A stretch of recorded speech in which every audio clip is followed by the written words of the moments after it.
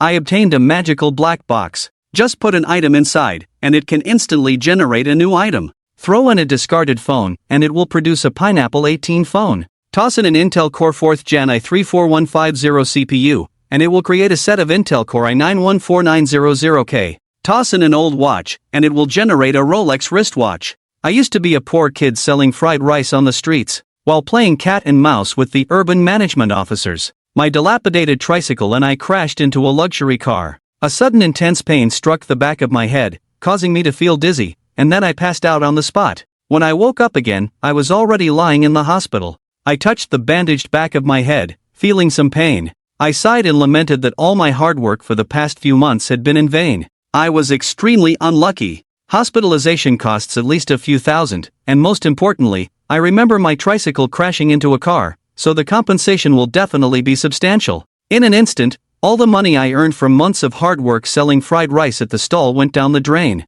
Just when I was feeling hopeless, a black box about 10 centimeters in size suddenly appeared before my eyes. Maybe I'd hit my head and damaged my brain, causing hallucinations. I rubbed my eyes hard, opened them again, and found the black box still floating in front of me. It's not a dream, it's real. I stared at the black box in front of me with wide eyes. The box has an antique design, without a lid, and inside it's pitch black. The extreme darkness is terrifying, as if it could even swallow light. What exactly is this thing? After observing for a while, I couldn't resist my curiosity and reached out to touch it. Just as my hand touched the box, my mind was filled with some information about this mysterious black box. The current level of the creation box, upgrade conditions, energy creation ability, comprehensive rating of new items, usage instructions. By placing items inside, new items can be generated, with their attributes becoming more powerful. I blinked for a few seconds, pondered, then my eyes widened. This is the legendary golden finger. Testing the waters, I picked up a cup of water from the bedside table and poured it directly into the box.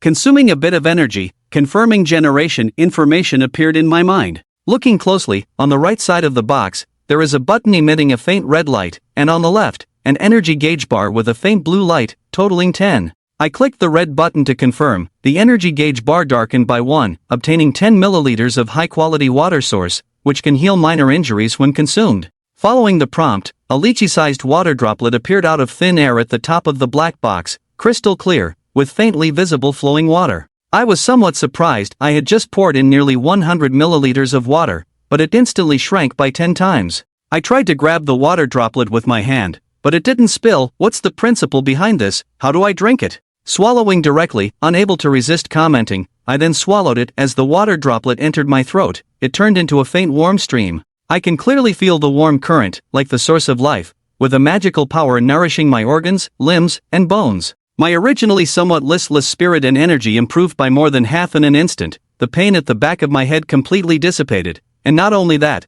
the bruises and wounds on my arms were slowly healing at a visible speed. I was shocked. This is too miraculous. It's no longer just ordinary water, it's like immortal water. Making money upon leaving the hospital, from this moment on, my life has completely entered a cheat mode. After completing the discharge procedures, I went directly to the Urban Management Brigade. The Urban Management Brigade took pity on me, just gave me a verbal warning, and let me go. They also opened my document bag. Inside were several photos and a huge compensation of 80,000 yuan. Just last night, I crashed my tricycle into a car, left by the car owner. From the photos, it was a Mercedes-Benz S-Class luxury car, with a large dent on the right side of the car. The scratches were shocking. I wanted to cry but had no tears, so angry I wanted to curse. What the hell is this? From starting to set up a stall until now, after deducting all expenses, I barely saved less than 50,000 yuan. And 80,000 yuan compensation. This suddenly turned me, who was not wealthy to begin with, into even more miserable, like a decoration.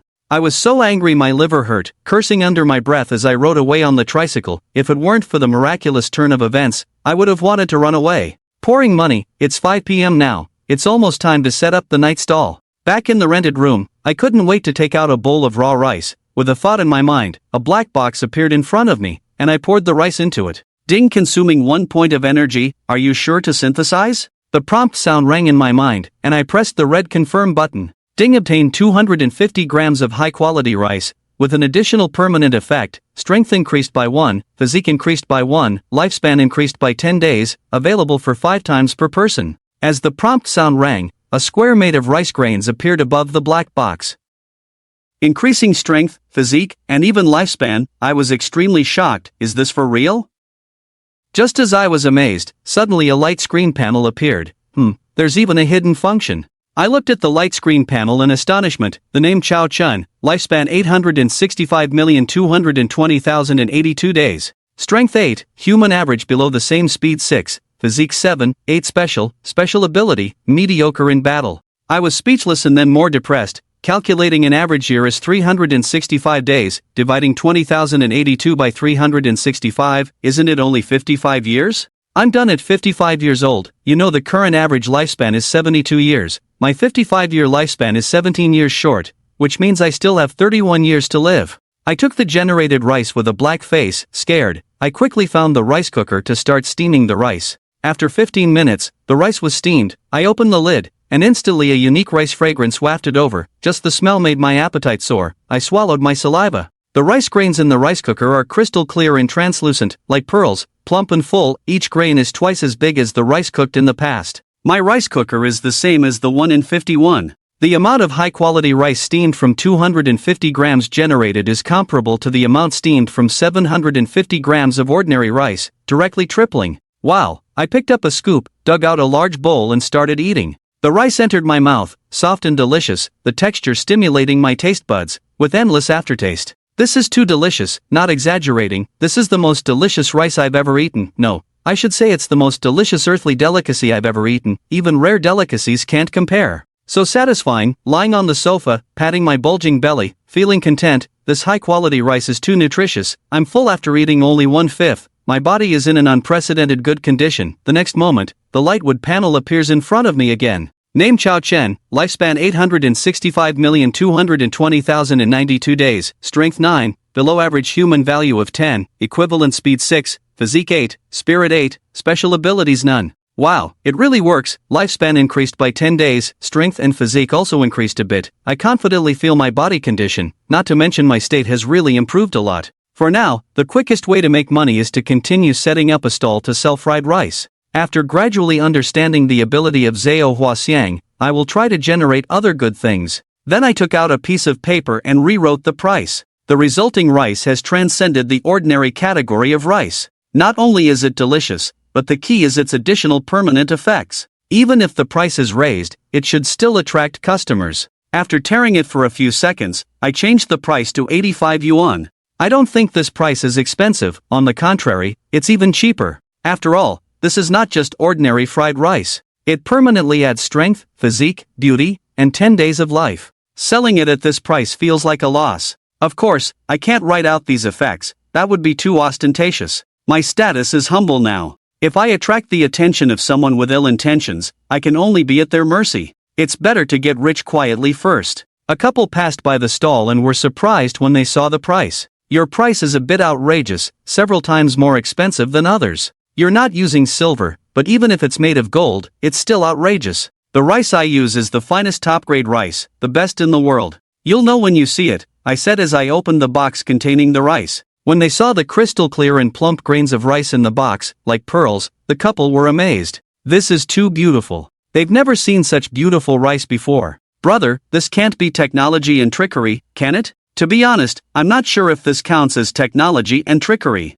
I used a disposable spoon to scoop up a spoonful and handed it to the guy who asked, smiling and saying, "Try it and you'll know." The boy took a few bites, and immediately a strange and wonderful taste stimulated his taste buds, making his eyes light up. He then took a mouthful, devouring all the rice in one go, savoring the unparalleled deliciousness. Watching her boyfriend revel in enjoyment, the girlfriend, speechless, scooped up a spoonful of white rice. "Are you overreacting?" The boy savored the flavor endlessly, happily exclaiming, "The taste is truly amazing. Brother, quickly fry me a serving. It's so delicious, I can't resist, even if it's just a trick of technology. What kind of flavor is so fragrant to eat?" After a round of stir-frying, the strong aroma of rice spread uncontrollably in all directions, shaking people's minds and arousing their appetites. Just smelling the aroma makes my mouth water. It must be very delicious. Today, I'll splurge a bit. Boss, serve me a seafood fried rice. I want to see who gave you the courage to sell it at such a high price. Wow, it's so delicious. This is definitely the most delicious fried rice I've ever had, no doubt. The boy ate voraciously while shedding tears. As I stir-fried in the iron pan, plate after plate of fried rice came out, the aroma becoming richer and richer, wafting down the entire street, attracting many people to come and forming a long, bustling queue. I didn't stop after that, working continuously until nearly 12 o'clock. All the ingredients I brought were sold out, selling a total of 75 servings of fried rice and 6 servings of fried rice noodles, priced at 85 yuan each, totaling 6,835 yuan. I made a big profit. After continuously stir-frying rice for 4 hours without a break, I was too tired. When I returned to the rented room, I quickly washed up and fell asleep. I slept more soundly than ever before. I didn't wake up until nearly 11 o'clock the next morning. I stretched my body lazily, sat up, and yawned. A thought crossed my mind, and the fragrance of fate appeared before me. I smiled like a fool, my eyes became moist, my lips trembled, everything was indeed real. It's not a dream. I was eating delicious fried rice while watching short videos. Isn't that me? I was surprised to see a video of myself cooking fried rice at a stall. The most delicious fried rice in history, a heavenly delicacy. It was so delicious that it brought tears to my eyes. In the video, the customers around the stall devoured the food like famished refugees, exclaiming in amazement and praising the rice to the skies. With a smile on my lips, I thought to myself that I was about to become famous. Tonight's business would surely be booming. Just as I was considering setting up early, there was a knock on the door. I opened it to find a well-dressed middle-aged man with a successful demeanor. Puzzled, I asked who he was. The middle-aged man calmly said, "Last night, you rode your bike and damaged a Mercedes. I happen to be the owner." As he spoke, he took out his driver's license and showed it to me. It turned out he was here to seek compensation. "Mr. Zhang, I only have 50,000 in hand right now. I can give you the rest in 3 days. I currently have a little over 50,000, not enough to cover the 80,000. The creation box can only produce 10 times a day. If all are made into fried rice, we can sell about 150 portions. After deducting the costs, we can earn around 10,000. In 3 days, we can earn just enough to reach 30,000. The middle-aged man is named Zheng Chao. A hint of excitement flashes in his eyes. He takes out a contract from his briefcase and hands it to me, saying, "Mr. Chao, take a look at this first." The result of my confusion, after a simple look, is that this is a recipe transfer agreement. The meaning is simple: the other party wants to buy my fried rice recipe, and the price offered is 200,000. In other words, if I agree to sign the contract, not only do I not have to compensate 80,000, but I can also receive a transfer fee of 200,000. Zheng Chao looks at me, smiles faintly, and says, "Mr. Chao, I run several restaurant chain stores. In addition to the recipe transfer contract, I can also hire you to work at my restaurant with a monthly salary of 15,000. I return the contract to Zhang Chao and say, "I'm sorry, my fried rice doesn't have a recipe. It's just a plain old home-cooked fried rice." "What recipe? It's all thanks to the rice produced. And even if I had one, I couldn't transfer it. 20,000 and exclusive? This isn't a joke. I'll quietly make a fortune on my own. Isn't it appealing?" Zhang Chao's face darkens when he hears this, thinking that I find the amount insufficient. He says, "I'll add another 20,000 for you. I've also asked those diners in the video. They all praised my fried rice, saying it's absolutely delicious." I shake my head and say, "It's not about the money. I really don't have a recipe." Zhang Chao immediately raises the bid to 250,000, not believing me. A fried rice cooked in a normal home style, others sell for 12 yuan, but I sell it for 85 yuan, yet many people are queuing up to buy it. "Mr. Shang, I'm helpless. I really don't have the formula." I returned the formula transfer agreement contract to Zhang Chao. With a gloomy face, Zheng Cohen took the contract and said, "Mr. Chao, you will definitely agree," then turned and left. I frowned at these words. Even if they use force, so what? I'm telling the truth. I really don't have the formula. I can't be foolish enough to provide them with the formula. And the existence of the soap fragrance, I cannot tell anyone. Huibiki is right. I understand this. The soap fragrance is too extraordinary. If a second person knows about it, then I am not far from death. This is not an exaggeration. It quickly came to 5 o'clock in the afternoon. I started to produce rice. The creation box, which had consumed all 10 units of energy yesterday, has now been restored to 10 units again today. Obviously, there are 10 production opportunities every day, which is enough for me. After loading everything onto the car, I rode back to the place where I set up the stall last night. Sure enough, when I arrived, it was already crowded with people. I heated the wok, added the ingredients and seasonings, flipped left and right. My movements were smooth and soon 3 plates of fragrant and flavorful fried rice were ready, each grain plump and glistening with a golden hue. A food anchor held up a phone, aimed at the fried rice in the pot, and exclaimed, "Guys, it looks like the video is real. It's not just actors paid by the boss. I'm salivating just from the aroma." He took the fried rice I served, scooped up a spoonful, and put it in his mouth. Suddenly, an indescribable and wonderful taste filled his mouth, making his breath tremble. "This taste is too extraordinary." At this moment, two men holding fried rice came to a slightly secluded spot, avoiding the cameras, and whispered, "Let's eat half first, otherwise, this delicious fried rice would be too wasteful. The taste is truly amazing. No wonder Mr. Zhang wants to get the recipe." When the two of them were halfway through eating, they saw that no one was paying attention. Immediately, they took out the prepared big trick, a fly placed in the fried rice, as if it was cooked together, and no one would be able to tell. Xiao Ming spat out a mouthful of rice, exclaimed, "What the heck is this?" Xiao Huang also felt disgusted when he saw it, vomited wildly, and cursed, "It's a fly. It makes me sick." The two of them are truly acting geniuses, performing vividly and attracting a lot of attention at once. Xiao Ming and Xiao Huan, holding the remaining half box of fried rice, walked angrily to me, with a dark expression on their faces, and said, "Boss, look at this." The crowd also gathered around. At a glance, there was a fried, egg yellow fly in Xiao Ming's fried rice, and everyone's expression changed suddenly. It was obviously cooked together with the fried rice. Xiao Ming and Xiao Huang slapped the car frame, stared at me angrily, and cursed, "What should we do?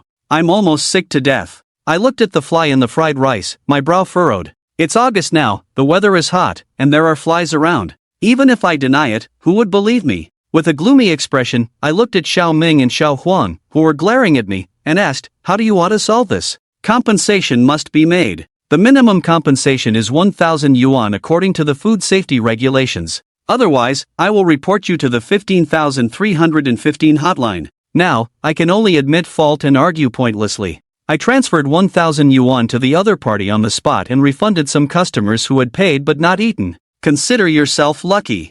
Otherwise, I will ruin your business. You two ruined my business and still made 1,000 yuan for nothing. As the two left, others left too. Just like that, a single fly completely ruined my booming business, to the point where no one wanted to buy anything. Tonight's stall didn't just fail to make money, I ended up losing 1,000 yuan. It was a real loss, but I didn't lose heart. If fried rice doesn't work, I'll find another way to make money. Even if this incident didn't happen today, I can't keep doing fried rice forever. It's too slow to make money. Working like a slave for a month just to barely earn 300,000 yuan is too much. Just as I was contemplating this, my phone rang. I hesitated for a moment, then answered. "Hello, who's this?" On the other end of the phone, I heard a man's vigorous voice. Impatiently, I said, "I've said it before, I don't have the recipe." With a slight smile, Zhang Chao said, "I watched the video. Someone found a fly in your fried rice. Your reputation is tarnished. I'll give you a way out. Agree to 200,000, and we'll sign the contract tonight."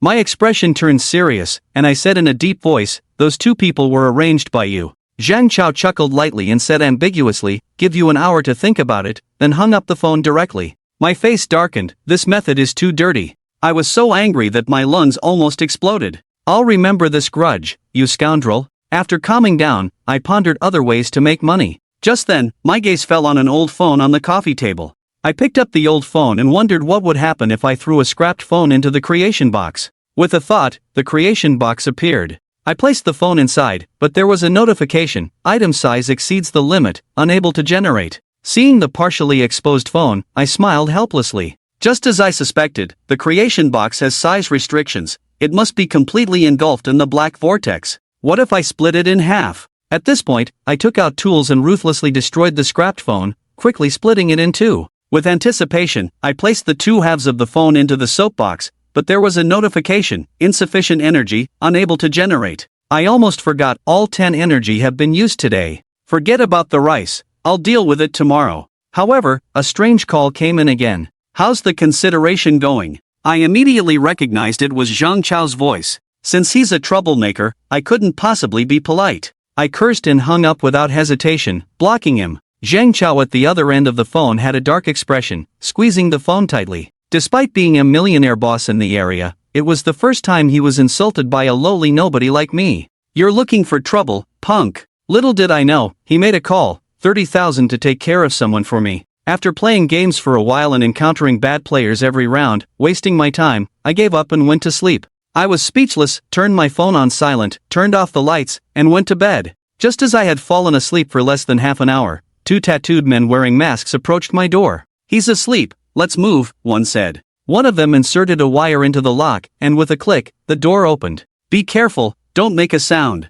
Just knock him out." The 2 men stealthily entered the room. Unaware of the imminent danger in my sleep, suddenly, a cloth with drugs was placed over my mouth. I woke up abruptly, wide-eyed, but before I could react, I felt dizzy and passed out. In an abandoned basement on the outskirts of Shanghai, Zhang Chao looked at me lying unconscious on the ground like a mess. He picked up a bucket of cold water and poured it over me expressionlessly. Drenched from head to toe, I woke up suddenly to see 3 men surrounding me, one of whom was Zhang Chao. It was obvious I had been kidnapped. I stood up, looked at Zhang Chao, and coldly said, "Zhang Chao, what do you mean?" If it were before, I might have been scared and uneasy in this situation. But now, things are different. After eating a few meals of rice, my strength and physique have exceeded the average person. It's no problem for me to take on 3 to 5 hooligans alone. Zhang Chao coldly commanded, "Those who know the times are outstanding. Hand over the formula, then get out of Shanghai, I can spare you. Otherwise," Death Wen Ming said, "you can give it a try. Do you really think I'm a worm?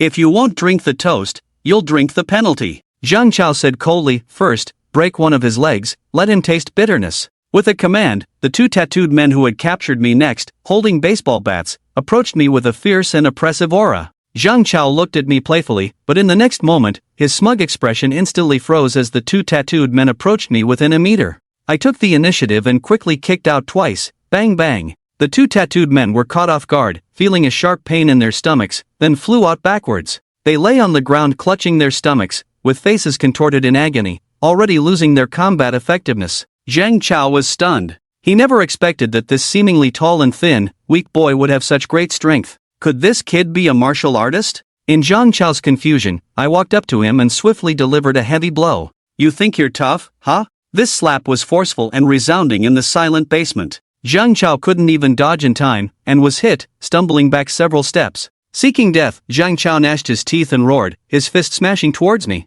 I coldly chuckled, kicked fiercely, Zhang Chao screamed, slid out, hit the load-bearing wall, clutching his waist and wailing in pain. I was still furious, kicked fiercely again, Zhang Chao screamed repeatedly, his face bruised and swollen, like a dead dog. Faced with this situation, I could definitely call the police, but would it be useful? If I show weakness now, even if I report it, what good would solid evidence do? Maybe the other party will go in today and come out tomorrow. Money really is almighty. I could even be more ruthless, directly kill the other party. But the heavens are just and will not let anything slip through. The police will definitely investigate me quickly. Forbearance is necessary for a greater plan. Let this bastard live a few more days. Being kidnapped tonight taught me a profound lesson. If I hadn't eaten a few bowls of rice, improved my strength and physique, I would have been the one underfoot, and the outcome would have been even worse. The rental house is no longer safe. I must move. An hour later, I arrived at the center of Shanghai City and found a 5-star hotel. After taking a shower, I lay on the soft big bed, feeling comfortable, and pondered what life really is.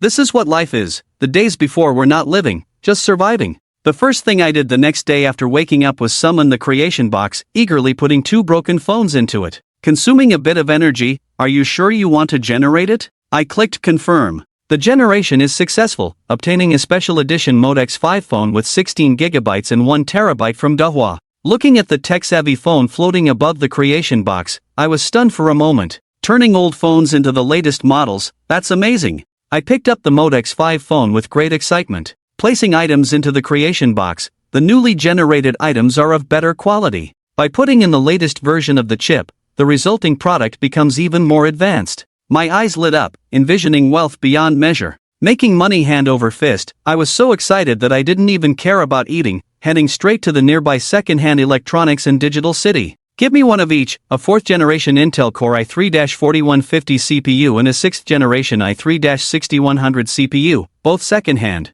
The prices are not high, one costs 85 and the other 280 yuan. After buying them, I went to the mall's restroom, planning to test them out first. To confirm my hypothesis, I separated them for generation. Ding, consuming 1 unit of energy, are you sure you want to generate it? Ding, generation successful. Congratulations on obtaining a set of Intel Core i9-12900K. I checked some information. The Core i9-12900K is currently Intel's top-of-the-line CPU, sold at Gongdong's flagship store for 3,999 yuan. Wow, it's really something. Excitedly wanting to try my luck, after a few calm seconds, I placed the 6th generation Core i5-6100 CPU into the creation box. Ding, consuming a bit of energy, are you sure you want to generate it? Ding, success. Congratulations on obtaining a set of Core i9-12900K. Listen to that wonderful sound. After generating both the lowest tier CPUs, they transformed into the top-of-the-line model.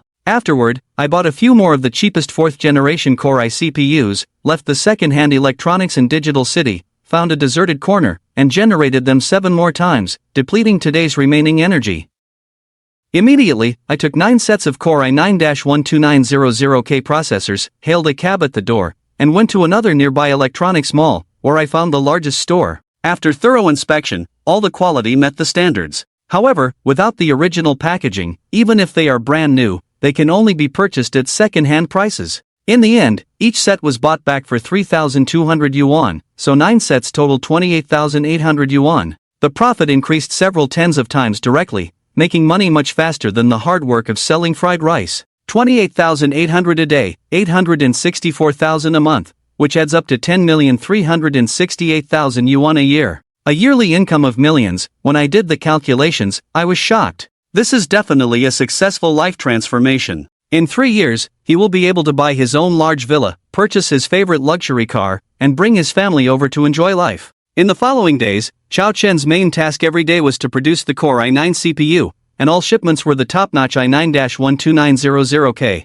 During this time, he put in different quantities into the creation box for synthesis. The quantities were random. For example, putting in 5 CPUs might result in 2, 3, or 5 after synthesis. Nevertheless, Xiao Chen was ecstatic. Putting in something worth just a few bucks and generating something worth tens of times more was a huge profit, almost like winning the lottery. To not waste the 10 chances he had each day, Xiao Chen always filled the creation box to the brim. With a limit of 15 per time and 10 times a day, in 5 days, he generated a total of 588 sets of Core i9-12900K processors. Xiao Chen sold them all to exchange for money, to avoid drawing attention. He sold the 588 sets of CPUs in different digital cities, with prices naturally varying. He made a total of 1,819,520 yuan. On the hotel sofa, Xiao Chen looked at the bank card balance on his phone, feeling a bit dazed and unreal. How long would it take him to earn this much money by selling fried rice at his stall?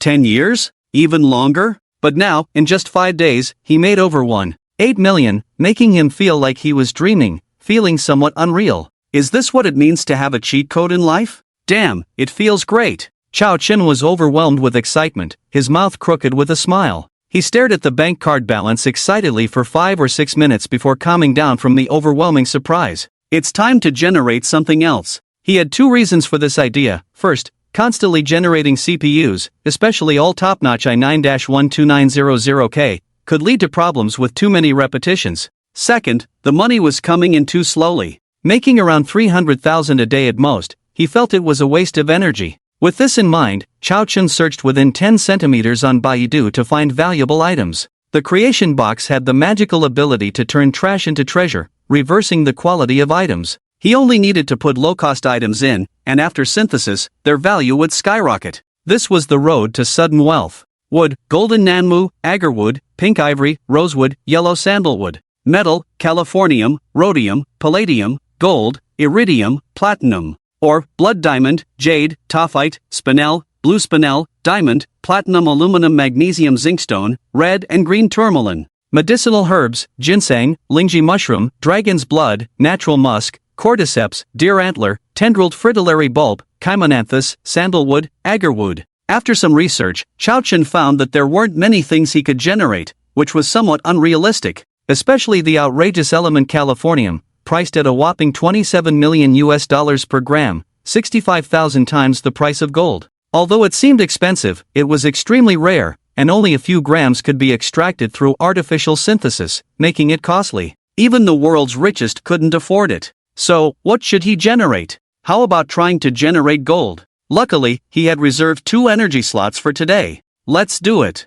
Xiao Chen took out a nail clipper from the drawer under the coffee table and put it into the black box. Ding, consuming a bit of energy, are you sure you want to synthesize? With a thought, he confirmed the synthesis. Chao Chen had recently discovered that he could confirm synthesis with his mind, which was quite advanced, saving him from pressing buttons every time. Ding, synthesis successful. Congratulations on obtaining a nanomaterial nail clipper. Chao Chen was disappointed. It seemed he had expected too much. If gold didn't work, then wood definitely wouldn't work. Among the precious stones in the ores, maybe he could try jade. Medicinal herbs. You can try ginseng. If the age of ginseng can be increased, then you can really make a fortune. A wild mountain ginseng that is 100 years old is a precious medicinal herb worth millions, extremely rare. If the creation box were a little bigger, I could start a second-hand car business myself. Abandoned cars can be recycled for thousands or even millions of dollars, and the value after regeneration can be tens of millions to hundreds of millions.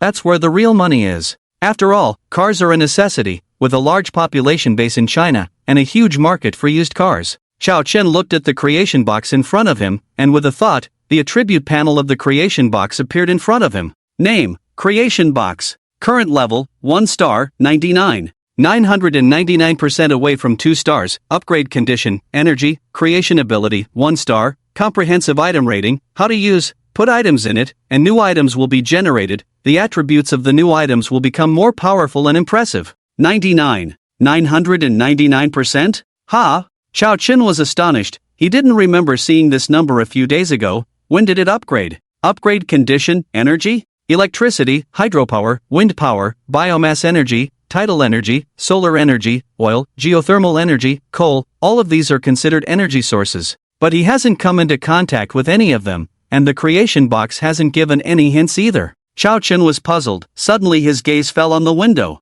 It was a clear day today, it was August, and the weather outside was very hot. Suddenly, Chao Chen was shocked. Could it be solar energy? It seems that he had been outside these past few days, and the creation box quietly absorbed solar energy, which led to the upgrade. Well, he should sunbathe more in the future. Try electricity. Chao Chen walked up to the power outlet. How should he do it? Should he touch it directly with his hands? Chao Chen was daring to think but not daring to do. Just as he was at a loss, the creation box moved, and a prompt suddenly appeared next to the power outlet. Following that, a notification sound rang in Chao Chen's mind. Ding, energy detected. Do you want to absorb an upgrade? Upgrade, must upgrade, Chao Chen said without hesitation. However, he didn't know the serious consequences of saying that sentence. The next moment, a faint colorful light appeared on the creation box, and the electric current in the power outlet turned into a bright white color, being absorbed by the creation box. But this process only lasted for a second before abruptly stopping.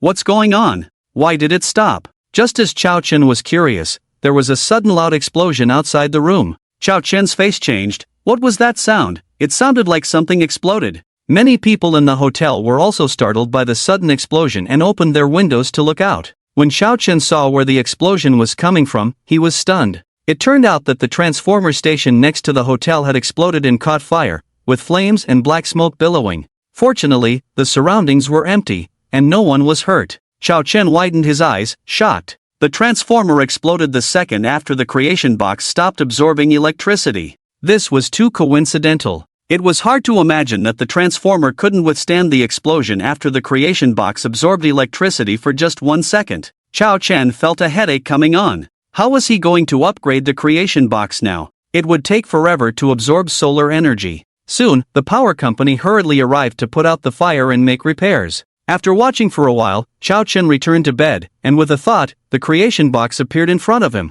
The creation box would automatically disappear if it moved more than a meter away from Chao Chen. Once again, with a thought, the attribute panel of the creation box appeared. Current level, 1 star, 99. 998% away from 2 stars. Upgrade condition, energy. Chao Chen was shocked. It only upgraded by 0.001 after causing a transformer explosion? How much electricity would it take to upgrade to 100%? How much electricity is needed to upgrade the creation box to 2 stars? Chao Chen asked with his mind. It requires 10 billion degree. Hearing the prompt, Chao Chen was dumbfounded. 100 billion kilowatt hours? In the electricity cost for residents in the Shanghai area, the average cost per kilowatt hour is 0.65 yuan, so 100 billion would require 65 billion. Even if he earned 1 million a day just from selling electricity, it would take more than 10 years to upgrade the cultivation box to 2 stars. This is an astronomical figure.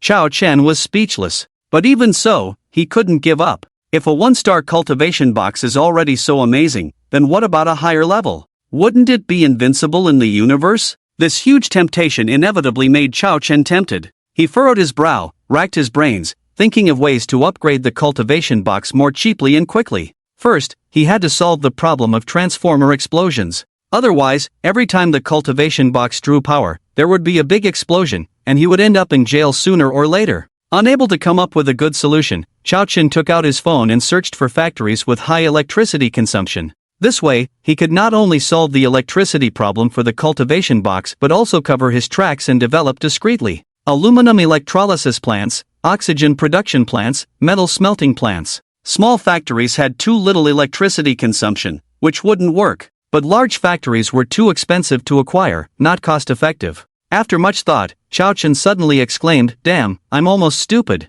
With this money, I could just buy a power plant, self-generate and self-sell, all in one go." After figuring it out, Chao Chen began searching online for power station prices. After a careful search, Chao Chen finally settled on a hydroelectric power station with an installed capacity of 300,000 kilowatts. The total annual average electricity generation could reach 2 billion kilowatt-hours. The price was between 7 to 8 billion. With such a power station providing electricity, the cultivation box could be upgraded to 2 stars in 5 years. Of course, things were not absolute. During this period, if Chao Chen could get a large amount of funding, he could continue to purchase new power stations, which would greatly reduce the time. Perhaps in less than a year, the cultivation box's level could be upgraded to 2 stars. 7 to 8 billion. Looks like he needs to figure out a way to make big money. After sorting things out, Chao Chen began to wash up and cook. Ever since he learned that the rice he produced had a permanent effect of increasing strength and physique, Chao Chen had been eating rice every day,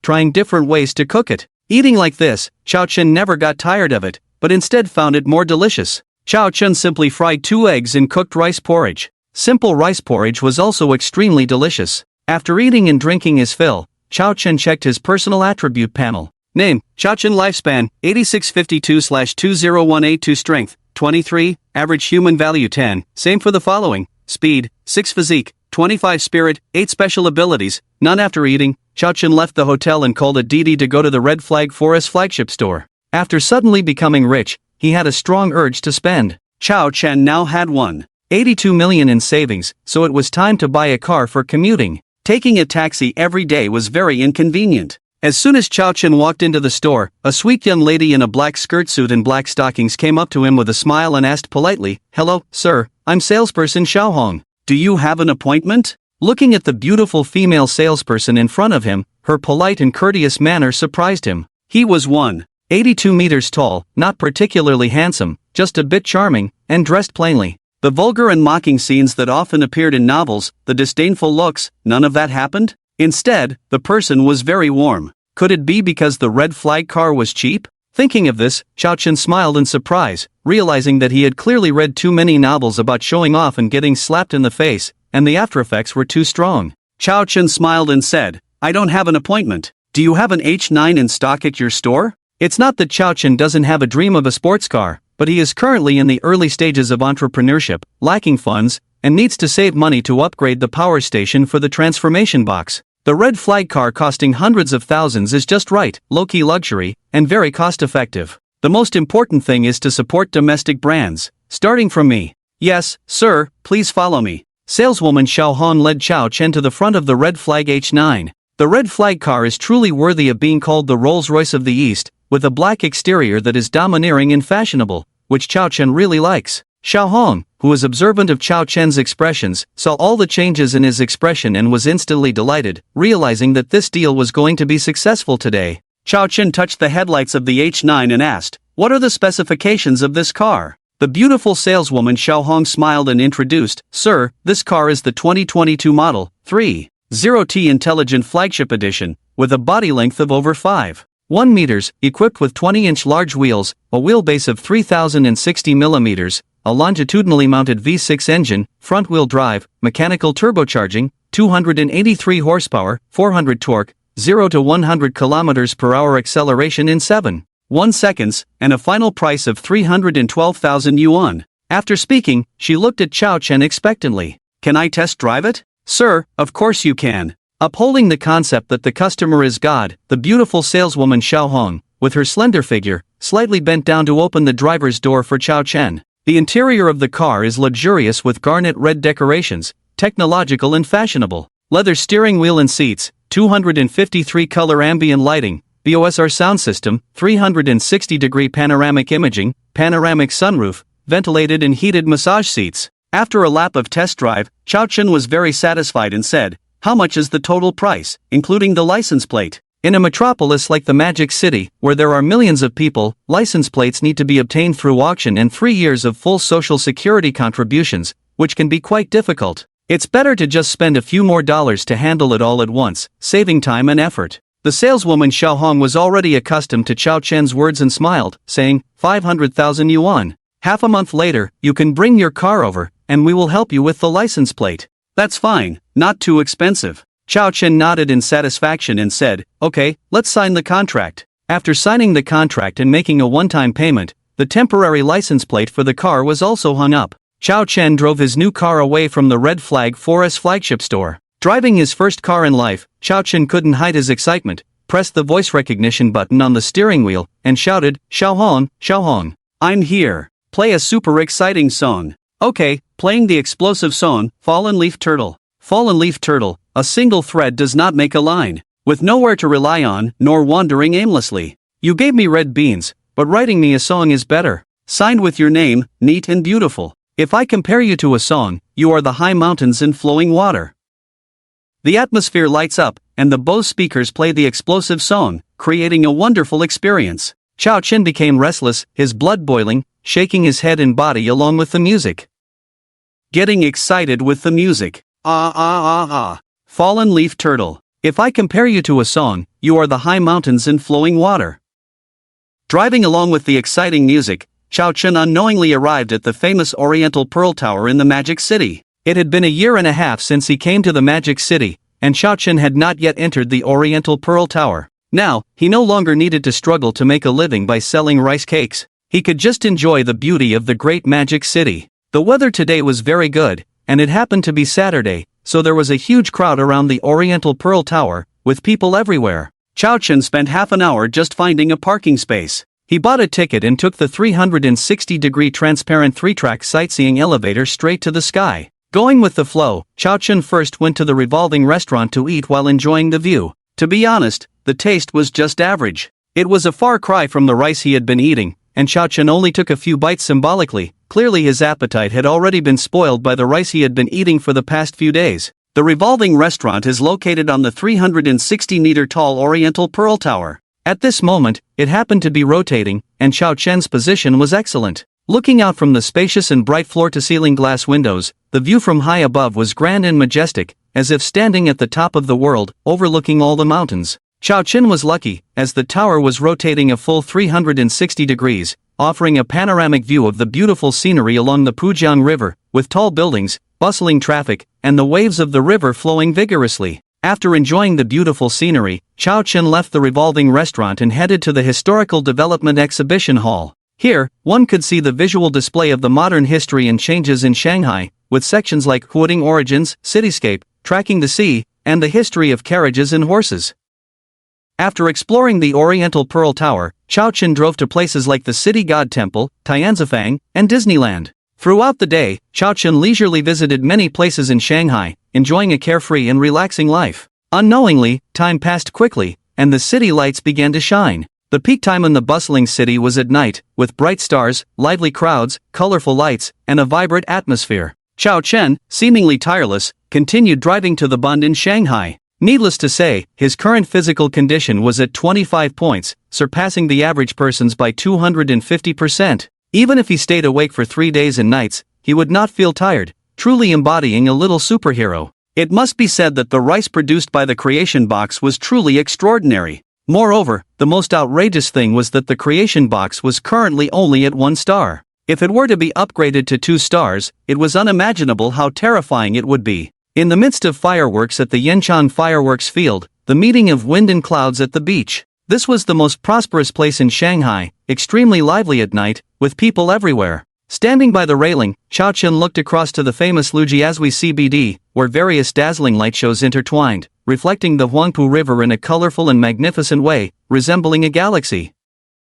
Looking at the tall buildings on the opposite side, Chao Chen's heart swelled with great ambition. From this moment on, he was no longer an outsider, he had the capital to establish himself in Shanghai. Before long, he would also be able to stand at the peak of the city and witness all its glory. With skills, nothing was impossible. What's missing? Suddenly, Chao Chen felt a bit lonely. He looked around and realized what was missing. Yes, surrounded by such beautiful scenery, he saw couples taking photos and displaying affection, causing tons of damage to this single dog. Watching the loving couples beside him, Chao Chen felt a pang of jealousy, his expression complex and varied. He once had a deeply memorable love, but unfortunately, within 3 months of starting work after graduation, the 2.5 years of love was laughably defeated by reality. His girlfriend was dazzled by the glamorous world, preferring wealth over love, and ended up getting involved with the factory manager. Chao Chen grumbled and shouted, "The river flows east for 30 years, and west for 30 years, do not underestimate the poor youth." Then he quit his job and set up a stall selling fried rice.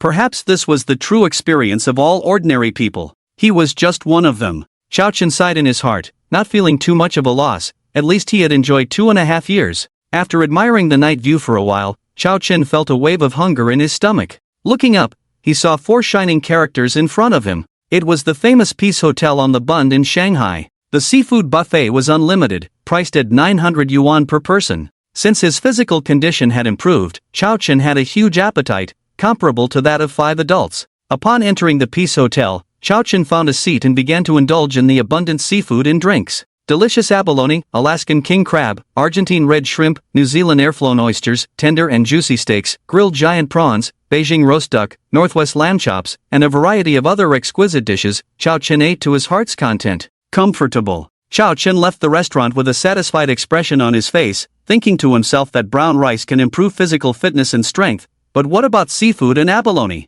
Maybe they have other uses too.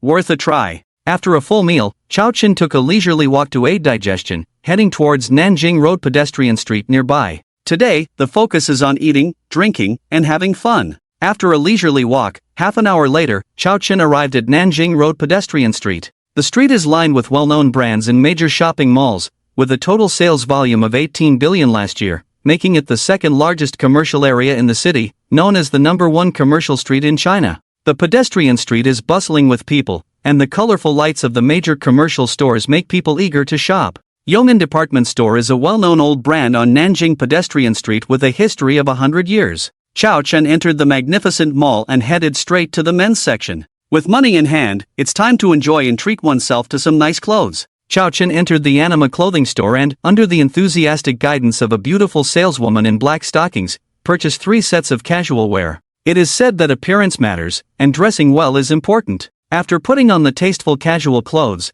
Chao Chen's demeanor suddenly improved, impressing the beautiful saleswoman and others in the store. Although Chao Chen's appearance is not outstanding, he has a good physique with 25 points of strength and physical fitness, making his 182 centimeters tall body strong, muscular, confident, and carefree. Money indeed gives men courage. The current Chao Chen is like a different person from a week ago. What a strong young man. Looking at the tall and strong Chao Chen, a few wealthy women picking clothes for their husbands were surprised and couldn't help but feel a bit excited, their legs involuntarily tightening. Chao Chen's figure is so attractive. A wealthy woman in her 40s, full of charm and elegance, couldn't control her steps and walked up to Chao Chen. She reached out her well-maintained fingers to touch his strong arms, feeling the firm muscles, her joy becoming more intense. The other wealthy women were annoyed at themselves for not taking the initiative, as this well-built young man was taken by someone else. Oh, how envious they were. Hey, what are you doing? Chao Chen looked at the wealthy woman touching his arm in surprise, feeling puzzled, taking a step back instinctively and watching her cautiously.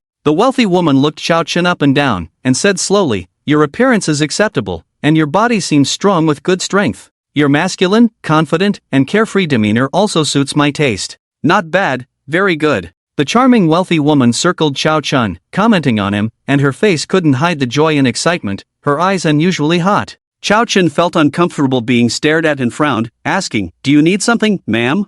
Mrs. Gu lightly smiled and said to Chao Chen, "Young man, accompany me for 3 months, and I'll give you 1 million. After her husband's death, leaving behind billions of assets, Mrs. Gu could only find pleasure in various ways, with her greatest joy being to support young men. Of course, not just anyone can catch her eye. Chao Chun, with his strong physique and handsome appearance, perfectly met her requirements. With her discerning eye, she quickly noticed that Chao Chun was not a local and didn't come from a wealthy family. She believed that with an offer of 1 million for 3 months, Chao Chun would not refuse. What? Are you saying you want to support me? Chao Chun was shocked, looking at Mrs. Gu with an incredulous expression on her face. To be honest, if this had happened a week ago, he wouldn't have hesitated for a second. He would have definitely agreed without hesitation, loudly saying, "Sister, I'm willing." After all, this rich woman was not bad at all, graceful and charming, like a ripe peach, very flavorful. How could selling fried rice at a stall be as good as living off a rich woman?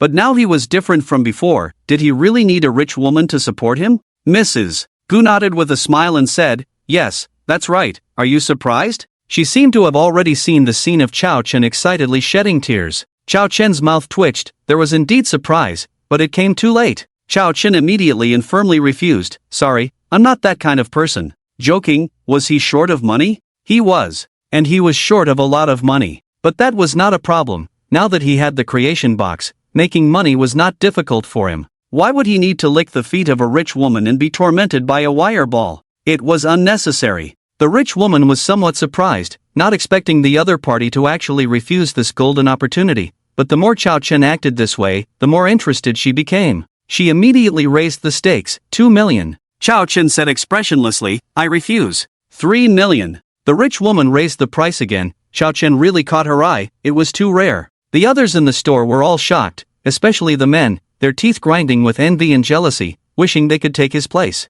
3 months, 3 million. And this rich woman was quite beautiful. This was truly a windfall. Chao Chen's face darkened. Damn, was he being taken for granted? "I'm not short of money." Chao Chen replied lightly, then looked at the beautiful saleswoman who was shocked and said, "Check out." The 2 pieces of clothing he bought were not expensive, totaling less than 30,000. For Chao Chen, as long as the clothes were comfortable to wear, that was enough. The men in the clothing store were dumbfounded. He actually refused? Was this kid out of his mind? 3 months, 3 million. It was all because he was young and didn't know the value of a rich woman. The beautiful saleswoman was also stunned, then said, "Okay, sir." After paying the bill, Chao Chen quickly left the anima clothing store. Not only Mrs. Gu, but the other rich women in the store also looked at him with intense desire. It was terrifying. Boys outside must protect themselves well. Watching Chao Chen's departing figure, Mrs. Gu not only did not give up but became even more interested in him.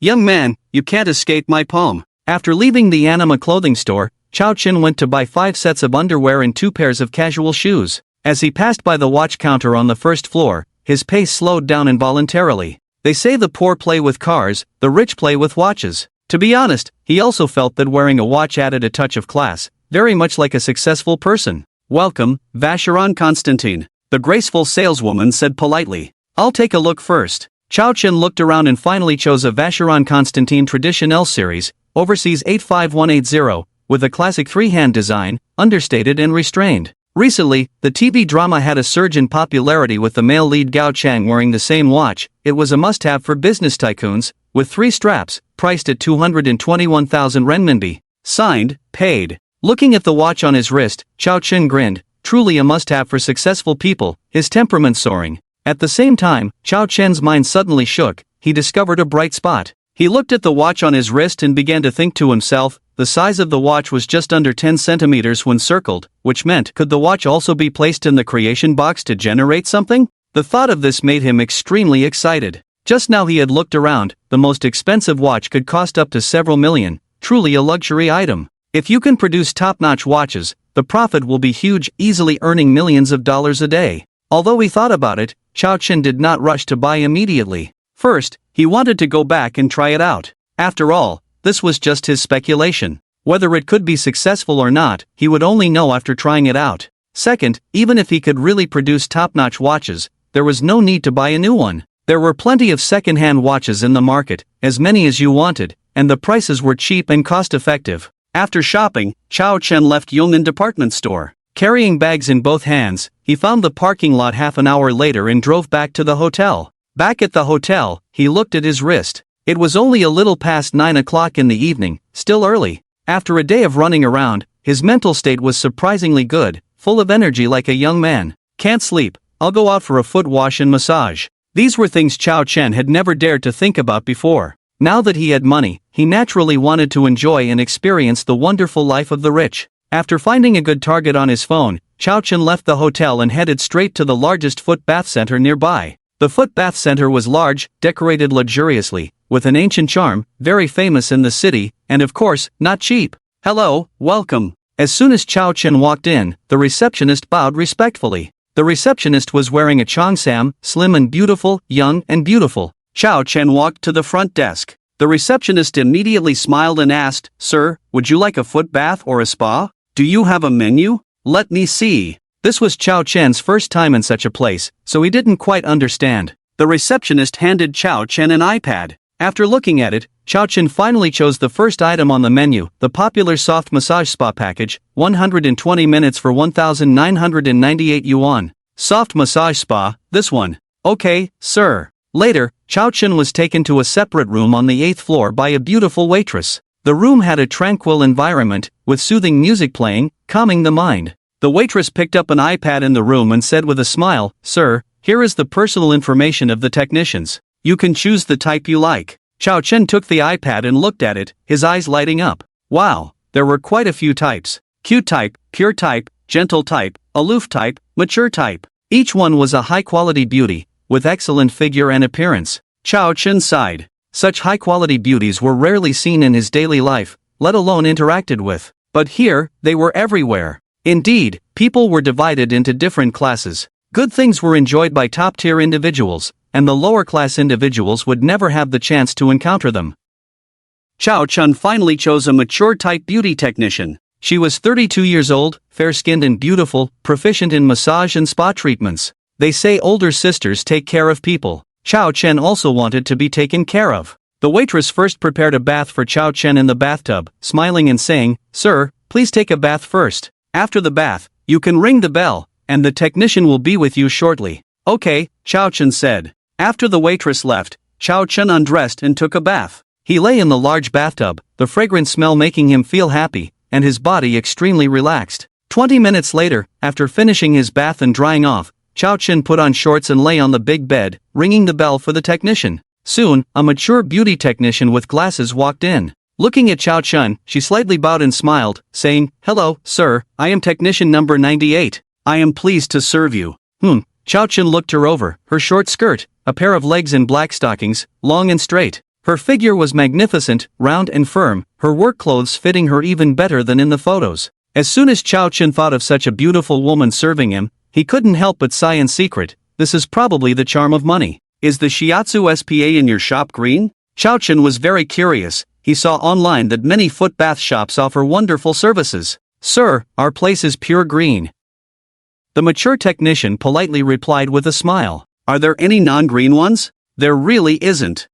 Just kidding." After chatting for a while, the mature technician began to soak and massage Chao Chen's feet. His feet were massaged and squeezed in the soft palms of the other party. The massage was gentle, making Chao Chen enjoy it immensely. After the foot bath, it was time for the aromatherapy shiatsu massage SPA. Chao Chen lay on the bed, closed his eyes, and let the mature technician serve him. Meow. Nose. Hands. All kinds of fancy massages made Chao Chen's body feel a burst of heat. "Oh my goodness, this is too torturous, I should have chosen something else." Chao Chen tried hard to control his urge to resist. The fair fingers pressed on Chao Chen's strong body, a strong male hormone rushed over, causing the mature technician's beautiful eyes to tremble slightly. Such a powerful body, if only the appearance could be a bit higher, then it would be a definite male god level. "What are you doing?" Halfway through the massage, Chao Chen shuddered all over, took a deep breath, and stared at the mature technician with wide eyes. He couldn't believe it. Didn't they agree on pure Y? This is going too far.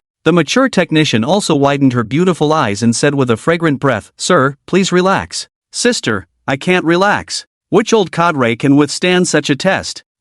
Don't." 2 hours later, Chao Chen walked out of the footbath city feeling refreshed. Back at the hotel, it was almost midnight, and Chao Chen fell asleep immediately. With body and mind released, Chao Chen slept soundly. The next day, after the sun rose high, Chao Chen woke up slowly and first ordered some ingredients from Meituan on his phone. These ingredients included vegetables and seafood. The rice generated afterwards had the miraculous effect of increasing strength and physique. So, the other ingredients must also have different magical uses. After washing up, the hotel staff also delivered the ingredients ordered from Meituan Takeaway. Chao Chen opened the packaging of the ingredients, and with a thought, the creation box appeared before his eyes. The creation box had 10 chances to generate each day, and Chao Chen prepared 5 portions of ingredients. With the remaining 5 chances, he planned to generate a watch. He spent a small fortune yesterday, so he needed to make money quickly. And a top-notch watch, a luxury item of extremely high value, was his next target. Chao Chen first took out the abalone and filled the creation box at once.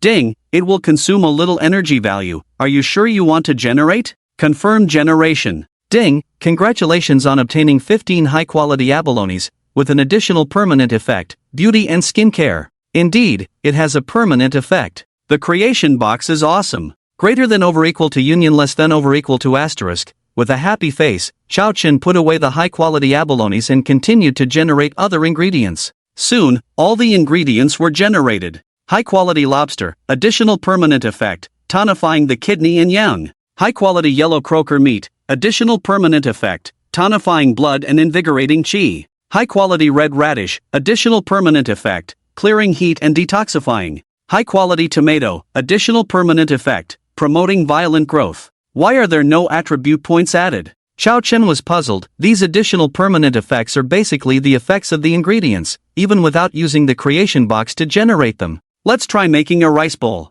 Cook rice, wash vegetables, wash abalones. After half an hour of busyness, Master Chao finally made a delicious and fragrant tomato-baked abalone rice bowl. Suddenly, the room was filled with a delightful aroma. The rice and abalone cooked with tomatoes made into a rice bowl was truly a delicious dish. The scent of light makes people unable to help but salivate. Hungry Chao Chen dug into a spoonful of tomato-baked abalone rice, put it in his mouth. Instantly, the fresh fragrance stimulated his taste buds, making his brain momentarily ethereal, as if floating in the clouds, feeling extremely comfortable all over. Refreshing! Chao Chen enjoyed the meal, finishing a large bowl of tomato-baked abalone rice cleanly. The full feeling of satiety made Chao Chen very satisfied, not wanting to move. He lazily lay on the soft sofa, picked up his phone, and started watching short videos. After watching for half an hour, Chao Chen turned off his phone, stood up, and walked to the bathroom. Let's see if there are any changes. Abalone's permanent effect, beauty. Tomatoes' permanent effect, rapid growth.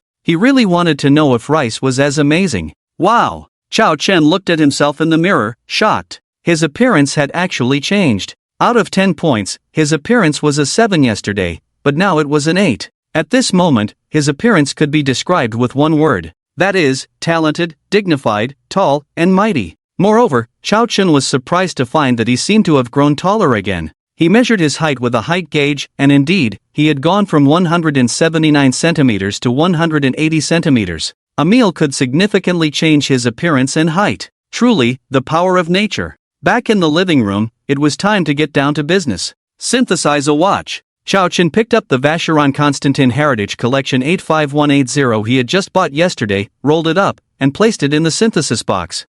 It fit perfectly. Ding, consume some energy. Are you sure you want to generate? Confirm generation. Ding, congratulations on obtaining a Vacheron Constantin Attic Craftsman Series 9700C/000 or B755 watch. With the sound of the prompt, a beautiful watch made of pink gold, with a blue sapphire crystal glass on top, appeared above the synthesis box. Although Chao Chen did not understand the quality of watches, judging from its appearance, it was much better than the Vacheron Constantin 85180 he bought, definitely a high-end item. Chao Chen picked up his phone to look up information about this watch. Vacheron Constantin Attic Craftsman Series, manual winding mechanical movement. The case is made of 18K5N pink gold, set with 113 red sapphires symbolizing grapefruits, with a total weight of about 184 carats. The extraordinary and complex Emperor Crocodile Totem watch is equipped with the most precise and complex mechanical components consisting of 836 parts. The dial can display the time, equation of time, tourbillon, perpetual calendar, power reserve, sunrise, sunset time, and the back has a star map. Belonging to the top-tier watches, a series that money can't buy, the domestic market price has exceeded 40 million yuan. Units, tens, hundreds, millions, tens of millions. Wow! Over 40 million. Chao Chen was stunned. Looking at the price on his phone screen, he was dumbfounded, like a wooden chicken. Chao Chen was shocked for several minutes before calming down. He picked up this nearly 40 million watch, carefully examined it, touched it back and forth, licked his lips, and couldn't help but exclaim, exquisite craftsmanship and luxury, truly have their reasons for being expensive. Chao Chen wouldn't wear this watch to show off just because of its high price. Because, there was no need. For him, the Vacheron Constantin 85180 he bought for 220,000 was enough, simple and elegant, low-key and restrained. This Vacheron Constantin Attic Craftsman Series 9700C/000 or B755 watch was too flashy. Besides, he always thought that so-called luxury goods were just a tax on intelligence. No matter how much a watch cost, its function was the same, to tell time. At the same time, his main task now was to make money, acquire a power plant, and upgrade the synthesis box. Selling and exchanging for money was the best solution. Chao Chen began searching for luxury goods recycling stores online again. After searching for 2.5 minutes, he finally found the most powerful store. 4 C's Club. It is one of the top clubs jointly founded by the 4 young masters of the Magic City. Its industries involve luxury cars, luxury yachts, private jets, high-end clothing, high-end watches, fine wines, cosmetics, handbags, antiques, jewelry, and more. With unparalleled strength, connections, background, and funds, it is the #1 club in the Magic City. Not to mention 40 million, even if it's over 100 million worth of goods, the 4 C's Club can easily handle it. The reason Chao Chen chose the 4 C's Club is not only because of its strong capabilities, but also because the club never asks about the origin of the items they buy, they only look at the quality of the items. As long as it's valuable, they accept it. After learning this information, Chao Chen wrapped his Vacheron Constantin Attic Craftsman 9700C in plastic wrap, left the hotel, and drove straight to the 4 C's Club. Half an hour later, Chao Chen arrived at the 4 C's Club following the navigation route. After parking the car, Chao Chen walked into the 4 C's Club with the watch in hand. It truly lived up to its reputation as the top club in the Magic City, with extremely luxurious decorations. As Chao Chen approached the entrance, a security guard politely asked, "Sir, please show your membership card." As the #1 club in the Magic City with vast social resources, not just anyone can come and go as they please. Only members are allowed to enter and spend. Chao Chen asked, "I'm here to sell something, so I don't need a membership card, right?" The security guard replied, "Please come in, sir." Once inside the lobby, a well-dressed young lady with a pleasant appearance approached Chao Chen and asked with a smile, "Hello, sir, how can I assist you?" "Well, I need to sell a high-end watch," Chao Chen replied with a smile. "Sir, a high-end watch department is on the 3rd floor." "Okay, thank you." Chao Chen then took the elevator to the 3rd floor. As soon as he entered, a receptionist approached him, and after Chao Chen explained his purpose, she led him to the watch appraisal room. The room was filled with well-dressed people, all looking like business elites, dressed in high society fashion. Half an hour later, it was Chao Chen's turn. He took out the securely wrapped wristwatch from his pocket. The middle-aged watch appraiser was surprised to see it wrapped in plastic wrap, something he had never seen before. After taking it, he tore off the thick plastic wrap, revealing the luxurious and exquisite pink and gold watch, a masterpiece of craftsmanship. The middle-aged watch appraiser was first surprised, then shocked as he exclaimed, "Is this the Vacheron Constantin Attic Craftsman Series 9700C/000 or B755 watch?" With over 20 years of experience in watch appraisal, he was familiar with various watches, especially world-renowned brands like Vacheron Constantin, knowing them like the back of his hand. He was not mistaken, this was indeed the Vacheron Constantin Attic Craftsman Series 9700C. The middle-aged watch appraiser's words immediately caught the attention of many in the room, who gathered around. Vacheron Constantin, as the world's second-largest watchmaker, naturally had a prestigious reputation. Especially the Attic Craftsman series, they were truly unique. Wow, it really is the Attic Craftsman 9700C watch. If I remember correctly, this watch seems to be worth millions. To be precise, its market value is close to 40 million, it's a collectible item. The grape-colored crystal on both sides of the watch sparkled brightly, particularly eye-catching, causing a stir among the onlookers. Among them were those who knew their stuff, with some deep knowledge, fully aware of the value of this 9700C/00 or B755 watch. This was a top-level watch worth millions, extremely rare.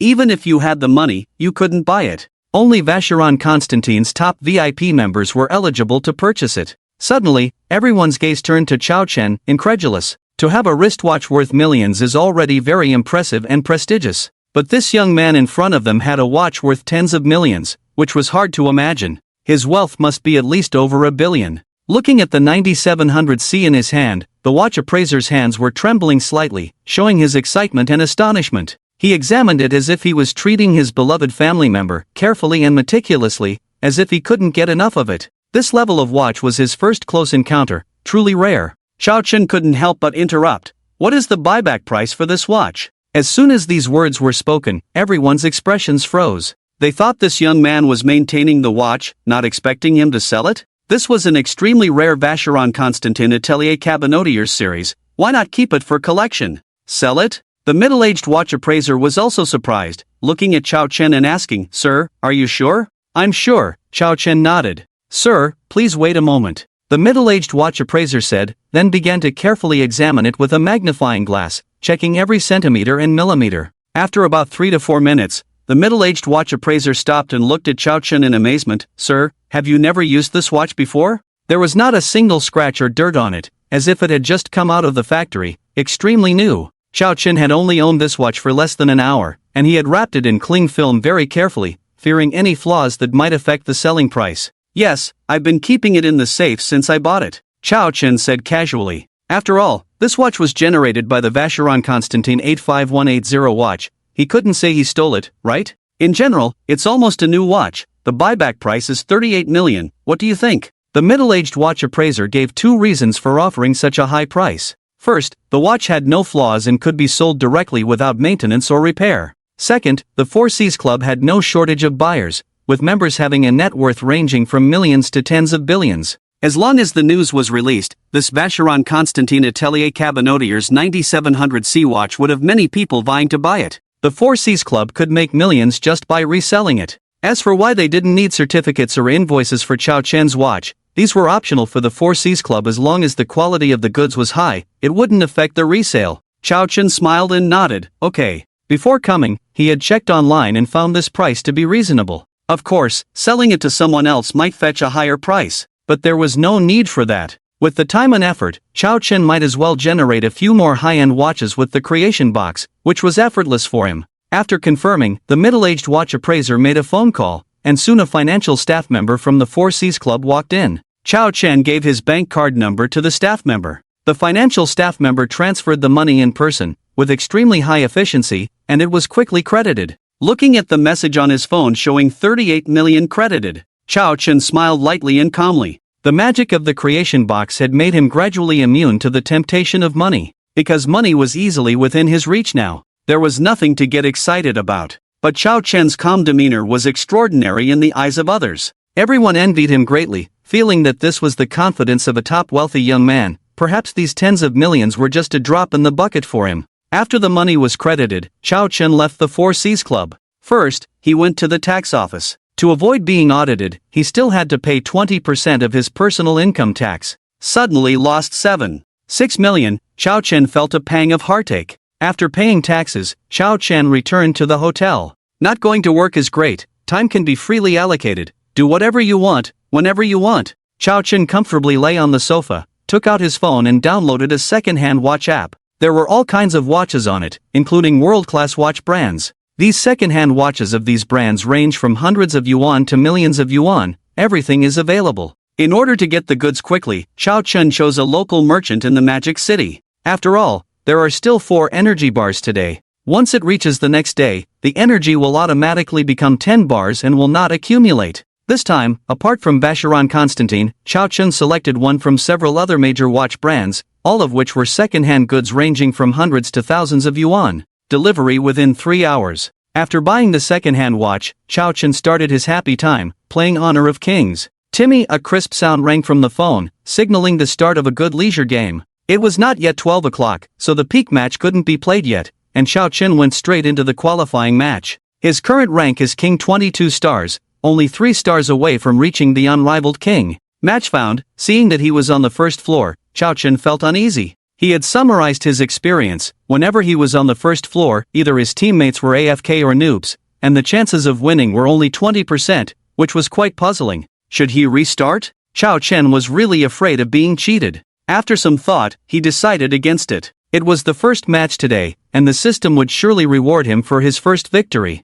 Xiao Chen, on the first floor, decisively chose his favorite hero, the mighty Ma Chao. The valiant Ma Chao of the Western Liang is here. come and decide life and death together. Like everyone else, Chao Chen's gaming talent was average. He had played over 500 games with Ma Chao, achieving a decent rank, which was not bad. After both teams selected their heroes, they officially entered the game after a brief wait. Welcome to Honor of Kings, enemy team will arrive in 5 seconds, all troops, attack. Tap tap tap. I tap.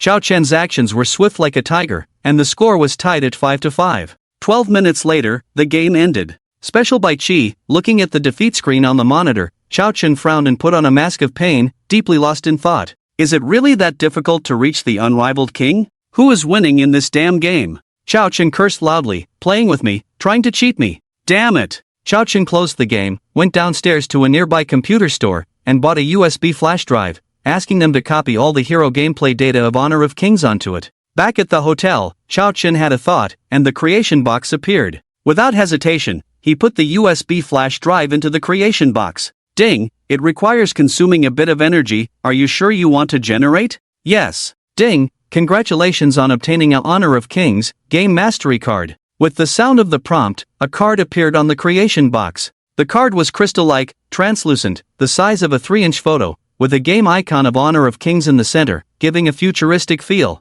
Wow, it really works. Chao Chen was amazed, he just wanted to give it a try, but it actually worked. The creation box was truly amazing. Chao Chen picked up the card and held it in his hand, pondering to himself how to use it, as there was no instruction manual. He couldn't just swallow it, right? Let's try using blood. Chao Chen took out a nail clipper, cut his finger, and squeezed a drop of blood onto the card. The bright red blood dripped onto it, then fell to the ground, but the card remained crystal clear, untouched by the blood. Chao Chen frowned, it didn't seem to work. After some thought, Chao Chen decided to use the most brutal method. With a strong grip, the card, like tofu, was instantly crushed by him, turning into tens of thousands of atoms that merged into Chao Chen's body. Subsequently, Chao Chen's mind instantly gained insights into the gameplay of 238 heroes in King of Glory, allowing his gaming awareness and speed to reach an unparalleled level. Without delay, Chao Chen eagerly opened King of Glory and started a game, still choosing Ma Chao. His understanding and execution of triangle kills, straight line kills, and lightning 5-strike combos reached their peak. He solo killed the enemy top laner at level 2. Within 3 minutes, he solo killed the enemy 3 times in a row, almost once per minute, taking a significant economic lead. Ma Chao's strength under Chao Chen's unparalleled operation made the opponents astonished. By the 4th minute of the game, the enemy jungler and top laner came to ambush him, but Chao Chen swiftly outmaneuvered them, dealing massive damage and directly counter-killing them 1v3. From that point on, the game could be considered over. With Ma Chao's equipment advantage and Chao Chen's unmatched skills, he became an invincible war god, securing 15 kills in less than 6 minutes. No matter how fast you are, thunder will always catch up. Your fate is sealed. Mighty as a god. Spray him with oil. The 21-star King of Glory match was like playing against bots in front of Chao Chen, lacking any challenge. After a pentakill, the game ended in 6 minutes, with the opponents surrendering decisively. One of them even played as Thor. Continuing the game would only result in more domination. So strong. Seeing his rating soar to 16-0, Chao Chen smiled with satisfaction. It felt great to be on a winning streak. He could confidently say that even professional players wouldn't be his match. Next, Chao Chen played each position, top, jungle, mid, ADC, support one by one. Regardless of the hero or position, every game ended in a massacre, with ratings never dropping below 15. In 2.5 hours, Chao Chen won 18 games in a row, all MVPs, averaging 1 game every 8 minutes. He skyrocketed from King 22 to King 40 in no time. The game's system mechanics were like paper tigers in the face of his absolute strength, easily broken through without hindering his rampage. This is what it means to play a game. The experience is so smooth. Chao Chen felt exhilarated. The continuous victories were incredibly satisfying, and he couldn't stop. Just as he was about to start another game, there was a knock on the door. Chao Chen closed the game, opened the door, and saw the hotel receptionist. "Sir, this is your delivery." It turned out to be the watch Chao Chen bought on the second-hand platform. "Thank you. Sir, you're welcome. It's our pleasure." After politely thanking the receptionist, Chao Chen closed the door, took the watch to the coffee table, and began to unpack it. He had 4 energy slots left today, meaning 4 chances to generate items. Therefore, Chao Chen bought the most valuable world-renowned watch brands, Patek Philippe, Vacheron Constantin, Audemars Piguet, and Richard Mille. Top luxury items were extraordinary, even second-hand goods were valuable. Among the 4 second-hand watches, The Patek Philippe was the most expensive, costing Chao Chen tens of thousands. Ding, consume some energy points. Are you sure you want to generate? Confirm. Ding, ding. Soon, all 4 second-hand watches were generated, resulting in, ding, congratulations on obtaining a Patek Philippe Grand Complications Chronograph 47. 40mm, 6300 G010 watch. Ding, congratulations on obtaining a Vacheron Constantin Atelier Cabinotier 6620C/000 or watch. Ding, congratulations on obtaining an Audemars Piguet Jules Audemars series watch. Ding, congratulations on obtaining a Richard Mille MR56-02 watch. Every watch looks very exquisite, shiny and beautiful, the kind that looks expensive at first glance. Chao Chen checked the prices of several watches on his phone again. The highest price was for Patek Philippe, with a transaction price at the auction house reaching a staggering 54 million. The other 3 watches were also valuable, with even the cheapest one not costing less than tens of millions. With the addition of the 4 watches and the Vacheron Constantin Attic Craftsman watch sold today, the total amount exceeded a small goal directly. Truly top luxury goods, they bring in money quickly. Chao Chen was extremely amazed. This is the correct way to use the creation box. Impressive. Looking at the time, it was 5 in the afternoon. Without any hesitation, Chao Chen went downstairs and drove to the Four Seas Club. Only the Four Seas Club in the Magic City could accommodate these luxury goods worth tens of millions at once. Four Seas Club. Still the middle-aged watch appraiser. Looking at the 4 exquisite watches of different brands in front of him, the middle-aged watch appraiser was extremely shocked. He looked at Chao Chen and asked in astonishment, all for sale? Including the Vacheron Constantin Attic Craftsman 6700 from a few hours ago, this young man had already taken out 5 watches, all worth tens of millions. He had seen someone owning so many top watches before, but it was the first time he had seen someone take them all out to sell. Since it was confirmed that Chao Chen was selling them, the middle-aged watch appraiser did not waste any time and began the appraisal inspection. After more than 10 minutes, all 4 watches were appraised, almost like new goods just out of the factory, extremely new without a single scratch. With transfer records and Chao Chen's bank account number, the money for the 4 watches was quickly deposited. A total of 91.8 million yuan. Including the previous Vacheron Constantin 6700C, Chao Chen's bank card balance still reached an unprecedented 120 million.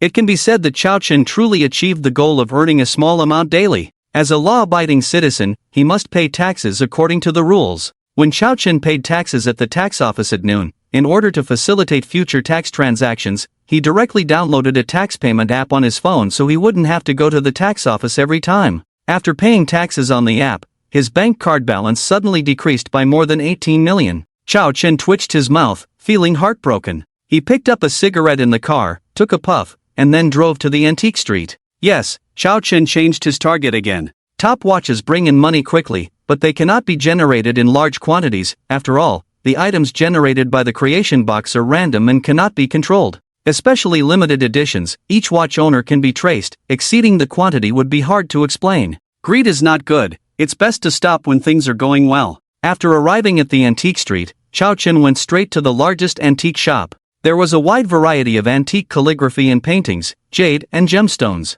Chao Chen went to the jade and gemstone counter, without dilly-dallying, and simply bought what he wanted. Bracelets, finger rings, bead necklaces, jade Buddha pendants of various styles were all bought. All were of bean-grade quality, costing a few hundred each, totaling only a few thousand. Chao Chen didn't buy much. He planned to go back and try it out first. If bean-grade jade could really produce high-grade jade, then it would be a great opportunity for wealth and prosperity. Jade is not like watches, no one checks its origin. As long as the quality is good, there is no shortage of market. The antique shop was large, with a variety of people and lively atmosphere. After buying the gemstones, Chao Chen went to the antique calligraphy and painting area. They say in chaotic times gold is valuable, in prosperous times antiques are valuable. Good antiques are worth a fortune. He urgently needed a large sum of money to buy a power plant, so he wouldn't miss any opportunity to make money. After all, he had the creation box, a magical tool that allowed him to experiment as he pleased. After wandering around, Chao Chen's footsteps stopped in front of a shelf, where various porcelain fragments from different dynasties were displayed, including the Tang, Song, Yuan, Ming, and Qing dynasties. Regardless of the period of the porcelain, once it was broken, its value plummeted, and it could only be sold as scrap at a low price, usually sold by weight. Considering the limited space dimensions of the creation box, Chao Chen could only choose small porcelain pieces, such as bowls, plates, and teacups within 10 centimeters. After some consideration, Chao Chen finally chose fragments from the Yuan, Ming, and Qing dynasties, purchasing 1 pound of each. He spent a few $100. He considered all of these as experiments, and if they didn't work out, he would just discard them. After buying the items, Chao Chen did not linger and headed back home. Back at the hotel, Chao Chen felt hungry as his stomach grumbled. He started cooking for himself, making his usual dish of tomato-baked abalone. The tomato had a permanent effect, beauty enhancement, while the abalone had a permanent effect, muscle development. After the meal, Chao Chen's height increased to 181 centimeters, and his looks improved from an 8 to a 9. Now, Chao Chen had the body, the money, and the looks, truly living up to the title of tall, rich, handsome. With nothing else to do after eating, Chao Chen could only open the game King of Glory to pass the time. Being a master of the game, Chao Chen was unstoppable in the game, a force to be reckoned with. Winning every match, Chao Chen experienced the joy of playing the game. The next day, Chao Chen woke up naturally on the soft bed, and the first thing he did was to start creating porcelain and jade stones. Chao Chen began by creating porcelain. The porcelain he bought was small enough to fit perfectly into the creation box, stopping only when it was full. Ding! Consume a bit of energy. Are you sure you want to create? Yes. Ding! Congratulations on obtaining the next chapter. Ding! Congratulations on obtaining a Ming Chenghua blue and white porcelain jar. With the sound of the notification, a blue and white porcelain jar appeared above the creation box. The jar was painted with blue and white chrysanthemums, dianthus, and butterflies, vivid and lifelike. Chao Chen was amazed. Last night, while browsing Douyin, he followed a few antique accounts and read about blue and white porcelain and its value. 2 years ago at a poly auction in Kyoto, a palm-sized porcelain piece was auctioned for a staggering 28,175,000 yuan, leaving Chao Chen speechless. He had thought last night that if he could create such blue and white porcelain, he would make a fortune, and now his wish had come true. Chao Chen joyfully received the Ming Chenghua blue and white porcelain jar, feeling its smooth and delicate texture. He carefully examined the jar, and even though he was an outsider to antique knowledge, he could sense the extraordinary nature of this porcelain piece. Additionally, on the bottom of the jar, he found several small characters in regular script, which read "Made in the Chenghua period of the Ming dynasty," written neatly and beautifully, clearly by a calligraphy master. This was an imperial kiln porcelain from the Chenghua period, used exclusively by the royal family during the Ming dynasty. It was truly beautiful, showcasing the beauty of porcelain culture. After examining it for 3 to 4 minutes, Chao Chen carefully placed it on the coffee table and continued to create the remaining porcelain pieces. Ding! Congratulations on obtaining a Ming Chenghua blue and white small jar with sea dragon pattern. Ding! Congratulations on obtaining a Yuan blue and white small plate. Ding! Congratulations on obtaining a Qing Shenlong imperial enamel cup with flower and bird pattern. After synthesizing the 4 pieces of porcelain, Chao Chen stopped. His creation of porcelain was a one-time deal, and he wouldn't easily create antique porcelain again. Antiques, like top-tier watches, always leave traces, and if there are too many, the truth will eventually come out. All 4 pieces of porcelain are exquisite.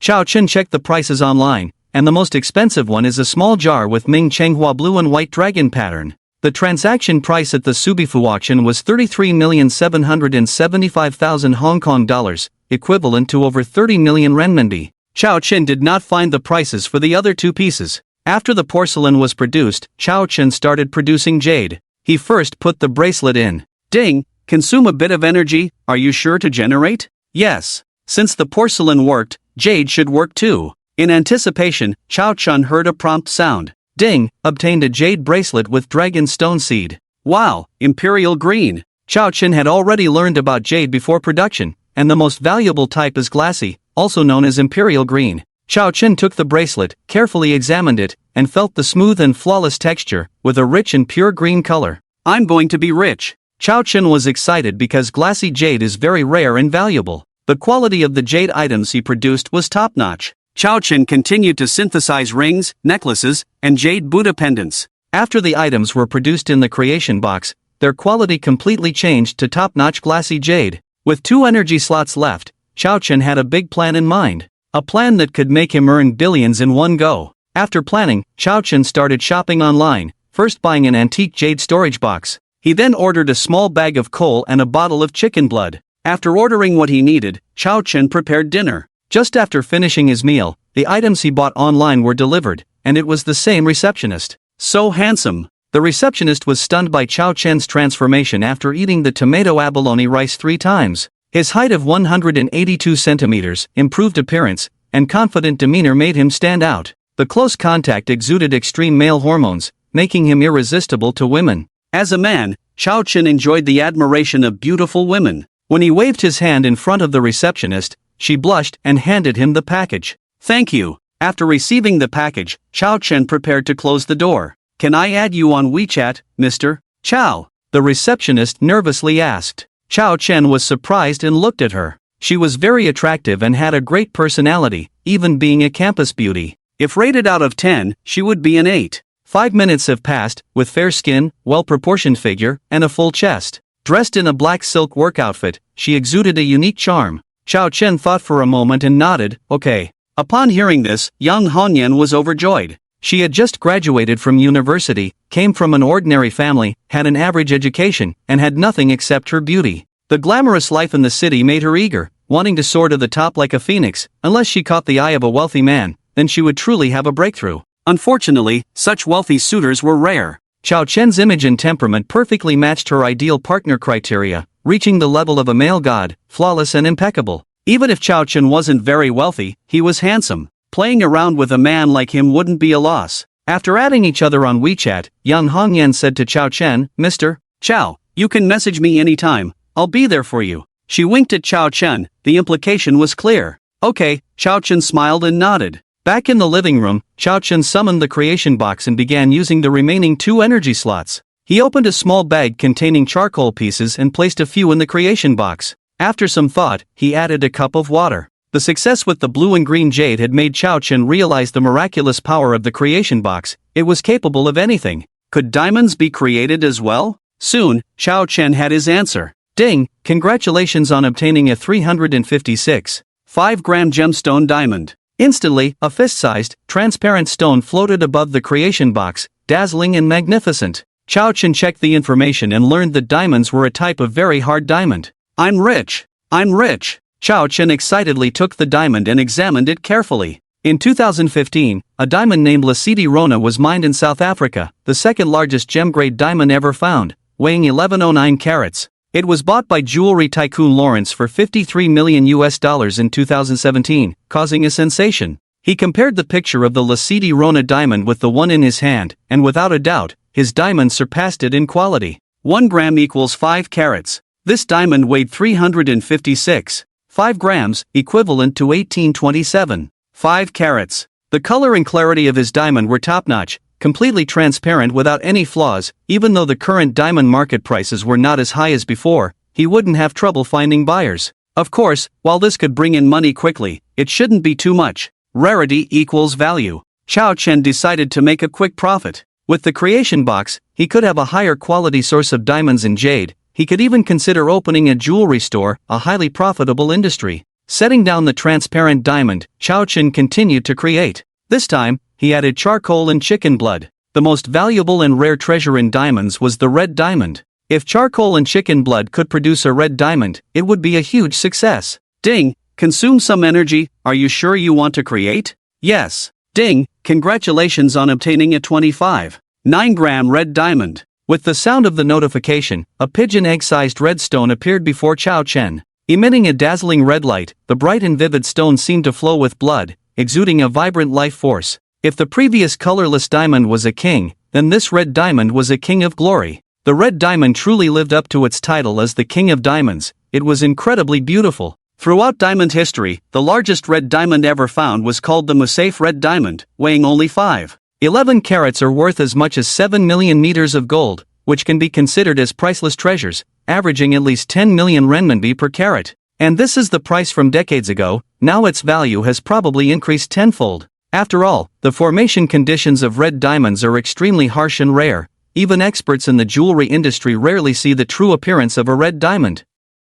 However, from this moment on, the world's largest red diamond will no longer be the Musaif red diamond, but this 25.9-gram red diamond rough, which can be called a rare treasure. Looking at the dazzling red diamond in front of him, Chao Chen's breathing became rapid, his eyes shining. 25.9 grams. How terrifying is this? Its value is unimaginable. Chao Chen could already imagine that once this diamond appeared in the world, it would cause a severe shock. This is an unprecedented super large red diamond. Chao Chen stared at the red diamond for half an hour before calming down his excitement. He looked at the box of wonders in front of him, feeling 1,000 emotions. Precious treasures like red diamonds might be worthless in front of the box of wonders. At this moment, Chao Chen's desire for the upgrade of the box of wonders became even more urgent. He was looking forward to it. Carefully wrapping up the blue and white porcelain, imperial green jade, white diamonds, and red diamonds one by one, he placed them in a leather box. Chao Chen then left. If these items were exchanged for money, it should be enough to buy a power plant. Chao Chen drove to the Four Seas Club. The only person Chao Chen had the most contact with here was the middle-aged watch appraiser. Seeing Chao Chen again, the middle-aged watch appraiser was surprised. This wealthy young man had come again. He must be in urgent need of money. His impression of Chao Chen was too deep. In the past 2 days, he had sold 6 top watches worth tens of millions in total. A person who could buy so many top watches must have a substantial asset, at least starting from 2 billion. The middle-aged watch appraiser stood up, looked at the box Chao Chen was carrying, and knew that a big deal was about to happen. In the previous visits, Chao Chen's items were casually packaged, but this time he was carrying a box with great care, indicating its preciousness. With a smile on his face, he asked Chao Chen, "Mr. Chao, what precious item do you plan to sell this time?" Chao Chen smiled faintly and asked, "Is your manager available?" This box was worth hundreds of millions or even billions. The watch appraiser obviously did not have the qualifications. Only the person in charge of the Four Seas Club could handle it. Hearing Chao Chen's words, the middle-aged watch appraiser was shaken.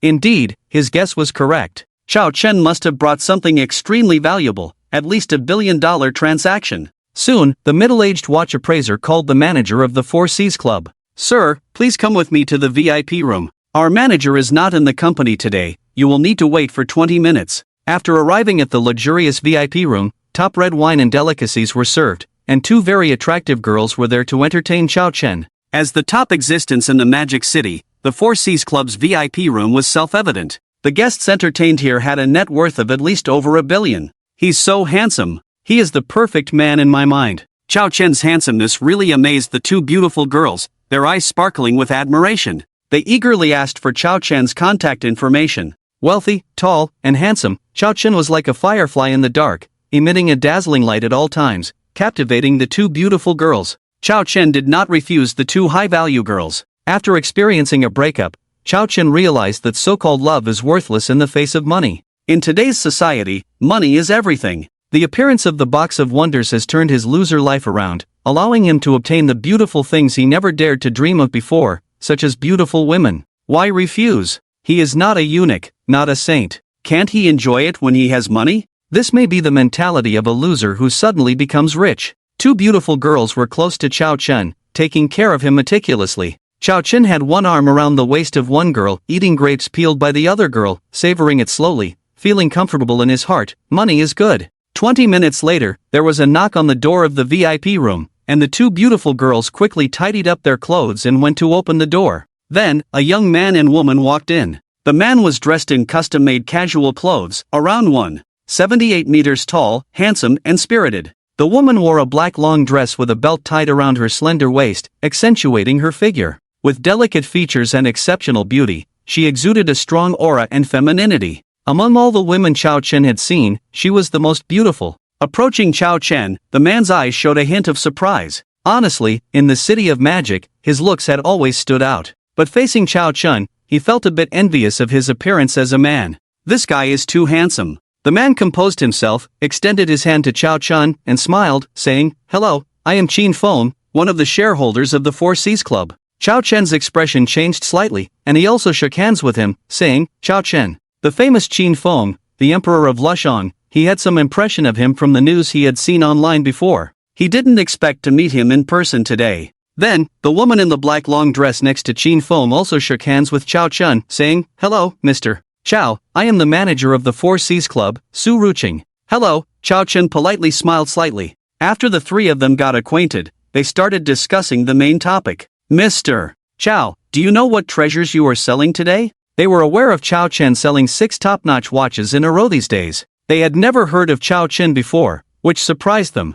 Chao Chen glanced at the 2 beautiful girls standing aside and remained silent. The treasures in his box were too amazing, especially the 129. 5-carat red diamond. The fewer people who knew about such rare treasures, the better. Seeing this, Qin Feng knew that what Chao Chen had in his hands was extraordinary, so he told the two beautiful girls, "You can leave first." "Yes, young Master Qin." After the two left and closed the door, Chao Chen took the suitcase and unzipped it. He first unwrapped several pieces of blue and white porcelain tightly wrapped, revealing their true appearance. When Qin Feng and Su Ruqing saw the exquisitely beautiful blue and white porcelain pieces, they were amazed. As shareholders of the Four Seas Club, they had some exposure to antiques and collectibles, so they were not unfamiliar with this level of antique blue and white porcelain.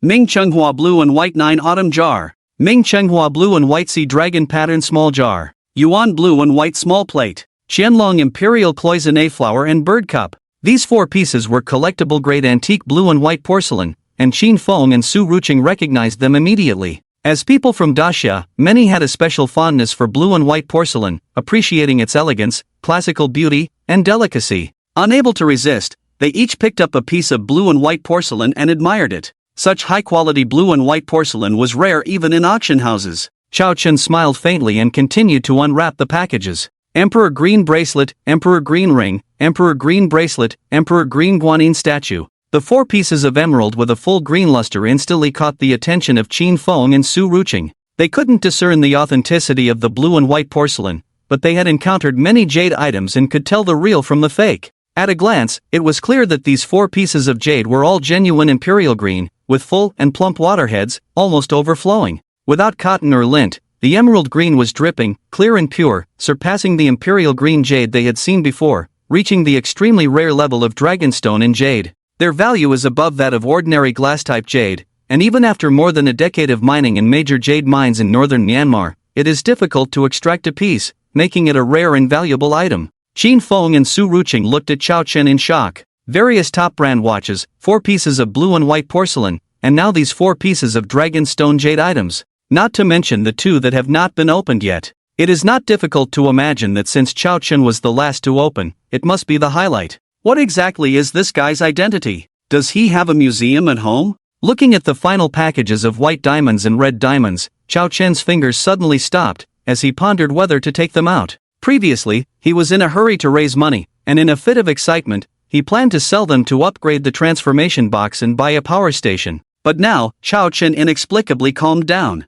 Red diamonds are such rare treasures, and with such a large carat weight, can he really keep them with his current abilities? He may seem far superior to ordinary people, but what if the other party uses firearms? What can he use to resist? As the saying goes, the innocent man carries the guilt of the jewel. But never underestimate this world. In the seemingly orderly depths of the rules, there are unpredictable dangers. In the face of sufficient interests, legal rules are virtually meaningless, and this is definitely not an exaggeration. His beautiful life has just begun, and he does not want to die young. After weighing the pros and cons with careful consideration, Chao Chen decided not to take them out for now. He would wait until he developed enough to resist all dangers before taking them out, which would not be too late. Now, sneaky development is the way to go. Seeing Chao Chen stop, Qin Feng and Su Ruqing curiously asked, "Mr. Chao, what's wrong?" Chao Chen smiled faintly and casually said, "It's nothing, I plan to continue collecting these two pieces." With that, Chao Chen closed the suitcase and locked it.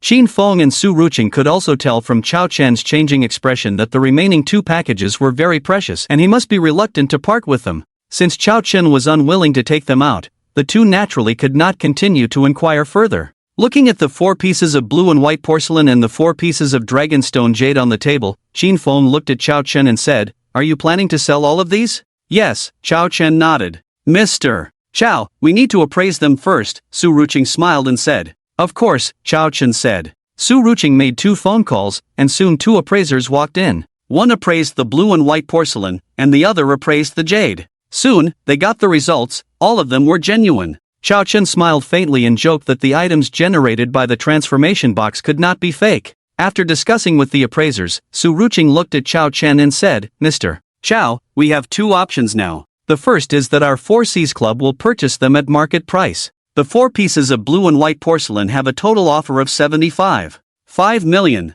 The 4 pieces of dragonstone jade have a total offer of 550 million. Chao Chen curiously asked, "What about the second option?" "The second option is to auction them through our Four Seas Club." Without hesitation, Chao Chen immediately said, Then let's go with the second option. Chao Chen was familiar with the Four Seas Club, which also held auctions and was the second largest auction house in the Magic City. The reason for choosing the auction was that the market price given by Qin Feng was indeed somewhat low. He had checked the auction prices of Imperial Green Jade online. The highest price for a glass-type Imperial Green Jade bracelet was over 200 million. In comparison, the quality of the jade pieces in his hand was above that, so naturally the prices would be higher. Such rare jade, some wealthy people will definitely not miss it, and the auction price will surely far exceed the current 550 million. How long until the auction starts? Although knowing that auctions have fixed times, if the time is too long, Chao Chen can only switch to another one. There are also many powerful auction houses in the Magic City, not necessarily at the Four Seas Club.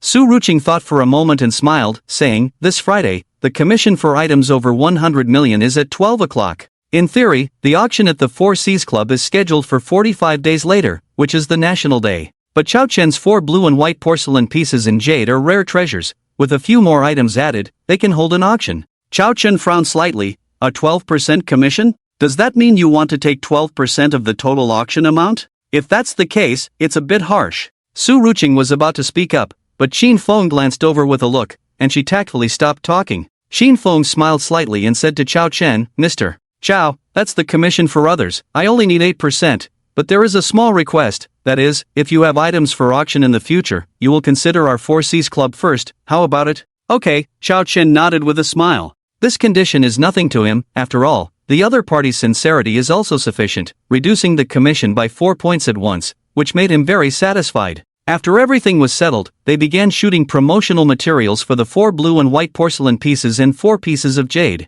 Today is Tuesday, 4 days away from Saturday. The promotion over these 4 days is enough to spread the reputation of the 4 blue and white porcelain pieces and the 4 pieces of jade, attracting many collectors and wealthy individuals to come. After the promotional materials were completed, it was already 5 o'clock in the afternoon, and Qin Feng personally arranged for Chao Chen to get a diamond membership card for the Four Seas Club. The membership card levels at the Four Seas Club are ranked from low to high, bronze, silver, gold, platinum, diamond, and supreme.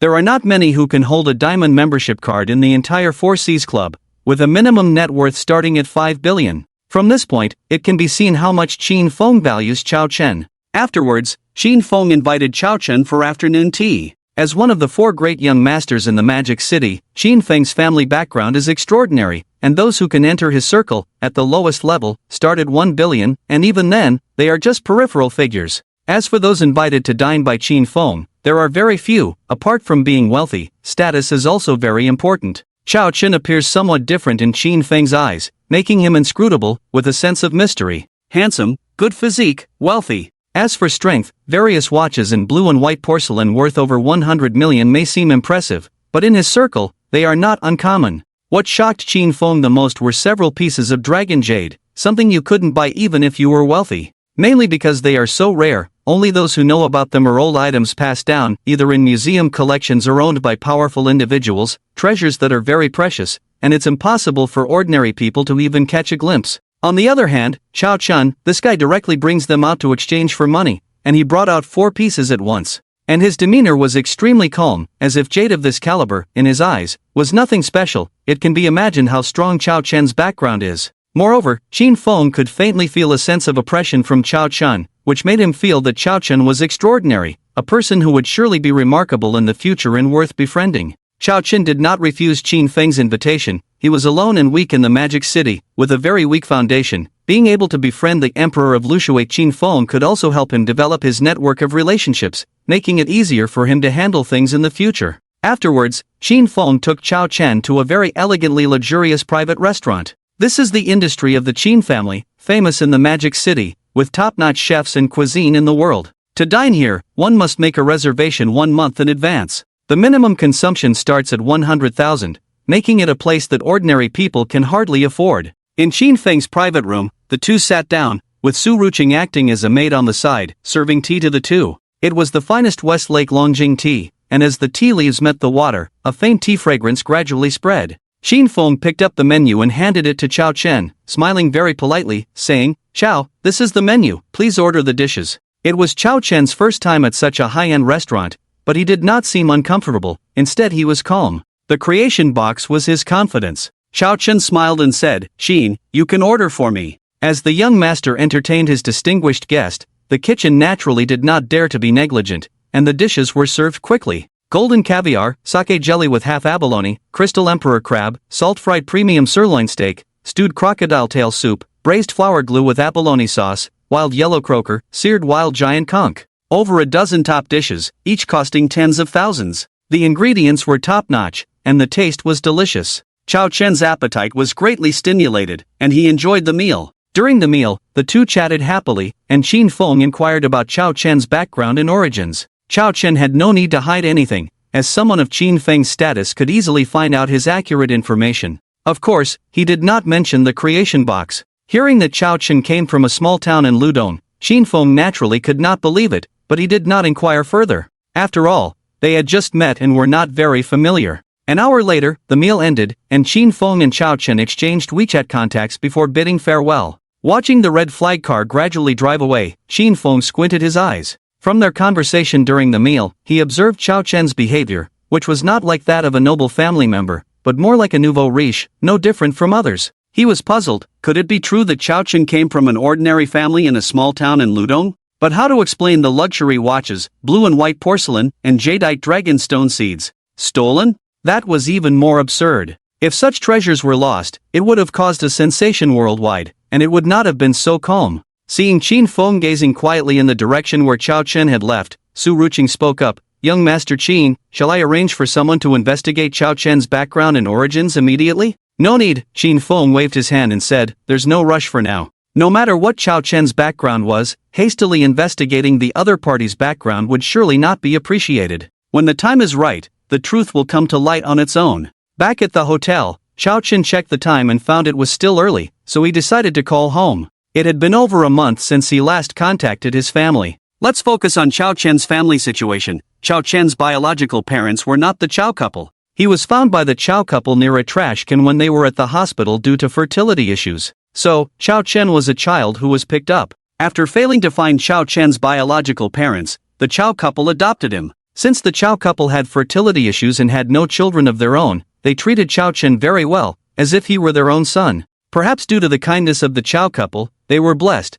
and when Chao Chen was 5 years old, the Chao couple conceived a pair of twins. However, even so, the Chao couple treated Chao Chen as if he were their own son and did not differentiate in their affection. The couple supported Chao Chen from elementary school to university. Unfortunately, Chao Chen disappointed the elderly couple's expectations by not getting into a top university. He felt guilty and rarely went home after that, occasionally just keeping in touch by phone. On the contrary, a pair of twin sisters, not only good-looking, but also outstanding in their academic performance. In this year's college entrance examination, the two sisters achieved excellent scores of over 700 points each, and both were admitted to the prestigious university, Kyoto University. At that time, Chao Chen felt a mix of emotions, very uncomfortable. Compared to his two talented sisters, he, as the older brother, could only be considered mediocre. But there is always a way out. Destiny's box appeared, and Chao Chen's luck turned around. He really felt touched. "It turns out that I am not an ordinary person, I am the son of destiny." Before making a video call, Chao Chen first transferred 1 million to his adoptive parents using mobile banking.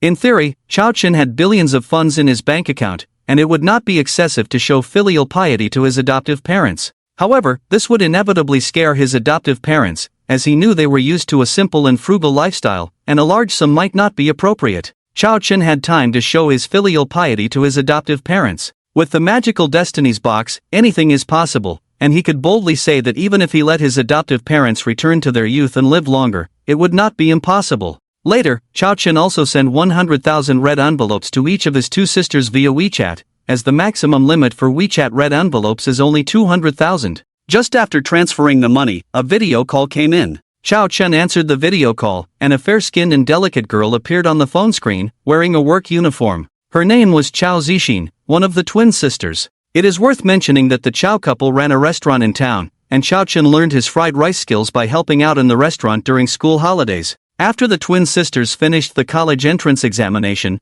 they helped their parents in the restaurant. At this moment, Chao Zixin widened her beautiful eyes and exclaimed to Chao Chen, "Brother, did you win the lottery?" Chao Zixin was well aware of her older brother's situation. He worked in a factory in the city, earning only 5,000 yuan a month, and had not even worked for a year. Even if he saved every penny, it would not be possible to save up to 100,000 yuan. But her older brother directly sent her a 100,000 yuan red envelope. This shocked Chao Zixin. Chao Chun, accustomed to Chao Zixin's excitement, smiled and said, "It's like winning the lottery. I found an antique in the antique street a few days ago and made 3 million. Chao Zixin was pleasantly surprised and said unbelievably, "Oh my, brother, your luck is incredible." Chao Chun smiled faintly and asked, "Are mom and dad busy?" "Yes, 2 tables of customers just arrived, and mom and dad are busy in the kitchen," Chao Zixin replied. Although Chao Chen's wealth was acquired by chance, perhaps due to his care for his twin sisters since childhood, the relationship between the siblings was also very harmonious.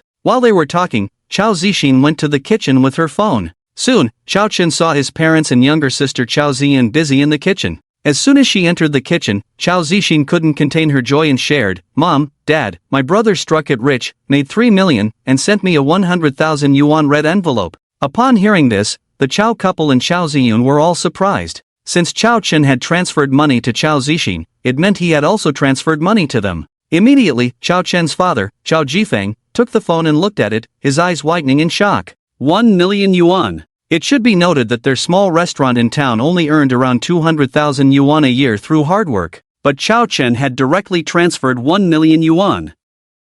Looking at the twin sister Chao Ziyun on her phone, she was equally shocked. She also received 100,000 yuan. Chao Jifeng looked at Chao Chen on Chao Zixin's phone screen, his expression serious, and asked, "Kunzi, what's going on?" As a father, he knew everything about Chao Chen's situation. His son had graduated from an ordinary second-tier university, so how did he earn so much money in less than a year? Suddenly, his heart sank, and worry was written all over his face. He was worried that his son would go astray and do something illegal. After all the quick money-making methods are written in the criminal law. Seeing Chao Jifeng's worried expression, Chao Chen knew what he was thinking, so he immediately smiled and explained it again. When Chao Jifeng heard that Chao Chen had picked up a super antique worth 3 million yuan in the antique street, his nervous heart suddenly relaxed, and he exclaimed that Chao Chen was incredibly lucky. At this time, Chao Ziyan walked up and looked at the handsome face on the screen, stunned to find that his brother seemed to have become more handsome. Did he use a beauty filter? Gathering his thoughts, Chao Ziyun smiled gently and greeted Chao Chen, saying, "Thank you, brother." Chao Ziyun and Chao Zixin looked almost identical, like they were carved from the same mold. Although they looked the same, their personalities were different. Elder sister Chao Ziyun had a gentle and charming personality, elegant and intelligent. Younger sister Chao Zixin had a lively and adorable personality, with a nimble disposition. Chao Chen said with a smile, "Ziyun, feel free to spend boldly, buy what you like, and I'll cover it for you when you're done." After that, Chao Chen chatted with his family for a full hour before ending, and it was past 9 o'clock in the evening. A week ago, Chao Chen, who lived at the bottom, worked tirelessly every day to make a living, with endless tasks to complete. But now that he had become successful, he found himself with nothing to do. In his leisure time, Chao Chen comfortably lay on the sofa, watching Douyin videos. As soon as he opened the Douyin app, he was immediately drawn to a highly popular hot search. The king of Jadeite Dragonstone Jadeite appeared in the Magic City, with a total value starting at 5 billion, and will be auctioned at the Four Seas Club in 3 days. Chao Chen clicked on it and saw that it was a video promoting antiques, and the video footage was very familiar to him. It was the blue and white porcelain in Dragonstone Jadeite he had consigned for auction at the Four Seas Club today. It turned out that the Four Seas Club was promoting the blue and white porcelain in Dragonstone Jadeite. Not only on Douyin, but also on Weibo, Toshio, and various major news platforms, the blue and white porcelain and Dragonstone Jadeite were trending. This was a great opportunity to promote the Four Seas Club, and Qin Feng naturally wouldn't miss it. Only by attracting more attention from wealthy individuals could higher prices be achieved, and at the same time, the reputation of the Four Seas Club could be spread, possibly even becoming the #1 auction house in the Magic City. Qin Feng's extravagant promotion was mainly due to the Dragonstone Jadeite. While blue and white porcelain was precious, it was not uncommon unless it was a national treasure.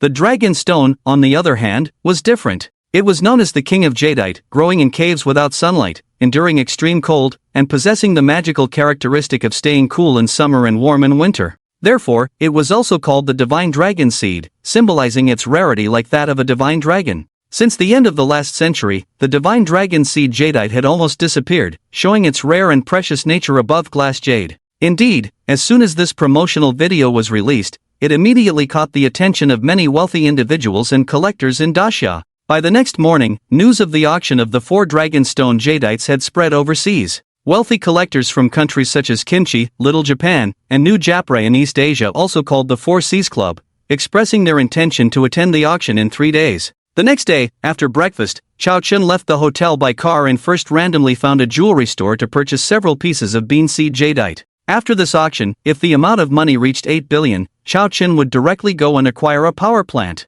Otherwise, if the money was not enough, Chao Chen planned to open a jewelry store first. The most important thing in opening a jewelry store was the source of goods, and this was very simple for Chao Chen. By casually putting a few low-quality jadites into the creation box, they would turn into top-quality Emperor Green jadites, making a very lucrative profit. The creation box had 10 chances to generate every day, and Chao Chen naturally wouldn't waste such a precious opportunity. Today, in addition to generating Emperor Green jadeite, he also had a very bold and novel idea to try out. After buying the jade, Chao Chen drove straight to a nearby large flower and bird market. From rice, computer CPUs, watches, to blue and white porcelain, jade, and diamonds, Chao Chen succeeded in all. But these were all lifeless objects. Chao Chen had boldly considered last night whether putting living creatures into the creation box could generate even more magical species. Limited by the 10 centimeters volume of the creation box, Chao Chen could only look for small animals. After parking the car, Chao Chen found a shop called Ant House.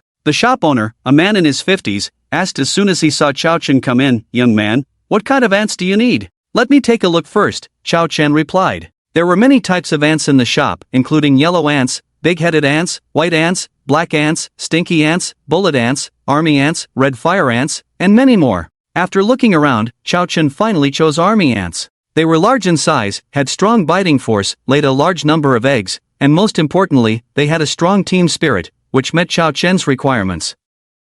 Of course, it was not African army ants, as they were not allowed to be raised domestically. It was the Eastern army ant, also known as the Eastern leafcutter ant. Its characteristics were similar to African army ants. Chao Chen looked at the shop owner and asked, "How much for the army ants?" The shop owner's eyes lit up. Among the many types of ants in his shop, army ants were among the most expensive. "Sold in batches of 10, how many do you want?" After some thought, Chao Chen said, "1 queen ant and 500 worker ants." The shop owner's eyes lit up even more at this, and he warmly said, "The queen ant is 3,000 yuan, and each worker ant is 100 yuan, totaling 53,000 yuan. Will you pay in cash or through WeChat Pay?" Chao Chen was shocked by the price, but without hesitation, he transferred the money. He believed that the creation box would surely bring him a big surprise, and this money would definitely be well spent. 53,000 yuan was also a big deal for the shop owner, earning him an extra 30,000 yuan, so he generously gave Chao Chen a high-quality ant breeding box. After purchasing the ants, Chao Chen returned to the car, eager to summon the creation box. He then poured all the army ants from the breeding box into the creation box and confirmed the generation. Ding, consuming a bit of energy, do you confirm the generation? Confirm the generation. Ding, congratulations on obtaining 1 mutated Eastern Army Ant Queen and 109 worker ants. 1 talent ability sphere. With the sound of the prompt, a dense mass of ants appeared above the creation box, huddled together, along with a round ball shimmering with a faint white light, the size of a fingernail. Chao Chen was first stunned, then widened his eyes in disbelief. Damn! Did it just trigger a talent skill? He only wanted to simply generate an ant, but the creation box had given him a big surprise. Overjoyed, Chao Chen immediately grabbed the white ball, and information about this white ball appeared in his mind. It turned out that this talent ability came from the army ants, and using it could instantly increase his strength tenfold. At that moment, Chao Chen's mind was shaken. Ants were strong in the insect world, able to lift objects 400 times their weight. The talent ability that had just been triggered was only a mere tenfold increase, likely limited by the low level of the creation box. However, even with this tenfold increase in strength, Chao Chen could become a small superhuman. After consuming the rice, his strength and physique had already reached the human limit. Although he had not tested it, a punch from him would definitely be no weaker than that of a heavyweight boxing champion. Even if a punch was calculated at 200 kilograms, with a tenfold increase, it would be 2,000 kilograms, which was 2 tons. Upon careful consideration, it's terrifying. Some small cars don't even weigh 2 tons, and Chao Chen's 2,000 kilograms of punching power is enough to send them flying. It can be imagined how terrifying this tenfold superpower is. Chao Chen immediately crushed the white ball, and the ball instantly turned into tens of thousands of atomic particles, quickly merging into Chao Chen's body. Chao Chen only felt a surge of electricity sweeping through his body, spreading to his limbs and bones, tingling and warm. Ah, so comfortable. Chao Chen couldn't help but hum softly, his face filled with ecstatic enjoyment.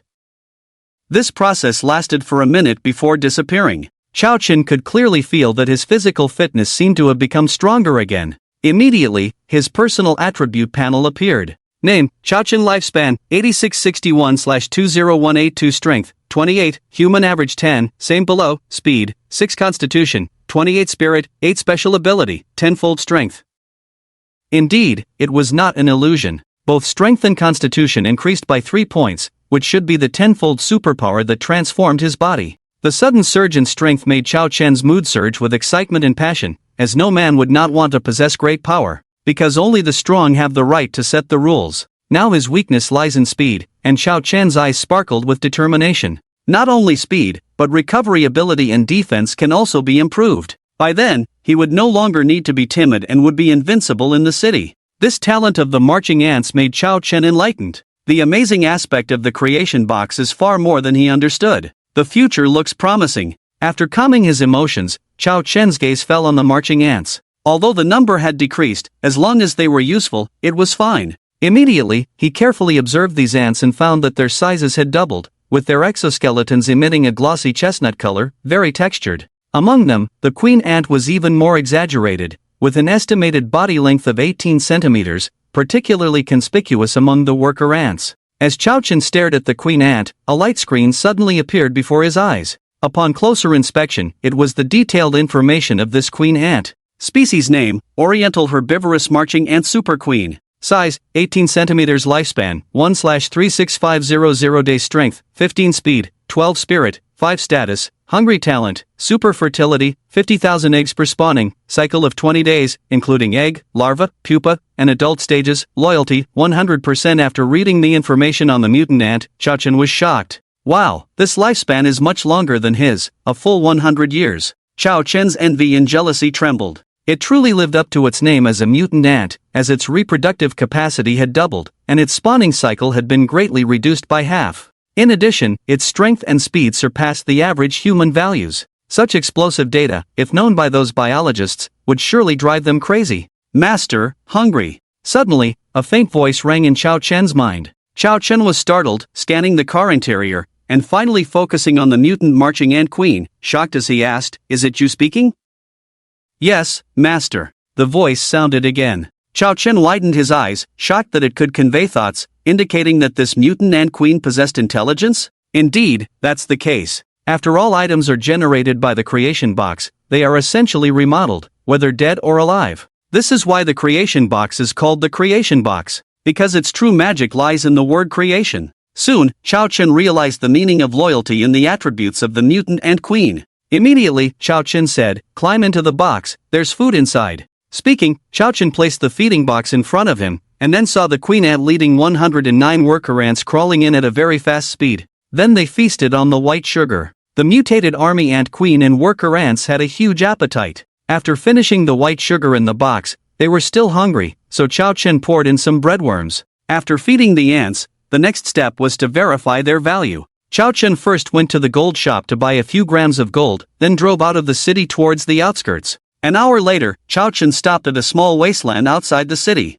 There were few people here, perfect for testing the army ants' abilities. Chao Chen took the box out of the car, opened the lid, and placed it on the ground. He took out the few grams of gold purchased at the gold shop and placed it in front of the ant colony, giving the command, "Crush it." Not only the mutated queen ant had an information panel, but also the worker ants generated through the creation box, all with a loyalty of 100% towards Chao Chen. Moreover, the strength and speed of these 109 army worker ants were even more terrifying than the queen ant, reaching 25 points. This speed was even more incredible than that of world-class sprinters, capable of traveling 100 miles in a day. Crunch, crunch. With a sharp metallic cutting sound, the army worker ants easily crushed the gold nuggets into tiny golden particles as if they were cutting watermelons. Chao Chen was amazed at the incredible biting force, imagining the scene if it were to bite a person. In a sense, these worker ants already possessed the unique talent of a killer. Small in size, fast in speed, strong in biting force, they could take your life while you slept, making them unstoppable.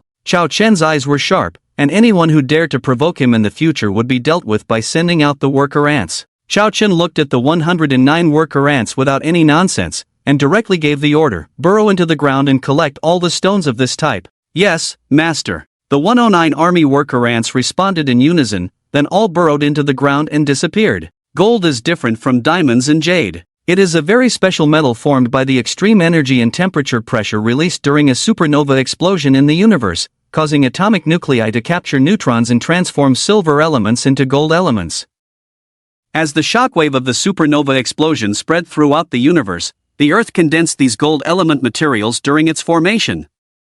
Therefore, gold can be found all over the world. However, most of it is buried deep underground and difficult to mine. The army ant queen watched as the worker ants were busy, while it was left idle and alone, which made the queen ant very sad. Why wasn't it assigned any tasks by the master? Immediately, the army ant queen vibrated its antennae and sent a message to Chao Chen, volunteering, "Master, I can also collect." The army ant queen had a high level of intelligence, roughly equivalent to a 4 or 5-year-old human child. Chao Chen looked at its plump body and said with a smile, "No need, your main task is to lay eggs." As long as there was enough food, the queen ant could reproduce indefinitely. In one cycle, she could lay 500,000 eggs, which was extremely terrifying. If these ants could collect gold as he imagined, they would be the perfect little miners. Jade plus diamonds plus gold. Chao Chen could confidently say that he was the world's #1 jewelry tycoon. After waiting quietly for half an hour, the army worker ants continued to emerge from the ground. To Chao Chen's delight, each worker ant returned fully loaded, carrying a tiny gold nugget in its mouth.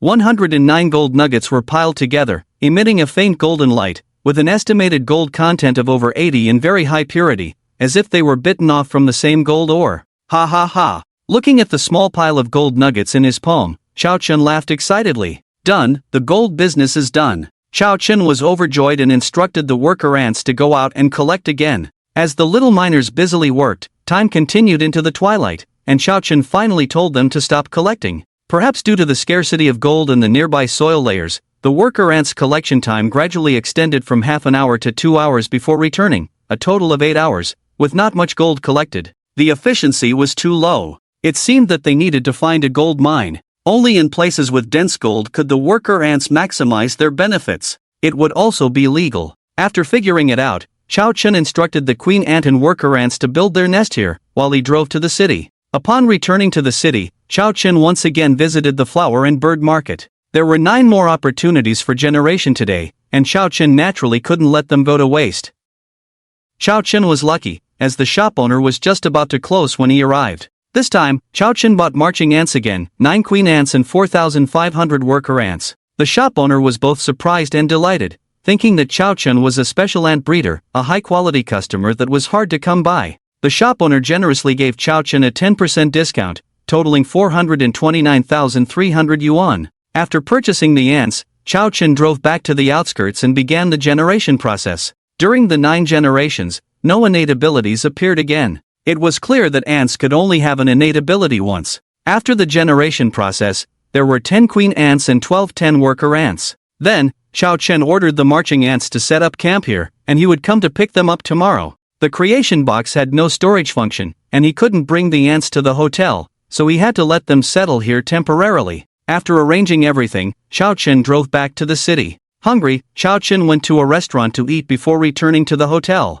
After playing games for a while, Chao Chen went to sleep. The next morning, after breakfast, Chao Chen drove to the largest real estate sales company in the Magic City, Royal Dragon Real Estate. Yes, Chao Chen's task today was to buy a house. Now that there was a small target in his bank account, he could consider buying a house. Chao Chen's first choice was a villa. The creation box was too special, and a villa with excellent private space could hide his secrets and also facilitate the arrangement of the marching ants. Upon arriving at the Royal Dragon Real Estate Villa Sales Center, Chao Chen clearly stated his requirements. Detached villa, a bit remote location is fine, the most important thing is that I can move in the same day, with quick procedures and documents. The black-legged female salesperson who received Chao Chen was ecstatic upon hearing this. This was a super VIP customer. Detached villas, even the smallest ones, started at least at tens of millions. If this deal went through, she would earn at least over 200,000. Mr. Chao, our Royal Dragon Real Estate has a wide range of properties that can definitely meet your requirements. Let's go upstairs to discuss in detail. The black-legged beauty salesperson was very enthusiastic. In a guest room upstairs, she looked at Chao Chen with a slight bow, revealing a large expanse of snow-white skin that dazzled Chao Chen's eyes. Mr. Chao, would you like coffee or tea? Tea, please. After preparing tea for Chao Chen, the black silk beauty salesperson quickly brought a stack of documents, clicking her high heels. Mr. Chao, we have 6 properties here that meet your requirements. Subsequently, the black silk beauty salesperson explained in detail the situation of these 6 properties to Chao Chen. After introducing the properties, the beauty salesperson nervously looked at Chao Chen, waiting for his choice. Chao Chen's gaze lingered on the information of the last villa, carefully reviewed it, and found it to be very suitable for his requirements. He immediately decided, leisure residence no. 18. The beauty salesperson was somewhat surprised at his decision. Indeed, she was surprised. In fact, when she presented the information for leisure residence no.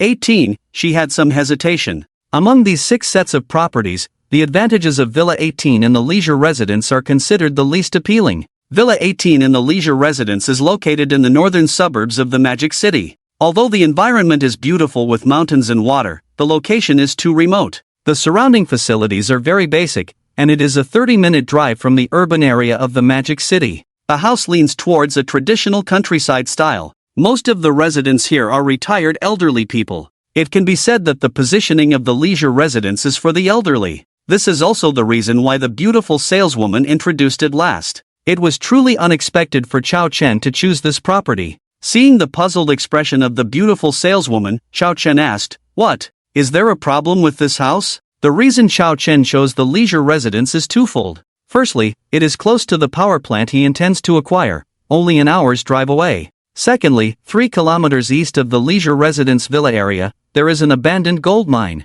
This gold mine has been abandoned for several years since the gold was depleted. In the eyes of others, this abandoned gold mine is worthless. But in Chao Chen's eyes, it is different. The gold in the mine cannot be completely extracted, and he can easily collect the small gold particles that humans cannot gather by mobilizing an army of ants. Chao Chen couldn't miss such a good opportunity for freebies. This is also the reason why Chao Chen chose this place. The beautiful saleswoman quickly shook her head. She was just surprised, and said with a smile, "No problem, Mr. Chao, let me take you to see the house now." Half an hour later, Chao Chen and the beautiful saleswoman arrived at the leisure residence villa area in the northern suburbs of the Magic City. The leisure residence villa area is built around a natural small lake, connected to a 200-meter-high mountain, with excellent natural scenery. Compared to the bustling urban area of the Magic City, this place is quiet and serene, with fresh air, surrounded by mountains and water, away from the hustle and bustle. On the way, Chao Chen also saw many villas with lots of flowers, plants, and small animals like chickens, ducks, and geese in the yards,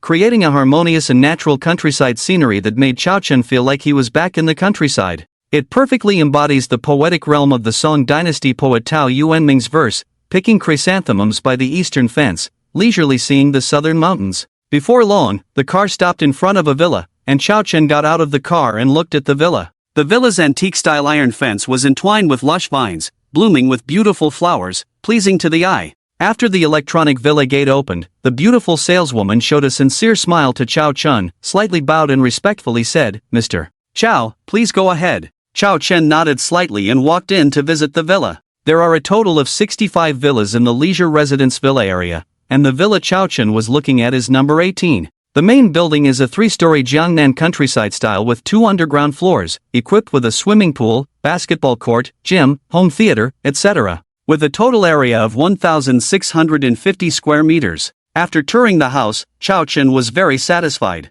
The villa was clean, brand new, and fully furnished, so he wouldn't need to spend money to buy new furniture again. He could move in right away with just his bags, but of course, he could choose to purchase new items if he wanted. Chao Chen didn't have many requirements in this regard, as long as he could live there. He smiled satisfactorily and said, "Okay, I'll choose this place, let's sign the contract, full payment in one go." The beautiful saleswoman, upon hearing this, looked at Chao Chen with eyes full of astonishment. Since the completion of the leisure residence villa area and its opening for sale over 2 years ago, less than a third of the properties have been sold, indicating how difficult it is to sell houses in this area. She thought Chao Chen was just looking around, but she didn't expect him to be serious. And he even paid the full amount in one go. This is worth 35 million. Even for a billionaire, they would carefully consider and compare before making such a decision. But Chao Chen only looked at the house once and made up his mind. Looking at the calm and indifferent expression of the other party, it seems as casual as buying vegetables in a market.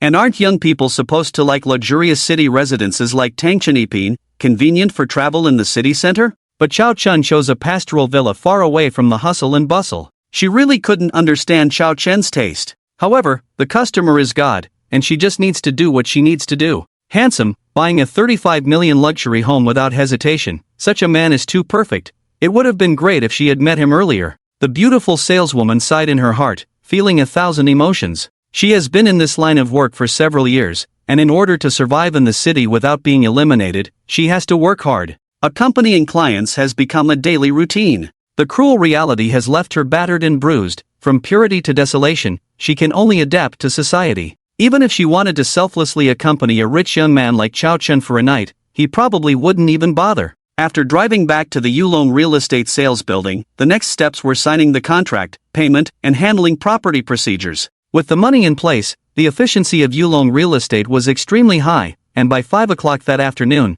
all the procedures for the leisure villa were completed. Looking at the property certificate in his hand, Chao Chen's face showed a satisfied smile. After leaving the Yulong real estate sales center, Chao Chen drove to a hotel to check out. He left the city area of the magic capital with his belongings. He first drove to the place where the army ants were mining yesterday, put 10 army ants and 12 10-worker ants into a box, and then returned to the leisure villa. After settling the ants in the yard, Chao Chen looked at the lush greenery, blooming flowers, and vibrant villa yard with a satisfied expression. From today, he finally had his own house in the magic capital, no longer just a floating leaf. After walking around the villa yard, Chao Chen went to the only large supermarket in the villa area and bought some groceries. Today, with the 10 energy slots in the creation box, Chao Chen planned to generate all groceries. The food made from the generated groceries was really delicious, leaving Chao Chen with endless memories. The next morning, after breakfast, Chao Chen began to arrange 12 10-worker ants to go to the abandoned gold mine to collect gold.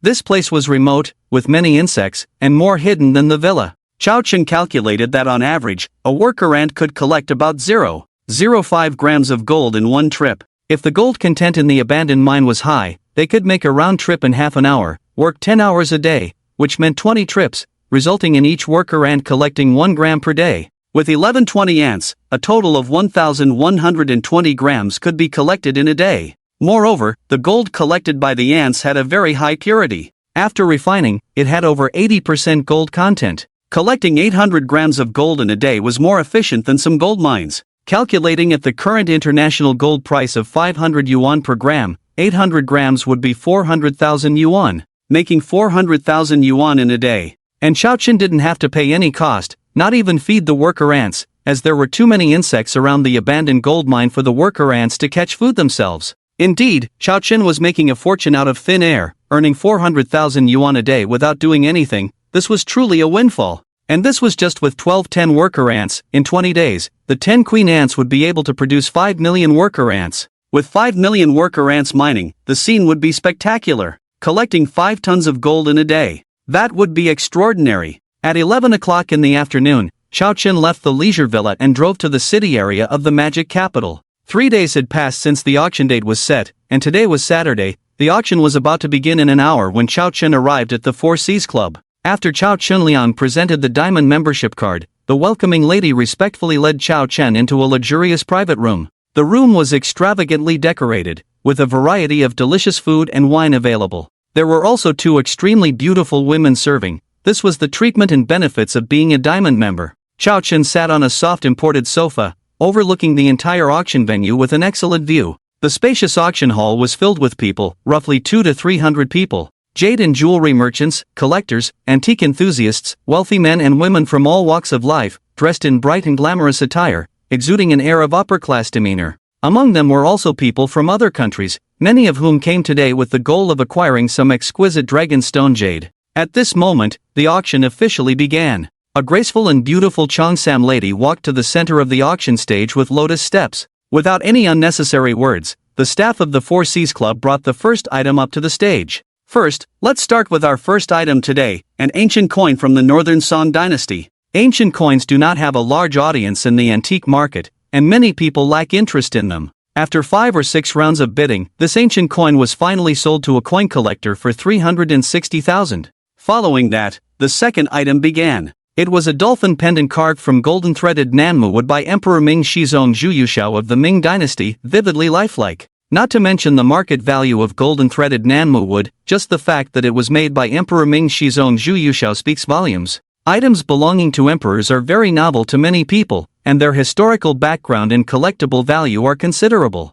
Many people participated in the bidding, and within a minute, the price soared from 200,000 to over $1 million. It finally sold for $1.98 million. In the private room, Chao Chen marveled at the fact that a palm-sized piece of wood was worth $1.98 million, more valuable than gold. When the third auction item was announced, Chao Chen's expression became expectant. The third item for auction, a small blue and white plate from the Yuan dynasty, starting at 500,000. Yuan blue and white porcelain has always been highly sought after in the antique market, with many enthusiasts. Even if it's just a small plate the size of a palm, as long as it's authentic, many people are interested. 600,000, 700,000, 950,000, 3 million. Bidding voices continued to rise, reaching 3 million, and the momentum of the rapid increase finally stopped. The current highest bid is 3 million. Is there a higher price? No one bid higher, as the Yuan blue and white plate was too small, with exquisite patterns, and 3 million was the limit.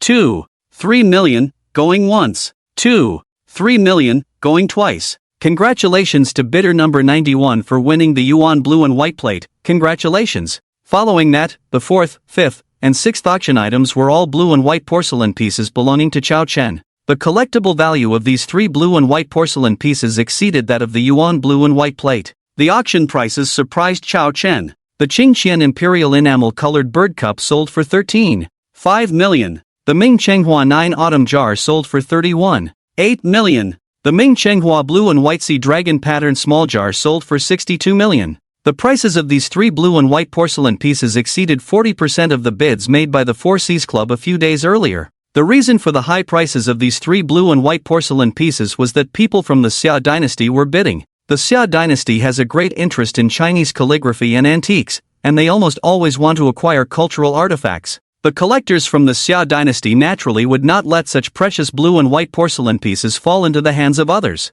Therefore, the bidding was very intense. The total auction price for the four blue and white porcelain pieces had already exceeded 1 billion, making Chao Chen even more eager for the four pieces of dragon stone jade. At this point, the Cheongsam Beauty had already started the bidding for the seventh item. This item was also the Patek Philippe 6300 G010 watch sold by Chao Chen to the Four Seas Club a few days ago with a price of 50 million at that time. Patek Philippe is the king of world watches, with a famous advertising slogan, "No one can own Patek Philippe, just keep it for the next generation." Its collection value ranks top among many famous watches, and the second-hand market price is hard to come by. This Patek Philippe 6300 G010 watch has high appearance value and popularity, attracting a continuous stream of wealthy bidders. After a fierce bidding war, it was taken down by a rich second generation from Kyoto for 68 million, the highest transaction price for all items at present. Chao Chen was somewhat amazed by this, making a crazy profit of 18 million by purchasing it for 50 million at the auction. It's really too profitable. Of course, this is also the ability of the Four Seas Club, with funds, appraisal, security, publicity, and most importantly, connections and reputation are indispensable. Otherwise, how could they attract so many wealthy people to come and bid? As time passed second by second, an hour later came the finale item, Chao Chen's 4 pieces of dragonstone jadeite. When the 4 pieces of dragonstone jadeite images were clearly displayed on the big screen, the atmosphere in the venue instantly soared. It's really beautiful, full of green jadeite, deep and rich, watery green, almost dripping with water. In the light, the details are full, the jade is bright and moist, sparkling and translucent, full of spirituality, giving a sense of ultimate noble beauty. Chao Chen was somewhat looking forward to it, wondering how much the final price of this ring would be. At this moment, the Cheongsam auctioneer spoke up, "Ladies and gentlemen, these are the 4 finale items of this auction, dragonstone jadeite. After being appraised by our expert appraisers, we can responsibly say that the quality of these 4 pieces of dragonstone jadeite is the highest jadeite to date, extremely rare, and truly deserving of the title of Jadeite King. The starting price for the dragonstone jadeite ring is 50 million, with each bid not less than 1 million. As soon as the words fell, someone impatiently made a bid. 51 million, 55 million, 60 million. For a moment, the atmosphere was high, and the prices on the big screen were skyrocketing. Many people came to this auction today, their target being these 4 pieces of dragonstone jadeite. As the Cheongsam auctioneer said, the quality of these 4 pieces of dragonstone jadeite is extremely rare, and any one of them bought back could be a family heirloom. The reason why jewelry is precious is its rarity. Only in this way can its unique value be reflected. Suddenly, the wealthy, collectors, and jewelry companies began to bid, and in just 2 minutes, the price soared to 80 million and was still rising. 95 million. 110 million. As the price exceeded 1 billion, the number of bidders gradually decreased. After all, this jadeite ring leans towards men, and many wealthy women's main targets are bracelets, necklaces, and Buddha statues. In the end, this dragonstone jadeite ring was successfully bid and won by a top-tier superstar for 135 million. Chao Chen looked excited, with a smile on his face. The first piece of jadeite was auctioned off for 135 million, really beyond his expectations. It seems that choosing to auction was the right decision. Soon, the second piece of dragonstone jadeite bracelet began. This bidding was even more intense, with mostly wealthy women, each with fiery eyes, eager to immediately wear it on their hands. It's really noble and dynamic. Not a single woman is not moved. 60 million, 70 million, 80 million, 150 million. In less than a minute, the bidding instantly surpassed the jadeite ring. These wealthy women seem to have gone crazy, continuously bidding one after another. Everyone knows the principle that rarity brings value. This bracelet is the #1 bracelet in the world, the only one of its kind. To possess it would be such a pride and luck. It has become a symbol of status. 160 million, 170 million, 180 million. At this price, there were still 5 or 6 wealthy women bidding, shocking many people in the audience. I must have this bracelet. I bid 200 million. A middle-aged wealthy woman with a luxurious and elegant appearance, full of charm, her voice resounded throughout the venue, full of confidence and arrogance. With these words, several wealthy women hesitated in competition and gave up. Several people recognized this middle-aged wealthy woman, named Chen Yuexiang, a socialite in the upper-class circle of the Magic City, and also a jewelry collector. Since her husband passed away a few months ago, he left her assets worth billions. It can be said that Chen Yuexiang is one of the richest women in the Magic City and even in the entire Great Xia. Since Chen Yuexiang had spoken, there was no doubt that no one could compete for this dragonstone jade bracelet. Moreover, there were also a necklace and a guanyin statue of the same level as the bracelet, so there was no need to compete with Chen Yuexiang for the bracelet. Chao Chen's gaze looked familiar, as if he had seen it somewhere before. He carefully recalled and soon remembered. At the Yong'an shopping mall on Nanjing Road, when he was buying clothes, a woman touched him brazenly and even offered him 3 million to keep him, which he firmly refused. 2 billion for a bracelet. Is this the wealthy women of the Magic City? He was truly amazed. In the end, without any suspense, Chen Yuexiang acquired the dragonstone jade bracelet for a high price of 2 billion. This price has set a record for the highest price in the history of jade bracelets, destined to make a sensation in the jewelry store. Subsequently, the dragonstone jade necklace began to be auctioned. The competition was even more intense than the bracelet, and the bidding price soared crazily. This necklace was made of a jade bead with a diameter of 25.5 mm and 18 jade beads with a diameter of 18.5 mm, each crystal clear and natural, exuding a sense of luxury. 2 billion, 3 billion, 4 billion, 5 billion. The bidding had entered a heated stage, as if the money of these wealthy women was blowing in like a strong wind, with each bid not less than 10 million, making the atmosphere in the venue reach its peak. Chao Chen was also stunned. It was too crazy. This price had surpassed the famous blue gemstone necklace Heart of the Ocean. The bidding continued, and finally, when the price reached 2.9 billion, the frequency of bidding slowed down. At this price, it was already considered astronomical. Only a few wealthy jewelry merchants were bidding. The allure of the Jade King necklace was valuable to these jewelry merchants. 2.9 billion for the first time. 2.9 billion for the second time. 2.9 billion for the third time. Congratulations to bidder number 15 for winning the Dragonstone Jade necklace. Congratulations. Following that, the last item, the Jade Guanyin, was auctioned off by a famous collector from Xinjiapo for the highest price of 3.2 billion. The hammer fell on the Jade Guanyin statue, officially marking the successful conclusion of the auction. Chao Chen sat in the luxurious private room, his mouth curved up, almost laughing crookedly. After the auction, his 4 blue and white porcelain pieces and 4 dragonstone jade pieces had a total transaction price of an astonishing 1,054,600,000 renminbi, and his cost was just under 1,000 renminbi. His profit increased by 1 million times. This is what they call a thousandfold return. This is it. Chao Chen was glad he didn't act impulsively and sell them directly to the Four Seas Club, otherwise he would have missed out on earning several billion. After the auction ended, people gradually left, and Chao Chen also left the private room and went to the office of the general manager of the Four Seas Club, Watching, to inquire about when the money would be transferred. He is now very eager to upgrade the creation box. Just as Chao Chen had just walked to the door, a man and a woman came face to face. It was Qin Feng and Su Ruohui. "Chao buddy, you've struck it rich, congratulations." Upon meeting, Qin Feng congratulated Chao Chen. Chao Chen's total turnover of 8 items shocked Qin Feng. He thought 8 billion was the limit, but he didn't expect to break the 10 billion mark directly.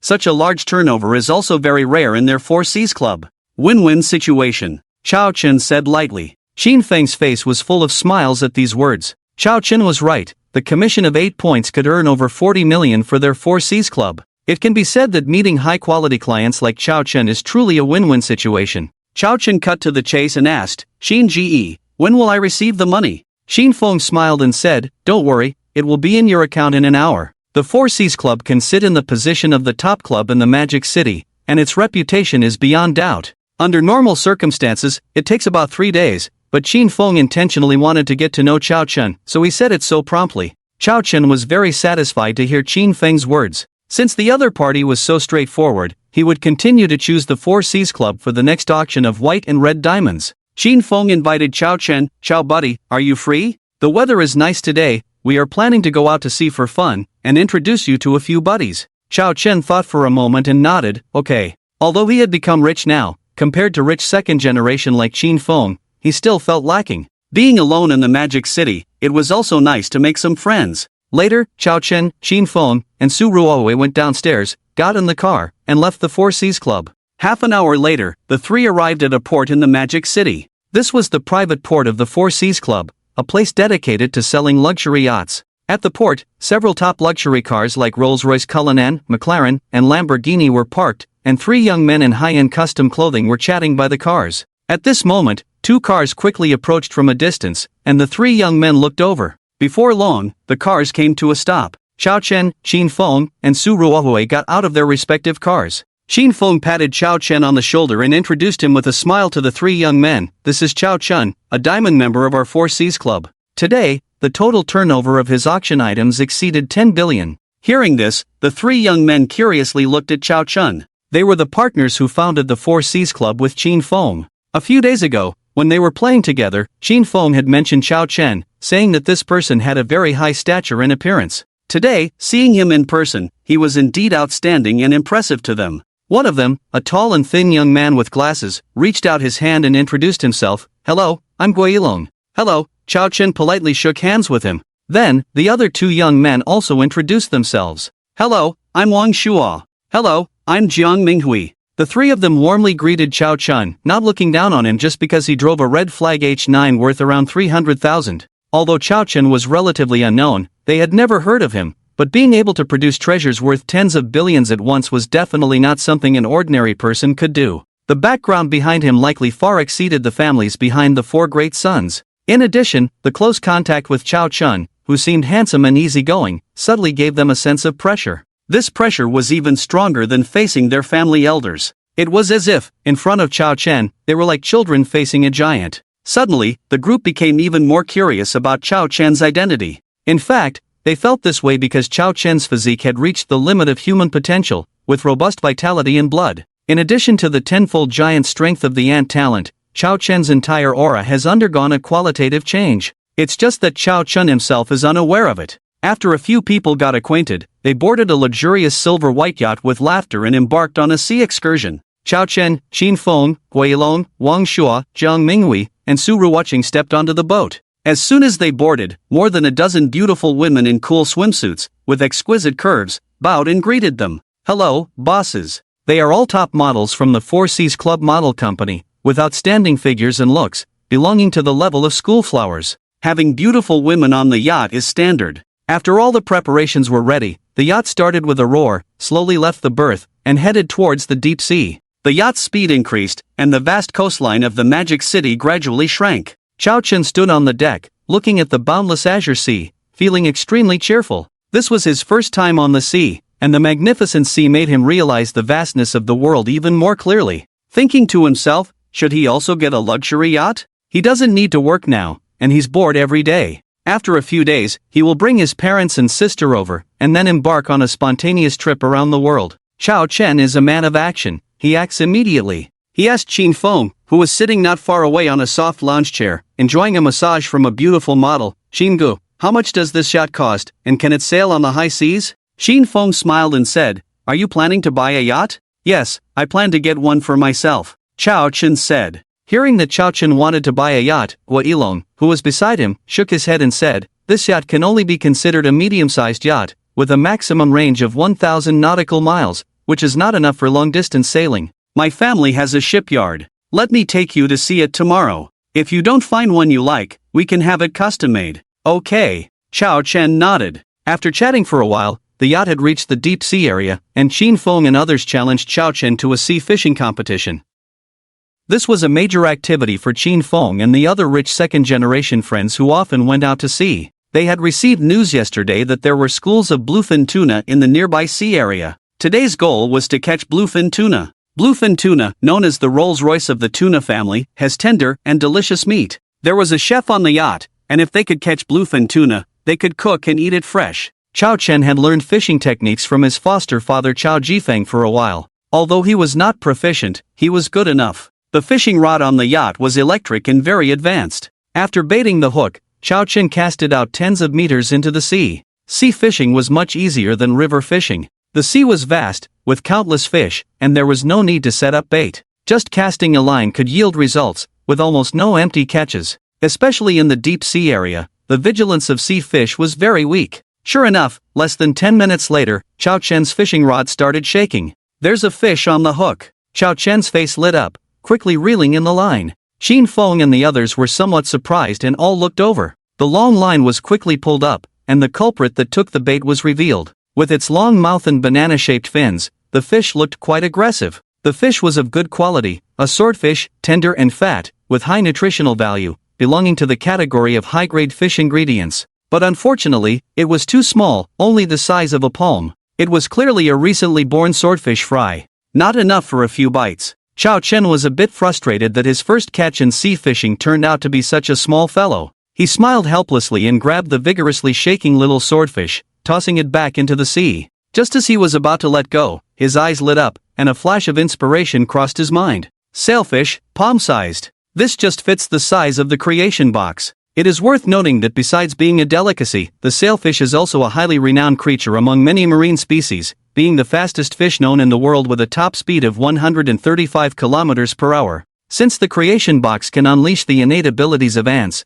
this naturally talented sailfish should be no exception. Immediately, Chao Chen, with a smile on his face, put the sailfish into the bucket, planning to take it back to try it out. Qin Feng and the others, puzzled, asked, Chao, this is just a young sailfish, aren't you planning to release it? Typically, in sea fishing and fishing, when encountering smaller fish, they are usually released. Firstly, they are too small and have no meat. Secondly, it is important to leave room for growth. Releasing young fish is beneficial for marine ecological protection, thus promoting sustainable development. The principle is the same as with humans. If everything is caught at once without allowing for the young to grow, who will carry on the legacy, who will continue to thrive? Naturally, Chao Chen couldn't explain to the others, casually saying, I plan to take it back for rearing. Qin Feng and the others were taken aback. Can this thing be reared? Sailfish are fast, relying on rapid movement to obtain oxygen from the water, reaching a size of 2 to 3 meters as adults, making them extremely difficult to rear, and not very rewarding. However, since Chao Chen had said so, they didn't say anything more. After Chao Chen caught the fish, Qin Feng and the others also began to have their own catches. Qin Feng caught a salmon. Wang Shua caught a large bluefin trevally. Jiang Minghui caught a cod. Hua Yilong had the best luck, actually catching a 6-pound yellowtail. Its body covered in golden scales, shining brightly in the sunlight, dazzling the eyes. Among sea fish, yellowtail is considered one of the top-grade ingredients, even comparable to bluefin tuna. Wild yellowtail is even more precious, highly sought after in the market, weighing 6 pounds. It could easily sell for at least 50,000 yuan. Even if they didn't catch bluefin tuna today, the trip was not in vain. The seafood caught by the group was taken away by the chef for on-site cooking. Before long, a delicious seafood feast was prepared, including salmon sashimi, steamed cod, sweet and sour yellowtail, and stir-fried bluefin trevally. After enjoying the rich seafood feast, the group began to relax and chat leisurely on the soft lounge chairs. After 2 hours of interaction, Chao Chun and Qin Feng's group became more acquainted. Wang Shuo lay on the lounge chair, enjoying a massage from 2 beautiful models, and asked Chao Chun, "Chao, what have you been busy with lately? If you have time, let's all hang out together." Among the 5, Chao Chen was the youngest. "I plan to acquire a gold and jewelry store to play around with. Do any of you know of one for sale? A larger store would be preferable." Chao Chen revealed his upcoming plans. He had just checked his phone and found that the money from the auction of blue and white porcelain and jadeite had been deposited by the Four Seas Club. With a total transaction price of 1,054,600,000 yuan, after deducting an 8% commission, Chao Chen received 970 million. Adding the money from selling watches earlier, Chao Chen's bank account had surpassed the 1 billion mark. Instantly rich. From being a poor guy selling boxed meals to now having a net worth of 10 billion, such a miraculous leap, who could have imagined that Chao Chen achieved this in just 10 days? Cheating for a moment is fun, cheating all the way is even more fun. Chao Chen felt 1,000 emotions in his heart. This money not only solved the funding gap for Chao Chen's acquisition of a power plant but also allowed him to comfortably acquire a small jewelry store. Qin Feng, Guilong, Wang Shuo, and Zhang Minghui were the 4 local young masters of the Magic City, with strong backgrounds and connections. If his jewelry store opened, and these 4 could attend the opening, it would undoubtedly bring good celebrity benefits. By then, his jewelry store would be renowned throughout the Magic City. The jewelry industry relies on reputation. With a good reputation, it will naturally be favored by the public. Opening a jewelry store? When Qin Feng and the other 3 heard this, they all looked at Chao Chen with surprise. In the bustling city of Magic Capital, the competition in the jewelry industry is extremely fierce, and it is very difficult to stand out. Besides connections, the most important thing is a stable source of goods, and it must be of high quality. Since Chao Chen dared to enter the circle, they did not think that Chao Chen was just playing around. It must have been a carefully considered decision. Qin Feng and the others exchanged glances, constantly pondering. They knew too little about Chao Chen, but they could guess from his accent that he came from Ludong. Top watches, blue and white porcelain, and jadeite might just be the tip of the iceberg for Chao Chen. It is highly likely that Chao Chen comes from a prominent family in Ludong. Those considered prominent families have been superpowers for hundreds or even thousands of years. These families have extensive connections, great influence, and their members are spread across the political, military, and business sectors, making them truly top families in Daxia. In Daxia, family strength is also categorized into different levels. The family forces behind Qin Feng, Guilong, Wang Shuo, and Zhang Minghui may seem huge in the Magic Capital, with assets in the billions. But compared to some prominent families in Daxia, they are at best nouveau riche, lacking in heritage. One must understand a principle: in Daxia, power always surpasses money. Chao Chen was unaware that by simply opening a gold jewelry store, Qin Feng and the others had imagined many things about him.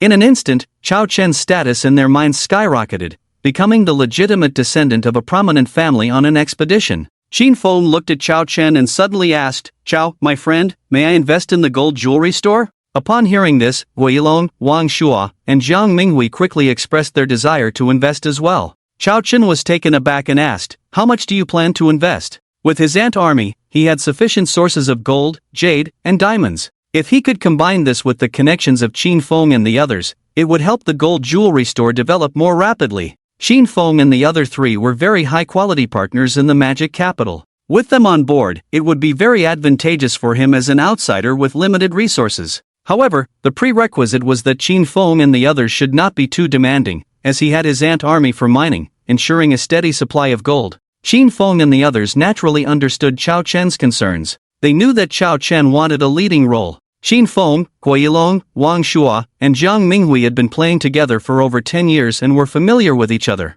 With just a glance, they reached a consensus. Wang Shuo curiously asked Chao Chen, "My friend, can you reveal the situation of your sources?" Chao Chen thought to himself that if he could acquire a high-grade gold mine, after 20 days, each of the 10 mutated ants could multiply to 500,000, totaling 5 million marching ants. At the lowest standard, if each ant collected 1 gram of gold per day, that would be 5 million grams. In a month, he could collect 150 million grams of gold, with at least half of it being pure gold, around 750 million grams, or 75 tons of gold. This was already a staggering amount, considering that the total gold reserves in Daxia were less than 2,200 tons. With a cycle of 10 ants every 20 days, each cycle increasing the marching ants by 5 million, in less than a year, Chao Chen's gold reserves could surpass those of Daxia. Of course, this was just a thought. Achieving this would not be simple. High-quality gold resources cannot meet Chao Chen's requirements within Daxia, unless Chao Chen goes to other countries to contract large areas of gold mines.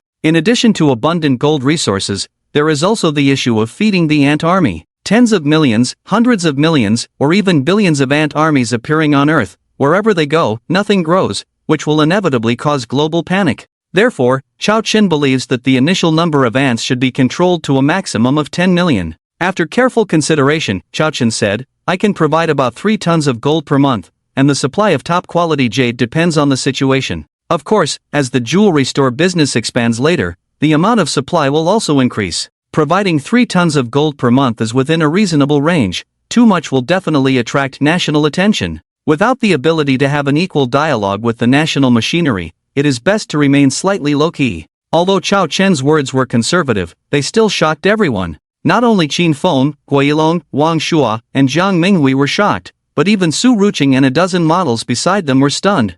3 tons of gold per month. What concept is this? Even the largest Qiling gold mine in Daxia produces less than 10 tons per year. And according to Chao Chen, he can stably supply every month, even more. What kind of confidence is needed to say such words? People can't imagine how incredible Chao Chen's gold reserves behind him are. Qin Feng and the others looked at Chao Chen in shock for a long time without coming back to their senses. At the same time, in their hearts, they became more certain of Chao Chen's identity as a noble family member. Gold is internationally recognized and linked to the currencies of many countries, holding a significant strategic position. There is a saying, in prosperous times, there are antiques, in troubled times, there is gold. The status of gold is always unshakable. Since Chao Chen can say that he can produce 3 tons of gold every month, it means that Chao Chen is not just playing around but has far-reaching goals beyond ordinary people. Several people have already anticipated that soon Daxia and even the entire world's gold and jewelry industry will rise like a giant dragon. Thinking that they could catch this big ship,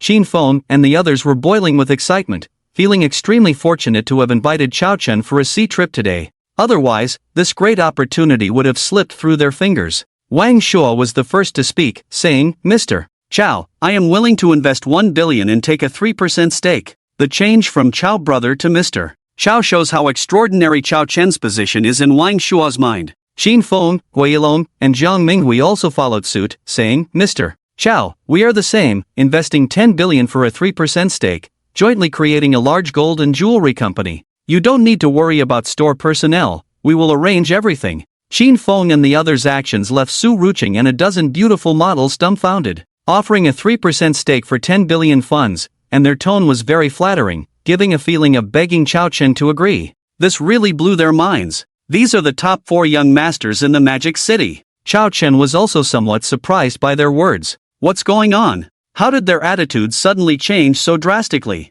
Previously, they talked about equal treatment, but now there seems to be a hint of flattery. Chao Chen was puzzled. In his mind, as long as the total stake of Qin Feng and the others does not exceed 20%, he can agree to their investment. After all, the supply of gold and jade is easy for him. What he lacks now is the network to open up the market. With Qin Feng and the others joining, it will solve these problems and allow his career to quickly enter the fast lane. What he never expected was that Qin Feng and the other 3 each contributed 1 billion, only for 3% of the shares, which was also a pleasant surprise for Chao Chen. Chao Chen smiled and nodded, saying, okay. Upon hearing this, Qin Feng, Guilong, Wang Shua, and Jiang Minghui were overjoyed. The conversation then revolved around the gold and jewelry store. A very loud name was first proposed. With Chao Chen's name as the core, the store was named Dekuan Gold and Jewelry. Not only was the name confirmed, but the opening and operation plans for the gold and jewelry store were also discussed one by one. Step 1, Qin Feng, Guilong, Wang Shua, and Jiang Minghui used their connections in the Magic City to initially plan to open 30 stores in the best locations in the Magic City.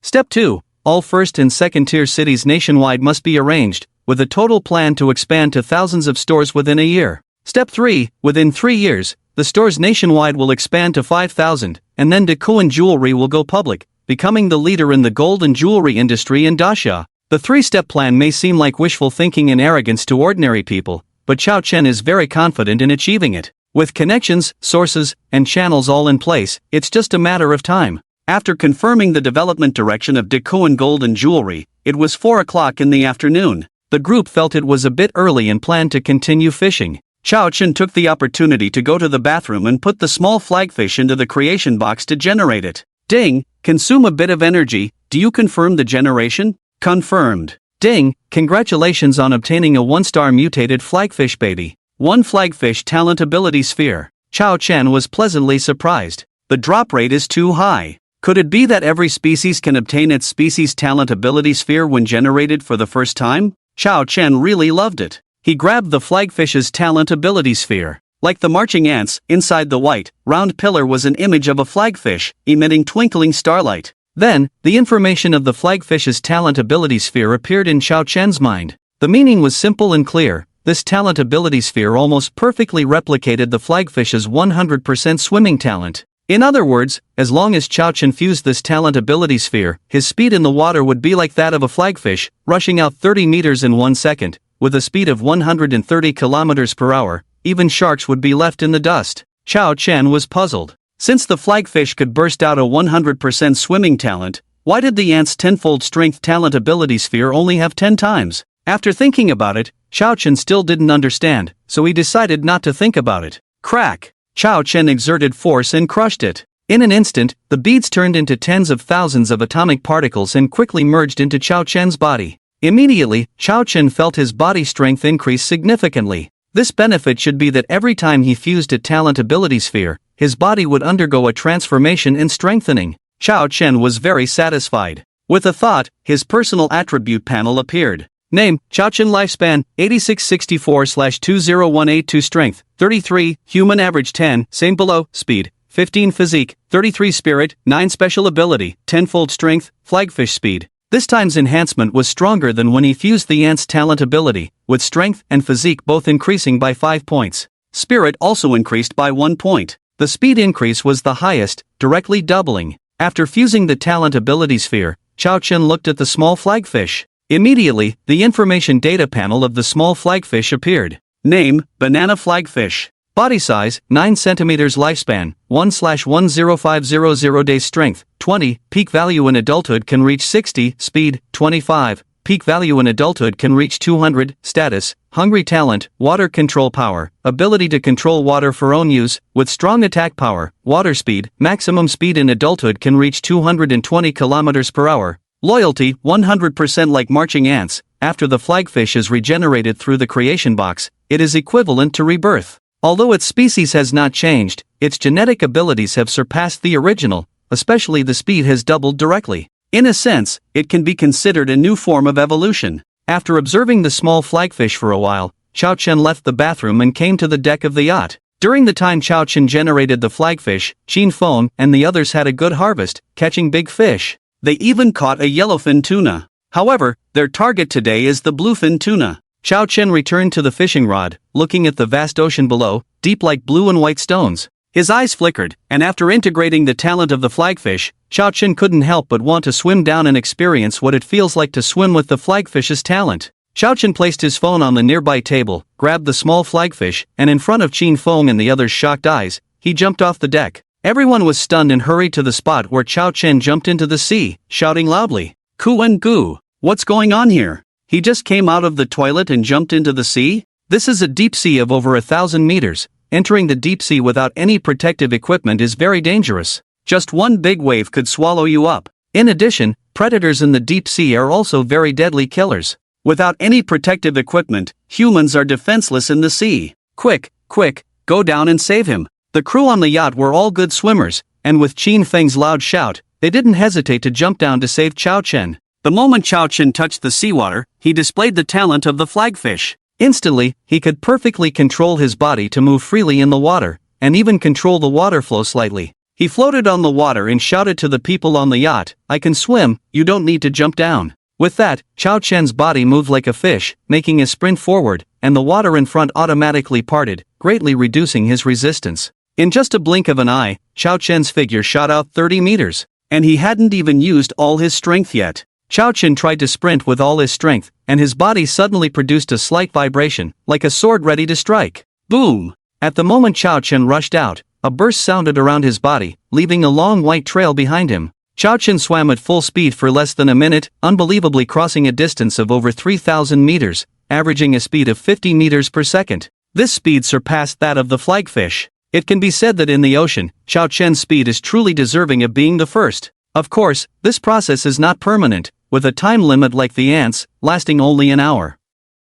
But for Chao Chen, this is enough. After admiring the colorful marine life in the deep sea for a while, Chao Chen released the small flagfish he had been holding in his palm. He wanted to see how strong this small flagfish's abilities were. Go and pray. After receiving Chao Chen's command, the small flagfish instantly moved towards the nearest target. The small flagfish, with a body the size of a palm, had an extremely fast speed, and in just an instant, it had rushed over a dozen meters away. A spotted grouper, 4 to 5 times larger than a small flagfish, was pierced through the abdomen by the small flagfish in an instant, causing a burst of blood in the water. The speed and body strength were extremely powerful. Later, Chao Chen had the small flagfish launch attacks on different targets, all of which were perfectly successful. The small flagfish also had a surprisingly large appetite, being able to eat food 10 times its own size, indicating a terrifying digestive system. After eating several delicious foods, the small flagfish's body size changed, doubling in just over 10 minutes, skyrocketing to over 20 centimeters. This evolutionary speed amazed Chao Chen. At this terrifying growth rate, the small flagfish would be able to evolve into adulthood in less than a month. The small flagfish had already demonstrated self-preservation capabilities, being able to easily escape from large predators like sharks. Immediately, Chao Chen let the small flagfish move freely. After bidding farewell to the small flagfish, Chao Chen continued to roam the sea. At this point, Chao Chen was 200 meters deep in the ocean, feeling only a slight pressure. Chao Chen tried to dive deeper, but at a depth of 300 meters, the terrifying pressure began to affect him, with his body being crushed by a huge rock, oxygen becoming extremely thin, and his breathing becoming rapid. Clearly, 300 meters deep was his limit. In the 300 meters deep sea, sunlight became dim, but there were various bioluminescent marine organisms in the water, emitting soft and colorful lights, illuminating the dim ocean like a colorful starry sky. The immersive and beautiful marine spectacle delighted Chao Chen. Chao Chen brushed past magical marine animals. When encountering cute creatures, Chao Chen would pick them up, observe and play with them, experiencing unparalleled joy. In a beautiful coral forest at a depth of 300 meters in the deep sea, Chao Chen watched a black shell creature struggling and blowing bubbles in his hand, his eyes shining. The ocean covers 70% of the Earth's surface, with abundant resources, whether natural treasures produced by the ocean or human treasures lost in the ocean, are countless. It is a huge treasure trove, with only 1% explored by current human technology. The shell creature in his hand sparked Chao Chen's imagination. He had a creation box that could create 100% loyal marine animals. The underwater treasures were very difficult for others to salvage, but for him, it was not a problem at all. As long as he deployed these marine creatures, the underwater treasures would have nowhere to hide. Everything was within reach. Chao Chen's eyes sparkled with excitement, not expecting such a great harvest on his first trip to the sea, feeling really awesome. I wonder if I can generate things in the water. With a thought, the creation box appeared before Chao Chen, and to his surprise,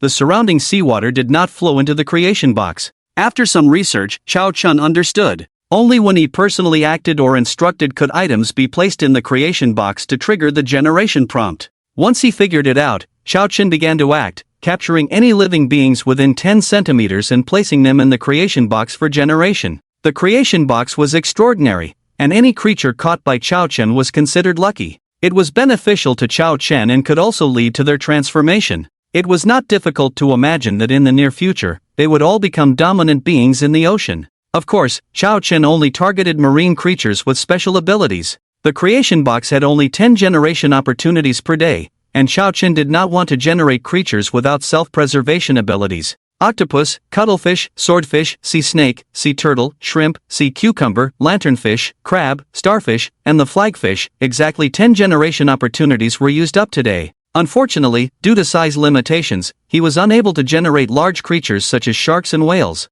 However, Chao Chen also had a fruitful harvest, as each marine creature burst out with a unique talent. Among them, the most suitable for Chao Chen was the color-changing ability of the octopus, which was somewhat similar to a chameleon, even more powerful. It could change body color in an instant. After integrating the special ability spheres of the octopus, Chao Chen tried it out, and his body could completely turn into the color of seawater, completely disappearing from view, just like copy and paste, very magical. In addition, the octopus's other two talents also made Chao Chen exclaim in amazement. Those are the transformation ability and regeneration ability. The transformation ability allowed Chao Chen to adjust his body structure like the shape-shifting mutant Mystique in Marvel, transforming into the appearance of others. Of course, it was not as exaggerated as Mystique. The octopus's regeneration ability, as the name suggests, allowed Chao Chen to have the magical ability to regenerate like an octopus. Just the octopus alone gave Chao Chen 3 magical abilities, and it made sense to call the octopus an alien creature. In addition to the octopus, there were also talents such as the venom talent of the sea snake, the defense talent of the sea turtle, the speed talent of the swordfish, the regeneration talent of the sea cucumber, the night vision talent of the lanternfish, the regeneration talent of the starfish, and the strength talent of the mantis shrimp. There were several talents similar to the octopus that Chao Chen did not integrate. He thought, since crushing the talent spheres could integrate them, what if he used them for his family? Chao Chen planned to give it a try. Looking at the few talent spheres in his hand, Chao Chen frowned. Holding them in his hand was very inconvenient. It would be nice to have a storage space. With that in mind, he set his eyes on the creation box in front of him. He then placed the few talent spheres into the creation box. Ding, current energy insufficient, unable to generate. Chao Chen naturally knew that the energy had been used up. He just wanted to see if the creation box could store items. Quietly thinking to close it, the creation box disappeared from view. Along with it, the few talent spheres he had placed inside also disappeared. With another thought, the creation box reappeared in front of him, and inside the deep, black hole-like creation box were several white beads emitting a faint light. Chao Chen was ecstatic. It really worked. This could also be considered a bug in the creation box. After confirming that items could be stored, Chao Chen satisfactorily closed the creation box. After merging 5 talent spheres, Chao Chen's body strength had almost doubled. With a thought, his personal attribute panel appeared before him again. Name, Chao Chen. Lifespan, 8664/20228. Strength, 65, human average 10, the same below. Speed, 22. 5 Constitution, 72 Spirit, 21 Special Abilities, 10-fold Strength, Sailfish Speed, Stealth Power, Transformation Power, Regeneration Power, Defense Power, Venom Power, Night Vision Power, 10-fold Fist Power. Chao Chen now possessed 9 types of talent abilities. After this wave, he had an all-around epic enhancement. He could proudly say that he was almost invincible in the ocean. Try the strength. The wildly increasing strength made Chao Chen feel invincible. His eyes were like lightning, unable to resist the urge to test how strong his strength really was. He simultaneously used the ant talent's 10-fold strength and the mantis shrimp's fist power. Then, he unleashed a full-force punch, causing a violent tremor in the surroundings. Boom! With a deafening explosion, the force of Chao Chen's punch was equivalent to 20 tons. The terrifying and unparalleled explosive force instantly caused the seawater in front to violently churn, and all the creatures within it were turned into a mist of blood. Around Chao Chen's fist, a vacuum zone several tens of centimeters in diameter formed, generating extreme heat that his fist could not withstand, causing his skin to crack, revealing stark white bones that gradually stained red. Chao Chen grimaced in pain, quickly retreating. Obviously, his current physical strength could not withstand this strongest blow. The severe pain in his right hand made Chao Chen gasp, immediately using the octopus's regenerative ability. Instantly, his right hand, which was in a terrible state, quickly recovered at a visible speed, returning to normal in less than 5 minutes. This regenerative ability was truly incredible. As long as he was not hit in a vital spot, he could fully recover in a very short time. After his palm healed, Chao Chen transformed into a sharp sword and headed upstream. On his way back, Chao Chen was attracted by a scene of pursuit and escape.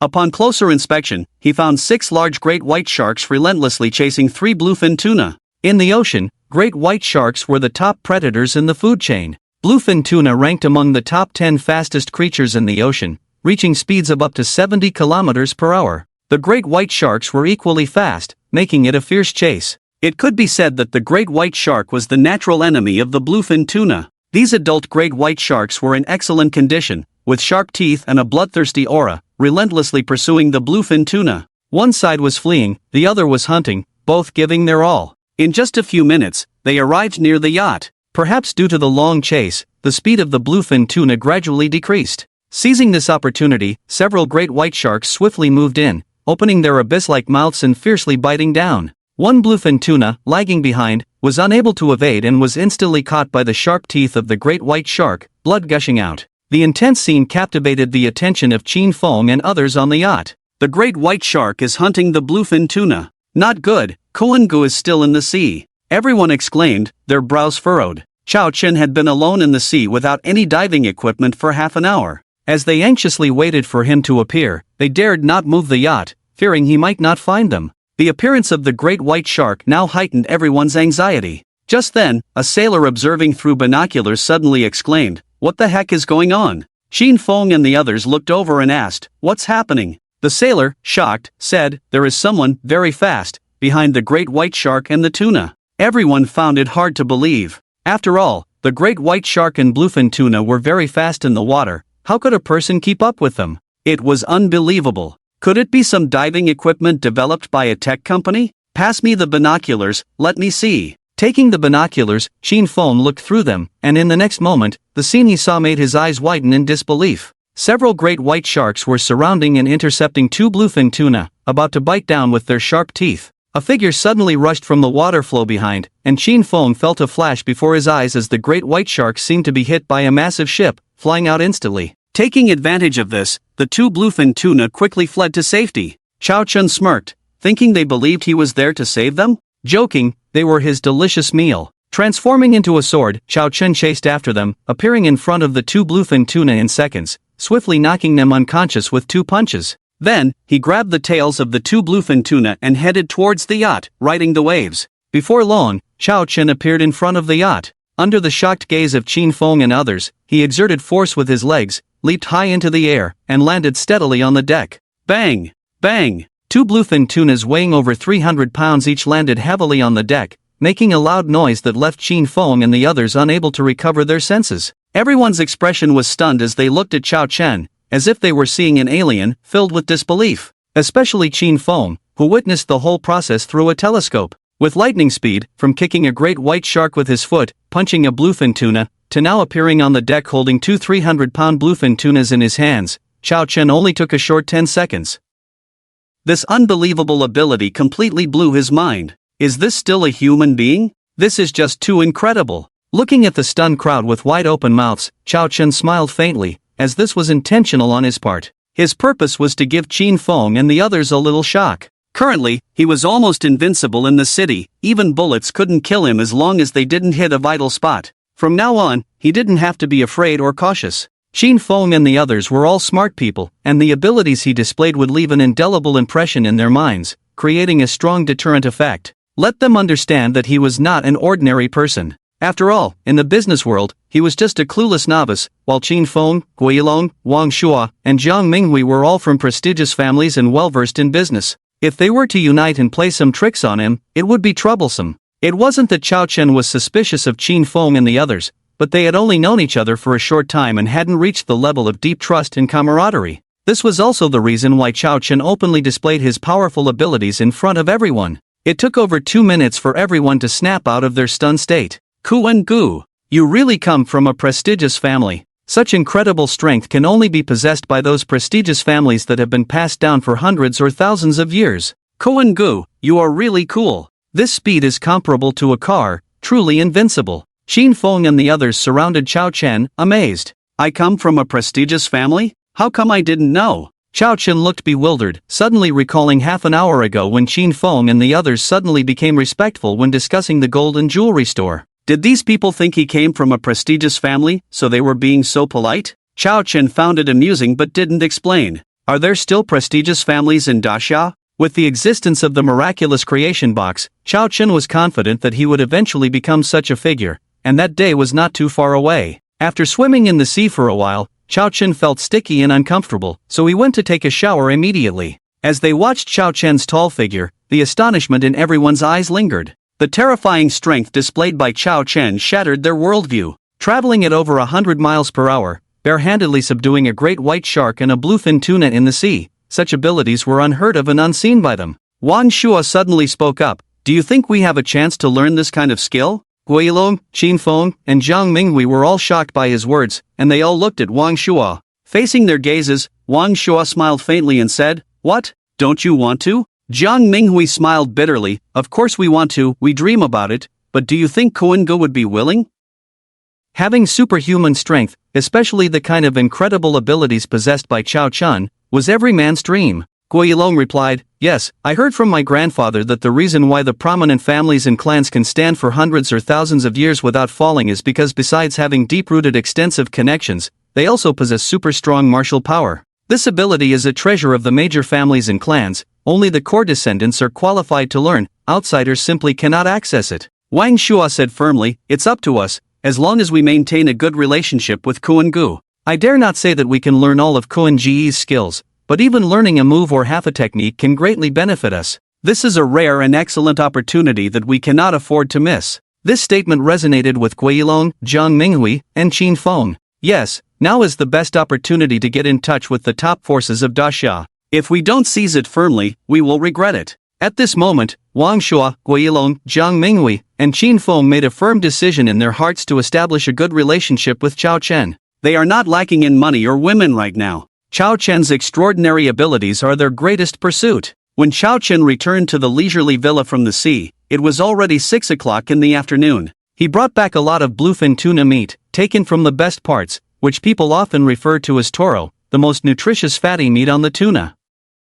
Chao Chen brought back 100 catties, enough for him to eat for more than half a month. After putting the bluefin tuna meat in the refrigerator, Chao Chen went to the abandoned gold mine to the south. In recent days, the gold particles collected by the ants had accumulated at the entrance of a hole, which he cleaned up and brought back to the villa. As soon as he entered the basement of the villa, Chao Chen opened the packaged gold particles, forming a small pile of shiny gold particles under the light, extremely eye-catching. These gold sand particles were collected by the marching ants from the abandoned gold mine. Chao Chen first placed all the gold particles on an electronic scale to calculate the weight, totaling 3,564 grams. This was the result of the labor of 1120 marching worker ants over 3 days. On average, each ant collected about 1 gram per day. This result was not very ideal for Chao Chen, just half of what he had anticipated. Obviously, the abandoned gold mine had a very low gold content, and in a few days, the gold collected by the marching ants would surely decrease significantly. Of course, Chao Chen had the marching ants collect gold from the abandoned gold mine just to test the waters, not with the intention of getting rich.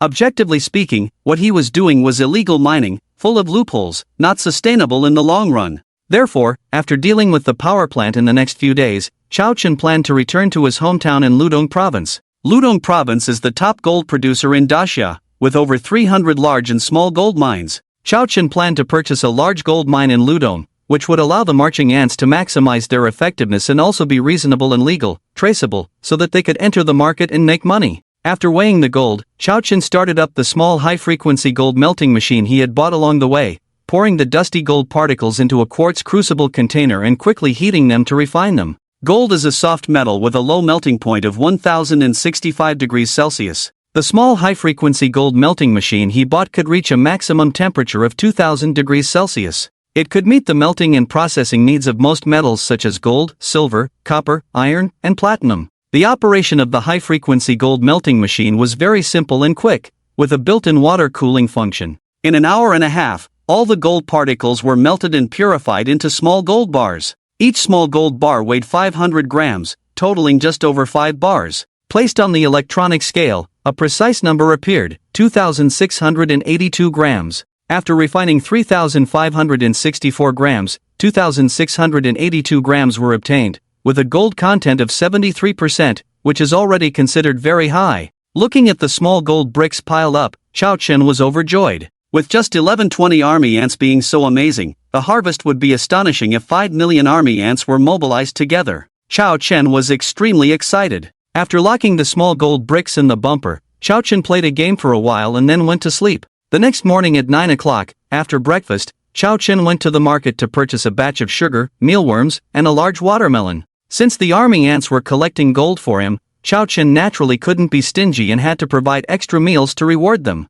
Around 10 o'clock in the morning, a phone call came in. Chao Chen saw the caller ID, Guilong. Yesterday, Chao Chen exchanged contact information with Guilong, Wang Shua, and Zhang Minghui. Kuan Gu, are you available to see the yacht today? I'll take you there now. As soon as the call connected, Guilong's slightly respectful voice came through. There was also a hint of flattery in his tone. This made Chao Chen feel emotional, as the world has always followed the rule of respecting the strong. If he hadn't demonstrated his strong power yesterday, rich second-generation individuals like Guilong would never personally call him, let alone be so polite. There is an old saying that goes, strike the iron while it's hot, only unparalleled strength can earn the respect of others. I'm free now. Where is your family's shipyard? I'll come over now. Koen-gu, I'll send you the location on WeChat. Okay. After hanging up the phone, Chao Chen picked up his car keys, drove away from leisure residence. Longhai Shipyard is located on Daming Island in the northeast of the Magic City. It is a large shipyard controlled by the wealthy Guo family and is the top-ranked private shipyard in the Magic City.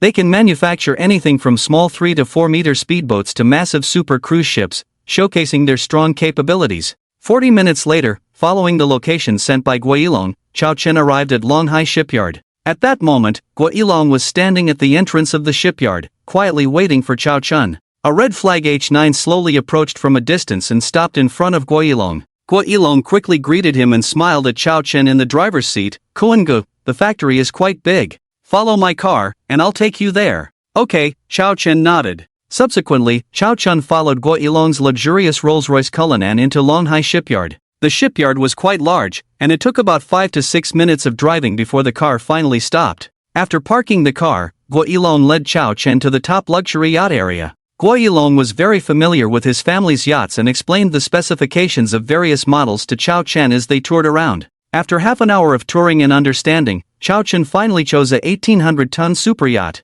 It was 65 meters long, 15.5 meters wide, with a total power of 25,000 horsepower, a maximum sailing speed of 16 knots, a fuel tank capacity of 300 tons, and a range of 6,500 kilometers. The yacht had 4 levels, including a restaurant, gym, movie theater, swimming pool, and 8 spacious guest rooms, providing a comfortable and spacious environment. With the crew, it could accommodate 36 passengers. This yacht was not only large but also very stylish, with a streamlined white hull that exuded a sense of technology and vitality. Chao Chen looked at Guo Yilong and said, "Alright, I'll take this one. How much is it? I'll transfer the money to you now." "It's not much money. Since Koen-gu likes it, I'll give this yacht to Koen-gu," Guo Yilong said generously. He had already been confirmed as the next successor of the Guo family and was destined to take over the family business. Compared to the Guo family's assets of hundreds of billions, giving Chao Chen a yacht worth a luxury yacht worth 500 million is nothing. The most important thing is that this is a great opportunity to get closer to Chao Chen. How can it be missed?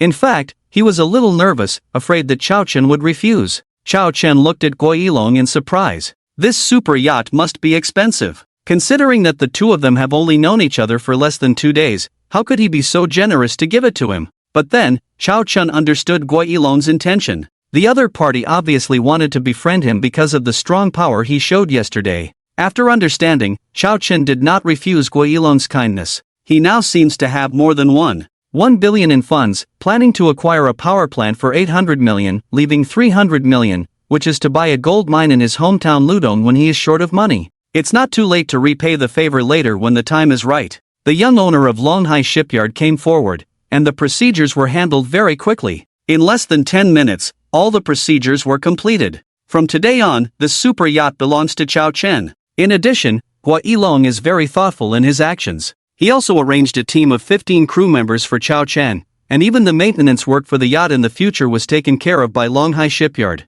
As long as he needs it, Chao Chen can take the yacht out at any time. After buying the yacht, Guo Yilong personally sent Chao Chen to the door. When leaving, Chao Chen thought for a moment and said to Guo Yilong, "Lao Guo, do you know any commercial brokers?" Large-scale business transactions involve research, evaluation, negotiation, and document signing, all of which Chao Chen is unfamiliar with. The best way is to find someone who is proficient in this field to help him complete the acquisition task. Upon hearing this, Guo Yilong thought to himself that Koen-gu was up to something big again. However, although curious, since Chao Chen did not elaborate, he did not ask further, fearing that it would displease Chao Chen. Everything must be taken step by step. Being too hasty will backfire. "Yes, Koen-gu, when do you need it? I will have someone contact you directly. Right now." "Okay, Koen-gu, I will make the call now." After making a call, within 20 minutes, 2 business Audi cars arrived at Longhai Shipyard. The cars stopped slowly, and 3 men and 2 women got out, dressed in business attire, neat and tidy, carrying briefcases, looking very professional. The 5 people respectfully called out to Guo Yilong, "Director Guo." This group of 5 is the elite in the investment field of the Guo family, with very strong business capabilities, and the leader is named Li Shuekeng. Guo Yilong nodded and said to Chao Chen, "Koen-gu, These 5 people are the most powerful team in our Guo investment group. They can assist you in all your business investment projects. He then said to Li Shuekang and the other 4, this is Mr. Chow, from now on, you 5 will fully assist Mr. Chow in his business activities, do not neglect. Li Shuekang and the other 4 were somewhat surprised. They knew Guo Yilong's status, how could they not? This is the next head of the Guo family, who will be in charge of the Guo Group's assets worth billions in the future. But now, this top figure in the Magic City is treating a younger person so politely. It shows that Mr. Chow's status is even more prestigious. Immediately, Li Shuekang and his team did not dare to neglect, and bowed slightly to Chao Chen, saying, Mr. Chow, thank you all. Chao Chen smiled politely. Then, Chao Chen briefly explained his intention to acquire a hydroelectric power station. After understanding Chao Chen's intentions, everyone got into the car and set off. By Long River Hydroelectric Station. This is the hydroelectric power station that Chao Chen intends to acquire, located in a place called Baihaolong Town 90 kilometers north of the Magic City. It is a dam-type power station, a tributary of the Yangtze River. The dam is 682 meters long, 52 meters high, with a total storage capacity of 3.16 billion cubic meters. The current installed capacity of the hydropower station is 300,000 kilowatts, with an average annual power generation of 2 billion kilowatt hours. To upgrade the creation box to 2 stars, it requires 10 billion kilowatt hours of electricity. If relying on the power generation of the Bailong River hydropower station, it will take about 5 years. In the future, when funds are sufficient, Chao Chen plans to acquire several more power stations, but of course, they can only be small power stations like the Bailong River. Larger power stations, even if someone is willing to transfer ownership, Chao Chen will not choose. After all, large power stations supply power to large cities and heavy industries, making them too large in scale and difficult to operate. Only small power stations like the Bailong River hydropower station are most suitable for Chao Chen's low-key development. The road from the Magic City to Bailong River Town is very good, and Chao Chen and his group arrived at their destination in less than an hour. On the way, Li Shuekang used a tablet to learn about the specific information of the Bailong River hydropower station. He also called the owner of the Bailong River hydropower station in advance. So, as soon as they arrived at the Bailong River hydropower station, the senior management of the station greeted them at the entrance. In fact, after the Bailong River was put up for sale,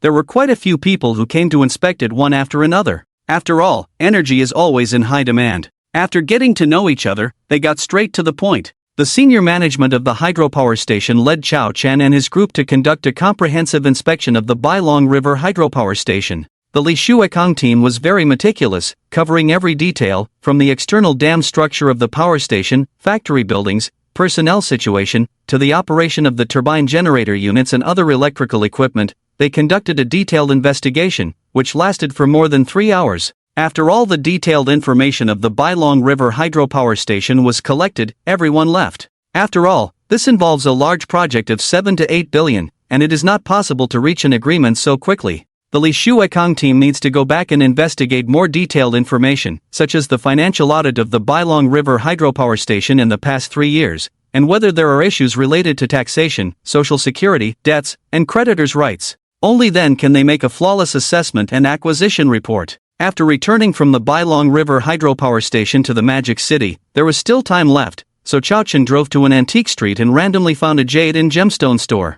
The creation box still had 10 chances today, and Chao Chen did not have the habit of wasting them. The jewelry store is already in the planning stage and will open in October during the National Day. During this time, Chao Chen has been preparing diligently. This time, Chao Chen selected a variety of colors for the jade, including pink, purple, yellow, and red, and picked a portion of each color. After purchasing the jade and gemstones, Chao Chen drove back home. However, when passing by a large aquarium, he suddenly had a new idea, and the speed of the car gradually slowed down. From ants to swordfish and 10 other marine animals, Chao Chen successfully extracted the talent orbs of various animals. These talent orbs are very useful for him, greatly enhancing his own strength. Last night, Chao Chen searched a lot of information about magical animals online, including land animals, flying animals, freshwater animals, marine animals, and many plants. After checking the information, Chao Chen was amazed and made a list of magical animals and plants with innate talents in his mind. After parking the car at the entrance, Chao Chen walked into the aquarium. 10 minutes later, Chao Chen walked out with a fish tank in his hand, containing a 9-centimeter long baby electric eel. After driving back to his residence, Chao Chen opened the fish tank and took out the baby electric eel. As soon as the baby electric eel touched Chao Chen's palm, it started to shake violently. Unfortunately, it was just a juvenile and did not have the ability to discharge electricity yet, so it naturally could not harm Chao Chen. With a thought, the creation box appeared, and immediately a prompt sounded in Chao Chen's mind. Ding, it requires a bit of energy to generate, are you sure you want to proceed? Chao Chen was surprised, he hadn't even released the electric eel yet. He understood it later, he encountered a bug in the creation box yesterday, and stored several talent orbs. Today must be due to energy recovery, so such a prompt was issued. This thing can also be generated? Chao Chen was shocked. A single talent orb was already very powerful, so if different talent orbs were generated, wouldn't it be even more amazing? Chao Chen immediately confirmed the generation command. Ding, the current item score has reached the 1-star limit, upgrade to 2 stars to generate again. With the sound of the prompt, the 4 talent orbs that Chao Chen put in yesterday flew out of the creation box and appeared in front of Chao Chen. Seeing this, Chao Chen smiled helplessly. Indeed, he had overthought it. After collecting the 4 talent orbs, Chao Chen put the small electric eel into the creation box. Ding, it requires a bit of energy consumption, are you sure you want to generate? Yes. Ding, congratulations on obtaining a 1-star mutated electric eel cub, 1 talent orb. With a smile on his face, Chao Chen first put the small electric eel into the aquarium, then took the talent orb. He crushed it directly. Crack! The talent orb instantly turned into millions of particles and merged into Chao Chen's body. Immediately, Chao Chen felt a tingling electric current spreading rapidly throughout his body. It felt like receiving a full-body electric massage, stimulating his cells to an extreme and wonderful extent. This process lasted for 90 seconds before ending. After merging with the electric eel's talent orb, Chao Chen felt a huge change in his body, which shocked him. He could clearly sense that there were subtle electric currents in every cell of his body, like a small battery. Chao Chen could fully control these electric currents in his cells and use them at will. Thinking of the thunder god and king of glory releasing thunder all over his body in an unmatched explosive posture, Chao Chen's blood inexplicably boiled, unsure if he could achieve such a powerful state now. Unable to hold back any longer, his eyes flashed with electricity, his body shook, he opened his hands, and shouted out an extremely explosive slogan, Thunder! Crush the darkness! The electric currents in Chao Chen's entire body quickly gathered in his hands, intertwining and emitting a crackling sound. Looking at the flickering electric light on his hands, although not as grand as the thunder god's ultimate move with lightning all over his body, Chao Chen was very satisfied. Let's test the power. Chao Chen pointed his finger, and an electric arc shot out from his finger like lightning, striking a potted plant in the living room. Crackle! The lush potted plant was instantly hit by the electric arc, a flash of fire appeared, and in the blink of an eye, it turned into charred remains, emitting white smoke. Damn, the power is so strong! Chao Chen was stunned. The destructive power of his finger was too amazing, comparable to high-voltage electricity. Chao Chen was a bit dazed. If he remembered correctly, the highest voltage of an electric eel was 800 volts, and the power of the electric arc he displayed now had clearly exceeded 800 volts. His discharge ability was even more terrifying than that of an electric eel. In fact, the reason was simple, the talent orbs came from the electric eel itself, that was correct. But it did not mean that its ability had to be equal to the electric eel. The main situation depended on the upper limit of the fusion target itself. For example, the physical strength of a baby and a special forces king would definitely be different, so when fusing the electric eel's talent, the released voltage would naturally be unequal. Chao Chen could release a voltage far beyond that of the electric eel because after merging with the talent orbs multiple times, he had strengthened his physical qualities, thus being able to unleash a more powerful voltage. After understanding this principle, Chao Chen finally realized. When he first fused with the ant's talent orb, he was wondering why the ant, a strong man in the insect world, capable of lifting over 400 times its own weight, only had a talent ability of 10 times. Now, he figured it out, that's because his body strength at the time could only unleash 10 times the power. Any higher, he definitely couldn't hold on. With this in mind, generating ants in the future might be able to burst out even higher innate ability spheres, such as 100 times the power. It seems that the miraculous use of the creation box can only be explored step by step with him. Looking at the electric current on his palm, Chao Chen's gaze fell on the creation box again, lost in thought. Having electricity in his body is equivalent to a small power station, wondering if it can upgrade the creation box. Thinking of this, Chao Chen placed his right hand on the creation box, and immediately a prompt sounded in his mind. Ding, energy detected, do you want to upgrade? Upgrade. In the next instant, Chao Chen felt the electric current in his body being instantly sucked away at the speed of light, disappearing completely. Seeing no change in the upgrade progress of the creation box, Chao Chen pursed his lips. The power was too small. After a dozen seconds, Chao Chen felt the cells in his body starting to recover the electric current. At this rate, it would take about 3 days for the electric current in his whole body to fully recover. In addition, he also discovered something very incredible. That is, as the cell currents interact with each other, they are constantly tempering his cell strength. Although this process is very subtle, he can fully feel it. Chao Chen was shocked. He didn't expect the electric eel's innate ability to also come with an automatic evolution function. This is a truly passive skill. It's really amazing. After studying the innate ability of the electric eel, Chao Chen used the remaining 9 energy slots to generate emerald gemstones, and together with the 4 innate ability spheres, he stored them in the safe. After finishing up, Chao Chen started cooking for himself. He took out 3 pounds of bluefin tuna from the refrigerator. Following the usual method, he made a pot of vinegar-braised tuna for himself. The tender and delicious top-grade tuna meat, paired with fragrant high-quality rice, made Chao Chen very satisfied. After eating, Chao Chen, as usual, lay comfortably on the soft sofa, watched some short videos for a while, and then fell asleep. Li Shuikon's 5-person team was very efficient and produced an evaluation report on the acquisition of the Bailong River hydropower station in one night.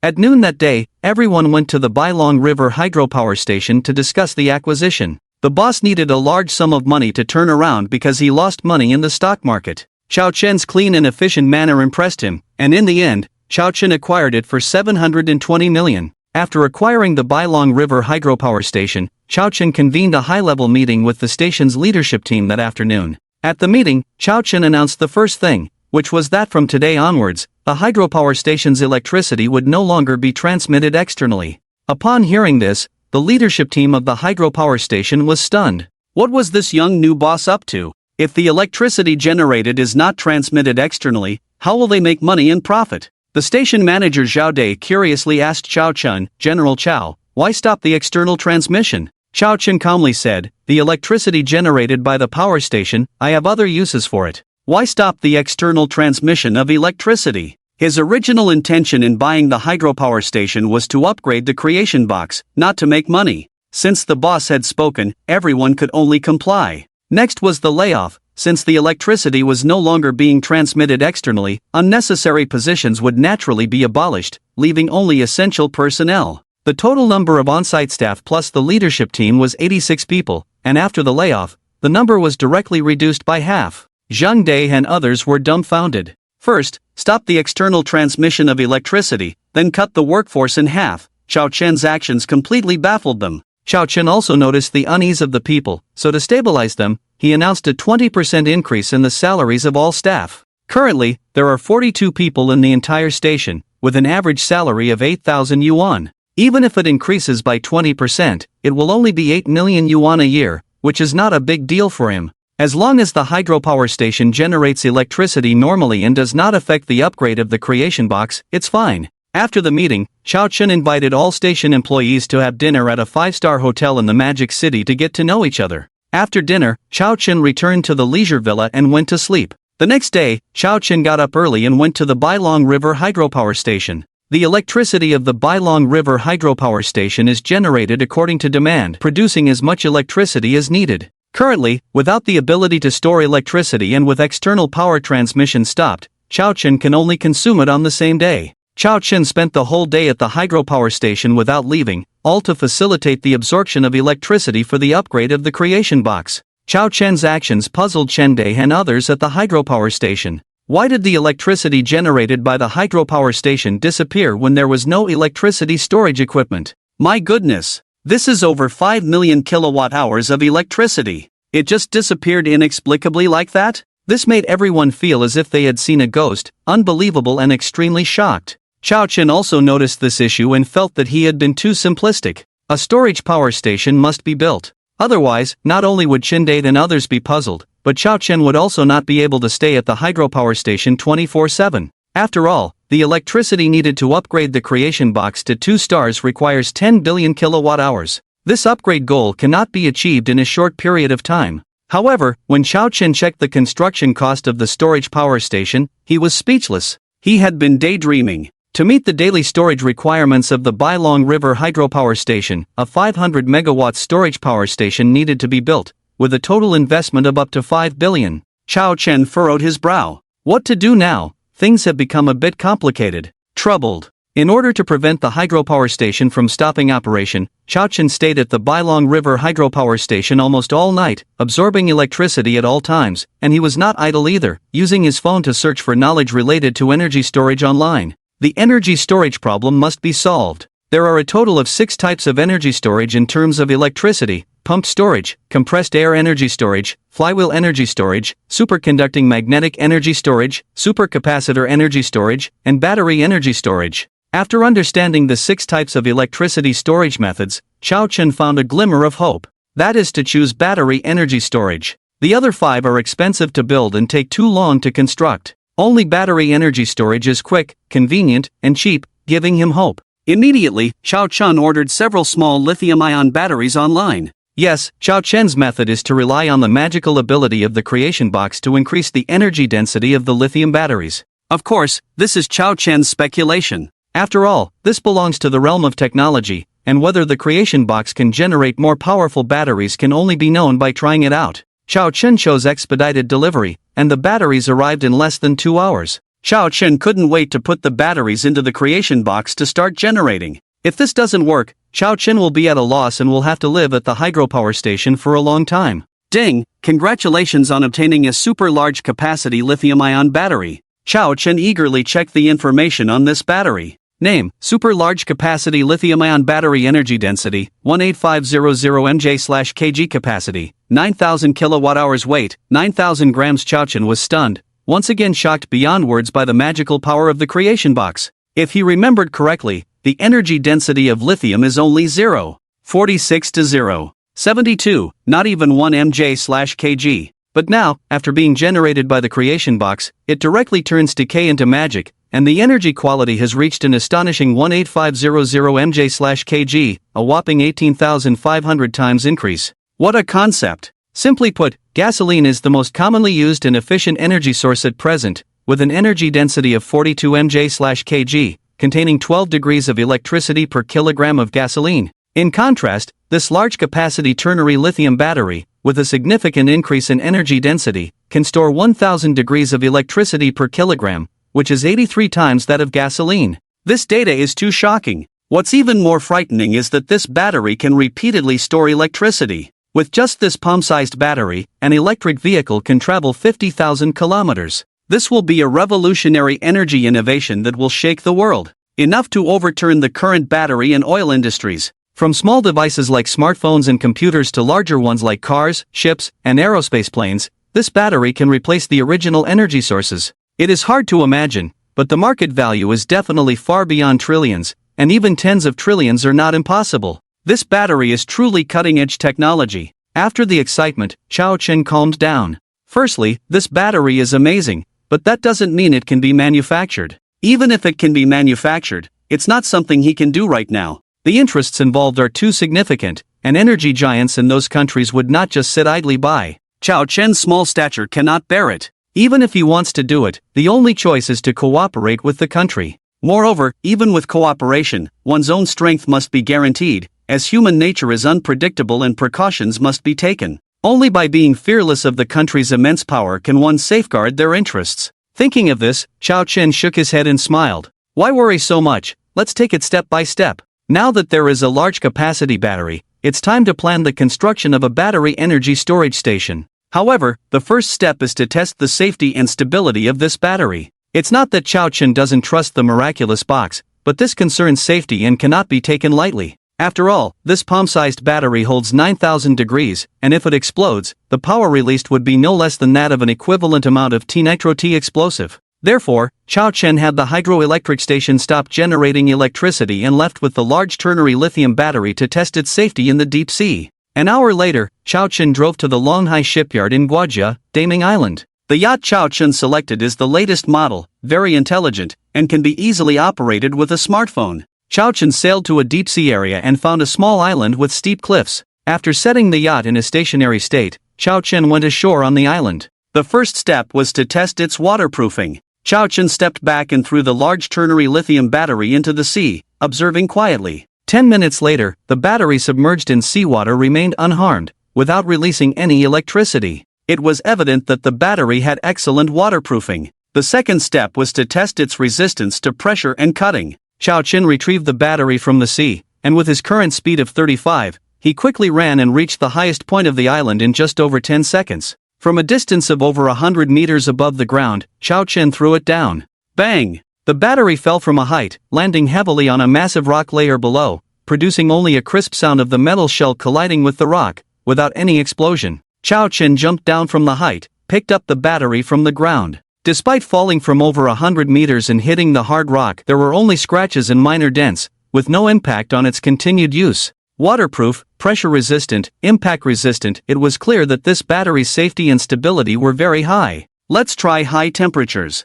Chao Chen placed the battery on a rock, 3 meters away from the battery, with electricity interlacing in his right hand. Then, an electric arc shot out from his fingertips and hit the battery. The power released by Chao Chen was higher than that of an electric eel, and the temperature of the released electric arc could reach over 1,000 degrees. After a crackling electromagnetic sound, the battery, unable to withstand the damage, emitted wisps of white smoke but did not explode. It was evident that the safety was very stable. After returning from the sea, Chao Chen called Li Shuekong and entrusted him to lead a team to a company called Qing Lithium Electronics for acquisition work. The ultra-large capacity ternary lithium battery with high safety and stability gave Chao Chen new ideas. At yesterday's meeting, Chao Chen reviewed the previous power supply companies of the Bailong River Hydropower Station, one of which was Qing Lithium Electronics. This was a new company established only 2 years ago, not very large, specializing in processing battery electronic components and other businesses, with a market value of less than 30 million. Chao Chen's acquisition of this company had 3 purposes. First, the ultra-large capacity ternary lithium battery was too sensational, and if the energy storage station was established at the Bailong River Hydropower Station, it would eventually be leaked. Second, he could use the name of Qing Lithium Electronics for battery research and development, allowing the creation box to absorb electricity more discreetly. Third, it was to prepare for the possible future release of the ultra-large capacity ternary lithium battery, providing a good explanation to the outside world. To expedite matters, Chao Chen successfully acquired Qing Lithium Electronics that afternoon at a 10% premium. However, the energy storage station could not be built overnight, and the most critical part was the battery. An ultra-large capacity ternary lithium battery could store up to 9,000 kilowatt-hours of electricity. The Bailong River Hydropower Station generated an average of over 5 million kilowatt-hours of electricity per day. To meet this storage requirement, Chao Chen needed a minimum of 550 ultra-large capacity ternary lithium batteries, and they had to come to the hydropower station every day to absorb electricity. Otherwise, the energy storage station would be full, and it would be unable to continue storing electricity the next day. Even if the energy storage station was completed, it would only free up a day for Chao Chen, but that was enough, better than staying here all the time. The creation box could only generate 10 ultra-large capacity ternary lithium batteries per day, requiring a total of 550, which would take about 55 days, almost 2 months. Chao Chen sighed and said with a bitter smile, "Alas, I didn't think it through and was too hasty." Before the energy storage station was completed and operational, Chao Chen planned to stop the creation box from absorbing electricity. The inexplicable disappearance of 5 million kilowatt-hours of electricity generated by the hydropower station in a day yesterday shocked Chinde and others immensely, causing quite an impact. To eliminate unnecessary trouble and reduce losses, Chao Chen decided to sell the electricity generated over the past 2 months to the national grid. Chinde had been working at the hydropower station for over a decade, and Chao Chen entrusted him with this task. Upon receiving Chao Chen's instructions, Chinde was stunned, with a puzzled expression. "What's going on? Wasn't it agreed that we would use it ourselves? We just stopped sending electricity externally yesterday, and now it's changed again the next day? Is this a joke?" However, despite his doubts, Chinde could only follow suit. The upgrade of the creation box was stuck at the energy storage station, and there were no other important matters in the magic capital. Chao Chen planned to return to his hometown to settle the matter of the gold mine. After arranging the affairs of the Bailong River Hydropower Station and Qing Lithium Electronics, Chao Chen drove to the Magic Capital National Gold Center. It had been over a year since he had been home, so how could he return empty-handed? Clothes, cosmetics, handbags, jewelry, liquor, cigarettes, tea, snacks, and various gifts filled Chao Chen's car to the brim. After shopping, Chao Chen returned to leisure residence with 10 queen ants and 1120 worker ants. To buy a gold mine, these little guys need to survey, can't be left behind. After everything was ready, Chao Chen drove to the Longhai shipyard. Chao Chen's hometown is located in Taoyuan Town, Ludongguang's Heo City, which is also a coastal town. The Moto Daming Island is less than 500 kilometers away from Ludongguang's Heo, and it takes only 8 hours by yacht to reach. Just as Chao Chen had just driven out of the leisure villa area, his phone rang. Chao Chen looked and saw that it was a call from his sister Chao Zixin. As soon as the call was connected, Chao Zixin's crying voice came through, full of panic. "Brother, something big happened at home, come back quickly." Chao Chen was shocked and quickly asked, "What happened exactly?" "Mom suddenly had severe stomach pain this morning, we took her to the hospital for a checkup, and she was diagnosed in the end." At this point, Chao Zixin cried uncontrollably, unable to continue. Chao Chen's pupils shrank, feeling a sense of unease in his heart. Could it be cancer? Chao Chen tried to suppress his anxiety and asked tremblingly, "What disease is it?" "Advanced liver cancer." When Chao Zixin said this, her voice was trembling, showing how devastated she was. "What?" Chao Chen felt like he had been struck by lightning, his brain went blank, and he fell into a state of shock. Liver cancer. This is the most difficult to treat of all cancers, with the highest mortality rate. It is extremely painful, and even with chemotherapy, late-stage liver cancer patients can only live for 3 months to half a year at most, and some can't even make it through 3 months. Chao Chen couldn't believe it.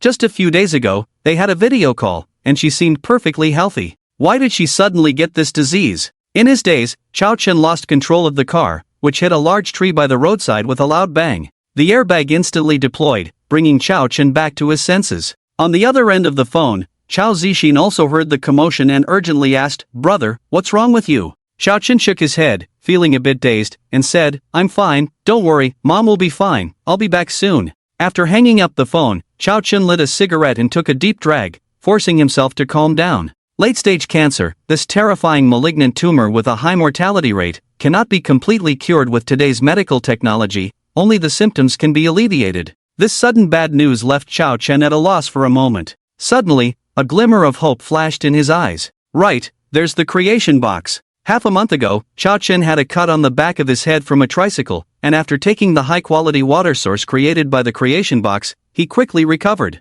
This demonstrated the powerful healing effect of the creation box. Knowing what to do, Chao Chen tidied up and restarted the car, heading to the largest traditional Chinese medicine store in the city center. Just by generating ordinary water, Chao Chen was not sure if it could cure his mother's liver cancer. To be on the safe side, Chao Chen planned to try traditional Chinese medicine. Chao Chen quickly arrived at a medicine shop called Kidnapping. "Hello, I need to buy a 100-year-old wild ginseng." The shop assistant shook his head and said, "Sorry, 100-year-old wild ginseng is rare and not available on the market now. Among all traditional Chinese medicines, ginseng is the most precious and special, known as the king of herbs. Especially the aged wild ginseng, it has the effects of nourishing the body, enhancing immunity, and replenishing qi. Only the high-aged wild ginseng has the best medicinal effects." Hearing the shop assistant's words, Chao Chen frowned. Kidnapping is the best traditional Chinese medicine shop in Modu, and if they don't have it, then it's unlikely to be found elsewhere. Even if it is available, it would take time to find it.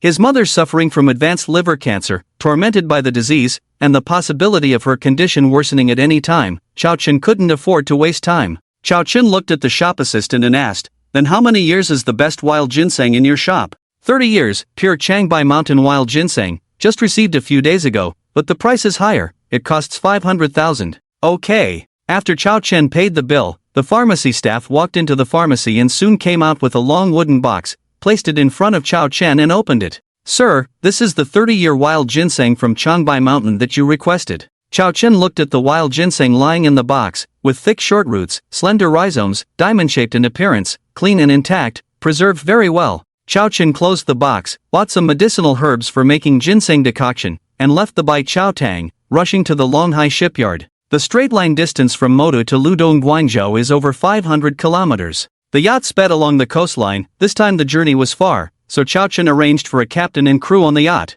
While someone controlled the yacht, Chao Chen was not idle and immediately went to the kitchen. Chao Chen first opened the wild ginseng box, used a knife to cut the ginseng into small pieces about 7 to 8 centimeters long, and placed them one by one in the creation box. Fortunately, he hadn't had time to synthesize the battery today, otherwise it would have to wait until tomorrow. Ding! It requires a little energy consumption. Are you sure you want to generate? Yes. Ding, congratulations on obtaining 20 grams of 100-year wild ginseng. Chao Chen was overjoyed. The creation box could indeed enhance the age of ginseng. Suddenly, Chao Chen had greater hope for his mother's illness. Then, Chao Chen took a bowl of water and 20 grams of 100-year wild ginseng, and put them back into the creation box together. Chao Chen was extremely nervous and eagerly confirmed the generation. Ding, congratulations on obtaining 50 grams of the essence of life. It has the effect of treating all kinds of diseases. With a beep, a fist-sized water ball appeared on the creation box, crystal clear, emitting a faint golden light, and exuding a refreshing fragrance.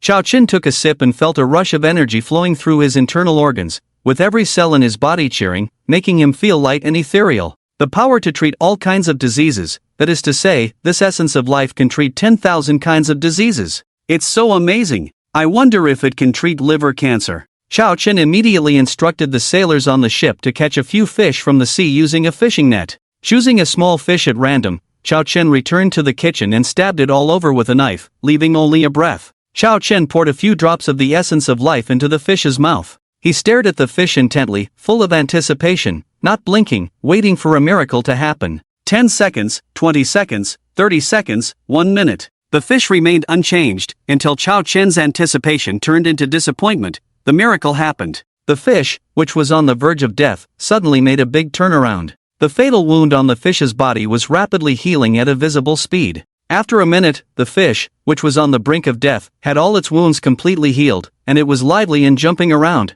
Chao Chen was delighted. The healing power was incredible, comparable to the regenerative ability of his octopus. Chao Chen looked at the lively fish on the table, squinted his eyes, wondering if this essence of life could save a dead fish. Sorry. Chao Chen apologized to the fish, then swiftly chopped off the fish's head until it was completely dead. Chao Chen immediately poured about 5 grams of the essence of life and carefully observed the fish's condition. After 3 minutes, the fish still showed no sign of recovering its life. Chao Chen smiled bitterly. He had been too unrealistic. It seemed that the essence of life did not have the effect of bringing the dead back to life. With the essence of life, Chao Chen had great hope of curing his mother's cancer. Immediately, Chao Chen started to act in the kitchen, washing the remaining half of the ginseng and some ingredients clean. He planned to make a big nourishing ginseng soup for his mother. 2 hours later, the ginseng soup was successfully brewed. Chao Chen poured all the remaining life essence into the ginseng soup, then put it into a thermos. 5 hours later, as night fell, the yacht arrived at the port of Guangzhou City.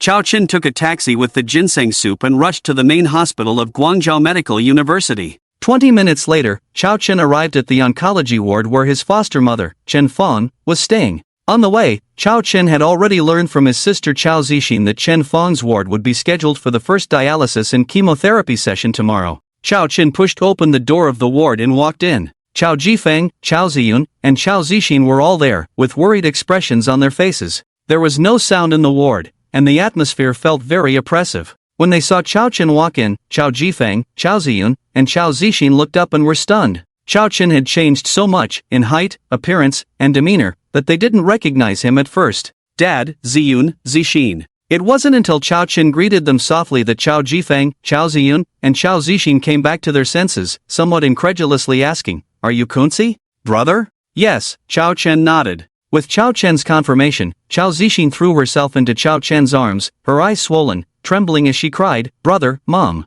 From the doctor, she learned that her mother only had 3 months left, and Chao Zixin felt like her world was collapsing.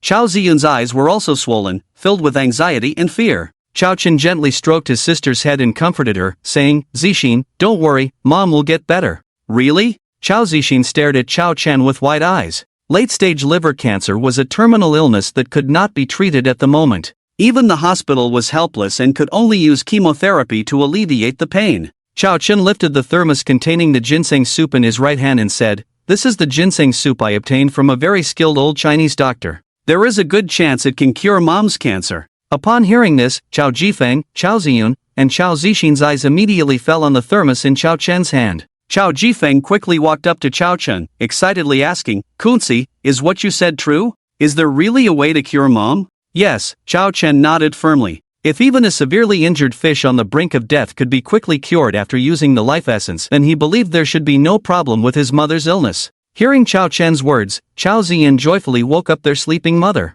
"Mom, my brother found a way to cure your illness." Chao Chen looked at Chen Fong, who was suffering from pain and had a pale face, feeling a pang of heartache. How could such a kind-hearted and beautiful person like his mother get such a disease? Truly, life is unpredictable. Fortunately, there is always a glimmer of hope, and he had the life essence box. "Mom, this is ginseng soup. If you drink it, your illness will improve." Chao Chen opened the thermos lid, poured a cup and handed it to his mother's lips. The rich fragrance instantly filled the air. Just by smelling it, Chen Fong's spirits, which had been low, were lifted, and the pain in her chest eased a lot. Chao Jifeng, Chao Ziyun, and Chao Zixin held their breath, looking at Chen Fong with hopeful expressions. Chen Fong took a big sip and felt a warm stream flowing down her throat, spreading rapidly throughout her body like a tide. At the same time, the pain in her body quickly receded, and she felt warm and comfortable all over, unable to help but exclaim, "So comfortable." Chao Chen's eyes lit up with joy and he asked, "Mom, how do you feel?" He couldn't be completely sure if the life essence water would work on cancer.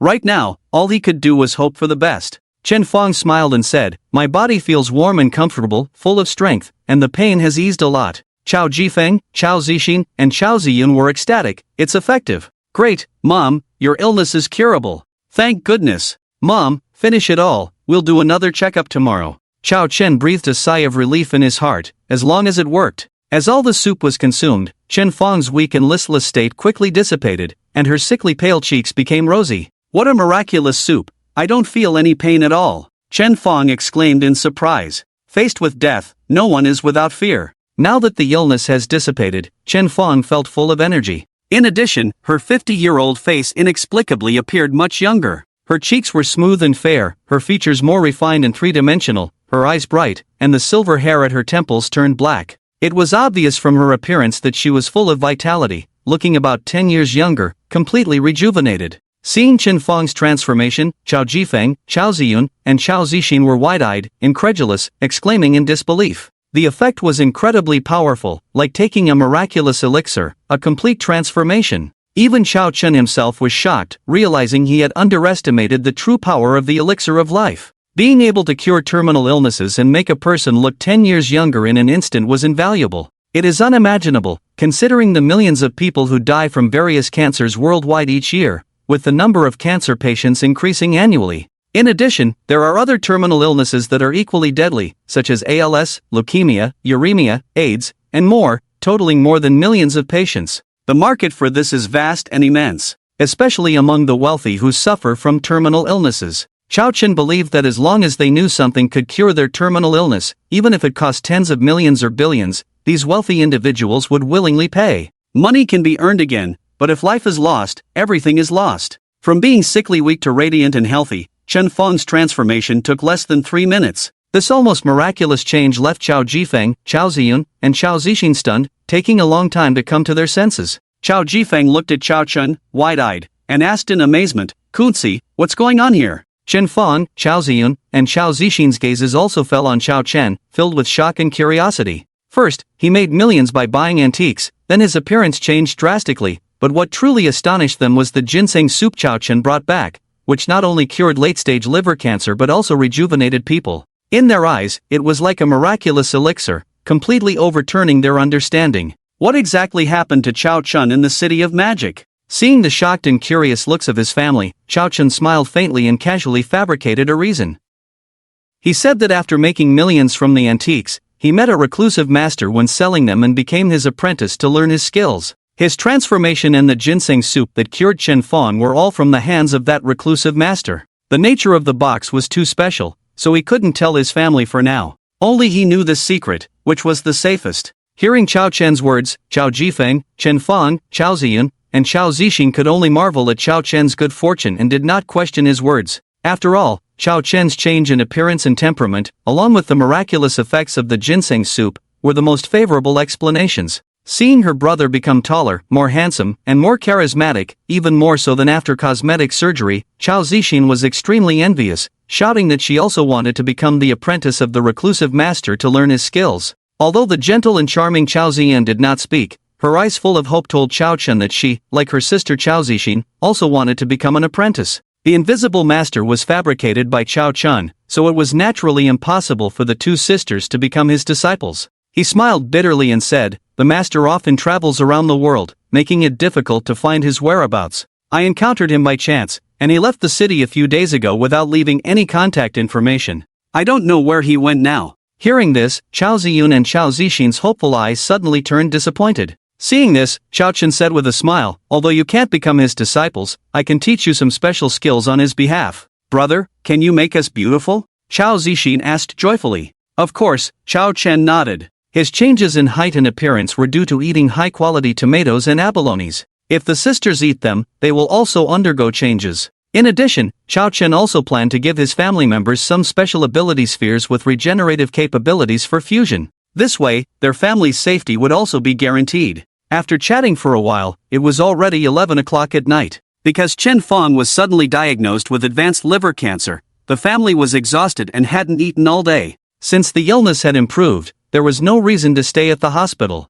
After leaving the hospital, the family went to a restaurant for dinner and then found a 5-star hotel nearby to stay. The next day, after completing the discharge procedures at the hospital, Chao Chen's family immediately went to another hospital for a comprehensive examination of Chen Fong's body. The reason for choosing a different hospital for the examination was to avoid unnecessary trouble. After all, if yesterday's diagnosis was advanced liver cancer but today's examination showed recovery, it would definitely attract attention. It couldn't be called a misdiagnosis. After waiting in line for 3 hours, the results of Chen Fong's examination finally came out. The various examination reports clearly indicated that Chen Fong's body was extremely healthy, and the fatal liver cancer had been cured. Even the minor ailments accumulated from years of hard work had disappeared completely.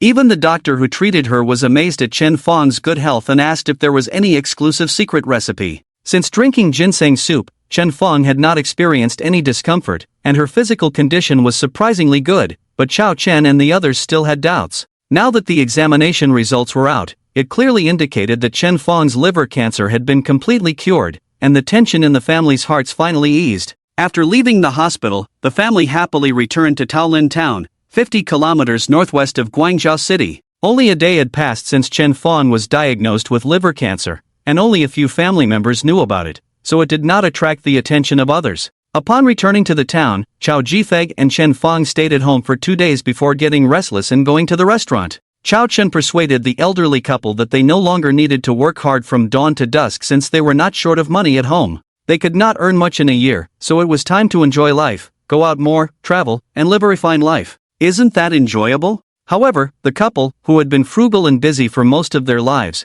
had already become accustomed to their lifestyle. Suddenly having free time and nothing to do made them uncomfortable. They said that once Chao Chen got married and had children, they would close the restaurant and help take care of the children. Married and have children? Chao Chen did not have that idea for the time being. His only goal now was to upgrade the creation box. Unable to persuade them, Chao Chen felt helpless. In the following days, Chao Chen spent time with his family, occasionally helping out at the restaurant, and the family was harmonious and happy. During this time, he also took his family on his luxury yacht for a trip on the sea. On September 1st, when the university started, Chao Chen personally took his 2 sisters to Kyoto University. The high appearance of the 3 siblings walking together caused quite a stir. Especially Chao Chen, with a peerless handsome appearance and temperament that reaches the full level of 10 points for humans, has amazed many people. Many talent scouts and entertainment companies have contacted Chao Chen, willing to offer him $1 million annual salary to recruit him as a star, and promising to make Chao Chen a top star within 3 years,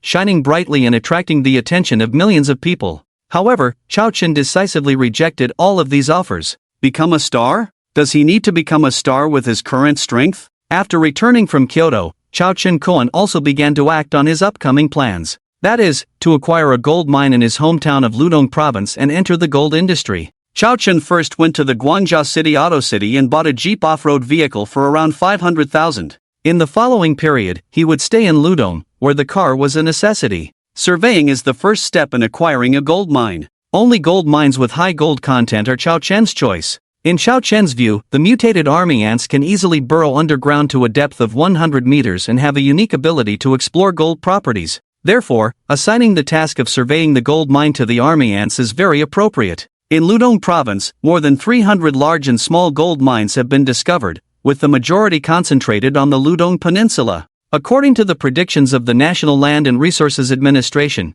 the unexploited gold resources amount to as much as 2,000 tons, ranking among the top gold deposits in the world, making it a rare super-large gold enrichment area. The gold mines in this area are under national control, and gold is a very important strategic resource, making it impossible for private individuals to intervene. Therefore, Chao Chen can only choose some small-scale mines at most if he wants to contract a gold mine. Of course, contracting a gold mine is not something that can be done casually. The current market environment is not the same as it was 20 years ago. Just obtaining a mining production license, especially in the case of precious metals like gold, is impossible without strong connections. This is not a problem for Chao Chen, as he knows the wealthy Wang Shuo in the circle. With Wang Shuo's help, handling these documents is not difficult. Of course, this is Plan B. Plan A involves Chao Chen using money. He currently has 3 billion in funds and can easily acquire a small gold mine with complete qualifications. If there are no suitable options, he can ask Wang Shuo for help. Chao Chen went to a consulting company in Guangzhou City. With so many gold mines of all sizes, it would be a waste of time for Chao Chen to search for them himself, and he might not even find a suitable one. Therefore, let the professionals handle professional matters, saving time and effort. After paying 30,000, the consulting company provided Chao Chen with information on 30 gold mines that met his requirements on the same day. With the information on the gold mines in hand, Chao Chen began to survey them one by one. Instead of going directly to the mines, Chao Chen used the army ants to explore the gold reserves underground from the periphery of the mines. After being generated by the creation box, the army ants underwent comprehensive mutations and, according to the rating of the creation box, belonged to a 1-star biological category. In addition to their strong biting force and speed, they also have high intelligence. Over 1,000 army ants acted simultaneously, and all the gold in the mines was recorded in their pheromones, transmitted to the queen ant, summarized and counted, and then accurately conveyed to Chao Chen by the queen ant. Therefore, after Chao Chen's exploration, he knew exactly how much gold reserves were in these gold mines.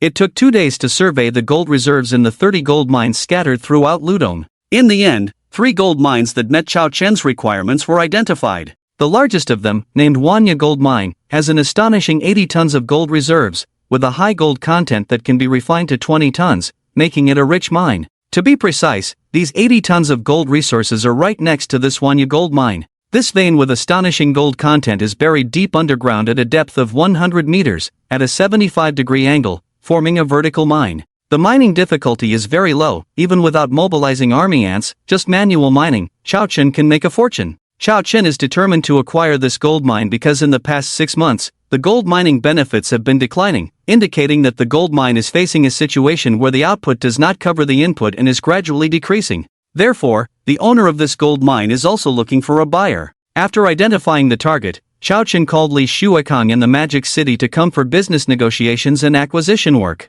On September 2nd at 3 o'clock in the afternoon, Li Shuekang's team of 5 arrived in Guangzhou City. After the personnel were in place, Chao Chen took them to the Wanya Gold Mine. Wanya Gold Mine is located in Wanya Village, Juda City, less than 80 kilometers away from the first gold mine in Ludong Province, Jiaojia Gold Mine. Who would have thought that there are astonishing 80 tons of gold reserves buried here? Before Chao Chen and his group arrived at the Wanya Gold Mine, they had made an appointment in advance. Upon arrival, they quickly met with the person in charge of the Wanya Gold Mine. "Are you the one who wants to buy my gold mine?" Looking at the handsome and imposing Chao Chen in front of him, the person in charge of the Wanya Gold Mine, Zhang Su, was very surprised. This face of Chao Chen was not unfamiliar to him. Yesterday, he saw videos of Chao Chen, Chao Ziyun, and Chao Zixin registering at Kyoto University. Zhang Su's elder brother's entertainment company had also reached out to Chao Chen yesterday, wanting to recruit Chao Chen, Chao Ziyun, and Chao Zixin as a trio. The 3 siblings of Chao Chen were rejected.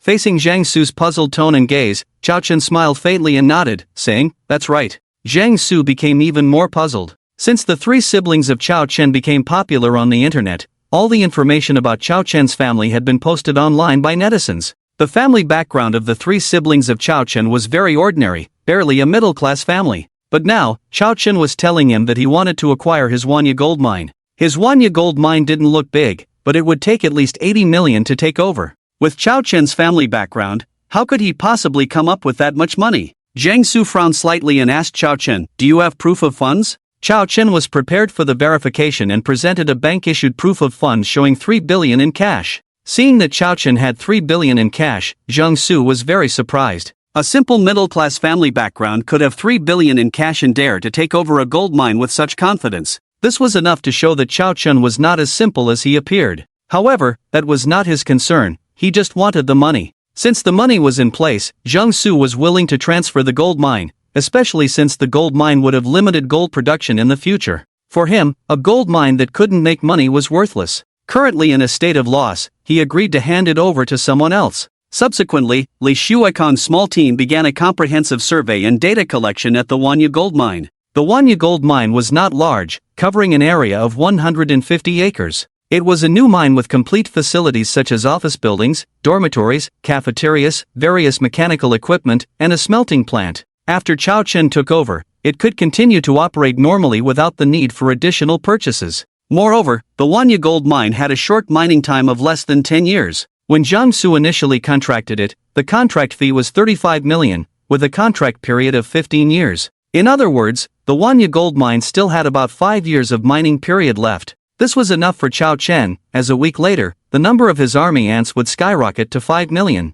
5 million army ants set out together, and perhaps in less than a year, the gold from the Wanya gold mine will be completely harvested, becoming an empty mine. The next day, in the conference room of the Wanya gold mine office building, both parties conducted negotiations for the transfer agreement. After 2 hours of negotiation, Chao Chun finally took over the Wanya gold mine for a price of 90 million. This price also included all the necessary mining certificates. After the contract was signed, Zhang Su, along with the management team of the Wanya gold mine, left. These management personnel belonged to the Zhang family group behind Zhang Su. Even if Zhang Su stopped mining for gold, these people would return to the Zhang family group and continue working in other mines owned by the Zhang family. This did not pose a challenge for Chao Chun, as all the necessary certificates and qualifications were obtained in less than 5 days. A new company was established, talents were recruited, and all preparations were completed. In September 9, 2023, Chao Chun's Hua Kuan Mining officially took over the Wanya gold mine and began production operations.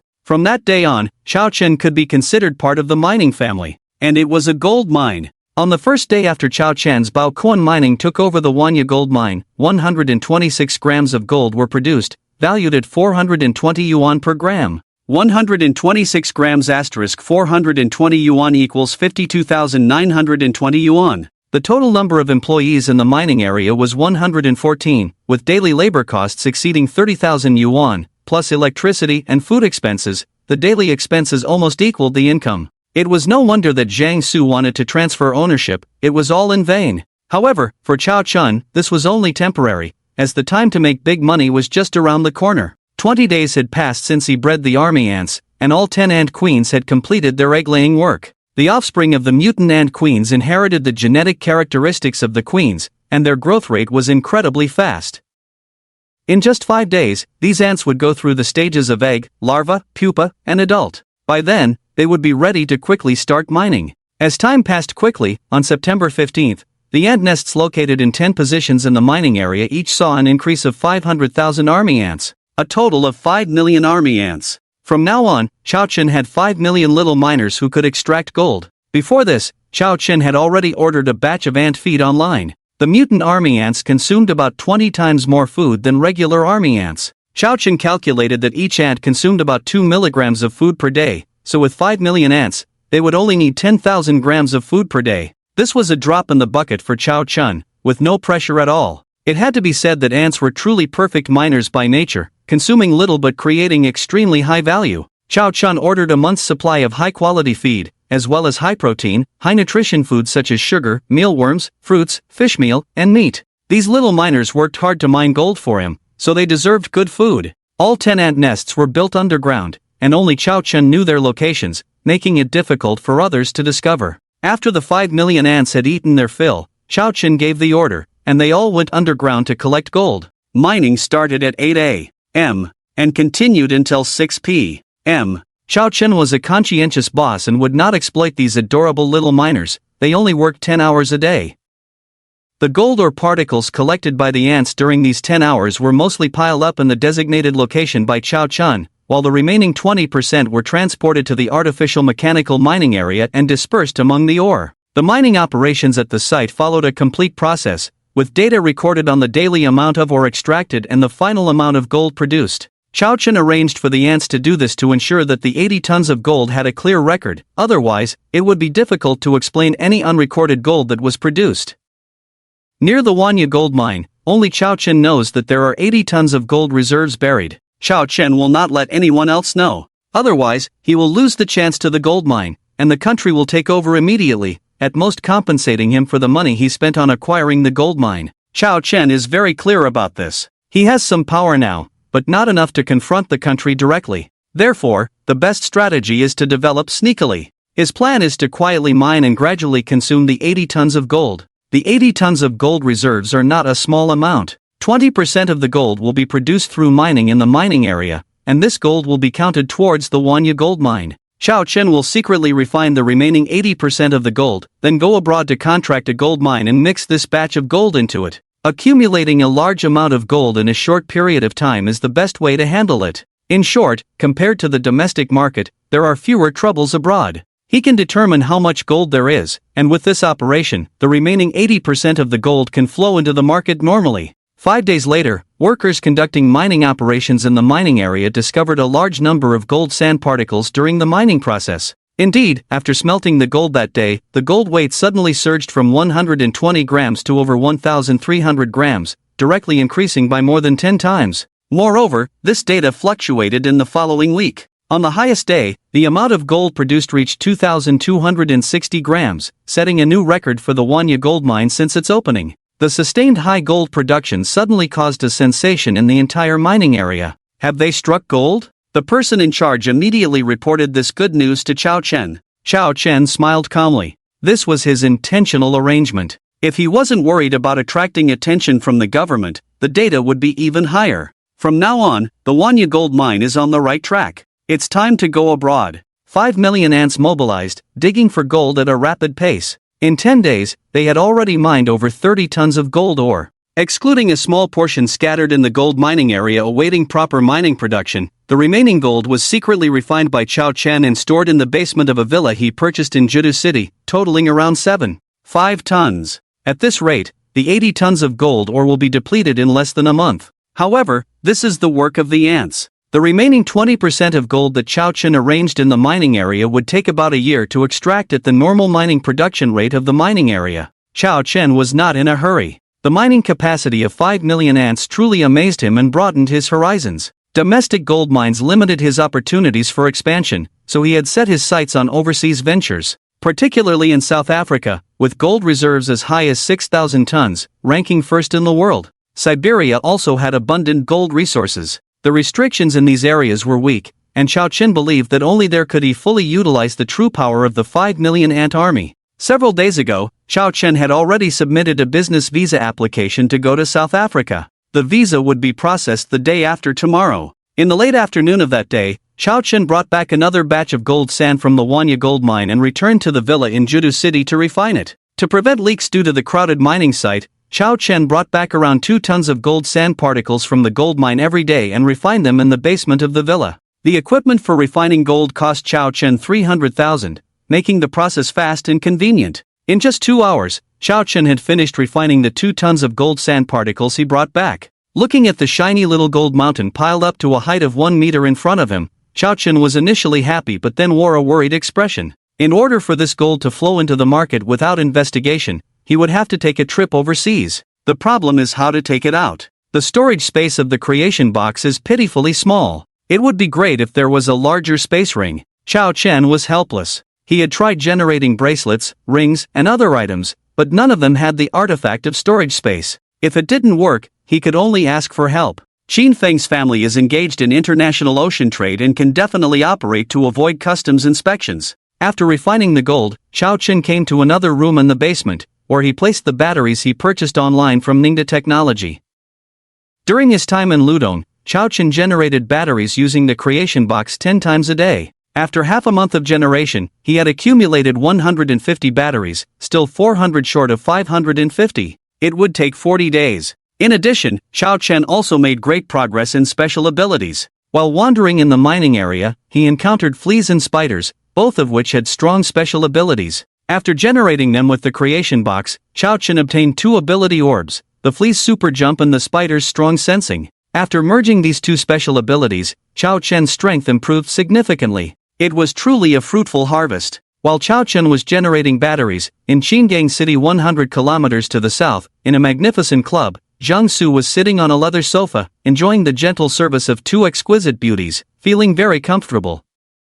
At that moment, the private room door was pushed open, and a young man walked in. "Su Ge, I heard you sold the Wanya gold mine?" Upon hearing the man's question, Jiang Su smiled and said, "Yes, the gold output of that mine was decreasing, so I sold it for 90 million, making a small profit." This man was from a small family in Qingang City, named Sun Chuan, and was considered a little brother figure to Jiang Su. 90 million? Wow, Su Ge, you made a big profit. What do you mean? Jiang Su looked puzzled at Sun Chuan. Selling a gold mine without profit and making a small profit, how could that be considered a loss? Seeing Jiang Su's expression, Sun Chuan smiled bitterly and said, "Su Ge, don't you know? The gold production at Wanya Gold Mine has skyrocketed, with a daily output of over 2,000 grams. Over 2,000 grams per day?" Hearing this, Jiang Su suddenly stood up from the sofa, staring at Sun Chuan in shock and asked, "What? The daily gold output exceeds 2,000 grams? Who told you this? Is this news true or false?" Sun Chuan nodded seriously and said, "It's absolutely true.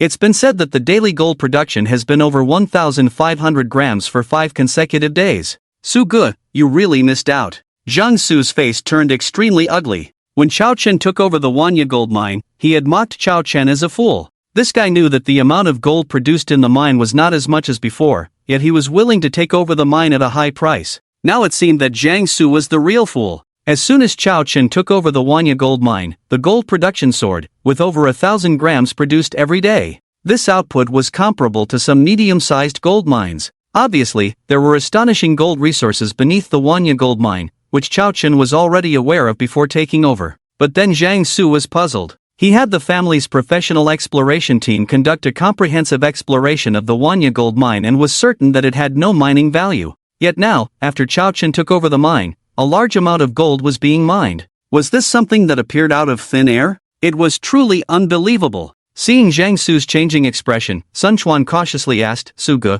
there are rumors outside that you are short-sighted and cannot recognize true gold. I even received information that Chang Yunqiao seems to be interested in acquiring the Wanya gold mine." In Sun Chuan's mouth, Chang Yunqiao is the second youngest of the Chang family in Yuntai City next to Qingang, and has always been at odds with Jiang Su. Jiang Su sneered, "Chang Yunqiao wants to acquire the Wanya gold mine, it depends on whether I agree or not." With that, he walked out of the private room. Sun Chuan quickly followed and asked, "Su Ge, are you planning to buy back the Wanya gold mine?" Although Jiang Su did not speak, his meaning was clear. At around 9 o'clock in the evening, Chao Chen was playing a game when someone suddenly called. Chao Chen saw that it was the duty manager of the Wanjing gold mine, Su Guangrui. Chao Chen frowned slightly. Why would they call so late? Did something happen at the gold mine? Chao Chen always prioritized the safety of the gold mine and had already eliminated all potential risks. In addition, he had made thorough preparations for the security work at the gold mine. He had secretly arranged army ants around the gold mine to monitor every move 24 hours a day, guarding the property security of the gold mine. With the speed and biting power of the army ants, it was completely impossible for anyone to sneak in. "Hello, Manager Su, what's the matter?" "Mr. Chao, there is a gentleman named Jiang Su who wants to see you. He says he has something very important to discuss with you." Su Guangrui was a professional manager newly recruited by Chao Chen's headhunting company, so he was not aware of Jiang Su's identity. Jiang Su? Chao Chen was taken aback. Wasn't he the previous owner of the Wanya gold mine? What did he want with him? After a few seconds of contemplation, Chao Chen quickly understood. It wasn't hard to guess. Jiang Su must have seen the daily gold production at the Wanya gold mine and regretted it, becoming envious. Coming to him at this late hour could only be about the Wanya gold mine. However, so what? The Wanya gold mine was already under his name, and contracts had been signed, providing legal protection. If Jiang Su wanted to meddle, sorry, he had no chance. He was curious to see what Jiang Su was up to. "Alright, I'll come over now." After hanging up the phone, Chao Chen quickly finished the game, got dressed, and drove to the Wanya gold mine. Chao Chen's residence was not far from the Wanya gold mine, only a 10-kilometer drive that took less than 15 minutes. In the meeting room at the Wanya gold mine, Chao Chen met Jiang Su. "Mr. Jiang, what's the matter with you coming to me so late at night?" Chao Chen asked as soon as they met. Jiang Su was also straightforward. He had driven 100 kilometers in the middle of the night and didn't waste time with Chao Chun, directly stating, 1 billion, I want to reclaim the Wanya gold mine. Chao Chun smiled faintly, confirming his earlier guess. I'm sorry, Mr. Zhang, I'm not ready to sell the Wanya gold mine yet. 1 billion? What was Zhang Su thinking? In the next 2 years, the Wanya gold mine was expected to produce at least 10 tons of gold, with an economic value of at least 40 billion. Seeing the sudden surge in gold production at the Wanya gold mine, Zhang Su regretted it and wanted to buy it back for 1 billion, which was simply wishful thinking. Upon hearing Chao Chen's direct refusal, Zhang Su's brow furrowed, and after a few moments of silence, he said in a deep voice, 2 billion. You bought it for 900 million, and now, after half a month, you can make a net profit of 300 million. You won't lose. Chao Chun chuckled lightly and said, I'm not selling. With these words, Zhang Su's expression turned cold. Before he could speak, Sun Chuan, who had come with him, pointed at Chao Chun and angrily said, Kid, if Su Gu is willing to offer an extra 30 million, you should take the deal and not disrespect him. Chao Chen's eyes suddenly turned cold as he looked at Sun Chuan. He was not someone to be easily bullied by anyone. Sun Chuan, who had been domineering, felt as if he was facing a primordial behemoth when he met Chao Chen's icy gaze, which was extremely intimidating. His heart trembled fiercely, and he quickly lowered his head, not daring to meet Chao Chen's eyes. Chao Chen's current physique is 10 times that of an ordinary person, emitting an invisible pressure that Sun Chuan is powerless to resist. As a descendant of the Zhang family, the first family of Qinggang, Zhang Su's background is much stronger than Sun Chuan's, having naturally come into contact with many important figures. He also felt the sudden invisible pressure emanating from Chao Chen. This reminded him of a rare group of people in the world, few in number but all-powerful individuals with exceptional martial skills, rarely accessible to ordinary people. Zhang Su squinted at Chao Chun, realizing that this young man was not as simple as he appeared and must have another identity. While the Zhang family is indeed the first family of Qinggang, they only have some influence in business compared to the prominent families and clans in Daxia, and are not at the same level. Yes, Zhang Su suspected that Chao Chen must be connected to a certain prominent family or clan. Otherwise, where did Chao Chen's martial prowess come from? It seems that until the true background of Chao Chen is fully understood, one should not provoke him, as it could bring disaster to the Zhang family. With this in mind, Zhang Su smiled at Chao Chen and said, since Mr. Chao is unwilling, let's forget about it. After speaking, Zhang Su left the meeting room, and Sun Chuan quickly followed suit. Watching Zhang Su's departing figure, Chao Chen was surprised. Was that it? Shouldn't Zhang Su have tried to pressure or entice him in various ways? Oh well, as long as it doesn't affect the normal production of the gold mine. After leaving the Wanya gold mine and heading towards Qinggang, Sun Chuan couldn't contain his curiosity and asked, Brother Su, are you just going to let it go like this? Give up on the Wanya gold mine? Having mingled with Zhang Su for many years, Sun Chuan had some understanding of Zhang Su's character. As the third son of the Zhang family, Zhang Su held considerable influence in Qinggang and was a prominent figure. It was hard to believe that he would simply let go of such a big loss at the Wanya gold mine without a fight. It didn't fit his style at all. Zhang Su's expression darkened as he frowned and said, This young man is not simple. Until we understand his true identity, we cannot act rashly. Hearing this, Sun Chuan recalled Chao Chen's cold gaze and couldn't help but shudder, a look of fear in his eyes. Upon returning to Qinggang, Zhang Su immediately used the Zhang family's network of connections to conduct a more detailed investigation on Chao Chen. The Zhang family was a prominent family in Ludong with a strong network of relationships. The next day at noon, all the detailed information about Chao Chen was delivered to Zhang Su. From the moment Chao Chen was found by Chao Jifeng and the couple Chen Fang next to a trash can, almost all of Chao Chen's actions were investigated thoroughly. This included his visit to the Four Seas Club to sell top-tier watches, blue and white porcelain, and jadeite. Then, he met Qin Feng, Zhang Minghui, Guilong, and Wang Shua to establish the Dekuan Gold Jewelry Company, purchase a super yacht, acquire the Bailong River Hydroelectric Power Station, acquire China Lithium Electronics, and finally acquire the Wanya Gold Mine. These actions were not secrets, easily discovered through Zhang Su's network of connections. Of course, information about the creation box was kept hidden each time Chao Chen used it, so Zhang Su could not investigate that. After reviewing Chao Chen's information, Zhang Su was filled with confusion and disbelief. What was going on with this young man? His experiences seemed too fantastical. The data clearly indicated that Chao Chen came from an ordinary family background, with average personal abilities and no outstanding features. However, the strange thing was that everything changed dramatically a month ago, starting from Chao Chen selling top-tier watches at the Four Seas Club. From that moment on, Chao Chen's life took a turn for the better. Jiang Su was puzzled. Where did Chao Chen get these high-value treasures like top-tier watches, blue and white porcelain, and imperial green jadeite? What was even more surprising to Jiang Su was that Chao Chen, compared to a month ago, seemed like a completely different person. There were no records of plastic surgery, yet his appearance had drastically improved. This is completely illogical. This made Jiang Su feel somewhat inexplicably eerie. After thinking deeply for a long time, racking his brains frantically, Jiang Su still couldn't figure out where Chao Chen got these treasures from. He immediately called someone, reinvestigate, try every possible way to find out the origins of these items like watches, blue and white porcelain, and jade. Chao Chen definitely has other secrets. Yes, third young master. Hanging up the phone, a gleam of light flashed in Jiang Su's eyes, and a tantalizing smile appeared at the corner of his mouth.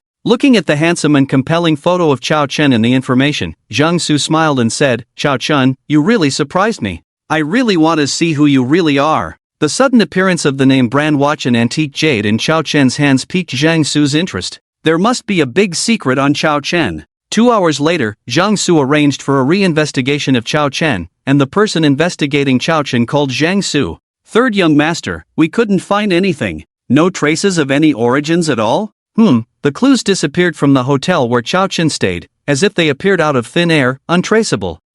Understood. Hanging up the phone, Jiang Su felt extremely frustrated. There couldn't be no traces at all. It's really strange. Could it be that someone gave these things to Chao Chen? Thinking of this, Jiang Su's eyes suddenly widened, and a very likely idea popped into his mind. From the information, Chao Chen was picked up by Chao Jifeng and Chen Fong from the trash can, not their biological child. Jiang Su took a cold breath. Could it be that Chao Chen's biological father found Chao Chen and, in order to make amends, gave these billions worth treasures? Damn, that must be it. Being able to easily give away billions worth treasures and make Chao Chen handsome and skilled in martial arts. Wow, Chao Chen's biological parents must have a remarkable identity. Combining this with Qin Feng, Zhang Minghui, Guilong, and Wang Shua, whom Chao Chen knows, Jiang Su became more certain of Chao Chen's identity. It's very likely that he is from a prestigious family. Otherwise, with the status of Qin Feng and the other three in the four young masters of the Magic City, they wouldn't give money and a yacht to Chao Chen.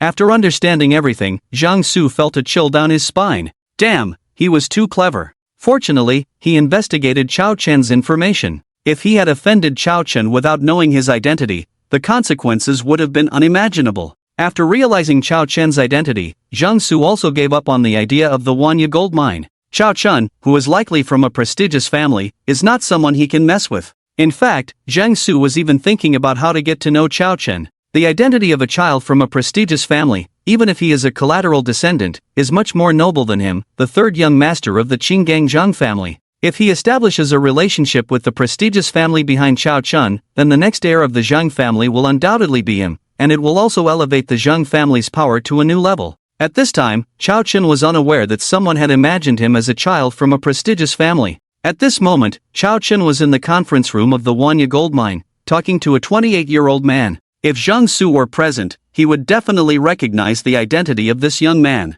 This person is none other than Jiang Su's long-standing rival, the second young master of the Chang family in Yuntai City, Chan Yunchao. Chan Yunchao's purpose for coming this time, just like Jiang Su last night, was to acquire the Wanya gold mine. He offered the same price as Jiang Su, starting at 1.2 billion. Not for sale. Please leave. Chao Chen replied with just 2 words. Chang Yunchao took a slow puff of his Cuban cigar, watching Chao Chen exhale slowly, and chuckled, Chao Chen, I am determined to acquire the Wanya gold mine this time. I can offer you another 10 million. Take the offer, or in the end, you will get nothing. The threatening tone in his words was no longer concealed. Compared to Jiang Su, this guy's attitude seemed more arrogant and proud. Not only was he impolite to Chao Chen, but even the way he looked at Chao Chen carried a hint of disdain. It was not surprising, as the Chang family behind Chan Yunchao was 3 times stronger than the Zhang family behind Jiang Su. The reason being that the Chang family held a high position in the provincial capital of Ludong province, with the Dinghai divine needle belonging to the Chang family.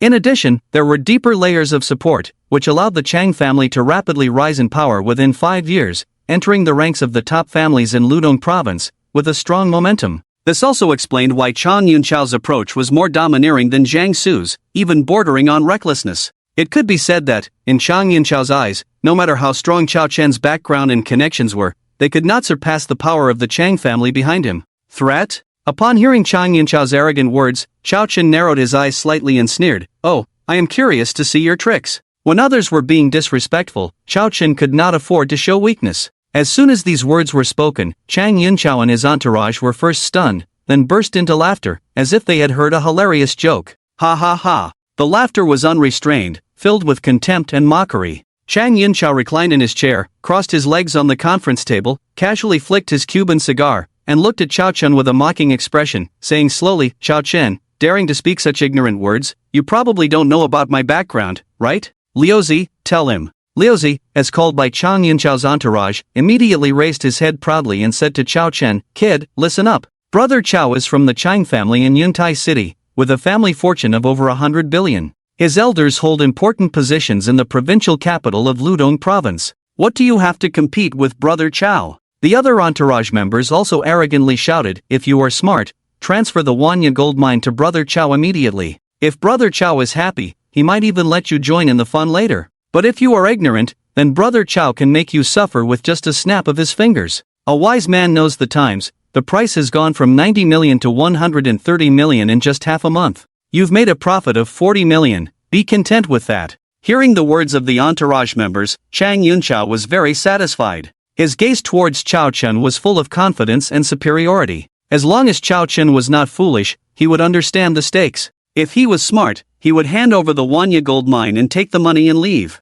If not, then sorry, he would show Chao Chen what it meant to be overconfident. Faced with the condescending tone of the group, a cold light flashed in Chao Chen's eyes. Ludong province was not that big, and he had naturally heard of the Chang family's reputation. But so what? Did they think he, Chao Chen, was a pushover, wanting him to hand over the Wanya gold mine without paying? Chao Chen casually said, if you want the gold mine, it's 10 billion. I'll sign the contract with you right now. The ants had already dug out over 30 tons of gold under the gold mine. The remaining 50 tons, even without the Wanya gold mine, would not prevent Chao Chen from secretly transporting them from other locations through the ants. 10 billion. Upon hearing Chao Chen's words, Chang Yunchao's entourage sneered, 10 billion, and you dare to ask for it? You must be crazy. Asking for a lion's share, it's clear you don't want to hand over the gold mine. Chang Yunchao frowned slightly. Before coming, he had conducted an investigation and learned from the person in charge of mining inside Wanya gold mine that the gold content below Wanya gold mine was indeed very high,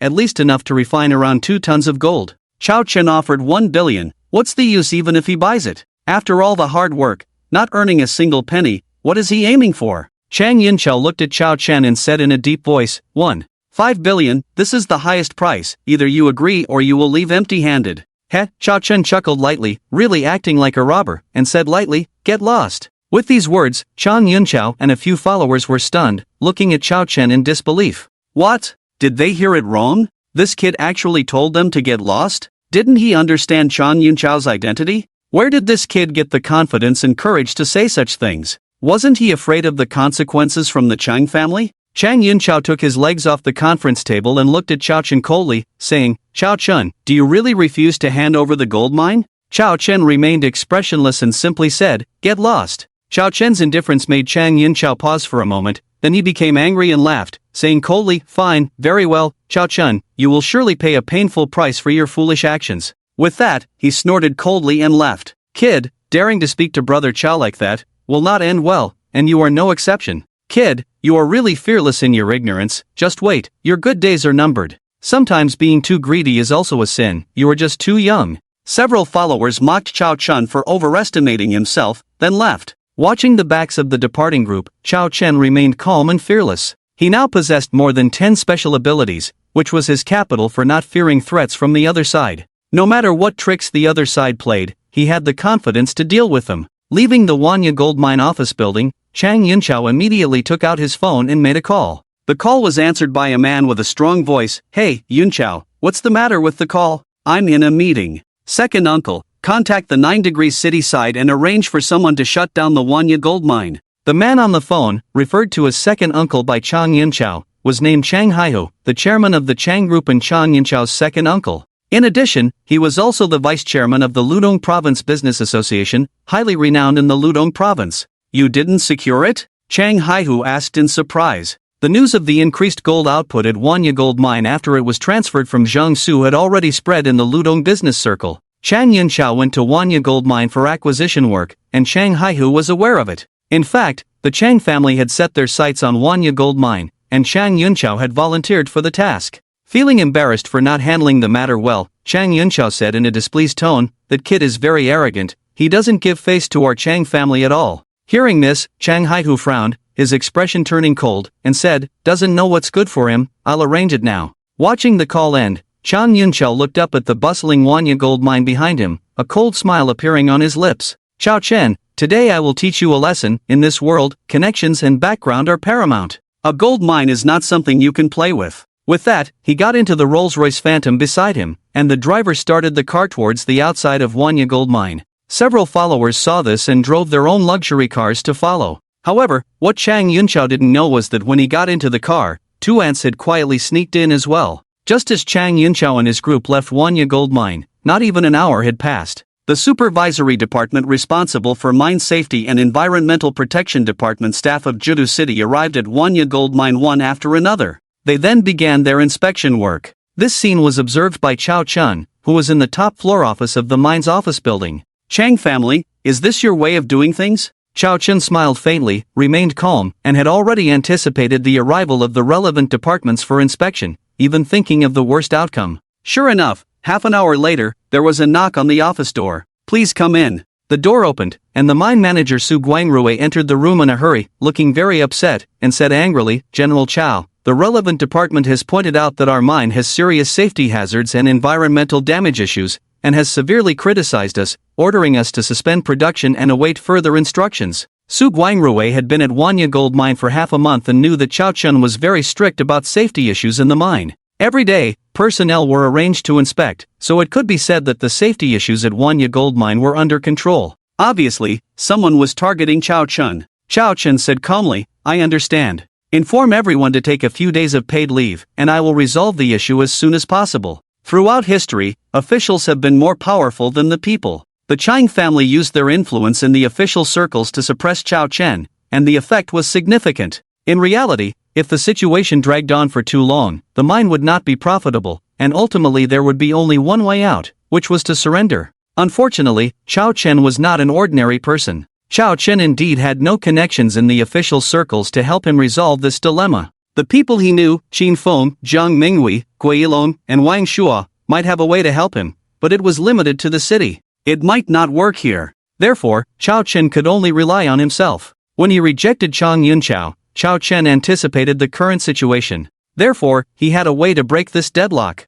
That was the army ants. Wanya gold mine had been producing over 2,000 grams of gold per day for a week, making everyone envious, and many people set their sights on Wanya gold mine. For the hard currency of gold, no one would dislike it. Unfortunately, the Chang family had already made it clear that they were determined to acquire Wanya gold mine. In Ludong, the Chang family had power and influence, which was a formidable force for many people. Just the reputation of the Chang family as a top-notch billionaire family made many people feel intimidated, let alone competing with them. Xingang, Zhang family. Zhang Su soon learned about the news that Wanya gold mine had stopped production after being inspected by the relevant departments. This is in line with the Chang family's usual tactics. They want Chao Chen to surrender, but you don't know that Chao Chen is not an ordinary person either. Zhang Su smirked. A good show was about to begin, and he was looking forward to it. Whether Chao Chen was a member of a prominent family would soon be revealed. Besides Zhang Su, many people also learned about the news that Wanya gold mine had stopped production and were surprised that the Chang family had not taken over the mine.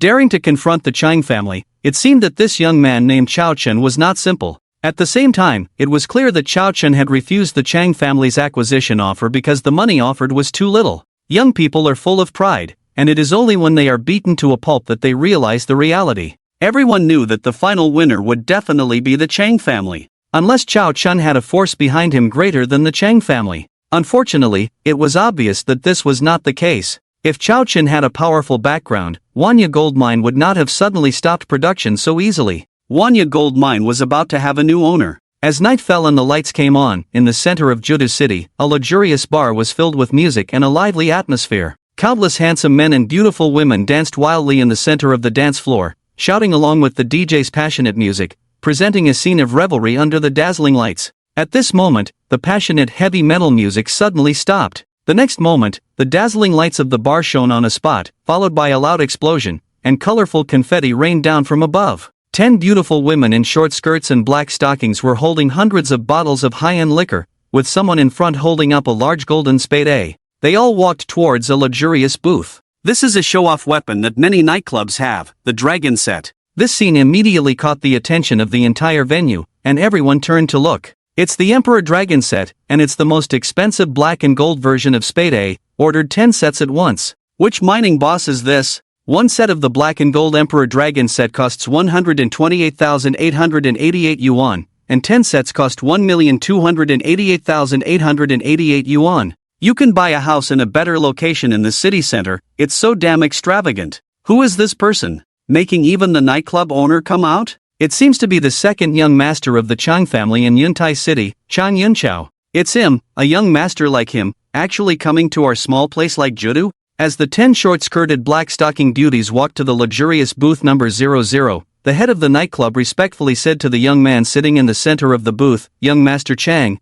your presence truly brings glory to my little bar. These 10 sets of Emperor Dragon set are complimentary for young Master Chang. I wish you a pleasant time." Chang Yunchao leaned back on the soft booth, blowing smoke rings, very satisfied with the nightclub owner's gesture. This is the power of authority. With strength, no matter where you are, others will flatter you and fear you. Chang Yunchao smiled faintly, and said, "There's no need for a mere 10 sets of Emperor Dragon set. Tell everyone that tonight's expenses are on me. 100,000, still need people to send it? Does he lack this money?" The followers next to Chang Yunchao immediately shouted his words to the entire venue. Suddenly, the whole place erupted in cheers and excitement. In an instant, Chang Yunchao became the center of attention. Young Master Chang is generous. Young Master Chang is mighty. Young Master Chang is awesome. Young Master Chang, I love you. Hearing the various praises from the crowd, Chang Yunchao felt very pleased, full of superiority. He loved this kind of attention from the masses, being treated as the protagonist, feeling wonderful and cool.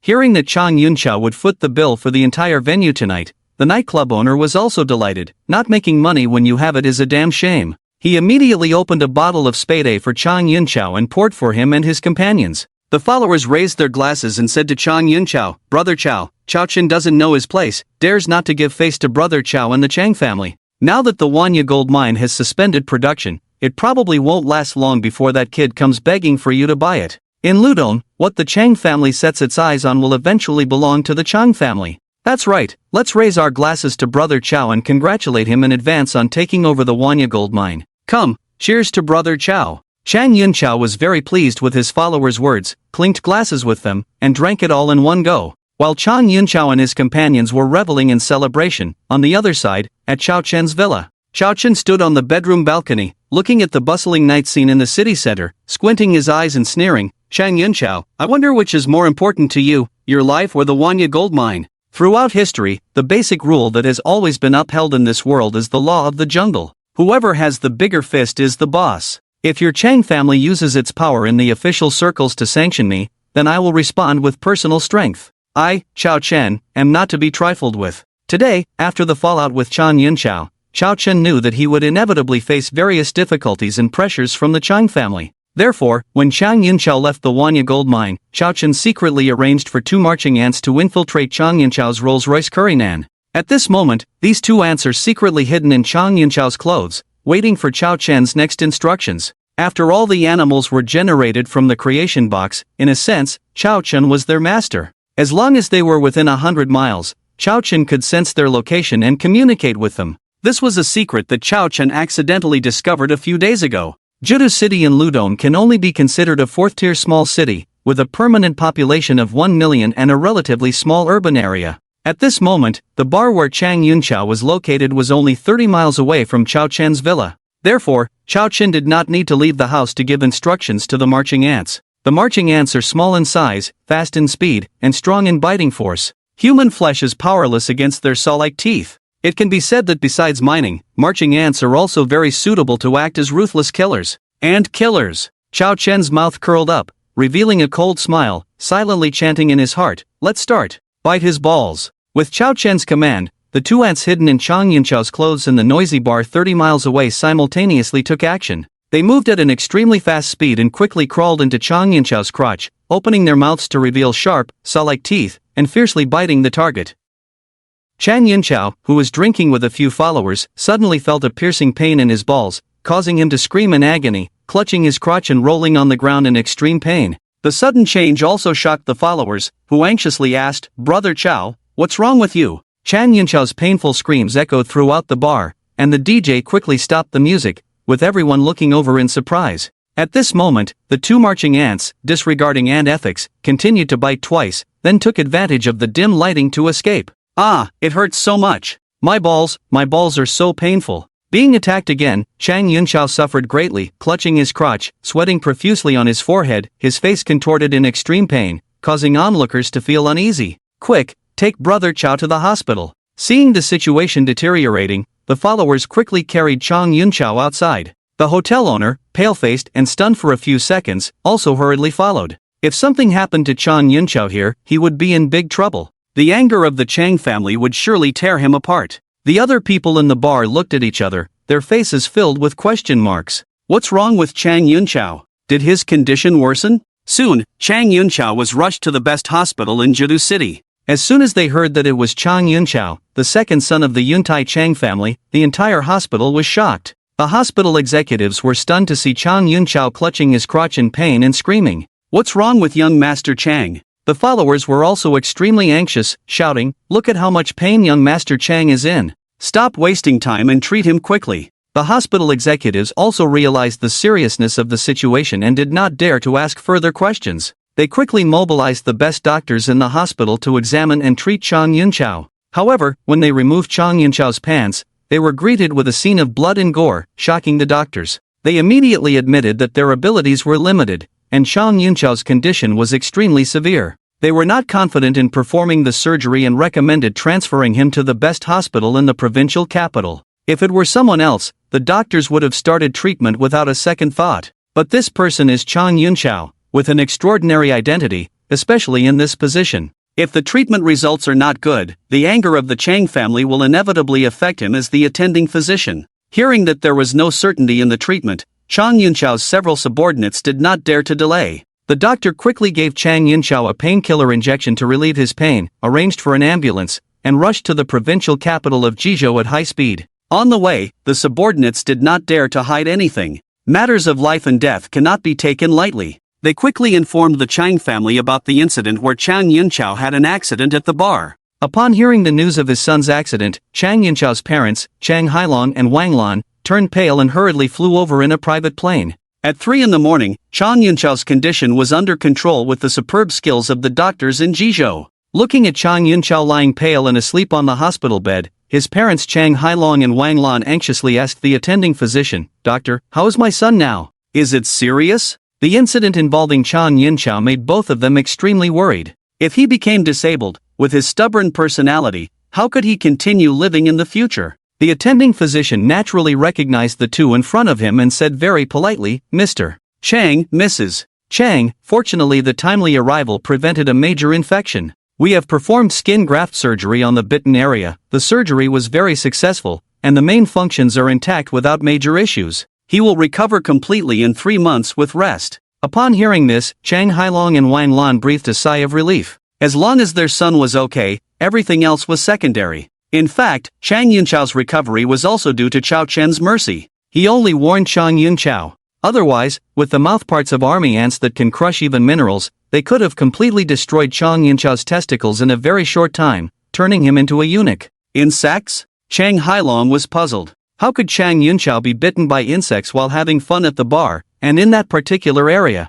He asked the doctor, "Are you saying that my son's testicles were injured by insects?" The attending physician nodded firmly and said, "Yes, from the wound marks, it was undoubtedly insects." Upon hearing this, Chang Hailong looked at the bar owner not far away and sternly said, "Come here." Faced with the icy and angry gazes of Chang Hailong and Wang Lan, the bar owner trembled, his face turning pale. Chang Yunchao had an accident at his bar, and as the owner, he couldn't escape responsibility. Due to the power of the Chang family, he would face any punishment. The bar owner nervously approached, forcing a smile on his face and said, "Mr. Chang, Mrs. Chang." Chang Hailong coldly said, "My son was bitten by insects at your bar, almost ruining his testicles. Tell me, what exactly happened? Bitten by insects?" The bar owner looked confused, then quickly said, "Mr. Chang, our bar is cleaned daily, it's impossible for insects to appear." Chang Yunchao's mother, Wan Lan, snorted, "Now that my son has been confirmed to be bitten by insects, and you say it's impossible?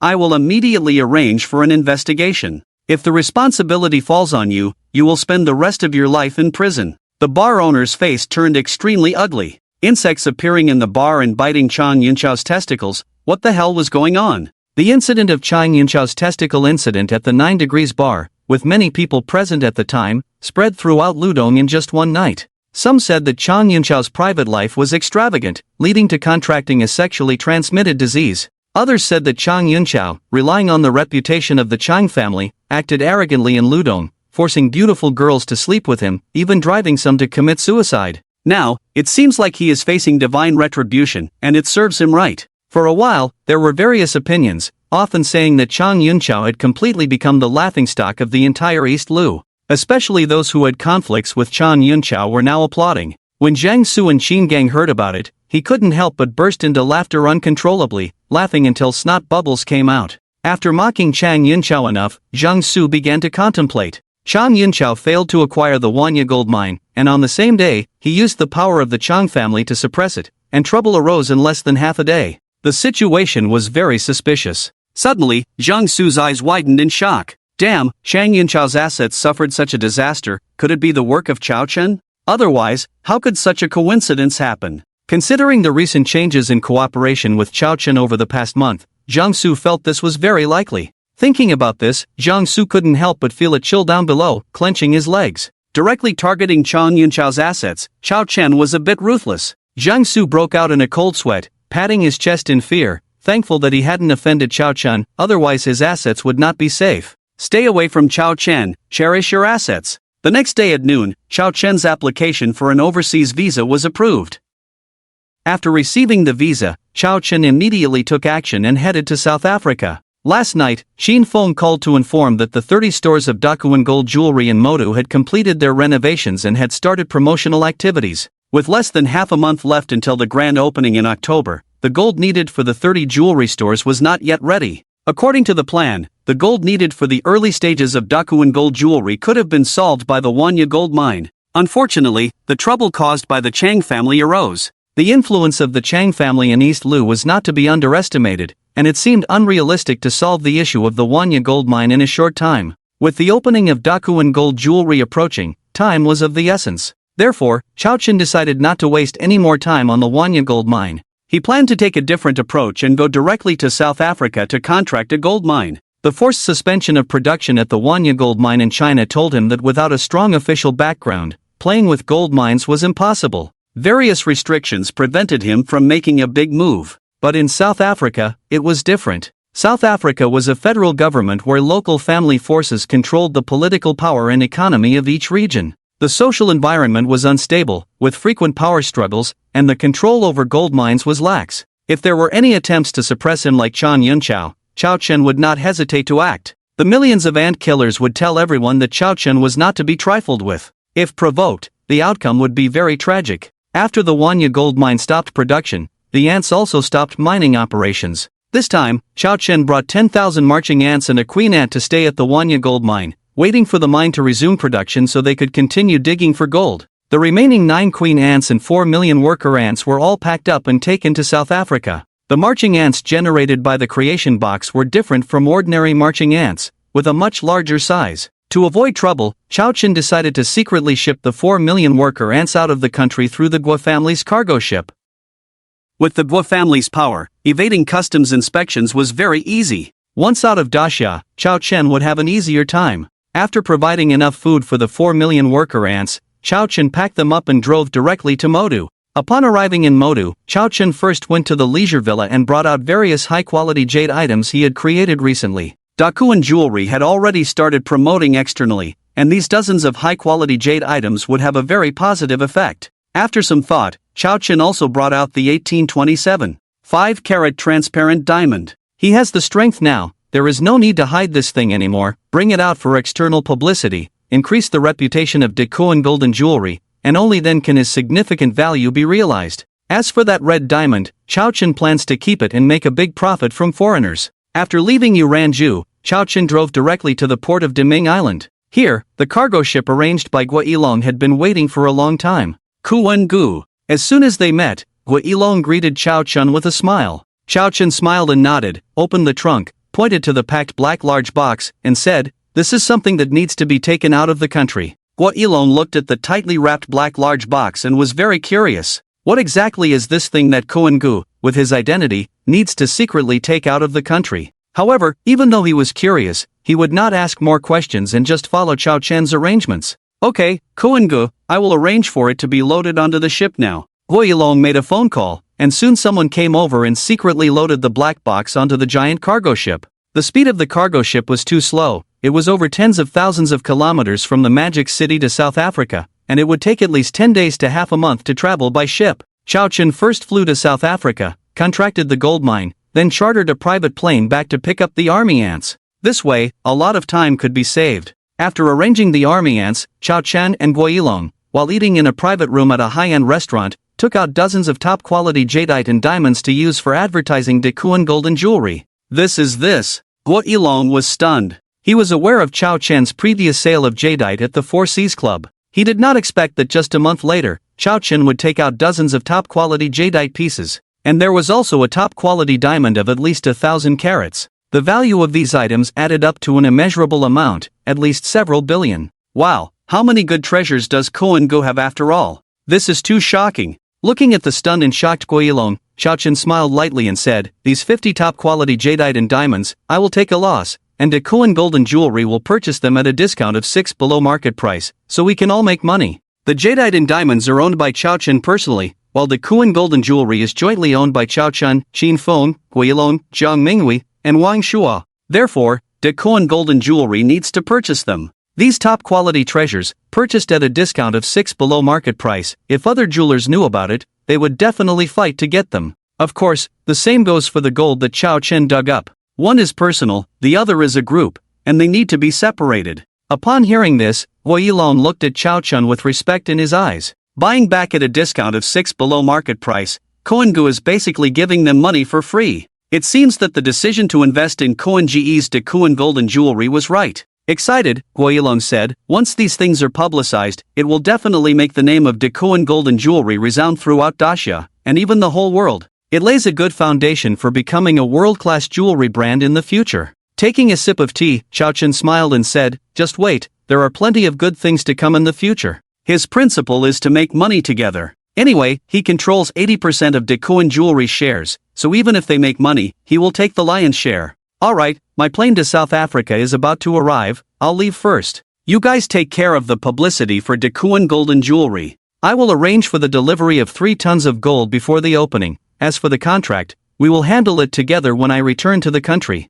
With that, Chao Chen left the private room and drove to the Magic City International Airport. Watching Chao Chen leave, Guo Yilong felt 1,000 emotions. Billions of dollars worth of stuff just sitting here, not even signing a contract. Is this the confidence of the aristocratic family's descendants? Indeed extraordinary. At 4 o'clock in the afternoon, Chao Chen successfully boarded the plane to South Africa. The huge aircraft took off from the runway at the Magic City International Airport, soaring into the sky. On the plane, Chao Chen was not idle. He started studying a book of the latest information about South Africa. It was his first time going abroad, and to such a distant place, unfamiliar with the surroundings, Chao Chen needed to understand it first to make things easier upon arrival. Chao Chen studied attentively, and before he knew it, 15 hours had passed, and the plane slowly landed in the capital of South Africa, Pretoria. Pretoria was 6 hours ahead of the Magic City. When Chao Chen disembarked, it was 2 o'clock in the afternoon local time. After satisfying his hunger at a Chinese restaurant,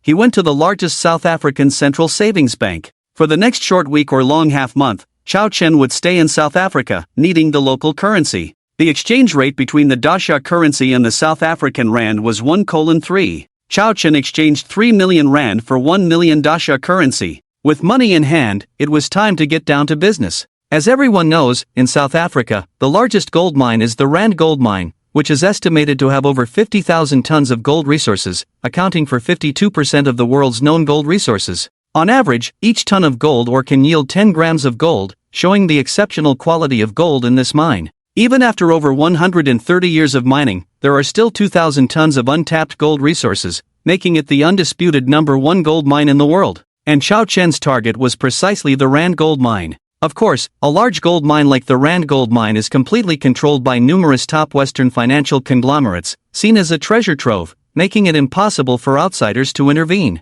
But that was for others. Chao Chen had hundreds of thousands of marching ants, perfect little gold diggers. He just needed to contract a gold mine near the Rand Gold Mine, allowing the ant army to infiltrate the Rand Gold Mine area and seize all the gold from the other party, crazily shearing the wool of these big capitalists. Following his usual practice, Chao Chen directly approached a consulting company, spending 20,000 Rand to have them compile a summary of gold mines for sale around the Rand Gold Mine. There were no less than 1,000 small and large gold mines around the Rand Gold Mine. Gold mines were put up for sale and changing ownership was common. Soon, the consulting company found 30 for Chao Chen. Chao Chen carefully reviewed the detailed information, ruling out those with small areas, too far away, or harsh environments. After his meticulous selection, only 8 mines met his requirements. The facilities in the mines were not a big concern, but the area couldn't be too small, and they couldn't be too far from the Rand Gold Mine area. This was also not conducive to shearing the gold. With the information in hand, Chao Chen made a big move, purchasing a 20,000 Rand off-road jeep and hiring a Chinese guide who had lived in the area for many years to start the on-site survey of these 8 gold mines. For these gold mines, Chao Chen's goal was not about how much gold resources they had, as no matter how much, it wouldn't be as much as the Rand Gold Mine. Therefore, there was no need for the ant survey. The 8 gold mines were interspersed at varying distances, with the farthest one being 200 kilometers from Pretoria. Moreover, the road conditions were very poor. This caused a significant delay in the process. In the end, Chao Chen selected a 500-acre gold mine with a good geographical location. It was 150 kilometers from Pretoria and only 30 kilometers from the Rand Gold Mine, crucially positioned in the middle of the Rand vein. From here, once the ant army entered the Rand Gold Mine in force, they could more quickly find high-quality gold. However, the price was a bit high, and after some bargaining, Chao Chen acquired this 500-acre Debiao gold mine for 15 million meters of gold. In South Africa, meters of gold were also commonly used.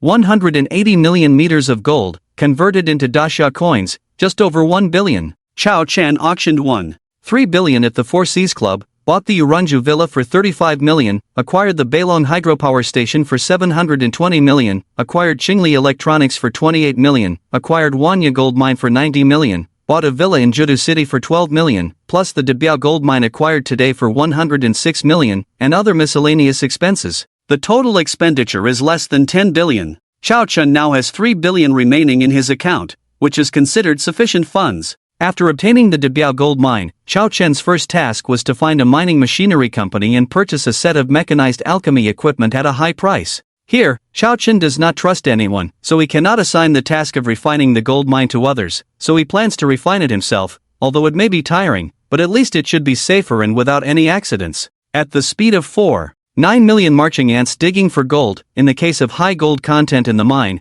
3 to 4 tons of gold can be excavated per day. The original equipment at the Debiao Gold Mine was too old and inefficient. Chao Chen spent 8 million meters of gold on the new alchemy equipment from a German factory, which is very advanced and he can operate it easily alone. After setting up the factory building and installing the alchemy equipment, the next step is mining. Chao Chen also kept the original workers at the Debiao Gold Mine and plans to observe for a while. Work hard, there is plenty of money. Those who cheat and deceive, just get lost. After arranging for the workers to start working, Chao Chen did not dare to waste time and immediately went to the city of Bielefeld, where he hired a helicopter at a high price and headed east. It has been the 4th day since Chao Chen arrived in South Africa. At this time, the Guo family's cargo ship is almost reaching the Malaysian border. The arrangements on the South African gold mine side are in place, and the opening of the Dakuan Gold jewelry store is only about 10 days away. Time is tight, the task is heavy, and the marching ants must be put into action, begging for more shelves, positive reviews, free gifts, and updates.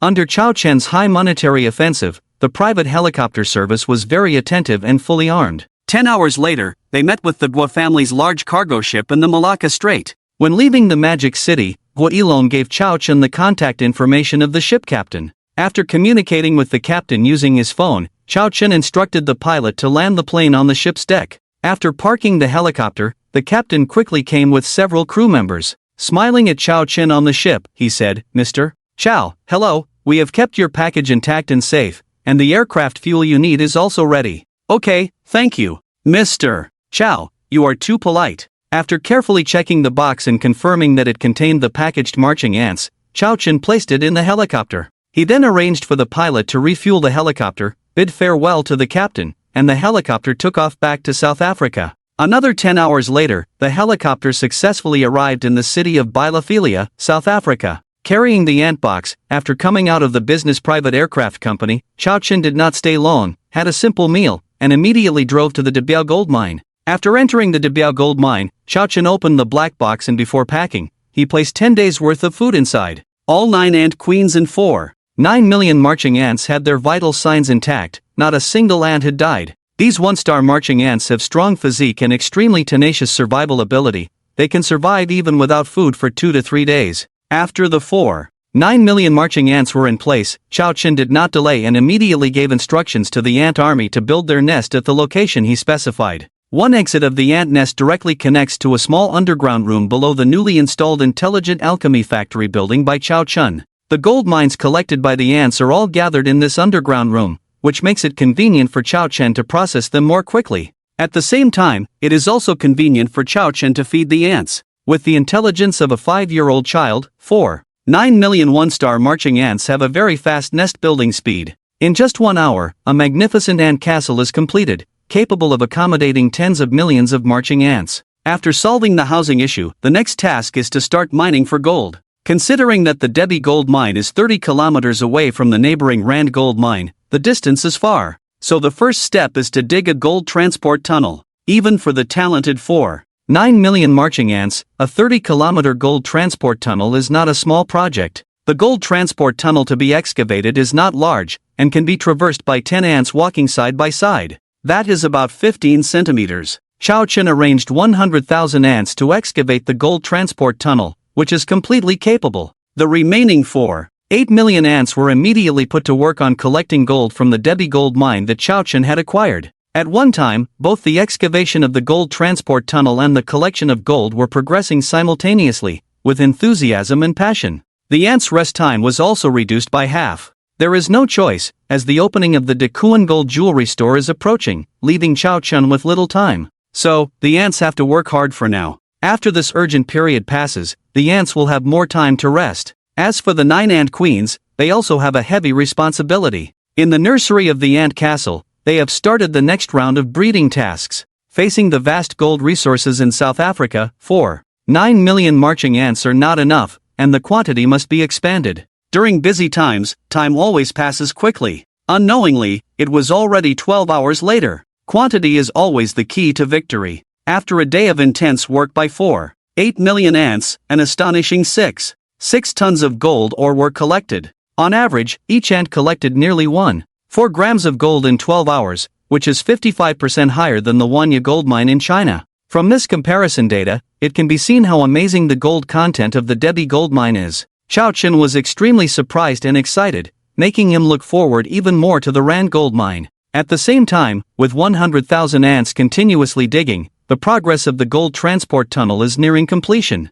The ants worked overtime, and in another hour, they would be able to break through, and tomorrow they could officially enter the Rand gold mine. Chao Chen kept the manual mining in the Debi gold mine separate from the ant mining, and he also set up barriers and divisions, with individual ants guarding around the clock, so that no one could enter. As for the workers that Chao Chen kept from before, he didn't expect them to dig up much gold. Their real purpose was just to cover up the marching ants. Proving that the gold mine is being mined for gold is normal operation, and as for how much gold is produced each day, everything is up to Chao Chen. In the underground room below the Alchemy Intelligent Factory, looking at the pile in front of him, shimmering with golden particles, Chao Chen grabbed a handful and examined it. The quality of these gold particles is very good, with a purity of at least 85% after refining.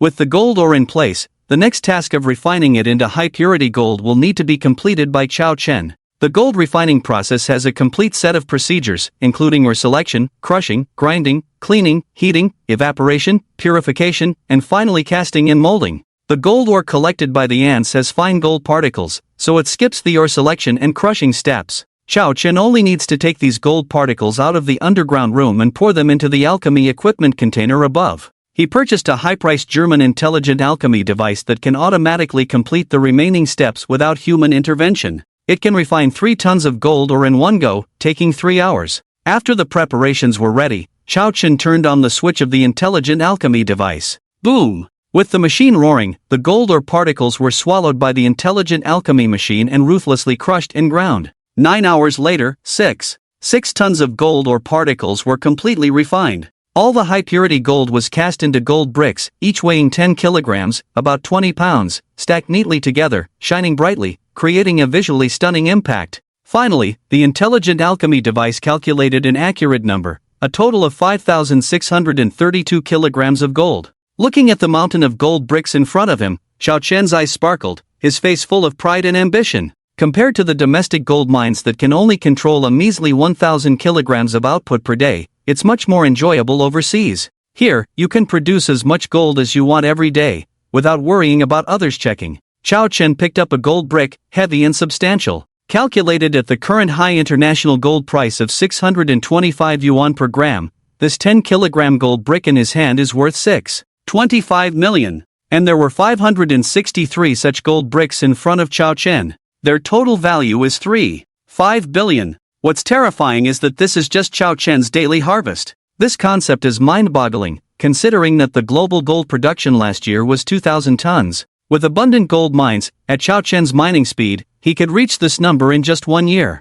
It can be foreseen that before long, Xiao Chen will be the person with the most gold reserves in the world. It's hard to imagine that in just a few years, Xiao Chen will have the largest gold reserves in the world. With such a massive gold reserve, Xiao Chen could completely influence the global economic fate. This is the dominance of a massive gold reserve. Even the central banks of various countries would be left in the dust before Xiao Chen. One person versus all the gold mining companies in the world. Perhaps this is the life of a cheat player. Unstoppable. Unbeatable. After the gold was in place, the next step was to figure out how to transport it back to the country. It was less than a week before Dakuan Jewelry opened. After the gold was delivered to the Magic City, it would take time to process it into gold jewelry. As previously discussed with Qin Feng and the others, initially, 3 tons of gold would be provided to Dakuan Gold Jewelry every month. Later, as Dakuan Gold Jewelry expanded its domestic stores, the delivery volume would gradually increase. When Xiao Chen acquired the Wanya gold mine in Ludong before, Huakuan Mining, the company he founded, was a domestic company with limited operations.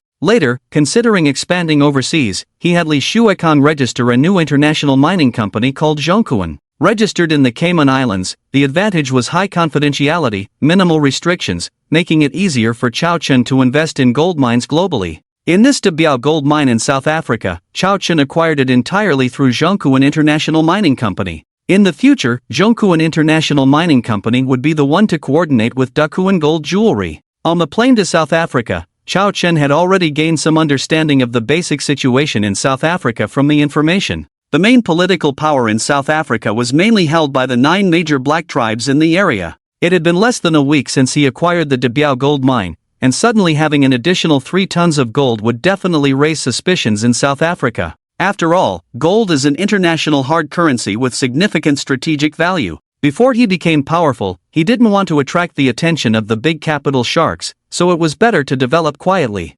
Therefore, if he wanted the gold to smoothly pass through South African customs without being scrutinized, he had to use some means. The target that Xiao Chen wants to find is the second-ranked Khalsa tribe among the 9 major black tribes in South Africa. The Khalsa tribe has a population of 8 million, and in its history, there was even a founding father of South Africa. This once elevated the social status of the Khalsa tribe in South Africa, and now many members of the tribe hold important positions in South Africa. Xiao Chen's plan is to pave the way with money. With the help of the Khalsa family's power, he aims to smoothly export the gold he excavated from South Africa. Xiao Chen picked up 2 gold bricks, then thought for a moment and took 3 more gold bricks, put them all in a backpack, locked the alchemy factory, left the gold mine by car, and headed to the capital of South Africa, Pretoria. After arriving in Pretoria, Xiao Chen avoided surveillance and rented another car. He then used the special ability of an octopus, shapeshifting. Exporting 3 tons of gold per month is not a small number. Money moves people's hearts. Xiao Chen still needs to be cautious. Soon, under the powerful shapeshifting ability, Xiao Chen underwent a complete transformation. He became thin, shrunk by 5 centimeters, and his face turned into that of a young man around 35 years old. Changing his appearance, even if the Khalsa family became greedy and wanted to harm him, he could avoid being traced back to the Debi gold mine. In any case, one must guard against others. Being cautious will not lead to major mistakes. Later, for the sake of communication convenience, Chao Chen passed by a bookstore and bought a set of a small South African language encyclopedia. After putting it into the creation box and generating it, he obtained a proficiency card for the South African language encyclopedia. With this proficiency card, from now on, Chao Chen will no longer have language barriers in South Africa. After all the preparations were ready, Chao Chen contacted a well-known political and business broker, a person who introduces transactions between buyers and sellers and collects commissions from them, in the local area according to the information online. The Kulsa family wields great power in South Africa, and Chao Chen is new here and has changed his appearance, so if he were to visit unannounced, the other party might not even let him in. Therefore, a middleman like a political and business broker is needed to bridge the gap. The political and business broker met Chao Chen in a coffee shop. "Sir, would you like to meet Mr. Shiwu?" The Shiwu mentioned by the broker is the person Chao Chen is looking for this time, a core senior member of the Kulsa family and also the deputy minister of the South African Customs headquarters, with high status and influence. With the help of such a person, Chao Chen's future gold customs clearance issues will be easily resolved. "Yes, Mr. Shiwu is a big shot, it's not easy to meet him." "Then how can I meet him?" "Fixed price, 1 million rand. "Okay, I'll transfer it to you now." Just 1 million rand is only about 300,000 dasha coins, which is a drop in the bucket for Chao Chen now. Seeing Chao Chen agree so readily, the broker was taken aback, as he usually quoted 500,000 rand. Seeing that Chao Chen was a newcomer, he doubled the price directly. Unexpectedly, the other party agreed directly. "Did I ask for too little?" The broker muttered to himself, but once the words were spoken, he naturally couldn't change them. After all, in the business of brokering, reputation is still very important. After receiving the 1 million rand, the broker also fulfilled his obligation and took Chao Chen to the customs headquarters in Pretoria. On the way, the broker skillfully transferred 100,000 rand to an account. To meet Shiwu in person, the benefits fee must not be lacking. Shiwu had obviously been to the customs headquarters building many times. Someone politely led Shiwu and Chao Chen to Shiwu's office. As a middleman, the broker brought Chao Chen to Shiwu and chatted with Shiwu for a few words before leaving. His job was done, and the next step was up to Chao Chen and Shiwu. Shiwu, in his 50s, looked at Chao Chen and curiously asked, "East Asian, what business do you have with me?" Glancing at the Rolex on his wrist, he added, "I have a meeting soon, I can give you 3 minutes at most." Chao Chen spoke in the language of Kulsa, smiling and saying, "Mr. Xiao, hello. I have a big business deal that you will be very interested in." Xiao looked at Chao Chen in surprise, not expecting this person of Asian descent to speak Kulsa. He couldn't help but look at Chao Chen with a higher regard. Xiao asked with interest, "What big business deal?" Chao Chen didn't beat around the bush and directly opened his backpack, revealing 5 gold bricks inside. Xiao's pupils suddenly contracted as he could immediately tell, based on his experience, how much these 5 large gold bricks were worth. 50 kilograms of gold. What does this person want to do? After pausing on the 5 large gold bricks for a few seconds, Xiao looked at Chao Chen and asked in a surprised tone, "What do you mean by this?" Chao Chen placed the backpack directly in front of Xiao and said with a smile, "Mr. Xiao, I will be sending a batch of gold to the Great Xia Magic Capital every month in the future, and I need your help." Chao Chen didn't waste words and directly stated his purpose. Xiao, upon hearing this, looked at Chao Chen without responding, his expression slightly changing as if he was contemplating something. In fact, there were quite a few people like Chao Chen who came to him for help. These people sought his assistance because the items they held did not have legal procedures and could not withstand scrutiny, including rare precious metals like gold. However, it was the first time someone like Chao Chen had directly presented 50 kilograms of gold. It was not difficult to guess that Chao Chen needed to clear a significant amount of gold through customs. Seeing Xiao remain silent, Chao Chen did not rush and patiently waited for his response. He was confident that Xiao would agree. 50 kilograms of gold was too tempting for someone like Xiao, and he would not reject the wealth that came to him. After a long silence, Xiao slowly asked, "Approximately how much gold do you need to clear customs each month?" If it was a small amount, he could handle it. But if it was a large amount, it would be even better. He could directly use the power of the Kulsa family behind him to deal with Chao Chen. 3 tons, Chao Chen replied. Xiao was visibly shocked. Although South Africa seemed to have a lot of gold reserves, years of frequent and excessive mining had led to a gradual decrease in easily accessible gold mines.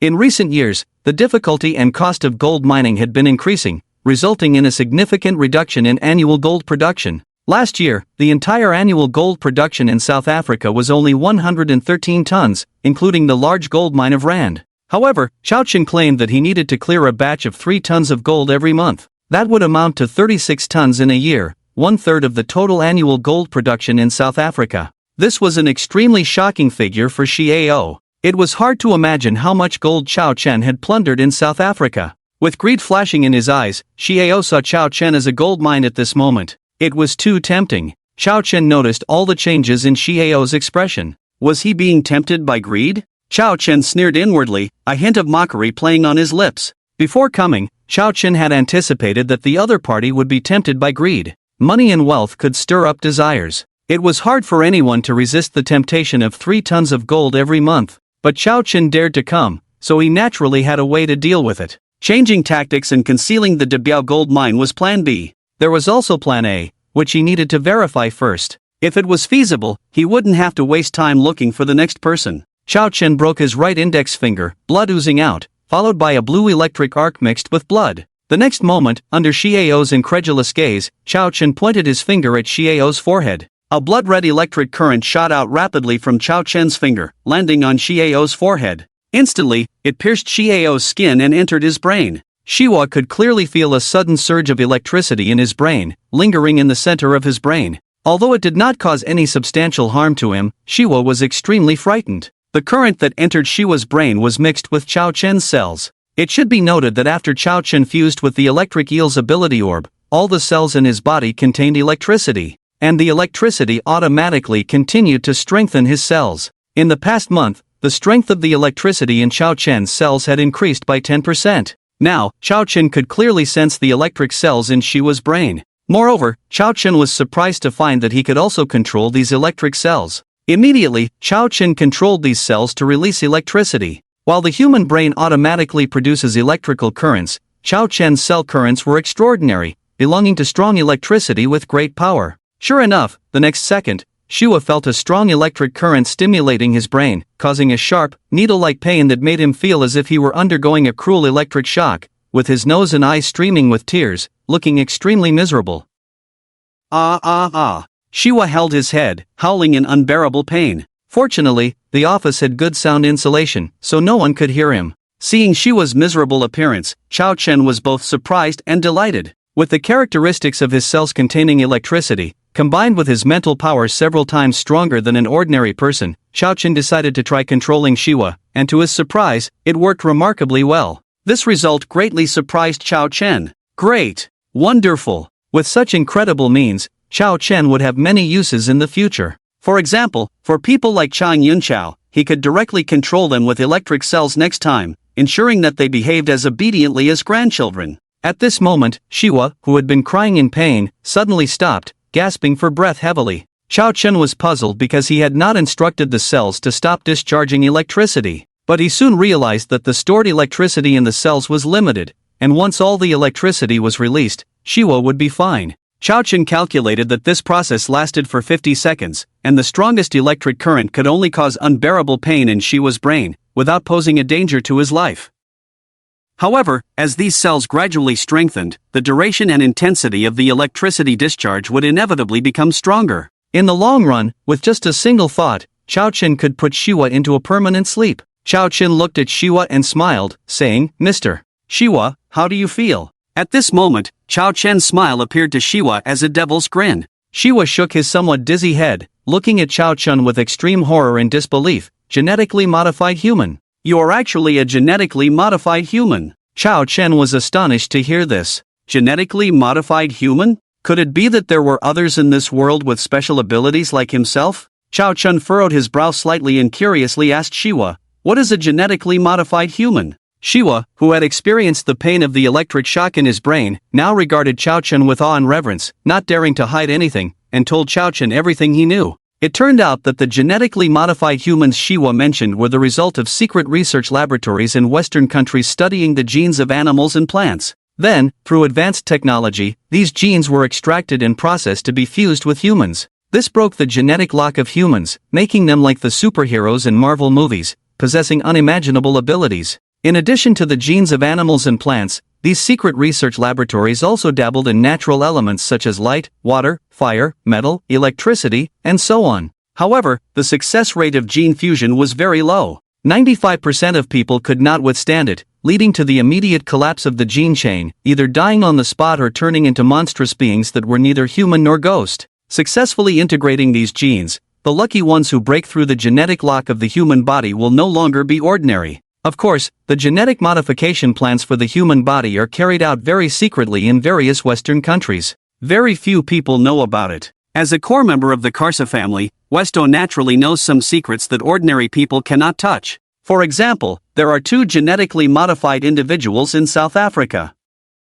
And individuals like Chao Chen are considered to be genetically modified individuals of the thunder and lightning type in the understanding of Westo. After learning about genetically modified individuals, Chao Chen felt heavy in his heart. He thought he was the only one in the world with special abilities, feeling superior. But now, it seems that he is not. This world is too big and has existed for too long, with some ancient forces passing down for hundreds or even thousands of years. Perhaps, the genetically modified individuals he knows today are just the tip of the iceberg in this world. There are definitely many more secrets unknown to the public. Chao Chen's expression became serious, and he solemnly warned himself in his heart. Under the premise that his own strength cannot be invincible in the world, he must remain low-key. After adjusting his thoughts, Chao Chen looked at Westo and said lightly, "Mr. Westo, can you handle my affairs?" I can.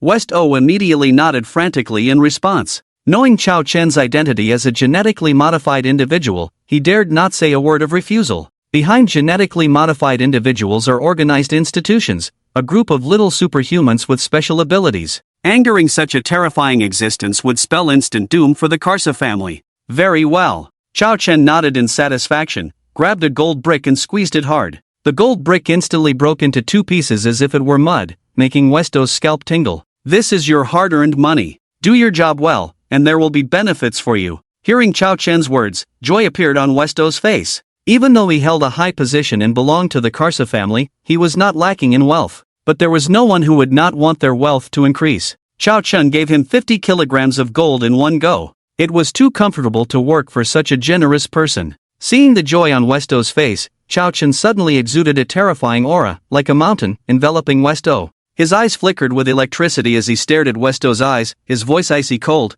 "But if you do something that displeases me, I will be very angry, and you and your family will die a very miserable death." Westo was so frightened by Chao Chen's terrifying pressure that his body trembled, and he hurriedly assured in a loud voice, "Sir, rest assured, I will definitely do a good job for you." Chao Chen nodded in satisfaction and said, "What is your phone number? I will arrange for someone to coordinate with you on the gold customs clearance in the next few days." Westo quickly took out his personal card from the drawer and respectfully handed it to Chao Chen. Chao Chen took the card, turned around, and left. Just as he reached the door, he paused, facing away from Westo, and said, "Do your job well. If I am satisfied, it is not impossible for you to become a genetically modified individual 100%. Upon hearing this, Westo's eyes widened, and he immediately knelt on the ground, extremely excited, and said, "Sir, from now on, I will be your dog. If you tell me to go east, I will never go west." Compared to gold, the temptation of becoming a genetically modified individual 100% was even greater. Given the opportunity to become such a person, how could Westo not seize it? Dignity? Go to hell. Chao Chen nodded in satisfaction, then opened the door and left. He was not just making empty promises to Westo, but he had a plan. Westo was the deputy minister of the South African Customs Department, and with the backing of the Karsa family, he was valuable to Chao Chen. If Westo was sensible and did a good job for him, Chao Chen would not hesitate to give him an ability sphere. After leaving the customs headquarters building, Chao Chen found a secluded corner and used his transformation ability to restore his original appearance. Now that the issue of gold customs clearance has been resolved, arrangements can be made to transport the gold back to the country. Time waits for no one, so Chao Chen chose air transport. Today is September 25th, just 5 days away from the October National Day opening. Chao Chen took out his phone and called Guilong in the distant city of Daxia. "Tomorrow I will arrange a private plane to air transport 3 tons of gold to Daxia. Please arrange for reception on your end." Guilong on the other end of the phone was shocked. If he remembered correctly, Chao Chen had only been to South Africa for less than 5 days. This would make up the 3 tons of gold. Such efficiency is too high. It seems they were right in guessing that Koengu has a large gold mine elsewhere. This strength is truly impressive. "Koengu, aren't you coming back with us? I still have some unfinished business here. I will arrive the day before the opening." The ants collect gold ore at a very fast pace every day, and the basement is a bit small and completely inadequate. Chao Chen needs to rearrange things before returning to the country. Guo Yilong asked again, Koen Go, when will the plane depart tomorrow? I will note the time. It hasn't been confirmed yet. I will inform you of the specific time tomorrow. Okay, Koen Go, I will immediately arrange the foundry to be on standby to ensure the completion of the gold processing task. The two then discussed the matter of the Dakuan gold jewelry. Koen Go, the 50 pieces of top-quality jade and large diamonds you brought out have become popular nationwide after our vigorous promotion. The pre-order numbers have reached tens of thousands, including many from other countries. It even made the evening news. Our Dakuan gold jewelry is now attracting worldwide attention. Guo Yilong's tone was very excited. Chao Chen smiled, also very happy. He had been busy with the gold mine these days and paid little attention to domestic news. Hearing Guo Yilong's words, he knew that Dakuan gold jewelry was about to make a big splash. This is the terror of top-quality sources. Dakuan gold jewelry now holds 50 pieces of top-quality jade and a diamond weighing over 1,000 carats. All have been officially verified and issued appraisal certificates, proving their authenticity. This immediately caused a huge stir in the entire jewelry circle of Daxia. With these heavyweight items, along with 3 tons of gold, the reputation of Dakuan gold jewelry spread throughout the country even before its opening. It can be said that Dakuan gold jewelry is like a fierce tiger at the moment, unstoppable by anyone. If the subsequent gold and jade can maintain high quality and quantity, then Dakuan gold jewelry will surely have a place in the future leading the jewelry industry of Daxia. The two chatted for over 10 minutes before hanging up. Just as Chao Chen finished his call with Guo Yilong, his phone rang again less than 2 minutes later. Looking at the area code of the incoming call, it was from the Shandong province in China. He was a bit puzzled, as he had saved all the numbers he knew. Despite this, Chao Chen decided to answer the call. Hello, who is this? Chao Chen, I am Chang Haihu, the second uncle of Chang Yunqiao, and the vice president of the Shandong Business Association. As soon as the call connected, the other party stated their identity, speaking with authority. Chang Yunqiao's second uncle? Chao Chen raised an eyebrow and asked calmly, what's the matter? Chang Haihu on the other end of the phone frowned slightly. He had already stated his identity. Why was this kid speaking like this? For the past 5 days, the Chang family had been investigating the incident where Chang Yunqiao was bitten by a bug on his testicles, but despite all their efforts, they had not found any results. Even the criminal investigation personnel were invited, but the result was nothing, as if the bug that bit Chang Yunqiao's son appeared out of thin air, very eerie. After the investigation yielded no results, the Chang family was at a loss. Chang Yunqiao, who had become a joke after dinner, was furious and directly arranged for people to demolish the bar to vent his endless anger. The poor bar owner was also a victim of unjust treatment, as not only was the bar smashed, but also had to compensate Chang Yunqiao with 10 million. That was the end of the matter. Subsequently, the focus of the Chang family shifted to the Wanya gold mine. However, upon arrival at the Wanya gold mine, apart from a few security guards at the gate, the mine was empty, and all employees were on paid leave. The boss, Chao Chen, was also nowhere to be found. The Chang family got hold of Chao Chen's phone number and called him. Where are you? Come back to Jidu City as soon as possible. Let's quickly sign the transfer contract for the Wanya gold mine. The tone was full of dominance and arrogance, with a commanding tone. Did I agree to the transfer? Are you crazy? Chao Chen sneered and hung up without bothering to argue, directly blocking the number. On the other end, Chang Haihu listened to the busy tone coming from the phone, first stunned, then became uncontrollably angry. He immediately called back. The number you dialed is not answering, please try again later. Chang Haihu's face darkened as it became clear that his number had been blocked. Chao Chen, do you think you can disappear and I won't be able to do anything? You ignorant fool. Chang Haihu sneered and made another call. After blocking Chang Haihu's number, Chao Chen drove to the special vehicle city in Bielophilia and ordered a small drilling vehicle and a shovel. The purpose of Chao Chen buying the drilling vehicle and shovel was to dig a large underground air raid shelter near the ant nest to store the gold particles collected by the ants. This way, even if Chao Chen was not at the Debiao gold mine for a short period of time, it would not affect the ants' continued collection of gold. After buying the drilling vehicle and shovel, Chao Chen went to a steel market and ordered a batch of steel and hardware materials to reinforce the air raid shelter. Once everything was purchased, Chao Chen drove back to the Debiao gold mine in less than 2 hours, and the drilling vehicle, shovel, steel, and hardware materials were delivered one after another. Chao Chen picked up the special car driving manual he bought on the way and generated a proficiency card through the creation box. After integrating the proficiency card, Chao Chen could easily handle all the special vehicles. It had to be said that the creation box was amazing. Chao Chun started the drilling vehicle and began digging. Unfortunately, the secret of the ants digging for gold could not be known to anyone else, so he had to do these activities himself. Half an hour later, Chao Chun used the drilling vehicle to open a small passage of 2.5 meters near the ant nest, just enough for the small drilling vehicle to pass through. The soil here was of a sandstone structure, very solid. It would not be easy to dig out a large air raid shelter. In the following days, Chao Chun would focus on completing this important task. The next day, at 10 in the morning, after Chao Chun had eaten, he dialed the number on the private card given by Shiwa. Those who knew Shiwa's private number were personally given it by Shiwa. Therefore, the call was quickly connected. Hello, who is this? Hello, Mr. Shiwa, it was Mr. Lei who asked me to contact you. The Mr. Lei mentioned by Chao Chun was the identity he used to meet Shiwa yesterday as a short, middle-aged man. Which Mr. Lei? Shiwa asked in confusion. Mr. Lei who met you yesterday and gave you 5 gold bricks, Chao Chun reminded. 5 gold bricks. Upon hearing Chao Chun's reminder, Shiwa instantly remembered. Yesterday, a genetically modified person with electric abilities came and gave him 5 10-kilogram gold bricks. It also made him taste the unpleasant taste of electricity. In this regard, Zio was deeply impressed and could not possibly forget. It turned out that the big shot was named Mr. Lei. Immediately, Zio said very politely, "Hello, do you need to handle the gold customs clearance?" Since it was arranged by Mr. Lei himself, this person must be Mr. Lei's confidant, and Zio dared not be presumptuous. After all, he relied on Mr. Lei for his 100% genetic modification. Yes, Chao Chun replied. Mr. Zio, do you have time now? I'll come to see you. Yes, I'm not busy now, you can come anytime, Zio said politely. Okay, Mr.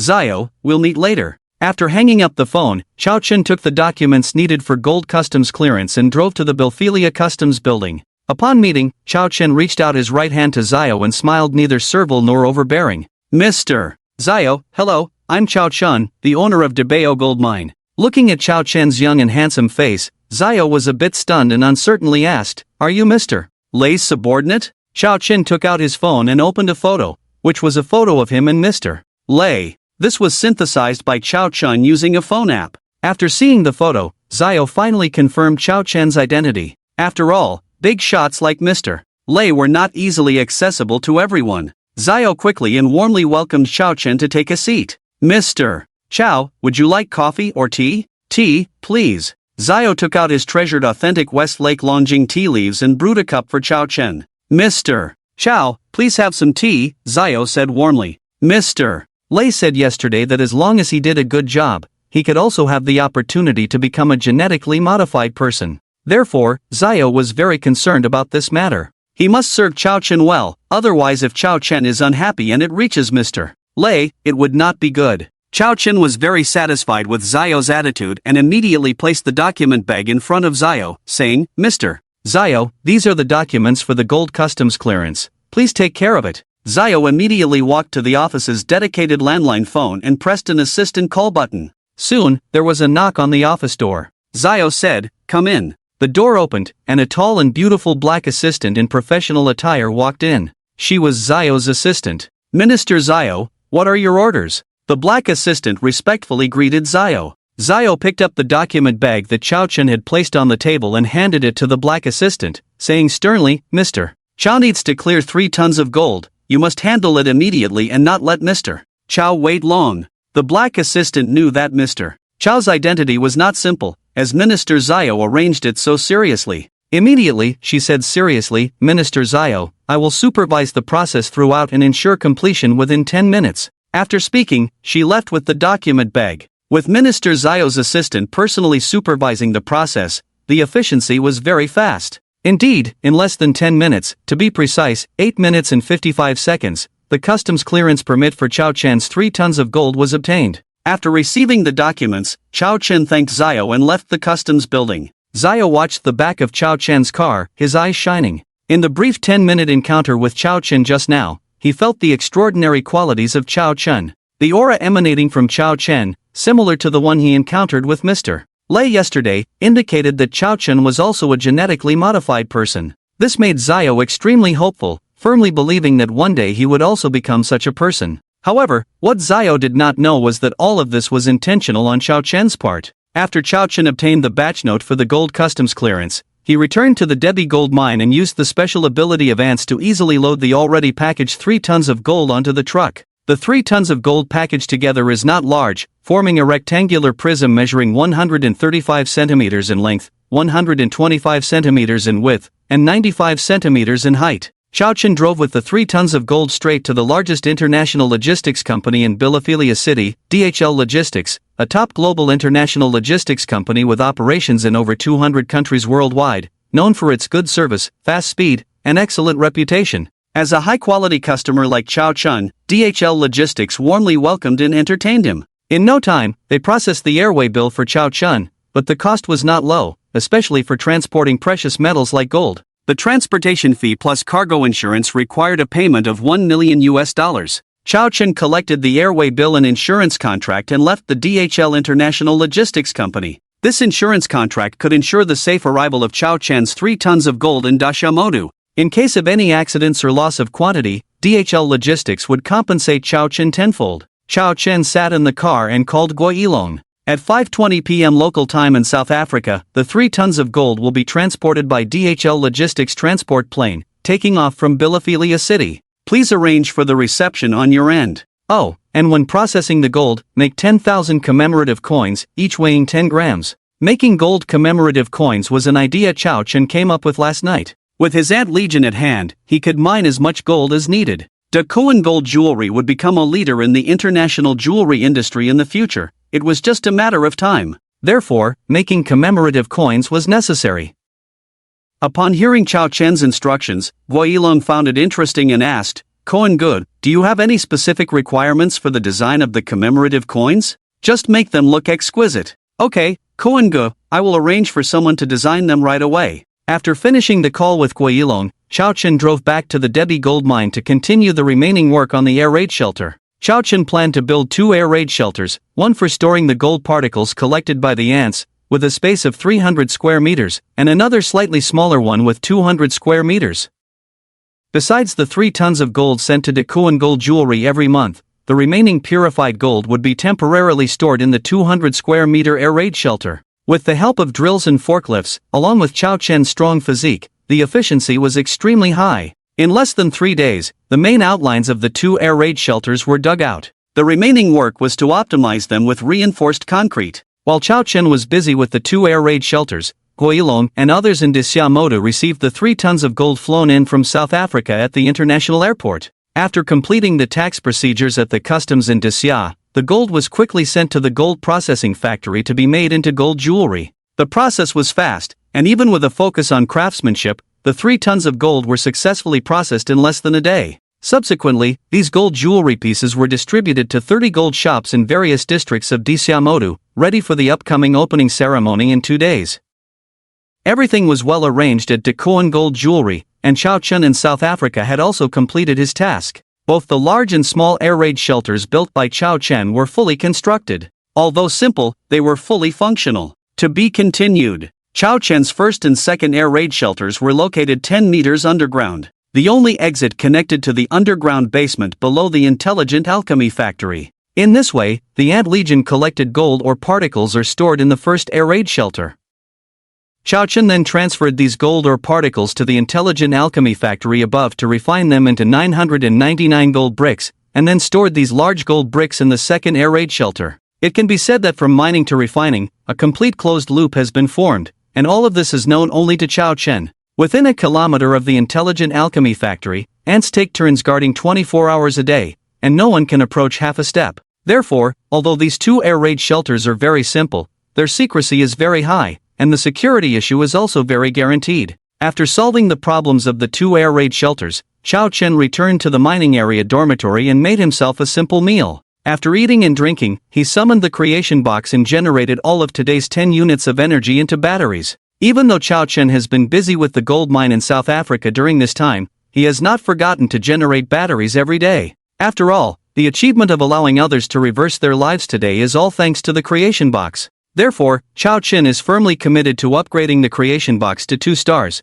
and he will not forget it for a moment. From August 22nd to today, September 28th, except for a few times generating other things in between. The remaining energy has been generated into batteries. In these 38 days, Chao Chen has accumulated a total of 372 batteries, still 178 batteries short of the 550 needed to build the energy storage station. After generating today's batch of batteries, Chao Chen's current mental state is very energetic, and he continues to return to the intelligent alchemy factory. These days, he has been busy building the 2 air raid shelters and has not had time to refine gold. Chao Chen needs to make a trip back to his country before the opening of the Dakuan Gold Jewelry Store, which is tomorrow at noon. Therefore, the gold or particles accumulated in the basement these days need to be refined into gold. 3 days ago, the ants successfully opened the gold transport tunnel to the neighboring Rand gold mine. Therefore, in these 3 days, the gold or particles collected by the ant legion all come from the Rand gold mine. Without calculating the quantity, Chao Chen directly started the intelligent alchemy equipment and began the refining process.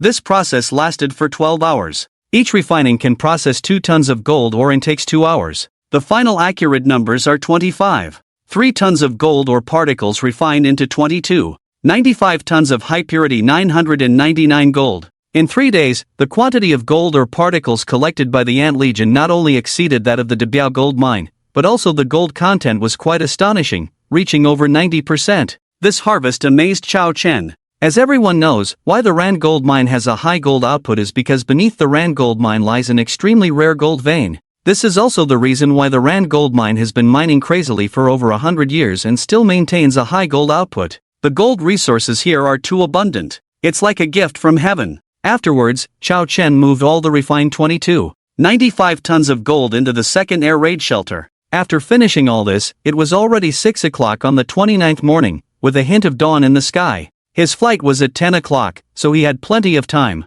Feeling a bit sleepy, Chao Chen took a short nap, then got up at 8:20, took a shower, and changed into a clean and refreshing casual outfit. After a simple breakfast, Chao Chen went to the Debiao gold mine office building, arranged for the Chinese manager who was recruited a few days ago, and then headed straight to the airport. And why Chao Chen confidently handed over the Debiao gold mine to an outsider is because he also used electric cell control on this manager. Faced with Chao Chen's invincible figure intertwined with electricity, the manager's mental state at that time was even worse than Xiao, shocked and stunned. He immediately knelt down, revering Chao Chen as if he were a god. Therefore, the issue of gold mine supervision was easily resolved. Of course, having a manager is not enough, and security work cannot be lacking. On the day when Chao Chen hired the signature manager, he spent a lot of money to assemble a team of 30 professional bodyguards. After all, his Ant Legion, though powerful, was only suitable for more discreet tasks and should not be easily exposed. Matters like mine security should be handled by humans.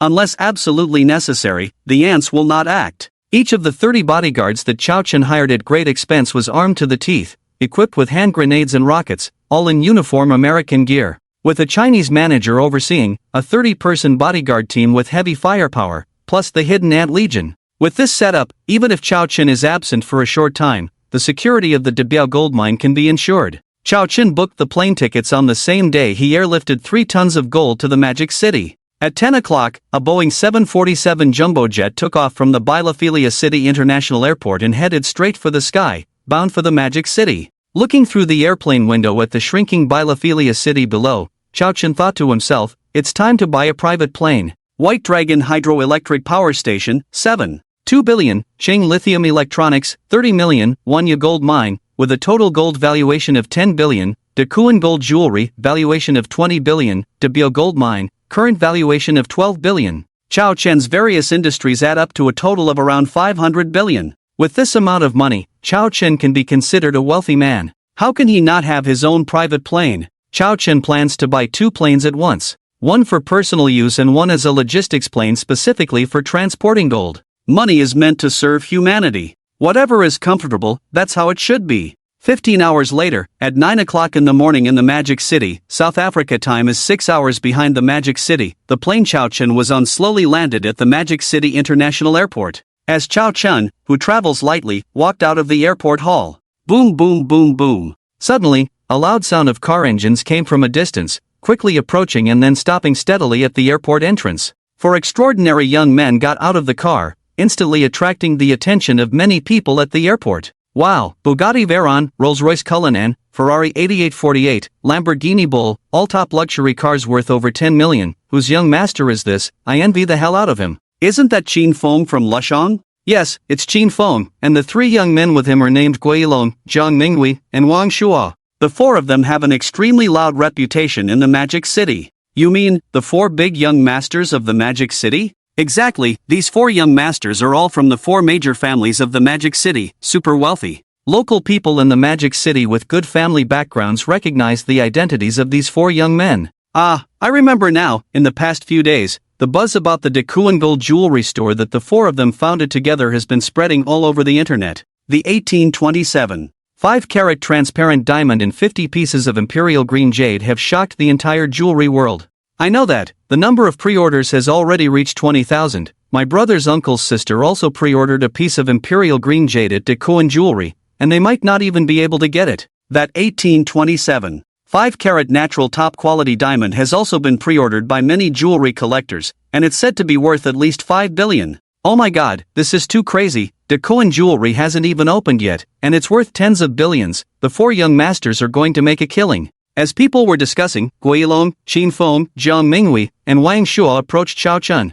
Chi slightly bowed, respectfully calling out, Kuan Gu. This scene shocked everyone. Damn! Who is this young man? At the airport exit, everyone was shocked by the scene before them. Who is this young man? It should be clear that Guilong, Qin Feng, Zhang Minghui, and Wang Shuo are not only the 4 famous sons of the Magic City, but also the next heirs of the top 4 families in the Magic City. With such a prominent and extraordinary status, they are truly privileged figures. Yet at this moment, they all bowed respectfully to a young man who was only about 23 years old. This really blew many people's minds. It's unbelievable. Who is this handsome young man with outstanding looks? Under the puzzled and curious gazes of the crowd, Chao Chen smiled and nodded at Qin Feng and the others. Then Guilong opened the door of his Qianan car for Chao Chen, who got in. The 4 top luxury cars left the airport. As the cars drove into the city center, they arrived at the high-end private kitchen restaurant of the Qin family. This was where Chao Chen first met Qin Feng, who invited him for a meal. After Chao Chen and the others sat down, various top delicacies were served.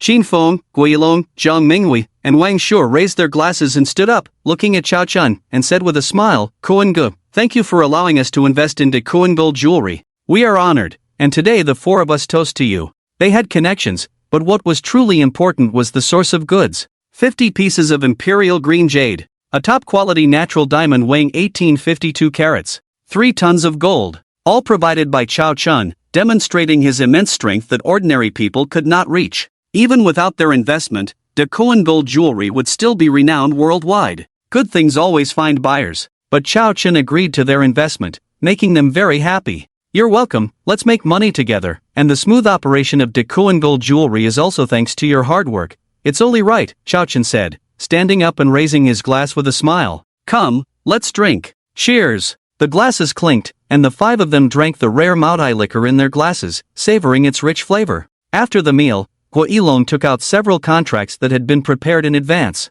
50 pieces of imperial green jade, a top-quality natural diamond weighing 1852 carats, and 3 tons of gold. These legally taxed normal commercial transactions required formal contracts with legal effects. Chao Chen picked up the first jade contract and found everything normal, except for the purchase price. He had clearly agreed with Guilong to sign the contract at 60% of the market price. But now, the contract stated the original market price, not the discounted price. Chao Chen was speechless, not even making money with money. Didn't I say we agreed on 60% of the market price? Kuan Gu, the 60% discount is too generous. We feel unworthy. Guilong and the others shook their heads. They had joined forces to start a business, not only possessing billions of personal wealth but also coming from families with industries worth over 100 billion. They simply didn't lack money. There was no need to take advantage of Chao Chen. Moreover, their initial intention in investing in Dakuan Gold jewelry was not to make money but to deepen their relationship with Chao Chen. They had money,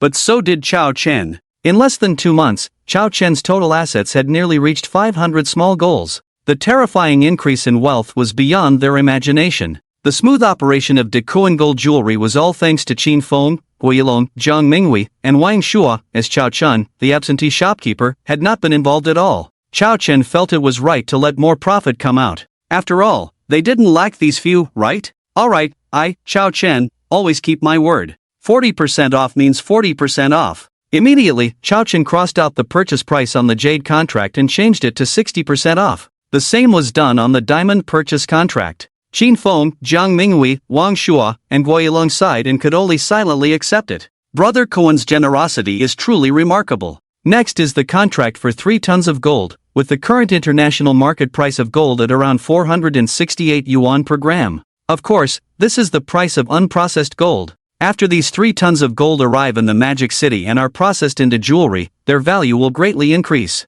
Based on the current domestic gold market price, each gram can be sold for over 600 yuan in a gold shop. Chao Chen signed the gold purchase contract directly at 10% below the market price, which is 420 yuan per gram. After signing the 3 contracts, Dekuan Gold Jewelry needs to pay Chao Chen a total of 2 billion yuan. With the current financial flow of Dekuan Gold Jewelry, this is impossible. Therefore, they can only pay Chao Chen after selling these items and having the money. After signing the contracts, Guo Yilong took out another document and handed it to Chao Chen. Brother Kuan, this is the pricing book for the opening of Dekuan Gold Jewelry tomorrow. Please check if there are any modifications. Chao Chen carefully looked through it. There are 50 pieces of imperial green jade, in green, purple, and red colors, each with different styles and prices. Apart from keeping 10 pieces for Dekuan Gold Jewelry as flagship items, the remaining 40 pieces will be sold to the public tomorrow. However, with tens of thousands of pre-orders, the 40 pieces of imperial green jade are destined to be insufficient.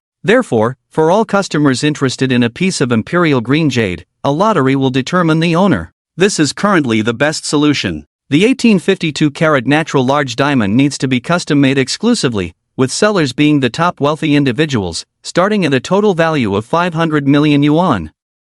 Gold jewelry is sold at a 10% discount to increase the reputation of Dekuan Gold Jewelry and is not subject to processing fees. Each person is limited to 100 grams. Wealthy individuals buying gold will not miss out on these opportunities. But for those with slightly lower incomes and some savings, saving tens of yuan per gram is a great deal. Gold, as a hard currency, has a high preservation rate, so buying it will not result in losses. As for the 10,000 commemorative coins that Chao Chen had made, they are priced slightly higher. The 10-gram commemorative gold coin is sold at 5,888 yuan each, with a limit of 1 per person. If Dekuan Gold Jewelry becomes an international jewelry giant in the future, the value of these commemorative coins will be extraordinary. Guo Yilong and his team are truly elite figures in the business world, as the pricing book is well done and Chao Chen couldn't find any faults. Alright, let's proceed with these prices. Thank you for your approval, Brother Kuan. Guo Yilong took the documents and handed Chao Chen a commemorative coin the size of a Kuan egg. Brother Kuan, this is the commemorative coin that was made,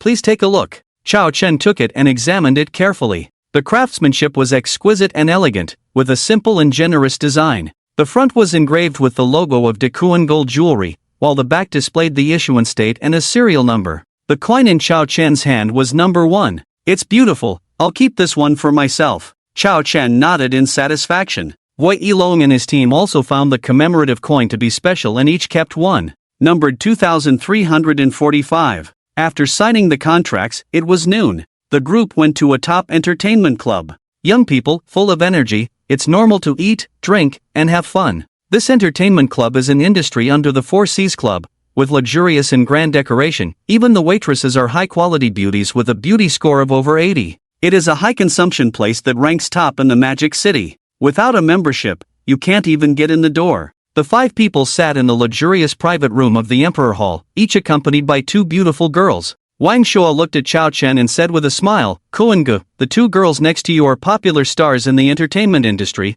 100% original goods. I wish you a pleasant time. Chao Chen glanced at the 2 girls beside him, who were obviously a bit nervous. They were around 23 years old, with delicate features, full of collagen, big eyes, and a beauty score of over 90. The 2 girls also had their own unique charms. One was cute and lovely with twin ponytails. The other was pure and beautiful with long black hair. The 2 girls are really beautiful. They are popular stars with millions of fans and are goddesses in the eyes of many. But now, they have to accompany Chao Chen intimately. This is probably the power of money. Chao Chen is not a saint, nor does he need to pretend to be a gentleman. After 2 months of busyness, facing these 2 beautiful women, it is natural to have a reaction. Immediately, Chao Chen greeted Wang Shua and the others and left with the 2 beautiful women to another luxurious private room in the Emperor Hall. Seeing Chao Chun like this, Qin Feng and the others smiled knowingly and each happily went with their two beautiful women. After entering the room, Chao Chun didn't bother to pretend and went into the bathroom with the two beautiful women.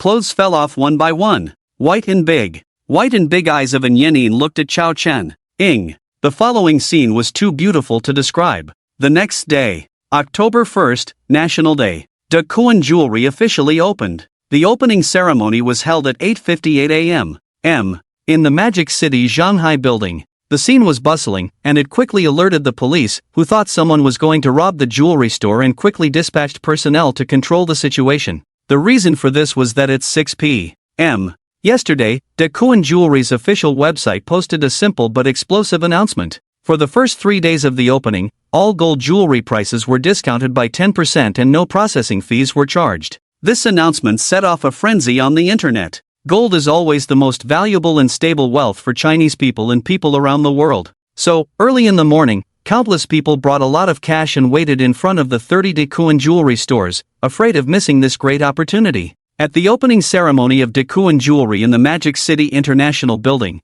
there was still an hour before the official start. Hundreds of media outlets and many business tycoons from the Magic City were arriving. There were cameras at the entrance for check-in, broadcasting the event live. The number of viewers reached millions and was still rapidly increasing. This was all arranged by Gui Yilong and others to let the whole internet witness how grand their De Kuan Jewelry opening ceremony was. Gui Family Master Gui Zhengxiao, Qin Family Master Qin Wang, Zhang Family Master Zhang Wanjun, Wang Family Master Wang Tai, the branch managers of the 4 major banks in the Magic City, the president of the Magic City Bank, the president of the Pufa Bank, the president of the Magic City Rural Commercial Bank, the chairman of Tianyu Real Estate, Star River Technology. With the arrival of some big shots, the live broadcast room caused a stir and drew gasps. The grandeur of De Kuan Jewelry is too terrifying. Every visitor is a heavyweight figure. Almost all the upper-class figures in the Magic City are present. Is this the terrifying network of the 4 young masters of the Magic City?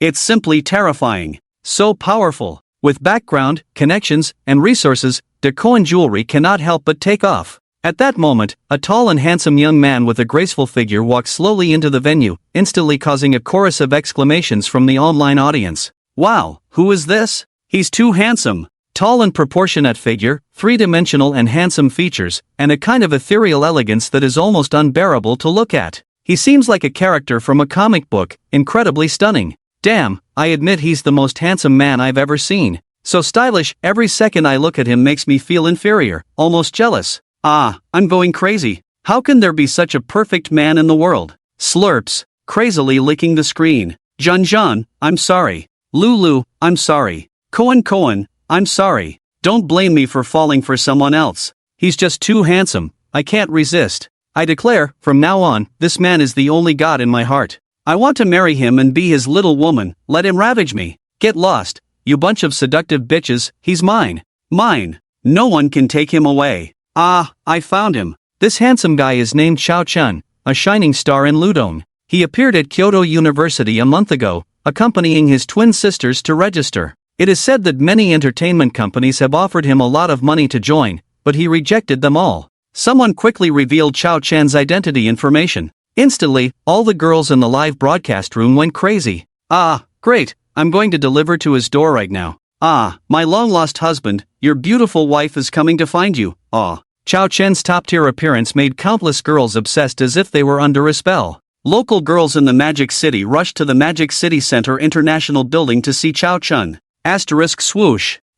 Chao Chun walked up to the sign-in wall, elegantly wrote his name, and then sat down on a chair among the many seats. Compared to being in the spotlight, Chao Chun preferred to be a behind-the-scenes player, watching the changes. For today's opening ceremony, it was enough to have Gui Yilong, Qin Feng, Jiang Minghui, and Wang Shuo. Chao Chun played the role of a spectator. 10 minutes before the press conference, all the seats in the venue were filled. In addition to locals from the Magic City, there were also many big shots from other provinces of Daxia. At 8:58 in the morning, rumble. As the rhythmic and lively music played, the host took the stage. Respected leaders, distinguished guests, ladies and gentlemen, good morning, thank you. After the opening remarks, Gui Yilong, Qin Feng, Jiang Minghui, and Wang Shuo, the 4 responsible persons of De Kuan Jewelry, took the stage and invited the second figure of the Magic City and the heads of the 4 major wealthy families of the Magic City to join them in the ribbon-cutting ceremony. At the same time, by lighting up the logo of Dakuin Jewelry, it symbolized the official opening of Dakuin Jewelry. Subsequently, the second figure of the Magic City and the heads of the 4 major wealthy families delivered speeches, expressing their congratulations and support for Dakuin Jewelry. The opening scene made many people in the venue and the live broadcast room gasp in admiration. Some are born in the countryside, some are born in Rome. Obviously, Guilong, Xinfeng, Zhang Minghui, and Wang Shua are the latter. Being born in a good place wins everything. The young business elites of the Magic City, the 4 young masters of the Magic City, the heirs of the 4 major wealthy families of the Magic City, shareholders and directors of the 4 Seas Club, shareholders and directors of Dakuin Gold Jewelry.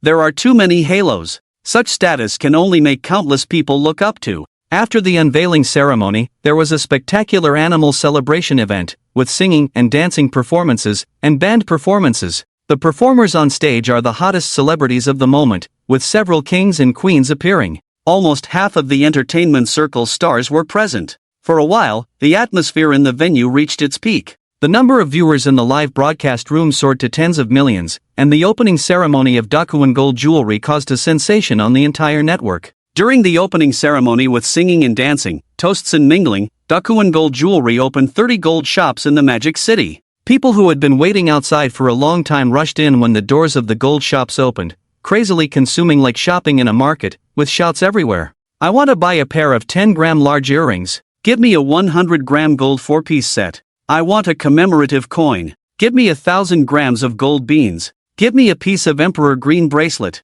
Give me. In an instant, all 30 gold shops were crowded with people, bustling with business to the extreme. In just one morning, all the gold jewelry displayed in the counters of the 30 gold shops were sold out. The staff of the gold shops immediately brought out more from the warehouse, but in no time, they were all snatched up.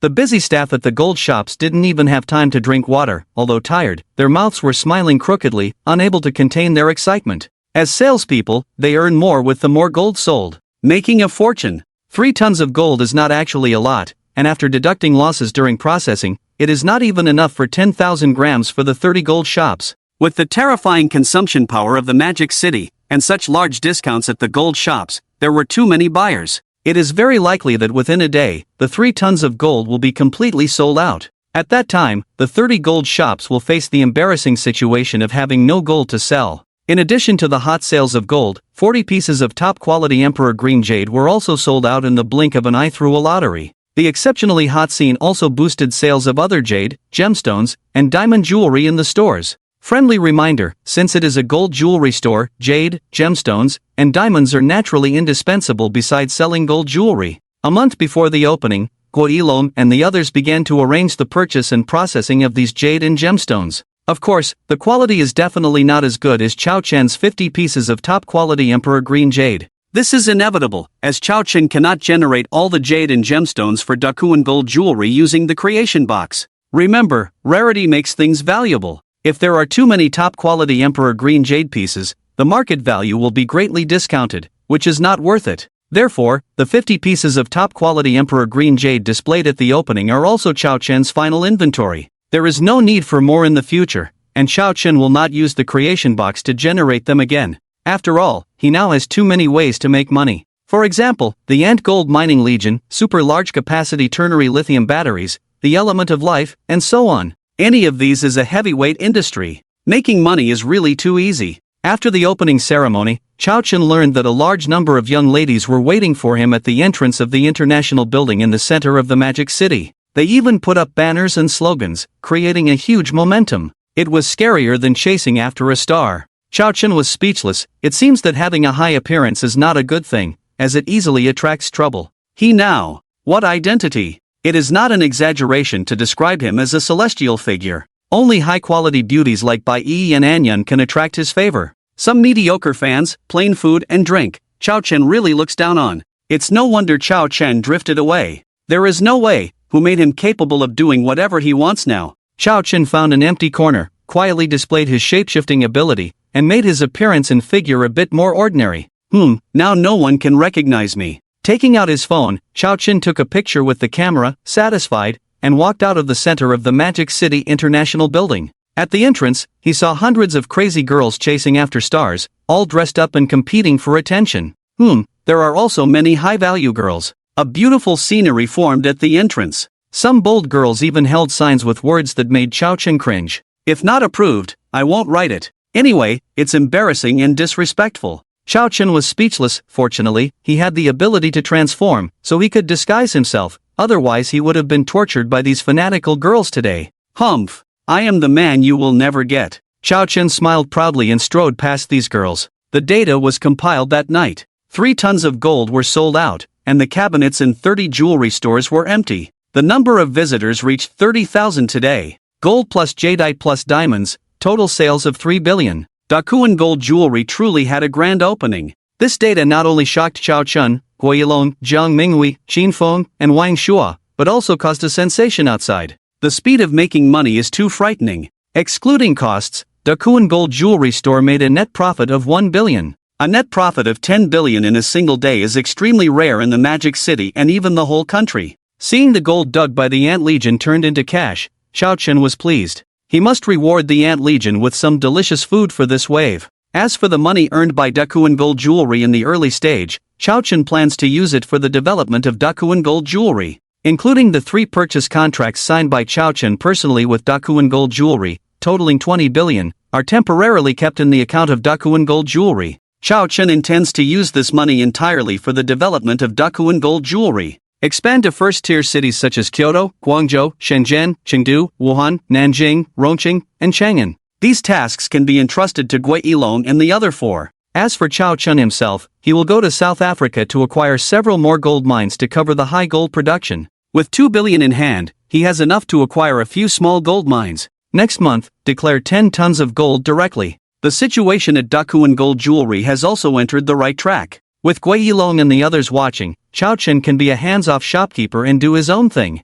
The next day, Chao Chen drove to the Bailong River hydropower station and inspected Qingli Electronics. After acquiring these 2 companies, Chao Chen hadn't visited for over a month. Today, with nothing urgent, he came to take a look. Today is National Day, and the senior management and most employees of the 2 companies are on holiday, leaving only the staff on duty. After inspecting the Bailong River hydropower station and Qingli Electronics, everything was running normally. In another 20 days, the 550 batteries will be complete, and Chao Chen can start building an energy storage station to upgrade the creation box. After finishing things in the Magic City, Chao Chen had nothing else to do. It happened to be the National Day holiday, so he wasn't in a hurry to return to South Africa. He planned to go back to his hometown in Ludong with his family, drive a yacht around Southeast Asian countries, and have a week-long self-driving tour for fun. Chao Chen booked a flight online, and just 1 hour later, there was a flight to Ludongwang's Heo. After booking the ticket, Chao Chen drove to the airport. Just as he arrived at the airport entrance, Chao Chen encountered someone.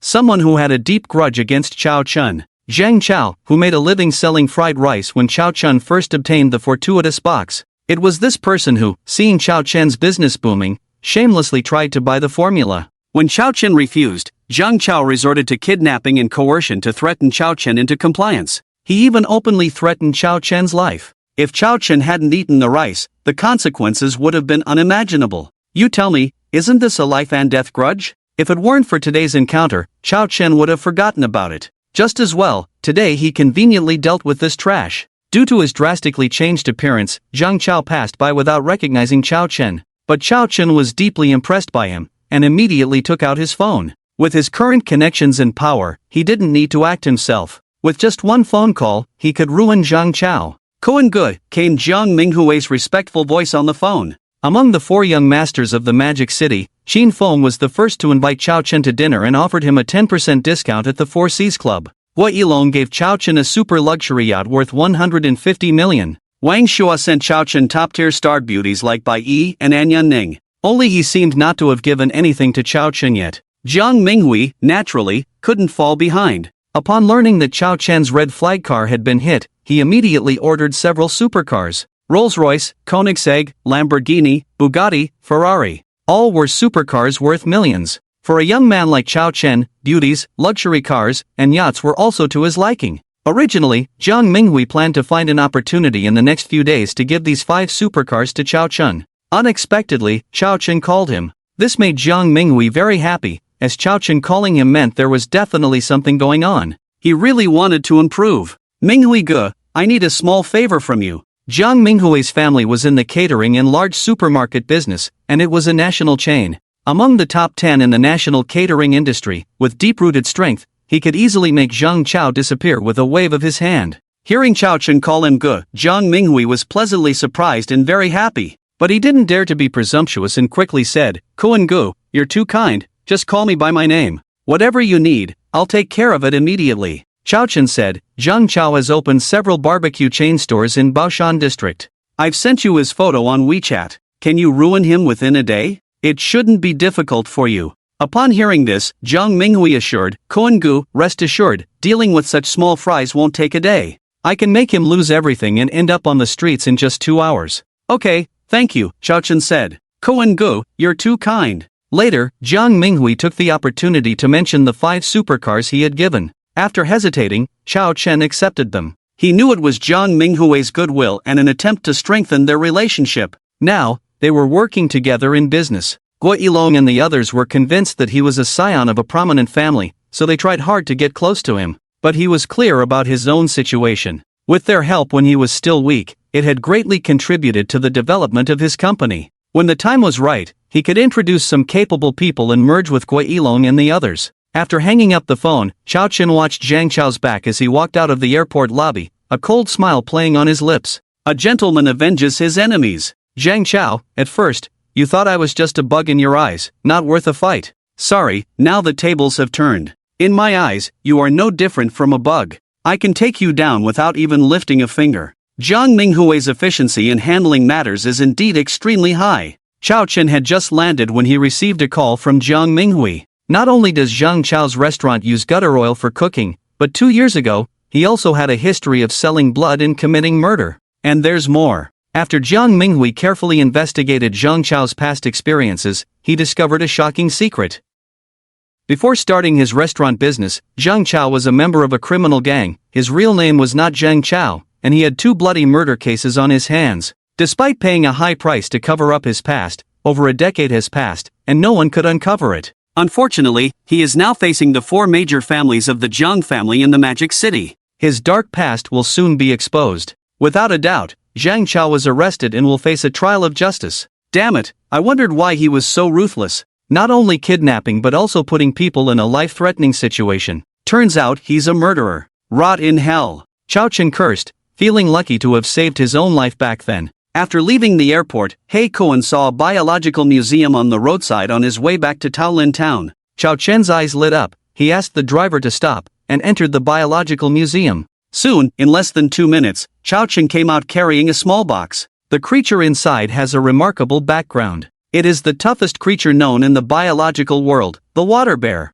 Its history dates back to the Cambrian period 500 million years ago, truly an ancient creature. The water bear's extraordinary vitality allows it to survive in extreme conditions such as desiccation, extreme cold, high-temperature boiling, vacuum, and even outer space without any protection. Previously, when Chao Chen and Qin Feng first went out to sea, Chao Chen had generated 10 types of marine creatures in the ocean, including marlins, sea turtles, sea snakes, starfish, octopuses, swordfish, lanternfish, etc. At that time, besides gaining the special abilities of these marine creatures, he also wanted to use them to search for treasures in the ocean. This time, when Chao Chen goes out to sea, there is a high chance he will encounter these 10 marine creatures. If he can find information about underwater treasures, he will definitely go treasure hunting. However, human beings find it difficult to discover underwater treasures because they are hidden in the depths of the sea, often over a kilometer deep. Chao Chen's various innate abilities can only allow him to dive to a maximum of 500 meters. Therefore, the water bear's extraordinary vitality is the best choice.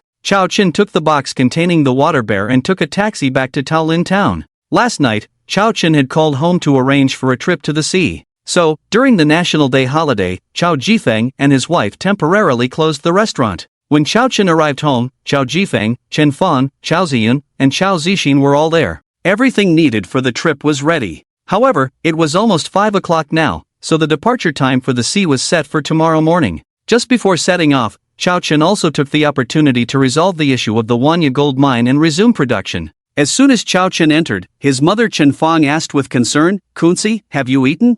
Mom can cook for you." "Mom, I ate before boarding the plane, not hungry. Chao Chen replied, sitting on the sofa, while his father Chao Jifeng was studying a recipe book intently. Chao Chen didn't disturb them and looked at his two younger sisters. Chao Ziyan and Chao Zixin were playing King of Glory in a ranked match. Chao Chen took a look and saw that all three high ground towers were destroyed, and the Storm Dragon King was about to respawn. The 5 people on the opposite side are all alive, while on this side, only Chao Ziyan's jungle Han Xian and their own mid-lane mage Wang Jiaojun are still alive.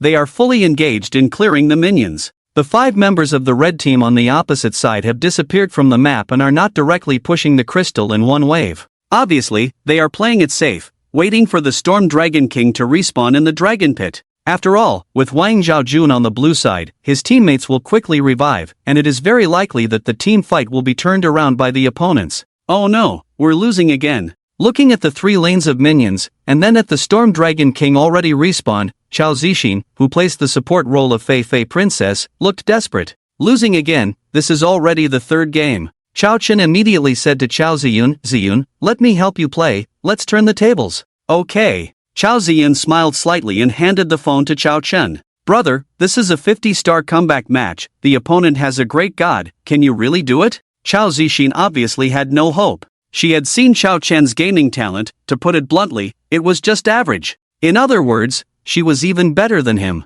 And the two of them played ranked matches with more than 50 stars, and even encountered a game anchor, making the difficulty much higher. With the current situation, it's very difficult to turn the tables. Chao Chen smiled faintly, is 50 stars really high? Since mastering the game of Honor of Kings, his gaming talent is unparalleled. With 50 stars, he can easily crush the opponents single-handedly. Chao Chen controlled Han Xian and quickly rushed to the dragon pit with a triple jump. Just as he arrived near the dragon pit, Chao Chen heard a roar. That was the sound made when the Dragon King knocked someone into the air, and Chao Chen thought it was a good opportunity. The opponent's support responsible for watching the vision on the side quickly reminded to be careful. The opponent is coming to steal the dragon. But it was already too late. Chao Chen's fingers slid, skill swept, output maximized, the opponent's jungle and marksman were knocked into the air by the Dragon King, unable to use skills, and were instantly killed by Chao Chen's extremely fast hand speed. Dabokio. The opponents were furious and wanted revenge, but Chao Chen, who left a retreat path, controlled Han Xian to evade the opponent's deadly control. After a few rounds of struggle, Han Xian, under Chao Chen's unparalleled operation, had no impact on his combat power even if he fell behind the opponent by 1 equipment. Losing the important double carry output, the situation suddenly reversed. With no resistance, they were all slain by Chao Chen's Han Xian. Then, under the bewildered and shocked eyes of the opponents, they successfully took down the Storm Dragon King. With the buff, coupled with the fierce clearing ability of Han Xian and the revived teammates, it was as if they had never won before, pushing the mid lane, crazily destroying towers, as the opponents were about to revive. The crystal shattered. Kotizuo. Chao Zixin was shocked to see the game victory. Brother, you're too amazing. You really turned the tables. Chao Ziyun was also surprised. When did his brother become so powerful, turning the tables in a 50-star comeback match? Seeing the shocked expressions of his two sisters, Chao Chen was pleased and proudly said, "Just 50 stars, I can handle 100 stars with one hand. When did you become so powerful? Hurry up and take us flying." Chao Zixin shook Chao Chen's arm and coquettishly said, "I have something to do now. I'll take you both flying when I come back tonight." The matter of the Wanya gold mine has not been resolved yet. Just as Chao Chen finished speaking, a call came in. Chao Chen saw that it was the manager of the Wanya gold mine, Su Guangrui. As soon as the call was connected, Su Guangrui's anxious voice came through. "Mr. Chao, something big has happened at the Wanya gold mine." "The Wanya gold mine has an accident?" Chao Chen's brow furrowed slightly. He walked out of the living room to the balcony, and asked in a deep voice, "What happened?" Su Guangrui's voice was anxious. "Chao, there has been a collapse of the mountain forest in the mining area, causing serious damage to the ecological environment. Someone reported directly to the Provincial Jizhou Land and Resources Bureau in the capital city. After they sent people to inspect, they were very angry." Chao Chen hurriedly asked, "What are the duty personnel in the mining area doing? Have you checked the surveillance? What's going on? Is it serious?" Su Guangrui said, "The surveillance is broken. The degree of environmental damage exceeds the control range specified in the contract. They said we violated the environmental protection regulations in the contract, fined us 10 million, and forced." At this point, Su Guangrui's voice softened, not daring to say the rest. Chao Chen's expression turned cold, sneering, "It's a unilateral termination of the contract. taking back the Wanya gold mine, right? When he acquired the Wanya gold mine, Chao Chen was very clear about the contract terms. One of them stated that if the environmental damage during the mining process exceeded the limit and had a detrimental impact on the local ecological environment, in addition to paying a certain amount of fine, the Land and Resources Bureau had the right to unilaterally terminate the contract. Some mining companies engage in destructive mining practices to maximize profits. They make money for themselves, but cause irreparable damage to the local ecological environment, which is despicable. Therefore, the punishment for mining companies that massively destroy the environment for profit is very severe, absolutely zero tolerance. Yes, Su Guangrui sighed weakly. Chao Chen's expression turned cold. At a critical moment, the surveillance was broken, and the degree of environmental damage exceeded the contract limit. It was obvious that this was a deliberate act. Chao Chen quickly identified two suspects. After acquiring the Wanya gold mine, he didn't have many conflicts with others. The first one was the former owner of the Wanya gold mine, Zhang Su. The second one was the Chang family of Yuntai. Therefore, only these two families could resort to such despicable means. Chao Chen's eyes were cold. Whoever tries to manipulate me with such means is mistaken. After hanging up the phone with Su Guangrui, Chao Chen called Zhang Su. Qin Gang, a tea restaurant. Zhang Su was having afternoon tea with a few friends, discussing the opening of the Dakuan Gold jewelry store yesterday. Most of the upper-class people in the Magic City, plus half of the entertainment industry's stars performing on stage, have made Dakuan Gold jewelry famous nationwide in one go. The four young masters of the Magic City have made a big move. The sales for one day reached 3 billion, at least 800 million in profit. Speaking of this, I remembered something. Su Ge, are you not planning to take back the Wanya gold mine? Exactly, producing over 2,000 grams of gold a day. It's a pity to just give it to the Chang family for nothing. It was no secret in the upper circles of Qilu that the Wanya gold mine had stopped production due to the Chang family's targeting after refusing their acquisition. Everyone knew that you can't fight against a powerful force, and the Wanya gold mine would eventually belong to the Chang family. Even if the current owner of the Wanya gold mine left the gold mine untouched, the Chang family had ways to deal with it. Hearing the words of the group, Zhang Su's lips slightly curled up, with a mysterious smile, saying, "Just watch, the Chang family has bitten off more than they can chew with the Wanya gold mine. The real show is yet to come." Hearing this, the group became very interested and curious, asking, "Su Ge, what's the situation?" In Qilu, it was rare for someone to be able to challenge a top-tier powerhouse like the Chang family. Zhang Su smiled and remained silent. He couldn't casually reveal Chao Chen's secret. Seeing Zhang Su like this, the friends became even more curious. It was like pulling down your pants halfway and stopping abruptly, very uncomfortable. They eagerly said, "Su Ge, I'm willing to pay 5 million to buy this secret. I swear I won't tell anyone else. I'll offer 1,000. At that moment, Zhang Su's phone rang, and he saw the caller ID, Kuan-gu. Why is he calling me? Zhang Su was surprised. Ever since he investigated Chao Chen's identity last time and found out that Chao Chen was likely from a prestigious family, Zhang Su kept Chao Chen's phone number and always kept an eye on him. He also knew that the 50 top-quality jade pieces and 3 tons of gold from Dakuan jewelry were provided by Chao Chen. How could Chao Chen, a commoner who grew up in an ordinary family, come up with these valuables worth over 2 billion yuan at once? It didn't make sense at all. Therefore, Zhang Su became more convinced of Chao Chen's identity as a descendant of a prestigious family who had been lost outside, and his status was not low. He had been thinking recently about how to get closer to Chao Chen. Unexpectedly, Chao Chen called him first. This surprised Zhang Su, who gestured to his friends to be quiet. Zhang Su answered the phone with a smile on his face and said, "Mr. Chao, what made you think of calling me? Kuan-gu?" Several friends looked at Zhang Su in shock. Who is this Kuan-gu? Just a phone call made the third son of the Zhang family in Qingang so polite and even respectful. It was unbelievable. "Come to Wanya gold mine." Chao Chen's cold voice came through the phone. Since the other party's target was Wanya gold mine, he would understand his intentions. Who was playing tricks? The answer would be revealed as soon as they met. The taste of electric cells would make the other party obedient. Go to Wanya gold mine? Wasn't Chao Chen in the Magic City? Zhang Su was stunned, then quickly said, "Mr. Chao, I'll come right away."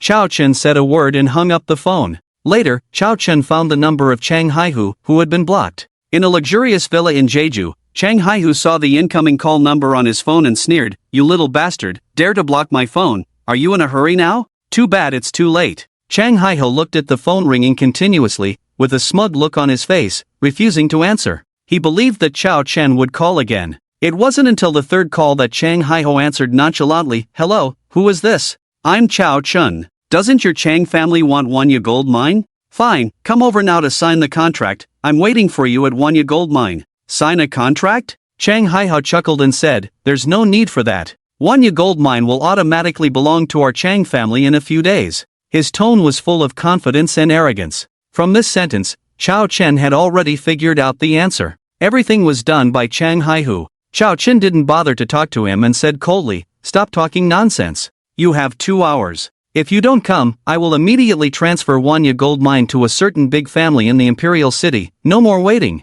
Without waiting for Chang Hai-ho's reply, Chao Chen hung up the phone directly, then called Zhang Su again to tell him not to come. Since he knew it was Chang Hai-ho, there was no need for Zhang Su to come. Zhang Su, who was driving to the airport, was dumbfounded. What's going on? Is this a joke? If someone else dared to treat him like this, Zhang Su would be furious. But since it was Chao Chun, he could only pretend it didn't happen. The self-satisfied look on Chang Hai-ho's face disappeared instantly, his expression changing constantly. Kyoto. This was the core of Dixia, where hidden dragons and crouching tigers resided, and the super big families stood tall as the true giants of Dixia. They were the existence that the Chang family needed to look up to. Even if the Chang family had the support of the largest prestigious family behind them, when facing the super big families in Kyoto, they would still be inferior. If Chao Chen really transferred Wanya Gold Mine to a certain big family in Kyoto, even if it was a second-rate one, then Wanya Gold Mine would be out of reach for the Chang family. A gold mine worth 1 billion, and easy to mine, the Chang family cannot just let go of this fat meat. Immediately, Chang Hai-ho arranged a private plane and rushed to Wanya Gold Mine. After calling Chang Hai-ho, Chao Chen told his family and drove Chao Jifeng's old Iron Snow Dragon car to Guangzhou Airport. It's a half-hour flight from Guangzhou to Pingdu, and Chao Chen arrived. Su Guangrui arrived at the airport early to pick up Chao Chen. Seeing Chao Chen coming out, Su Guangrui greeted him, "Mr. Chao." Su Guangrui felt guilty. As the manager, he also had an inescapable responsibility for the major incident in the mining area. He was prepared to be unemployed at any time. Chao Chen patted his shoulder and said with a smile, "Don't worry, Wanya Gold Mine will be fine soon. The collapse of the mountain forest is a major accident, but it also depends on the situation. Once the Chang family is settled, all problems will be solved." Su Guangrui was puzzled. In the face of the dilemma of the forced termination of the contract for the Wanya Gold Mine, how did Chao Chun, the boss, handle it so lightly? This is a gold mine worth at least 1 billion. Are you really not afraid of being forcibly taken back? Or does he really have a way to resolve this crisis? After returning to Wanya Gold Mine, Chao Chun went directly to the collapsed area of the mountain forest. When he saw the chaotic scene on site, Chao Chen took a deep breath. On the left side of the mining area of Wanya Gold Mine, hundreds of meters of mountain forest collapsed. In addition to burying half of the mining area, a 7 to 8 meter wide river next to Wanya Gold Mine was also cut off. Fortunately, there were no casualties. Such destructive power must have used explosives. The Chang family really spared no effort to get the gold mine. Suddenly, Chao Chen received a message in his mind. "Master, you're here." When Chao Chen went to South Africa, he left 100,000 army ants and a queen ant at Wanya Gold Mine. The queen ant was conveying information to Chao Chen. P.S. As explained earlier, any creature generated by the creation box is under Chao Chen's control. Within 100 kilometers, Chao Chen can sense their presence, and within 1 kilometer, he can communicate with them. Chao Chen could clearly sense that there was an ant nest 20 meters underground to his right. The 100,000 ants and the queen ant left at Wanya Gold Mine were all here, waiting for Chao Chen's next instructions. Chao Chen asked with his mind, "Do you know what happened here?" "Yes, master." After the queen ant replied, she immediately sent a video recording to Chao Chen. The queen ant continued, "Master, this is footage my subjects accidentally saw. It should be useful to you." Chao Chen was shocked. Damn, ants can record and transmit videos, and he didn't know. After watching the video sent by the queen ant with his mind, Chao Chen was amazed that the video was in 3 dimensions. This completely contradicted the visual system of ants. Moreover, the image was very clear. Chao Chen couldn't help but marvel. These 5-star ants are really amazing. Through the video sent by the queen ant, almost the entire process of the mountain forest collapse was recorded. 2 people sneaked into the mining area and used explosives to blow up the mountain, causing the collapse of the mountain forest. Since integrating various special abilities, Chao Chen's overall physical functions have greatly increased, giving him an unforgettable memory. Chao Chen had seen these 2 people before. They were workers in the mining area. It was clear that Chang Hai-ho had bribed these 2 people. Chao Chen's eyes were cold. Greed leads to death, and betrayal leads to destruction. But now that he knew the real culprit, they must pay the price. Just as Chao Chen continued to ask the Ant Queen if there were any casualties among the ants, several employees from the Jeju Land and Resources Management Department walked over. The middle-aged man who appeared to be the leader looked at Chao Chen with an unpleasant expression and said, "You are the owner of the gold mine, Chao Chen?" "Yes, I am," Chao Chen nodded. The middle-aged man's expression began to turn serious, and he loudly declared in a judgmental tone, "With such a major accident in the mining area, it is a significant mistake in your management as the owner. You have already violated the environmental protection clauses in the contract, and you should bear the corresponding legal responsibility.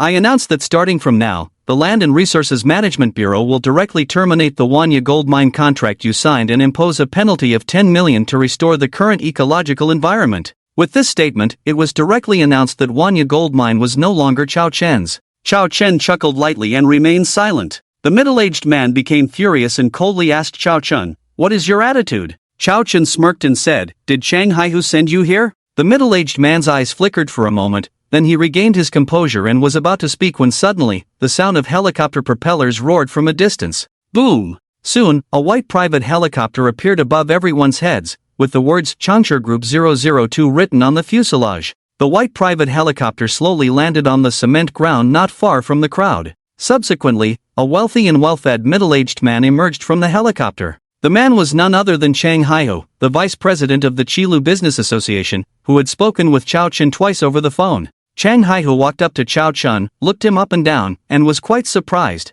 He wondered what capability Chao Chen had to dare not give face to the Chang family. Upon meeting him today, he was truly extraordinary. This young man, with such a dignified appearance and a mountain-like temperament, was far superior to anyone of his generation that Chang Haihu had ever known. Chang Haihu looked at Chao Chen and suddenly smiled, saying, "Chao Chen, I'm here, let's sign the contract." With that, he subtly glanced at the middle-aged man. The latter wondered, what's going on? Wasn't it agreed to take over the Wanya gold mine after the holiday? "Follow me," Chao Chen said, turning and walking towards the office building. Chao Chen led Chang Haihu to his office, and in the moment the door closed, Chao Chen's entire demeanor suddenly changed. An invisible icy chill spread, causing the temperature in the room to drop several degrees. Chang Haihu felt an extreme sense of oppression, as if the surrounding air had been sucked out, and he turned to look at Chao Chen, petrified. At this moment, Chao Chen's appearance changed to that of a middle-aged man, with blue electric currents interweaving all over his body, crackling and booming like a thunder god, instilling fear and submission in others.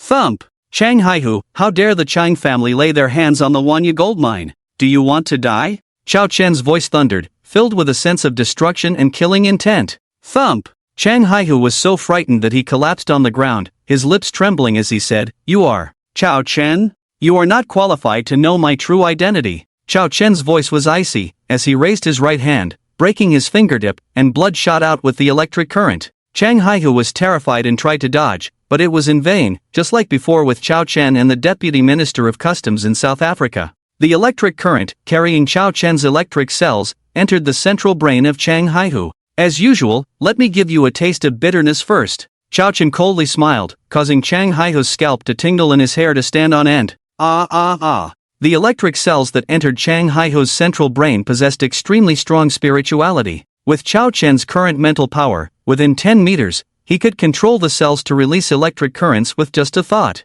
Moreover, the number of cells injected by Chao Chen into Chang Haihu's brain this time is several times more than before. For example, there were 10,000 current cells in Zio's brain. So now, there are 30,000 current cells in Chang Haihu's brain. Therefore, the power of the released current at once is even more terrifying. Chang Haihu held his head in his hands, rolling on the ground, emitting a piercing scream. "Ah, it hurts too much." Chang Haihu's eyeballs bulged, tears streaming down, looking like he had gone mad, banging his head frantically on the ground.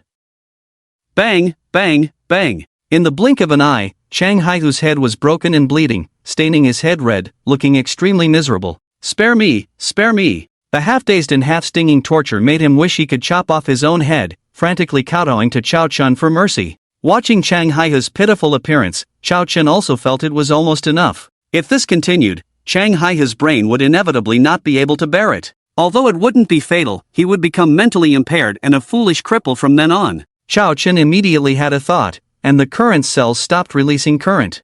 His intention in calling Chang Haihu was not to kill him but to control him, thus resolving the dilemma of the Wanya gold mine. Phew! Chang Haihu was panting heavily like a dying dog, his palms resting heavily on the ground, gasping for breath. Chao Chen's whole body was interwoven with electricity, crackling, with electric sparks flashing in his eyes as he looked down at Chang Haihu from above, indifferently saying, "Do you want to die or live?" "Live. Live," Chang Haihu hurriedly said, his eyes filled with fear. The terrifying 10 seconds just now, as if he had passed through the gates of hell, made him feel death so close for the first time. He lacked nothing in his current position, wealth, or beautiful women. He hadn't enjoyed such an extremely luxurious and beautiful life enough, so how could he die now? Live? Chao Chen sneered, asking coldly, "Give me a reason that can save your life?" Chang Haihu looked up at Chao Chen, filled with regret. He now understood why Chao Chen dared to refuse the Chang family's acquisition. He also knew that Chang Yinchao's son was bitten by a bug not by accident but by the man in front of him.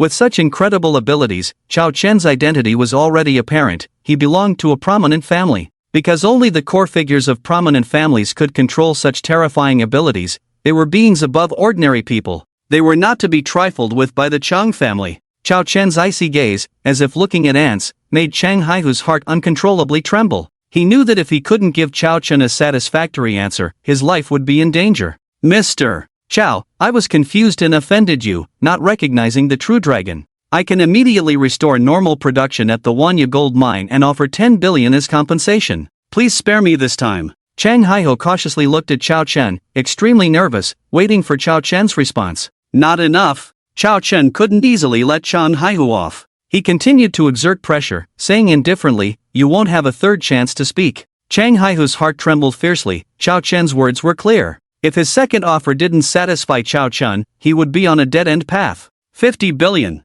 "I'm willing to pay 50 billion for my life." When he said this, Chang Haihu's heart was bleeding. 50 billion was his savings over the years. If he lost the money, with his status and position, he could earn it back soon. But if he lost his life, he would lose everything. Being alive was everything. Agreed, Chao Chen nodded slightly. Finally, he didn't have to die. Chang Haihu was ecstatic, prostrating himself. "Thank you, Mr. Chao, for sparing my life." Chao Chen said coldly again, "This time I'll give you a warning. If there's a next time, not only will you die, but your family will also be in chaos." At the end, the killing intent in Chao Chen's words reached its peak, making Chang Haihu feel a chill all over. Chang Haihu hurriedly nodded and promised, "Mr. Chao, rest assured, I will remember this and inform my family. We will never dare to offend you again." This lesson was too profound for him, leaving him with lingering fear. Once was enough. Get lost. Chao Chen waved his hand, and Chang Haikin fled from the office building as if his life depended on it, as if there were hungry wolves chasing him from behind, not daring to look back. Seeing Chang Haihu, with blood dripping from his forehead and looking disheveled, everyone was stunned. The middle-aged man in charge of the Jeju Land Resources Bureau who came this time asked Chang Haihu in surprise, "Mr. Chang, what's going on with you?" Chang Haihu was a prominent figure in Shilu. How did he become so disheveled in just a few minutes? Seeing the various expressions of the people, a hint of unnaturalness appeared on Chang Haihu's face. Just now he was imposing, but now his face was covered in dirt, a stark contrast that made him lose face and feel angry and embarrassed. But thinking of the figure surrounded by lightning that made him suffer so much with just one finger, Chang Haihu's anger instantly subsided, replaced by fear. "Don't ask what you shouldn't ask." Leaving behind these words, Chang Haihu ignored everyone and headed straight for the helicopter, leaving the place of controversy. The middle-aged man hurriedly asked, "What should we do next?" "If you want to die, you can stay here." Chang Haihu didn't even look back. He boarded the helicopter and ordered the pilot to take off and return to Jeju. Watching Chang Haihu, who fled like a bereaved dog, everyone had different expressions. The middle-aged man immediately led his people to leave the Wanya gold mine. To make Chang Haihu so fearful, it's not hard to imagine how terrifying the owner of Wanya gold mine is. Su Guangrui looked up at Chao Chen's office window in the office building, looking shocked. Who is this young boss of his, to make someone like Chang Haihu submit like this? So awesome. So terrifying. After resolving the trouble for the Chang family, Wanya gold mine could continue its operations. Chao Chen arranged for Su Guangrui, the employees of Wanya gold mine, to take a 10-day paid leave, which was considered an early vacation. Therefore, starting from tomorrow, people were arranged to return to work. At the same time, Chao Chen arranged for the 100,000 ants in Wanya gold mine to start collecting the remaining 50 tons of gold ore, then gather it in one place, waiting for Chao Chen to transport and refine it. The news that Wanya Gold Mine had resumed normal production spread quickly to many people. Most importantly, the owner of Wanya Gold Mine was still Chao Chen, not the Chang family. This news shocked many people. Did the Chang family fail? Is there really a hidden dragon behind Wanya Gold Mine? In Qingang, Zhang Su's mouth curled up slightly, revealing a smug smile. Since yesterday afternoon when Chao Chen suddenly called him, he knew things were not that simple. Zhang Su, who was always watching every move of Wanya Gold Mine, naturally knew about what happened at Wanya Gold Mine as soon as it occurred. As soon as he heard about Chang Haihu's bloodied and disheveled appearance, Zhang Su couldn't help but burst into laughter. Chang Haihu, you were probably not just beaten up so simply. Even if Zhang Su didn't know what happened in the office building, he could guess that for Chang Haihu to leave Wanya Gold Mine alive, he must have paid a considerable price. At the Yuntai Chang family, Chang Yunchao immediately called Chang Haihu, very displeased, and asked, "Second uncle, what's going on? You didn't take over Wanya Gold Mine?" He used to show off in front of Chao Chun, saying that the Wanya Gold Mine would eventually belong to the Chang family. "We can't afford to offend the boss of the Wanya Gold Mine." "Ha, second uncle, are you kidding? In Qilu, besides the Huang family, is there anyone we Chang family can't afford to offend?" Chang Yunchao said disdainfully. Chang Haihu remained silent for a few seconds, sighed and said,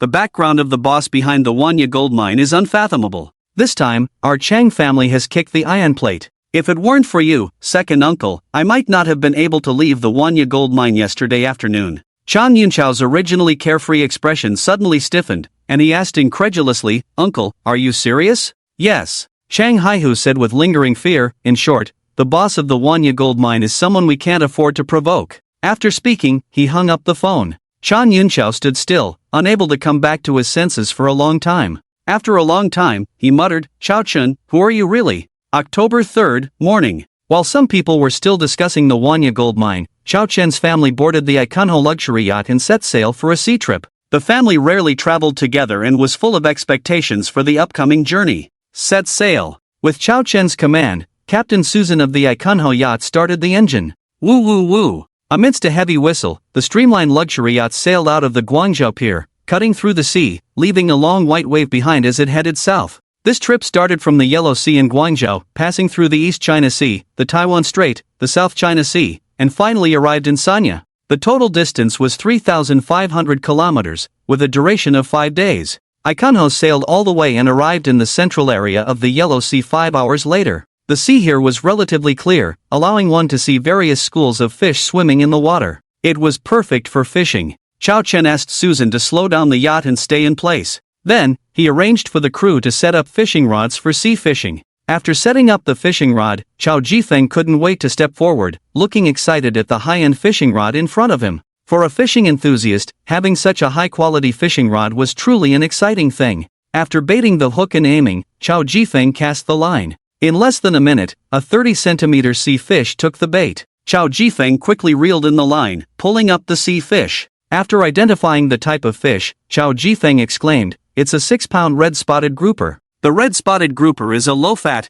high-protein seafood, a must-have delicacy for high-end banquets. It can fetch a high price of over 100 yuan per kilogram in the seafood market. Hee hee, I've caught a fish too. At this moment, Chao Ziyun beside him was happily reeling in the fishing line. It was a 5-pound salmon. Chao Zixin, who was operating the drone on the side, exclaimed in surprise, "This fish is so naive, it was caught so easily." Chao Jifeng took the red-spotted grouper off the hook and put it in the bucket, explaining with a smile, "We are more than 200 kilometers away from the coastline here, so the fish's alertness is slightly lower, making it easier to catch. I want a fish too." Chao Zixin, looking at her sister holding the beautiful salmon, suddenly became interested in fishing. After retrieving the drone, she walked to a fishing rod, imitated Chao Jifeng in baiting the hook, and cast the line. Chao Chen threw the caught pufferfish into the bucket and said with a smile, "Let's have a fishing competition, 1 hour time limit. Let's see who catches more fish." "Okay, I will definitely be the first," Chao Zixin boasted shamelessly. Chen Fong, not interested in fishing, sat on a lounge chair, basking in the sun, watching her husband and children fishing, with a warm and contented smile on her face. Near the Ikuan number, there are too many sea fish wandering around. Basically no need for any fishing skills, just cast the hook, and the fish will bite the bait eagerly.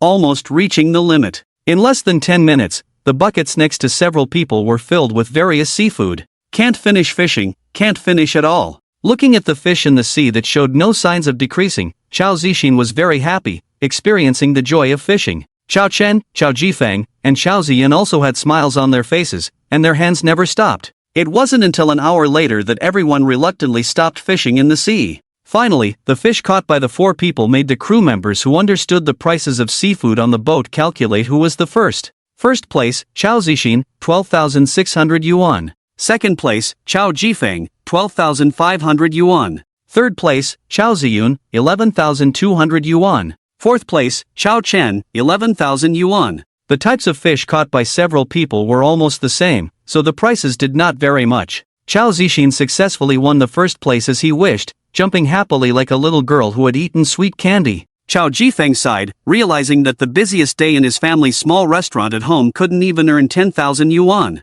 Yet today, in just an hour, the value of the fish he caught exceeded tens of thousands of yuan. The speed of making money left him speechless. Immediately, Chao Chen took this opportunity to persuade his parents to move to the Magic City. It just so happened that the villa he bought 2 months ago, the leisure residence, was also vacant. The environment there was peaceful, the yard was spacious, suitable for planting flowers, and also for keeping some small animals, very suitable for the elderly. After Chao Chen cured his mother Zheng Fang's illness in Qilu before, he brought his whole family on board the Ikuan number for the first time, shocking the whole family. They asked Chao Chen about this luxurious yacht. Chao Chen's explanation to his family was that the hermit he apprenticed to had 8 disciples besides him. Each one was a well-known figure in Daxia. The 5th senior brother was in the Magic City, and the Ikuan number yacht and the leisure residence were gifts from the 5th senior brother. Chao Zixin and Chao Ziyun also joined the persuasion team. Finally, Chao Jifeng and Chen Feng agreed to go to the Magic City. While Chao Chen's family was chatting, the various fresh fish they caught were quickly turned into delicious dishes by the chef on board. Seafood soup, grilled bass, pan-fried salmon, steamed star snapper, stir-fried vegetables, fruit salad, paired with top-notch Ganlu red wine. The tender fish meat made the whole family very satisfied. After lunch, the family sat on the deck, enjoying a leisurely and beautiful time. In the golden autumn of October, the temperature on the Yellow Sea was very pleasant. The bright sunshine, flying seabirds, refreshing sea breeze, vast blue sea, and the beautiful white yacht presented an extremely beautiful picture. After a brief stop on the Yellow Sea, Captain Susan continued to sail the yacht south. 3 hours later, just as the Ikuan number had entered the East China Sea area, Chao Chen, who was lying on a deck chair with his eyes closed, suddenly opened his eyes. As mentioned before, after the creatures generated in the creation box, as long as they were within 100 kilometers, Chao Chen could sense their presence. This time, what Chao Chen sensed was the little sailfish they caught when he and Qin Feng went out to sea, about 60 kilometers southeast of the Ikuan number. Since the last time the little sailfish was generated, 42 days had passed, and no one knew how much the little guy had grown. Immediately, Chao Chen had a thought and gave an order to the sailfish. "Little sail, come see me." 60 kilometers away, the sailfish hunting in the sea instantly received Chao Chen's message and command. "Woo woo woo." The sailfish's sharp mouth opened wide, making a cheerful sound, then its slender body turned into a sword, creating a long white wave in the water, swimming rapidly towards Chao Chen's direction. In less than 20 minutes, a giant sailfish over 5 meters in size, like a sharp sword, cut through the seawater and shot towards from a distance. The various schools of fish in front, as if seeing their king, swam to both sides, making way for the giant sailfish to advance. This scene instantly caught the attention of everyone on the Ikuan. "Wow, look, a sailfish, such a big sailfish!" Chao Zixin exclaimed, controlling the drone to follow and film the giant sailfish. Whoosh! Under the amazed gaze of everyone, the sharp mouth of the giant sailfish pierced the sea surface, leaping over 10 meters high and heavily landing on the side of the Ikuan. The sailfish floated on the sea surface, a pair of large eyes showing a human-like color looking at Chao Chen, its tail swaying in the water. "Master, have you come to see me?" A childish voice rang in Chao Chen's mind. Chao Chen heard this voice and knew it was coming from the sailfish. He looked at the little flag with some surprise. Normally, it takes 4 to 10 years for a sailfish to grow from a juvenile to an adult. But in less than 2 months, the size of the little flag had soared from 8 centimeters to 5 meters long. Chao Chen's mind moved again, and the attribute panel of the little flag appeared before him. Name, banana sailfish, growth stage, level, white medium star size, 515 centimeters lifespan, 42/10500 days strength, 65, peak value in adulthood can reach 90, speed, 180, peak value in adulthood can reach 220, status, healthy talent, water control power, ability to control the power of water for oneself, with strong attack power, loyalty, 100% very strong. It can be said that the speed of the little flag is undoubtedly the first in the ocean. What's even more terrifying is that the little flag has not reached its peak yet, with 20% growth potential. By then, it will be even more powerful. Brother, is this big sailfish looking at you? Chao Zixin, who was filming with a drone, was the first to notice the difference in the giant sailfish. Chao Jifeng, Chen Feng, Chao Ziyun, and the crew were all shocked after carefully observing. Its eyes are just like a human's? Has it become intelligent? This is unbelievable. The sailfish, which had no intelligence to speak of, now had eyes that resembled those of a 4 or 5-year-old human child, full of spirituality and joy. This was simply unimaginable. Chao Chen smiled and explained, I saved it before, and we are good friends, so it's happy to see me. Everyone was stunned, as they had only heard of belugas, sea turtles, and dolphins being very friendly to humans. How could a powerful creature like the sailfish, which could be very aggressive, be friendly to humans? This giant sailfish was truly extraordinary. Looking at the disbelieving eyes of everyone, Chao Chen smiled slightly and said to the little flag in the water, Little flag, go catch me a big fish. Sure thing. The little flag shook its head playfully and disappeared into the water. Whoosh! 2 minutes later, the little flag broke through the shimmering water surface again, appearing in front of everyone. Hanging from its sharp upper jaw was a nearly 3-meter-long big fish, blood-splattered, staining the sea red. Bluefin tuna. Everyone knew this world-famous top seafood. Everyone was incredulous, their mouths gaping. This sailfish not only understood Chao Chen's words but actually caught a big fish. Is Chao Chen the reincarnation of the sea god? Can he command marine life? Chao Chen said to a dumbfounded crew member, Bring the fish up. We'll have a bluefin tuna feast tonight. The crew member reacted quickly, brought the fishing tools and pulled the bluefin tuna onto the boat, taking it to the kitchen for processing. Watching the sailfish swimming around the yacht, Chao Jifeng asked Chao Chen in amazement, Kunzi, what's going on? How did this sailfish catch fish for you? Not only Chao Jifeng was shocked, but Chen Feng, Chao Ziyun, and Chao Zixin also found it amazing. Chao Chen explained with a faint smile, the ability to communicate with animals is also something I learned from that master. When they heard that it was Chao Chen's master, the few of them suddenly realized, even late-stage liver cancer, such a terminal illness, can be cured. Such a person who can teach Chao Chen to communicate with animals is not surprising. Later, Chao Chen communicated with Xiaoqi using his mind. Xiaoqi, have you found anything different in the sea, like a large ship sunk at the bottom of the sea? While asking, Chao Chen took out his phone and searched for some ship images from ancient to modern times, enlarged them for Xiaoqi to see. For Xiaoqi, a 5-year-old child with spiritual wisdom, it was not difficult, and it quickly understood Chao Chen's meaning. Immediately, Xiaoqi's voice sounded in Chao Chen's mind, Master, when I was hunting at the bottom of the sea, I saw 3 different types of ships, 2 of which were very dilapidated. Chao Chen's eyes lit up. Indeed, it was feasible to have Xiaoqi search for underwater treasures. Try to see if you can transmit the images you saw to me. If the queen ant can transmit images, then Xiaoqi must also have this ability. Xiaoqi tilted its head and thought for a moment, trying to transmit the images of several sunken ships it had seen to Chao Chen. The next moment, several high-definition images of sunken ships suddenly appeared in Chao Chen's mind. Among them were 2 ancient-style wooden structures, perhaps due to the passage of time. The ship's body was extremely decayed, unrecognizable, only showing a rough outline of the main body, unable to determine the dynasty it belonged to. After careful observation, Chao Chen found objects with the outlines of bottles, bowls, and pots hidden in the decaying ancient sunken ships covered with seaweed, emitting a dim white-blue color. Obviously, these were antique porcelain items. Only porcelain items like these could withstand the erosion of seawater for hundreds or even thousands of years. In addition, Chao Chen also found some long objects with traces of seawater erosion, emitting a faint golden color behind the half-covered seaweed. In the dark depths of the sea, the possibility of gold emitting such a glow was high. Chao Chen's lips curled slightly. Antique porcelain, gold, it seemed that this ancient ship had some background. It was very likely a merchant ship from ancient times. The other sunken ship was even more severely damaged, and Chao Chen did not find any valuable places. It should be an ordinary ship. Later, Chao Chen looked at the largest sunken ship, which belonged to a modern steel structure and looked relatively intact. After observing for a while, Chao Chen could not see the true situation inside, unable to figure out anything for the time being. It seemed necessary to make a trip down there. If valuable treasures could be found and salvaged, it would be a big profit. Immediately, Chao Chen asked Susan to start the yacht and follow Xiaoqi to explore the sunken ships at the destination. After sailing south at full speed for an hour, the yacht finally arrived at the first sunken ship location, where Chao Chen discovered the ancient sunken ship with porcelain and gold. Looking west from here, the coastal plate of the magic city could be vaguely seen.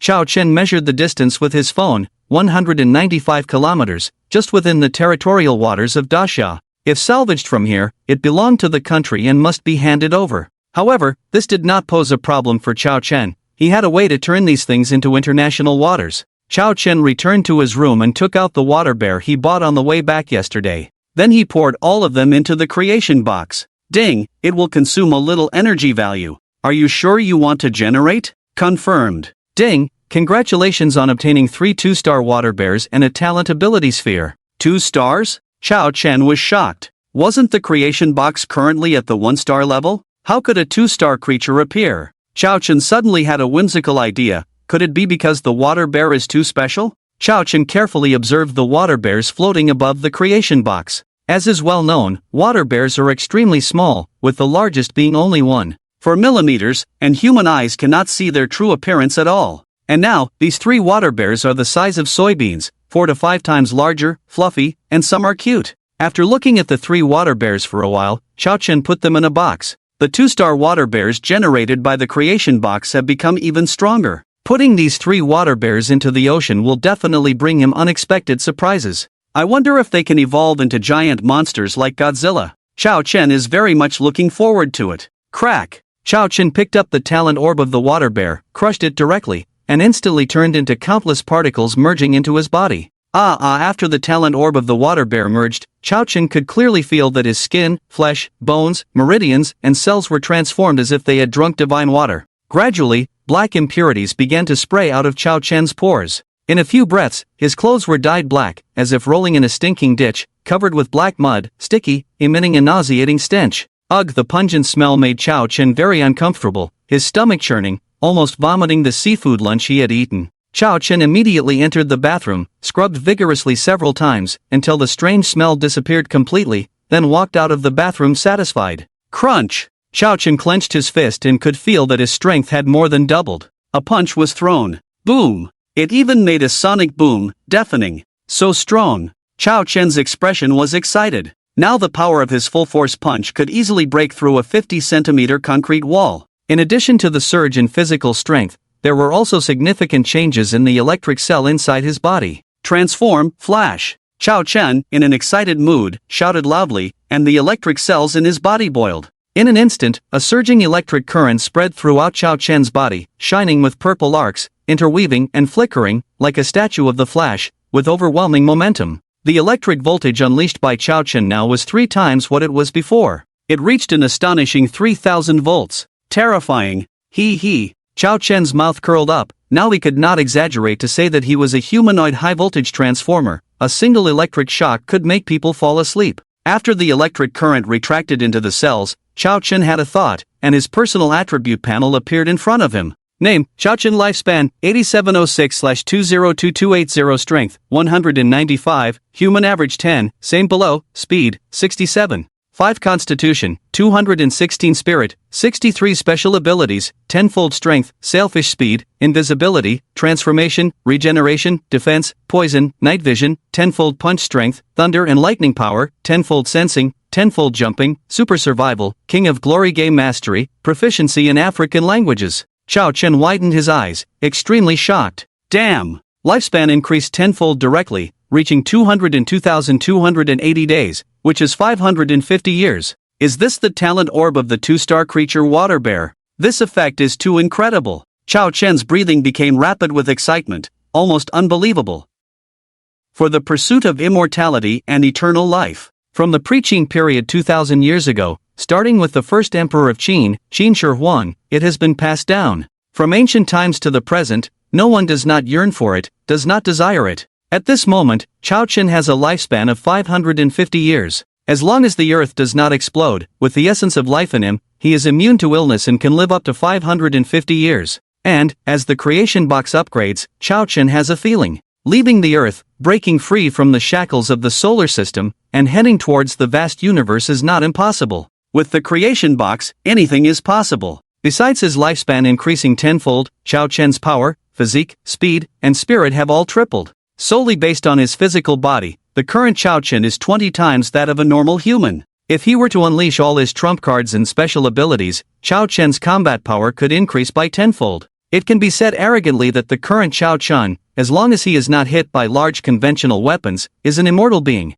The deadly dangers of water pressure, lack of oxygen, and cold in the sea. For Chao Chun, who has already integrated the talent of the water bear insect, these dangers no longer pose any threat. He can confidently explore the treasures at the bottom of the sea. Chao Chun walked out of the bedroom, said a word to his family, then leaped from the deck into the sea and disappeared. With a small flag leading the way, Chao Chun followed closely behind. The speed of their descent, one person and one fish, was very fast, as if the terrifying water pressure did not exist, reaching a speed of 30 meters per second. After diving to about 700 meters, Chao Chun touched the seabed and saw a large coral forest, illuminated by the swimming of luminescent fish, creating a colorful and vibrant scene. On the left side of this coral forest, there was a slightly dim area about 40 meters away, like a large blemish that affected the beauty of the entire coral forest. Chao Chun pushed his hands back and swiftly swam towards the spot. This blemish turned out to be an ancient wooden sunken ship. Previously, Chao Chun had integrated the luminous talent of a lotus lanternfish. Therefore, even in this dark seabed over 700 meters deep, it did not affect Chao Chun's vision in the slightest. Chao Chun activated the lotus lanternfish's night vision ability, instantly making his eyes shine like light bulbs, illuminating the space within 10 meters as if it were daylight. Now, Chao Chun could clearly see the true appearance of this ancient sunken ship. Completely corroded by seawater, only a few thicker main beams barely stood upright. Chao Chun landed on the ship, and the remaining decayed wood, unable to bear his weight, instantly turned into debris. He first walked to a pile of porcelain, cleared the seaweed on top, picked up a jar, rinsed it with water, revealing its true appearance. The style belonged to Tang Dynasty porcelain. Chao Chun picked up several more pieces of porcelain, carefully observed them, and found that the styles were all consistent. Obviously, this was a merchant ship from the Tang Dynasty period. Subsequently, Chao Chun began to collect the treasures from this ancient Tang Dynasty sunken ship. These porcelain items should have been stored in boxes. After the boxes rotted and fell apart,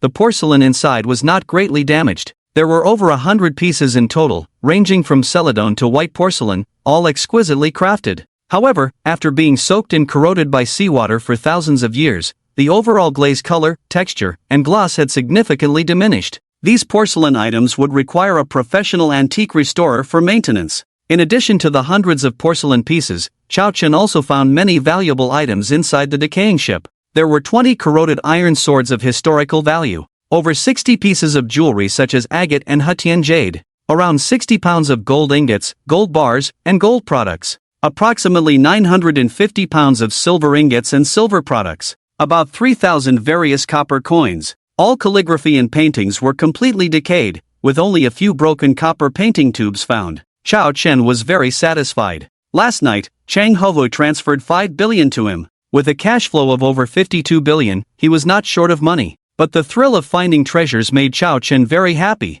All these items combined would earn him at least 10 billion, especially the hundreds of porcelain pieces. Tang Dynasty porcelain that has survived to this day is extremely rare, with most of it being stored in major museums. There are very few pieces circulating outside. After these porcelain items were professionally repaired and maintained, it did not affect their value at all. Chao Chun covered these things with seaweed, made sure there were no problems, and went upstream with Xiuqi. Chao Chun temporarily did not plan to take away these treasures. After all, this area belonged to the territory of Daxia. There were more than a dozen crew members on the Ikuan, and the crowd was mixed. Therefore, Chao Chun planned to search the other two sunken ships first, bring them to the open sea, then have them salvaged, publicize it, so that it would be beneficial to sell. Chao Chun returned to the ship, noted the coordinates, and continued towards the location of the second ancient sunken ship. This sunken ship was even more dilapidated, and Chao Chun found nothing of value. It was just an ordinary ship. Continuing on, the third sunken ship, which was a steel structure sunken ship, was a bit far away. The Ikuan sailed at full speed of 65 kilometers per hour, and it took 2.5 hours to reach the destination. This location was in the middle of Daxia and the island nation of Dongying, belonging to the open sea area. Moreover, this location was a genuine deep sea area, with a depth of over a kilometer.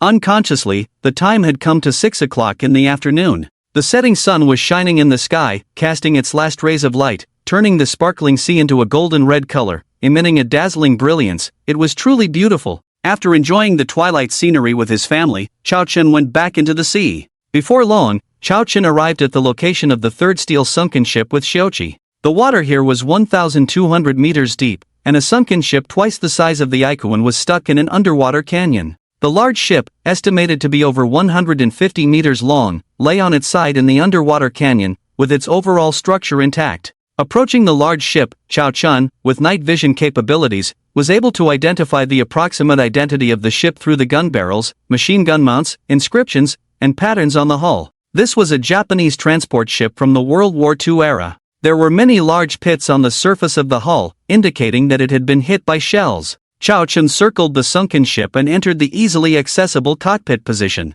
The ship had been lying here for decades, almost completely covered in seaweed, becoming a habitat for many marine creatures. Chao Chun had already activated his super sensing ability early on, and as he approached, a sudden change occurred. Whoosh! Suddenly, a long tentacle attacked Chao Chun head-on. With his strong sensing ability, Chao Chun dodged it immediately. Boom! The dark brown tentacle, as thick as a thigh, struck the spot where Chao Chun had been standing, causing a loud explosion. The rusty steel ship plate was directly dented by the impact. It was evident how powerful the attacker's strength was. If an ordinary person had been hit, they would have suffered serious injuries. Soon, the assailant who had attacked Chao Chun revealed its true form from the cockpit. It turned out to be a giant octopus, about 5 meters in size, with 8 large tentacles waving wildly, quite intimidating. The giant octopus stared at Chao Chun, the uninvited guest, with its 2 fist-sized eyes for 2 seconds. Whoosh! A large tentacle swept towards Chao Chun again at lightning speed, creating a long spray of water.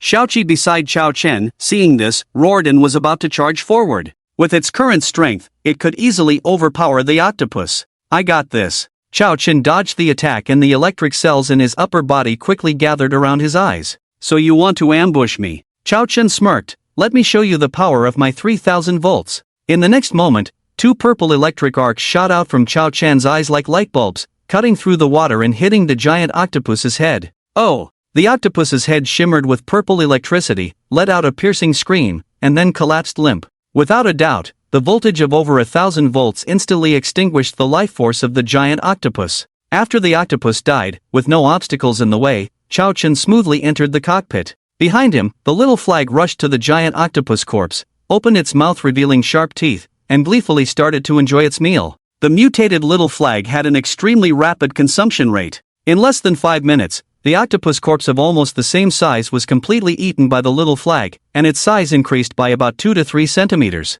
At the same time, Chao Chun also explored the cockpit and the adjacent living quarters. Dozens of broken white bones, a severely decayed military knife, and dozens of firearms. Chao Chun ignored these worthless items and found the entrance to the cargo hold. The cargo hold of the transport ship was locked, and Chao Chun had a premonition that there would be a big surprise waiting for him inside. Chao Chun gathered his strength and punched out with a force of 2 tons, breaking the rusty iron door lock of the cargo hold as if it were paper. Chao Chun grabbed the broken part again, pulled hard, and the iron door opened. Crash! Suddenly, a large piece of charred wood chips rushed towards him, emitting a rotten and pungent smell. Chao Chun swam into the cargo hold, where he saw wooden boxes everywhere, ranging from small ones about 1 meter to large ones 5 to 6 meters in size. The seawater had seeped in through the cracks, filling the entire cargo hold.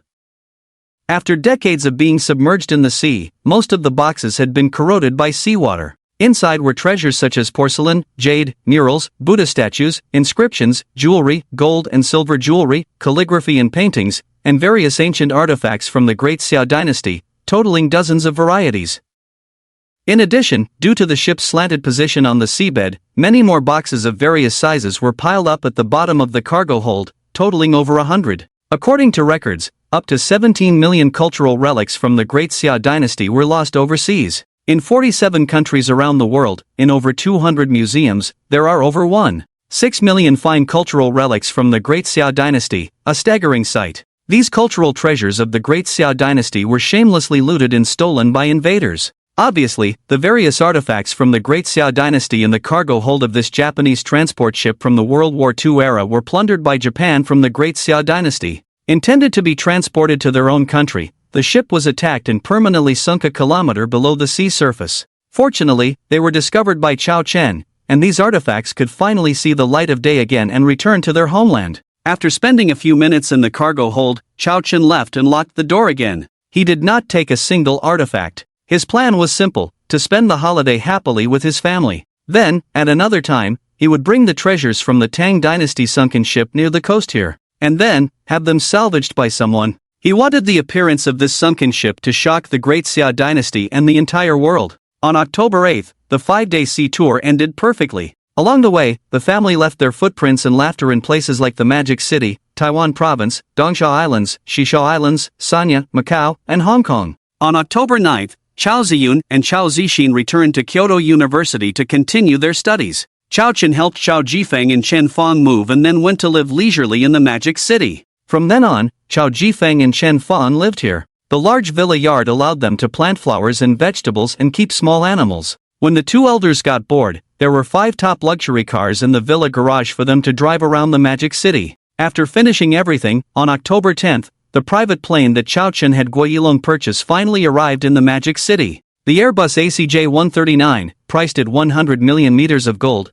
could fly up to 12,500 kilometers and continuously for 15 hours. Direct flight from Magic Capital to South Africa, no need to land for refueling, very suitable for Chao Chen's requirements. Is anyone still watching? Robot? As one of the 4 young masters of Magic Capital, Guiyilong, Qin Feng, Wang Shua, and Zhang Minghui have extraordinary energy. On the same day, the pilot's license for the plane was also processed. After a small gathering with Guiyilong and the others, Chao Chen boarded the plane to South Africa. After a 15-hour flight, the private plane landed at the international airport in Johannesburg, South Africa. At the airport entrance, the Chinese manager of the De Beers mine, Dong Jinkai, arrived early in a $1 million luxury car to pick up Chao Chen. After Chao Chen got into the car, Dong Jinkai started the car and headed towards the De Beers mine. On the way, Dong Jinkai reported to Chao Chen the specific situation of the De Beers mine in the past half-month. With 30 fully armed bodyguards guarding the area, everything in the mine was normal and there were no troubles.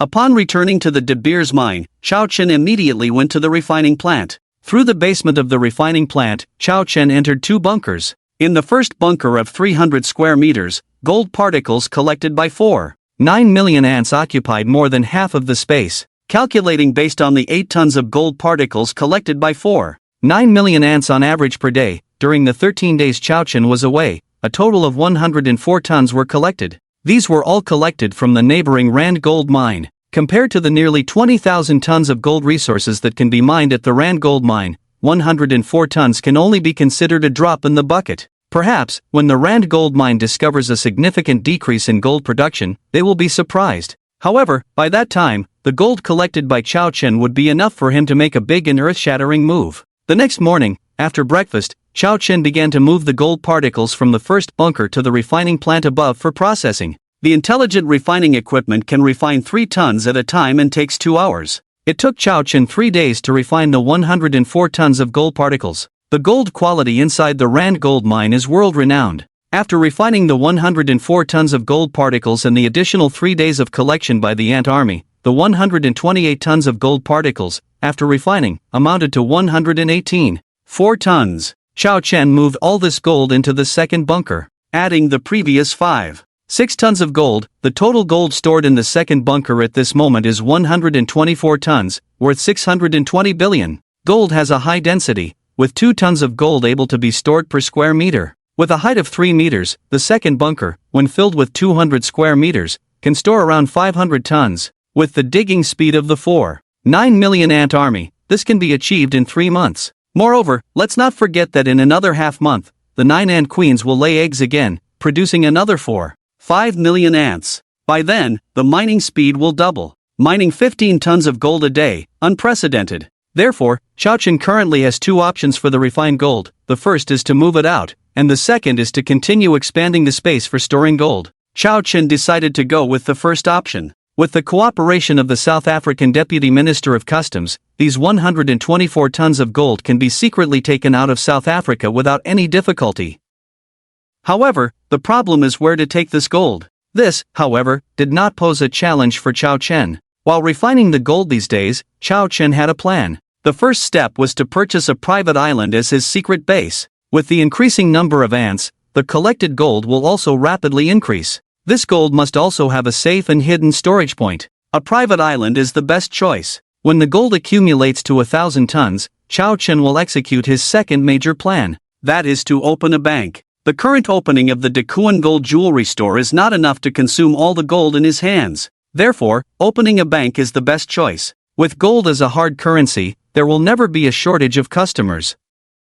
Even then, Xiao Chen is confident that his bank, with the backing of the creation box, can stand on equal footing with some of the world's largest banks. Banks are the capital, the most powerful means of controlling the earth. As for security issues, with Xiao Chen gradually developing his own power, he has the means to suppress any incoming enemies. The creation box is Xiao Chen's strongest capital, fearless of any country or power. Xiao Chen is ambitious, aiming to expand and create brilliance once again. He has set a small goal for himself, to become the king of the earth. Of course, this lofty goal needs to be achieved step by step. Before setting off to purchase islands, Xiao Chen first purchased a large amount of supplies for the ants in Bielophilia City. Mealworms, seafood, various meats, and fruits were all purchased to reward the 4.9 million hardworking little miners. In addition, Xiao Chen also upgraded the ginseng brought from Daxia to wild ginseng of 100 years, generating some life essence mixed into the food. The life essence generated from ginseng and water not only treats diseases and prolongs life but also has the miraculous effect of strengthening the body.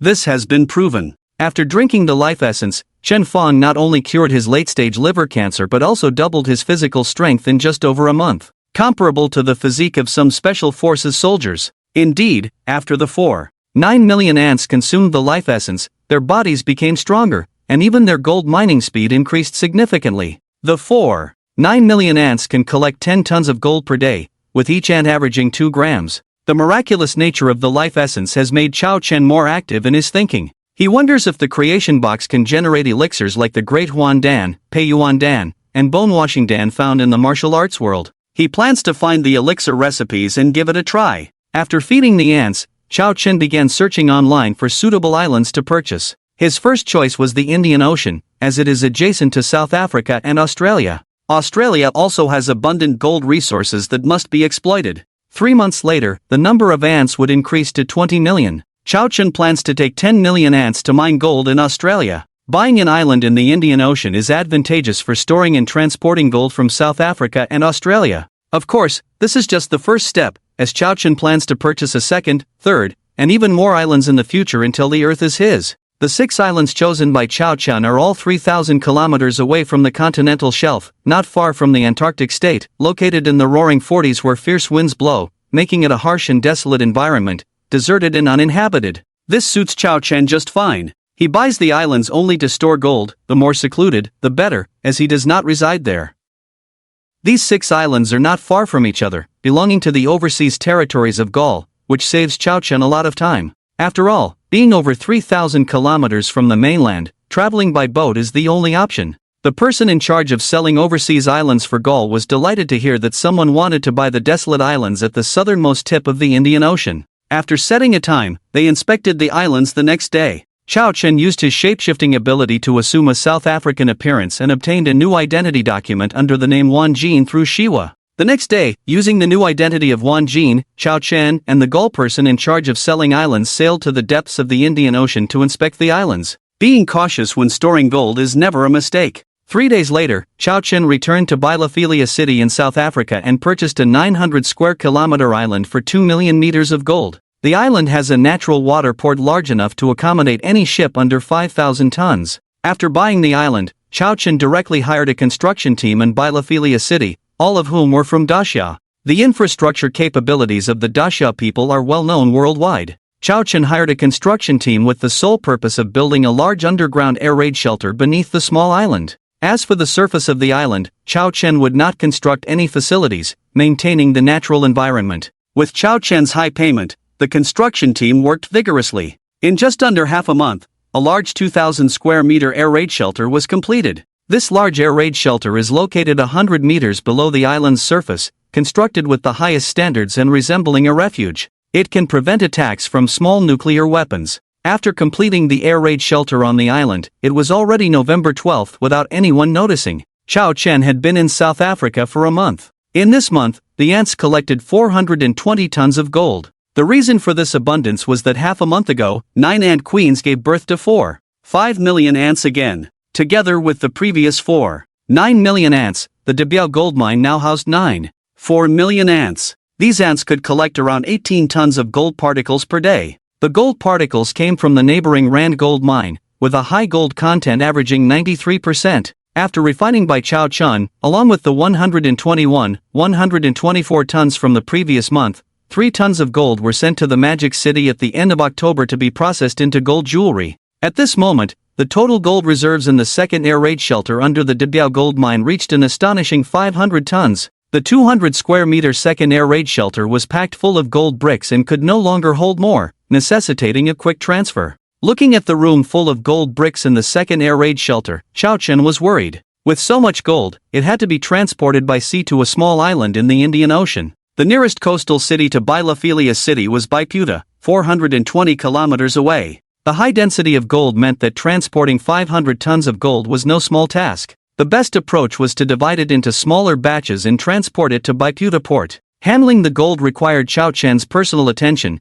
even with the help of the Deputy Minister of Customs, Shiwa. Using a 10-ton heavy mining truck, at most 2 trips could be made over the 420 kilometers per day. Even with Shiwa's assistance, it was difficult to avoid drawing attention from those with ill intentions, leading to potential complications. Digging for gold was easy, but moving it was challenging. If only there was a space artifact for storage, there would be no need to worry so much. However, relocation was inevitable. Before transporting the 500 tons of gold, Chao Chen first needed to scout Baiputa to prepare the warehouse and ships. To ensure the safe transfer of the 500 tons of gold to the small island in the Indian Ocean, Chao Chen had to employ some special measures. Upon arriving in Bielophilia City, Chao Chen's attention was drawn to a cage on the street, specifically the small hamsters inside. It was well known that hamsters had a habit of storing food. Their mouths had strong elasticity and could hold half of their body weight in food. Chao Chen's eyes lit up as he had previously tried bracelets, storage bags, and boxes,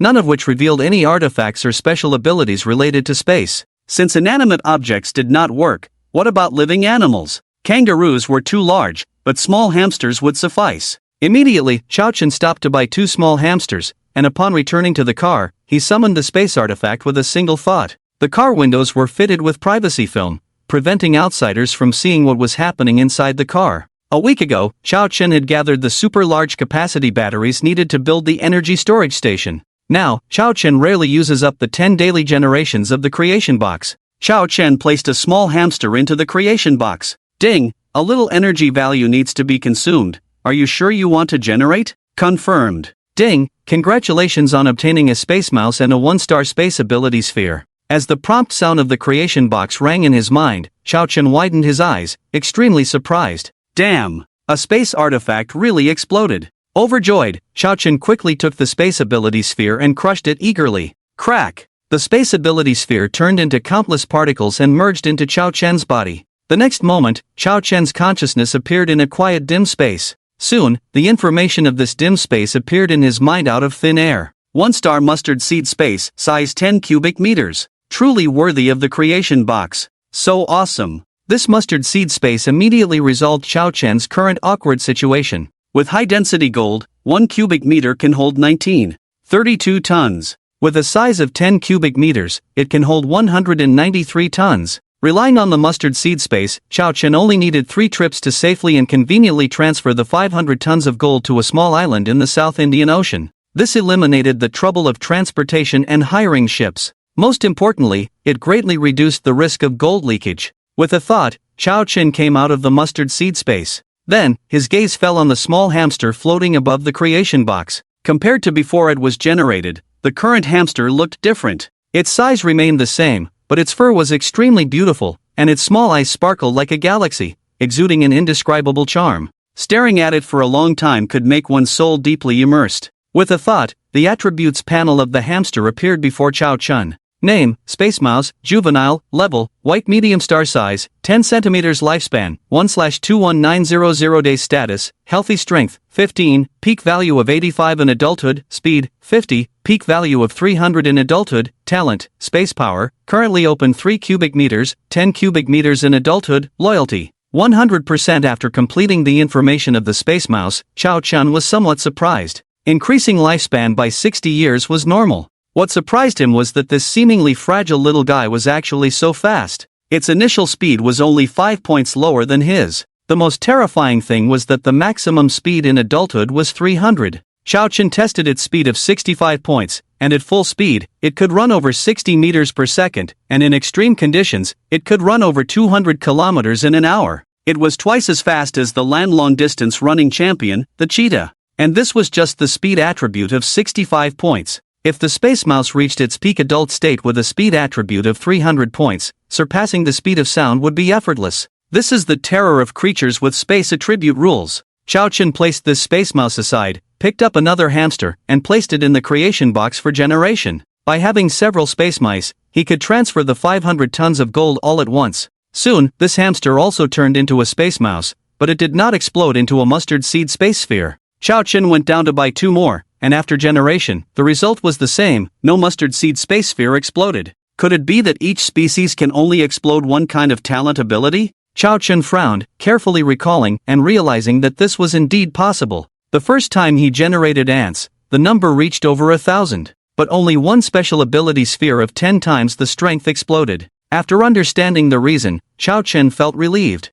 People should be content and not too greedy. Immediately, Chao Chen bought 2 more hamsters and generated space mice. Later, Chao Chen drove back to the Debbie gold mine with 5 space mice. His mustard space was 10 cubic meters, capable of holding 192 tons of gold. Each space mouse had a space of 3 cubic meters, capable of holding 6 tons of gold. With 6 space mice, they could hold 6 tons. Adding Chao Chen's mustard space of 192 tons, a total of 500 tons of gold could be transferred at once. With storage space available, the transfer of gold in the future was easily resolved. It was truly wonderful. In 10 more chapters, the creation box upgraded to 2 stars. The thrilling high-tech battle scene is about to come. Back at the Debbie gold mine, Chao Chen headed straight to the underground No. 2 air raid shelter with 6 space mice. Chao Chen didn't rush to collect the gold first, but enveloped the 6 space mice with his mind. If his mustard space could hold space mice, then things would be simple. Ants dig for gold, space mice carry gold, and he carries space mice. Very perfect. But the result disappointed Chao Chen. The 6 space mice still showed no response. Chao Chen tried with ants in the No. 1 air raid shelter, with the same result. Could it be that they cannot hold living beings? Chao Chen felt this was highly likely. Sorry. Immediately, he crushed an ant and moved his mind again. Swish! The ant's body disappeared and appeared in his mustard space. It seems that the gold must be transferred to Gold Island. This is the name Chao Chen gave to the small island in the South Indian Ocean. The mustard space could not hold living beings, shattering Chao Chen's beautiful plan on the spot. Collect! Chao Chen moved his mind in the No. 2 air raid shelter, and in an instant, the gold bricks in front of him seemed to be devoured by a void beast, rapidly decreasing. This process was just a moment, and Chao Chen's 10 cubic meters of mustard space was filled with 192 tons of gold. Chao Chen's mind appeared in the mustard space, all gold bricks, piled up. With 192 tons of gold loaded, Chao Chen surprisingly felt no gravity at all. This mustard space was truly incredible. The remaining 308 tons, Chao Chen gave instructions to the 6 space mice. The 6 space mice opened their mouths wide, and in their small mouths, there seemed to be a black hole emitting an invisible devouring force. The remaining 302 tons of gold quickly shrank into the mouths of the 6 space mice at a visible speed until the No. 2 air raid shelter was empty, and the 6 space mice slowly closed their mouths. Chao Chen was very surprised. He picked up 1 space mouse, loaded with 6 tons of gold. This space mouse, like him, still felt very light, without any sense of the weight of the gold. Invincible. Chao Chen tried to have this space mouse release the stored gold again. Rustle. 57. 6 tons of gold were neatly arranged on the ground, not a gram less. However, Chao Chen also discovered a new problem, that this space mouse was noticeably weaker than the other 6 space mice. Immediately, Chao Chen curiously asked the space mouse, "How many times can you store and release per day?" The space mouse replied, "Master, at full capacity, only 3 times a day, half or less, 5 to 10 times. After hearing this, Chao Chen understood. There was a limit to how much the space mouse could store and release, not arbitrary. In this case, he should also have a limit. After storing 500 tons of gold in the storage space, the next step was to transfer it to Gold Island. This time, Chao Chen planned to bring 10,000 ants to station on the island. With a large army of 10,000 ants that could kill people, no one could set foot on Gold Island. Security measures must be in place. Chao Chen, with 6 small warehouse mice and 10,000 marching ants, took a private plane from the Bilophila City Airport in South Africa's southern coastal city of Bepta an hour later. In order to avoid attracting attention to the small island, Chao-Chen did not build an airport on the island. It is 3,500 kilometers from Beptahai Port to Golden Island in the South Indian Ocean. The entire journey is endless sea with no gas stations. Even without relying on a runway helicopter, it is impossible to reach in one go. Chao-Chen rented the fastest small yacht and used full horsepower to leave Beptahai Port. After sailing on the sea for 3 days and 3 nights, he finally arrived at Golden Island. Upon arriving on the island, Chao-Chen first gave instructions to 10,000 marching ants. Golden Island has a total area of 800 square kilometers, with 10,000 ants divided into 4 teams. Each team has 2,500 ants, guarding the 4 directions of Golden Island, enough to make the island as solid as gold soup. These ants may look small, but their killing power is not something even special forces can match. Unless large thermal weapons are used, no one can break through this Golden Island. As for the food problem of 10,000 ants, this place is in the depths of the Indian Ocean, with countless fish in the surrounding waters of Golden Island, so they will not go hungry. Moreover, every time Chao-Chen comes, he brings a batch of fresh beef, lamb, vegetables, and fruits to let the ants change their taste and have a balanced diet. With the 10,000 ants arranged, Chao-Chen went to the center of the island, the only 100-meter peak.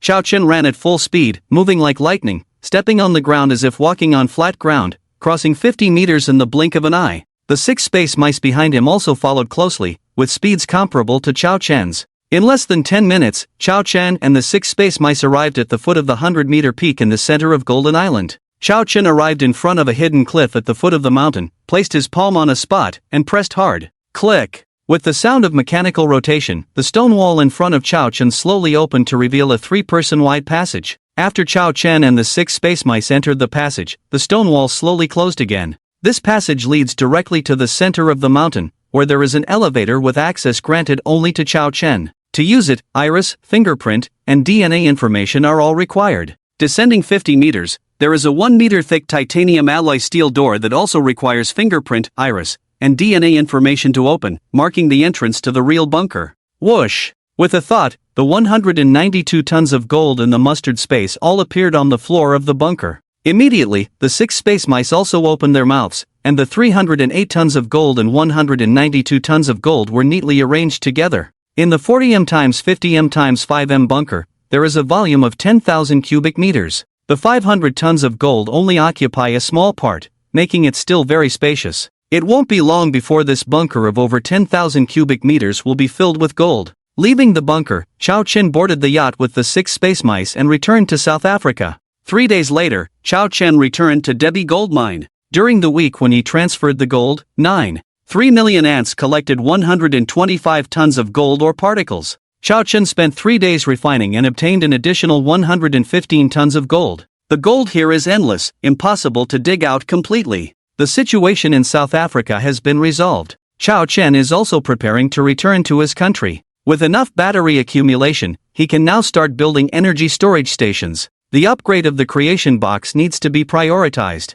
In addition to this, there is also the need to salvage sunken ships in international waters. Things at Debi Gold Mine are on track. Even in December, the average temperature in South Africa is above 15 degrees Celsius. The 300 square meter No. 1 bunker can store 500 tons of gold or particles. With 3 million ants digging 18 tons of gold per day, Chao-Chen only needs to visit once a month. In the following time, Chao-Chen will stay in the country to focus on upgrading the power of the creation box. The Airbus ACJ-139 flew nonstop through the night for 15 hours and landed at Magic City International Airport at 2 p.m. Chao-Chen first went back to leisure residence. After having a meal with his parents, Chao-Chen stored some of the batteries in the villa into the mustard seed space, and drove the Bugatti Veyron top sports car given by Jiang Minghui to Qing Lithium Electronics. Earlier, Chao-Chen had planned to build the energy storage station at Qing Lithium Electronics factory. The main core of building the battery energy storage station is the battery, and Chao-Chen now has 600 large-capacity ternary lithium batteries.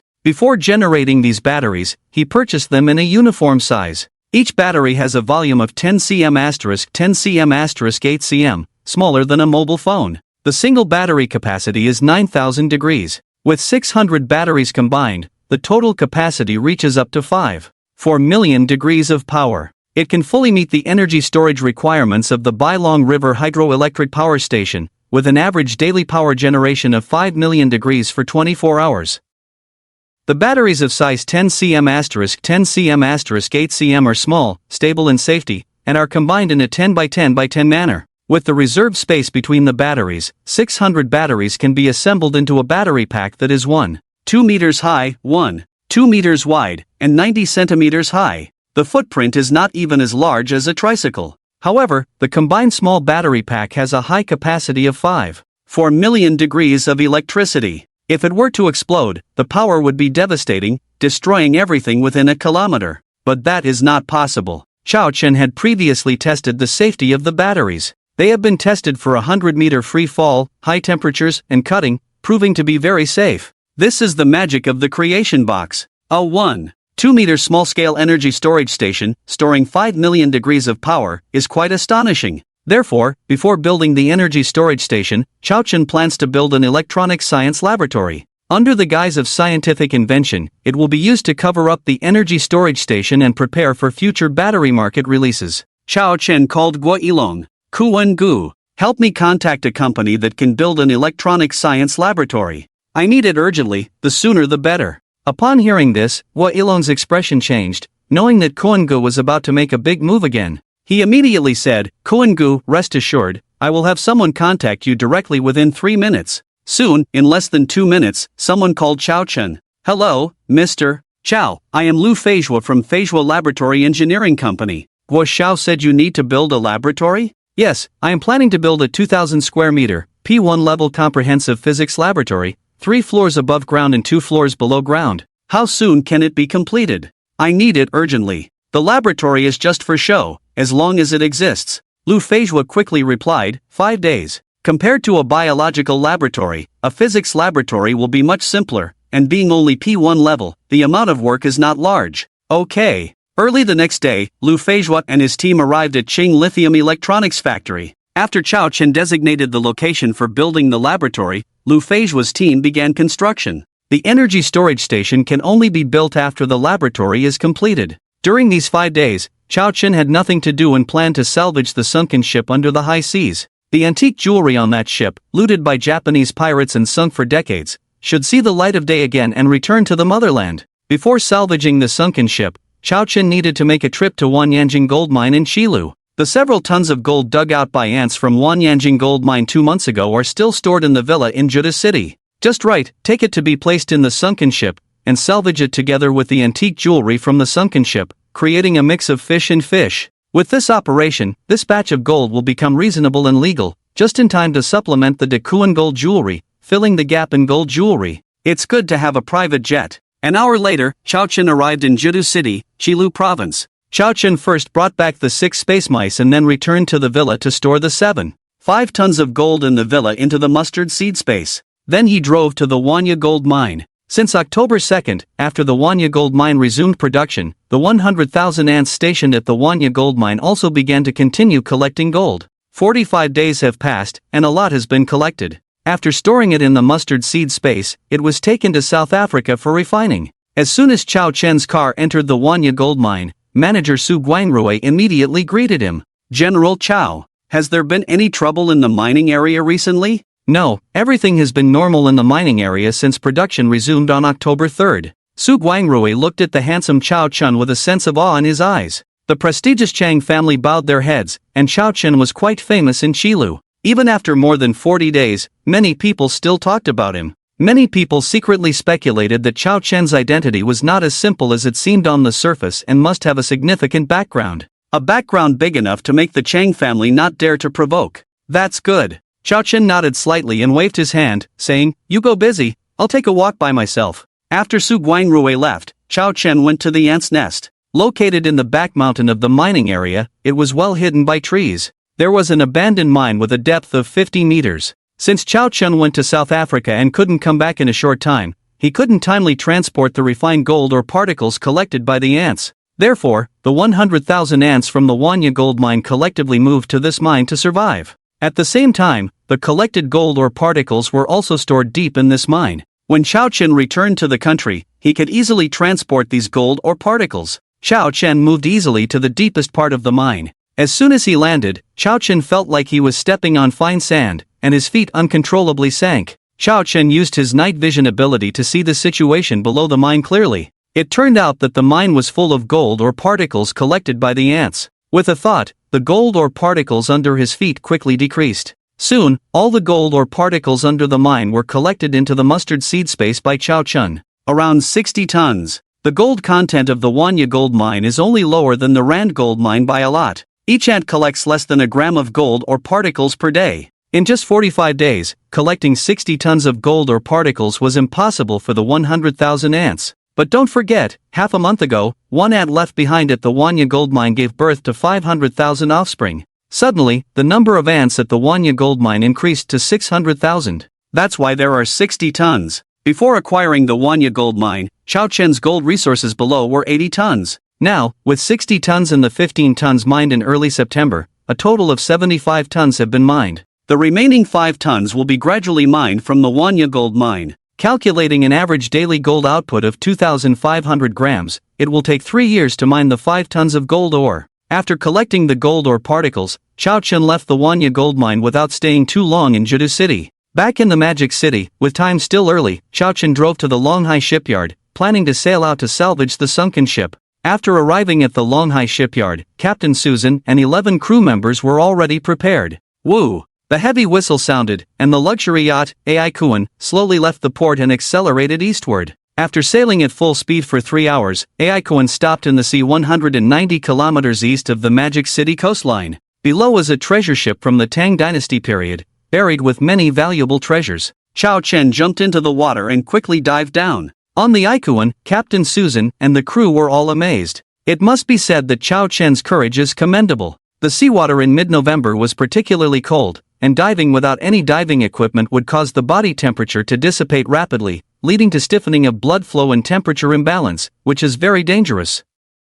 However, they had no right to stop Chao Chun, so Susan immediately had several sailors put on diving equipment and be prepared to rescue Chao Chen at any time. However, they could not know the strength of Chao Chen's body. After integrating the special abilities of the water bear, even in extreme cold of -100 degrees, Chao Chen could adapt easily. Chao Chen dived quickly, and on the way, a shark tried to prey on him, but before it got within 10 meters, Chao Chen stiffened it with an electric shock. Before long, Chao Chen dived to the location of the Tang Dynasty sunken ship, and with a thought, all the valuable treasures were stored in the mustard seed space. There were 20 decayed Tang knives of historical value, over 60 pieces of jewelry such as agate and Hetian jade, 60 caddies of gold ingots, gold bars, and gold products, 950 caddies of silver ingots and silver products, 3,000 various copper coins. Afterwards, Chao Chen went upstream and returned to the ship. Seeing Chao Chen safely back on board, Susan and the crew finally relaxed. The Ikuan continued eastward for 210 kilometers and stopped again.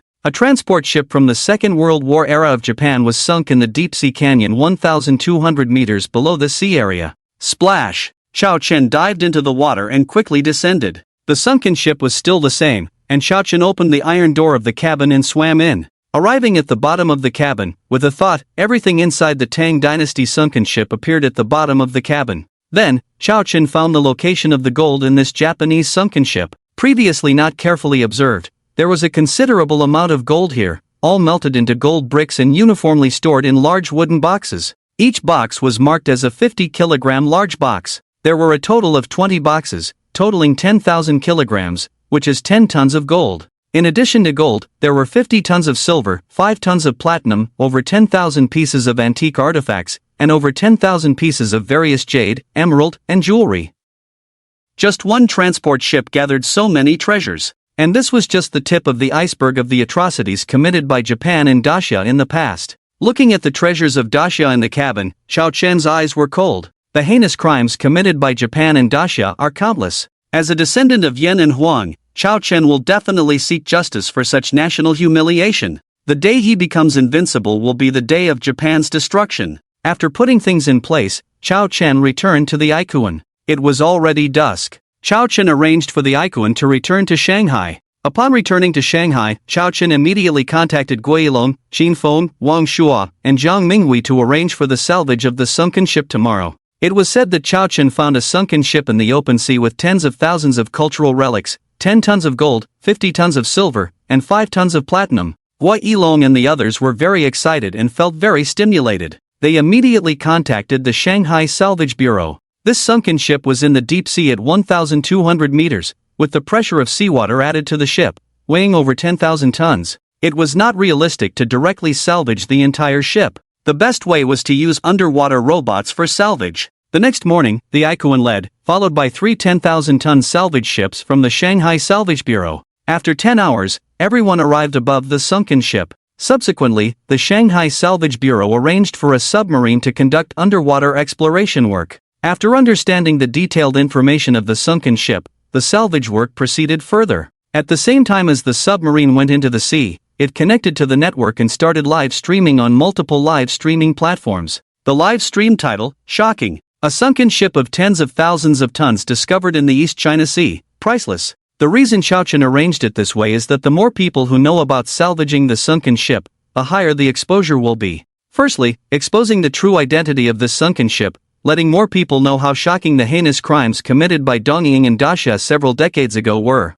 Constantly reminding the people of the country not to forget the national humiliation. Secondly, with enough exposure, the ancient cultural relics on this sunken ship can be handled more conveniently in the future. For this batch of ancient cultural relics, besides keeping a few precious items for collection, Xiaochen can realize the rest through the Four Seas Club of Guilong and the other 3 people in the form of auctions. The sensational title, combined with the large wave of traffic bought by Guilong and the other 3 people, immediately attracted many people to come and watch. In just 3 minutes, the total number of viewers on Douyin, Beishou, Bilibili, and Shangjiao Video, the 4 major short video platforms, exceeded 1 million. Wow, the Magic City Salvage Bureau is personally involved. It looks like it's real. A sunken ship in the East China Sea? Priceless. Could it be a sunken ship carrying cultural relics? Brother, were there large ships of tens of thousands of tons in ancient times? The earliest appearance of a large ship of tens of thousands of tons was at the end of the 19th century. Judging from the salvage location being in the center of the East China Sea, between Daxia and Dongying, and the title saying priceless, it can be confirmed that this sunken ship is carrying cultural relics. Combining the information of ships sunk in the East China Sea in the past century, there is only one answer. The identity of this sunken ship is most likely a Dongying ship from the World War II era. A netizen named Analysis Emperor's Subtitles instantly ignited the entire live broadcast room. As we all know, Dongying invaded Daxia, burning, killing, and looting. It can be said that they carried out a crazy plundering of 3 feet deep in Daxia.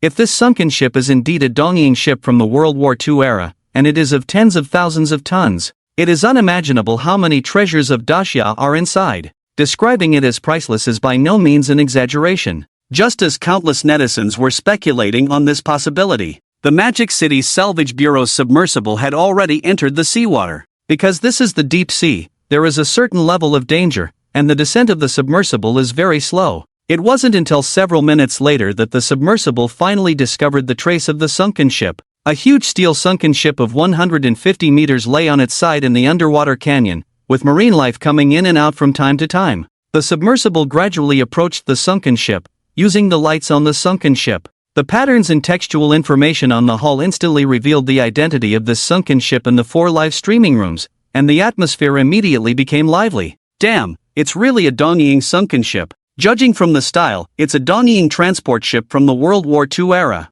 Quick, go check the cabin, there must be surprises inside. Under the gaze of countless netizens, the submersible slowly arrived at the cabin location. When Xiaochen left yesterday, to facilitate the salvage work later, he only closed the iron door of the cabin halfway. Therefore, when the submersible arrived at the entrance of the cabin, many delicate calligraphy and painting cultural relics floated out with the fluctuating water currents caused by some fish and shrimp.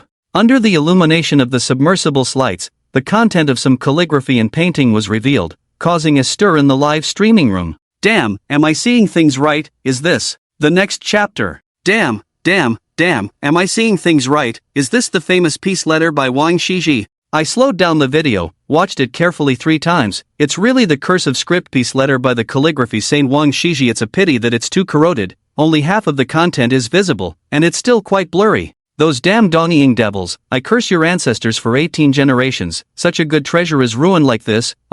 Looking at the precious calligraphy that was so rotten and destroyed by seawater, the netizens in the live broadcast room pounded their chests and feet, feeling heartbroken and unable to breathe. In this 1,200-meter deep sea, even with diving equipment, humans cannot resist the terrifying low temperature and water pressure. The people in the submersible could only watch helplessly as the calligraphy and paintings floated past them. Some were washed away by the water flow, some were gnawed by fish and shrimp.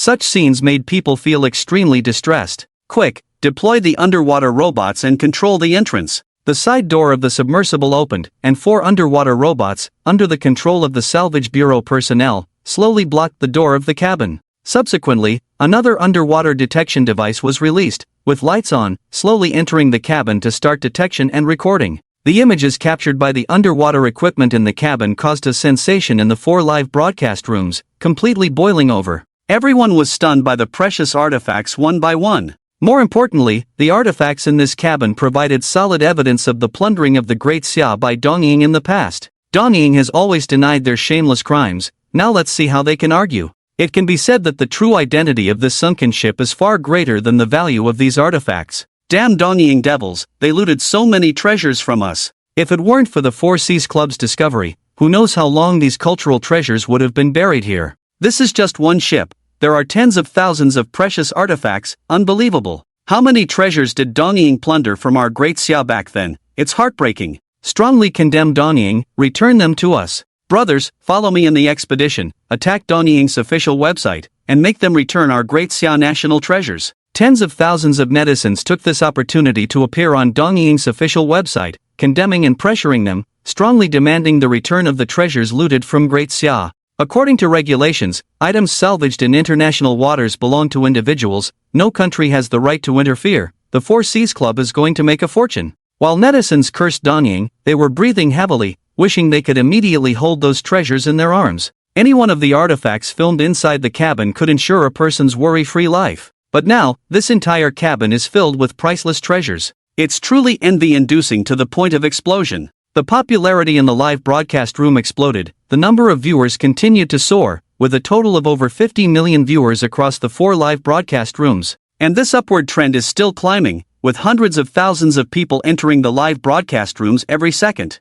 Many collectors in the antique world sent millions of gifts at once, leaving messages. Liuzhou Blue Note Antiques, willing to pay 10 billion to buy all the hidden artifacts on your ship. Hee, you're dreaming. Thinking that a mere 10 billion can swallow up all the treasures in this huge ship's cabin, it's simply wishful thinking. My Panjiayuan Wanbage in Kyoto is offering 20 billion and will undertake all the cleaning and restoration work of the artifacts. The value of just a few artifacts on the surface exceeded 5 billion. It's hard to imagine the value of all the treasures salvaged from inside this large cabin. This is a surefire big deal. The bid from Wanbage stunned the netizens in the live broadcast room. Oh my god, 200 billion. This is a number I dare not even dream of. I'm so envious that I'm about to burst, destroy it. I'm really tired. Those who see it have a share. There are at least tens of thousands of treasures in this ship's cabin, looted by the Japanese devils from our Great Xia, and today they are able to see the light of day again, which is a great joyous occasion. I suggest taking out 10,000 items and distributing them to the vast number of netizens.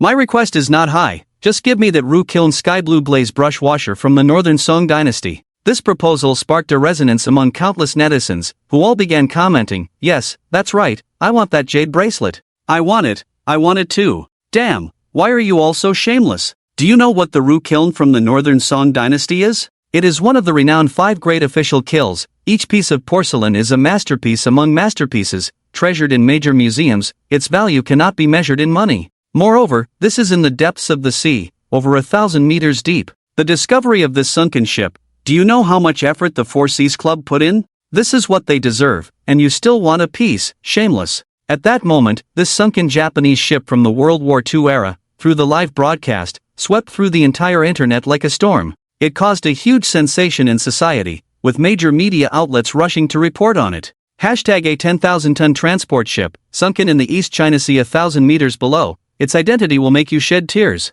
Hashtag first discovery of a Japanese looted treasure ship from the Great Xia during World War II, significant meaning. Hashtag thousands of cultural relics discovered in the East China Sea, invaluable. Hashtag the reports from major media outlets instantly dominated various news hotlists. The heat surrounding this sunken Japanese ship reached its peak, quickly causing a sensation worldwide. Upon seeing the news, Japan quickly gathered information about the sunken ship, combined with earlier data. The Japanese high-level officials soon became aware of the detailed inventory of items inside the sunken ship. In fact, Japan has been searching for the sunken ship for many years, but compared to the vast and boundless ocean, it was like finding a needle in a haystack. But now, the people of the Great Xia have found it first. The appearance of this sunken ship will inevitably bring back the crimes of looting and plundering committed by Japan in the Great Xia in the past. It will once again awaken the shameless acts of Japanese pirates, drawing condemnation and hostility from the Great Xia. As for condemnation and hostility, Japan doesn't care at all, it won't lose a piece of flesh.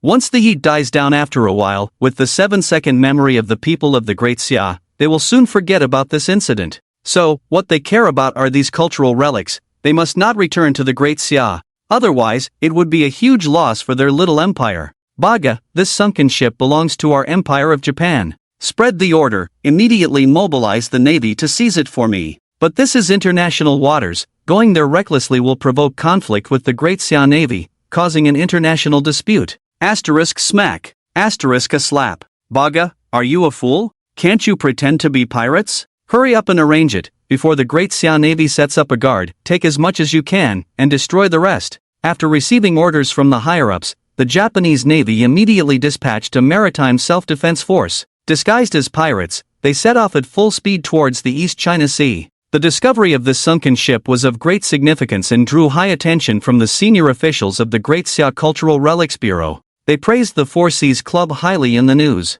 The Kyoto Museum also dispatched a large team of experts, who rushed to the East China Sea that afternoon. They immediately began the restoration and maintenance work on the salvaged cultural relics. Of course, the senior officials of the Great Xia were not picking peaches. The ownership of everything on this ship still belonged to the Four Seas Club. If it were an ordinary person, the treasures on this sunken ship might have been seized by someone with ill intentions. But the discoverers of this sunken ship were the Four Seas Club, the four young masters of the Magic City, backed by the four major families of the Magic City. Anyone with ulterior motives would be in vain. There are too many artifacts inside the sunken ship, and being in the deep sea 1200 meters below, it can only be completed with the help of underwater robots, making salvage extremely difficult. Moreover, these are all very precious artifacts, requiring meticulous work. Extra caution is needed during the salvage process, and it is very time-consuming. The initial estimate for the salvage time is 1 month. As the sun sets in the west, dusk begins to envelop the earth.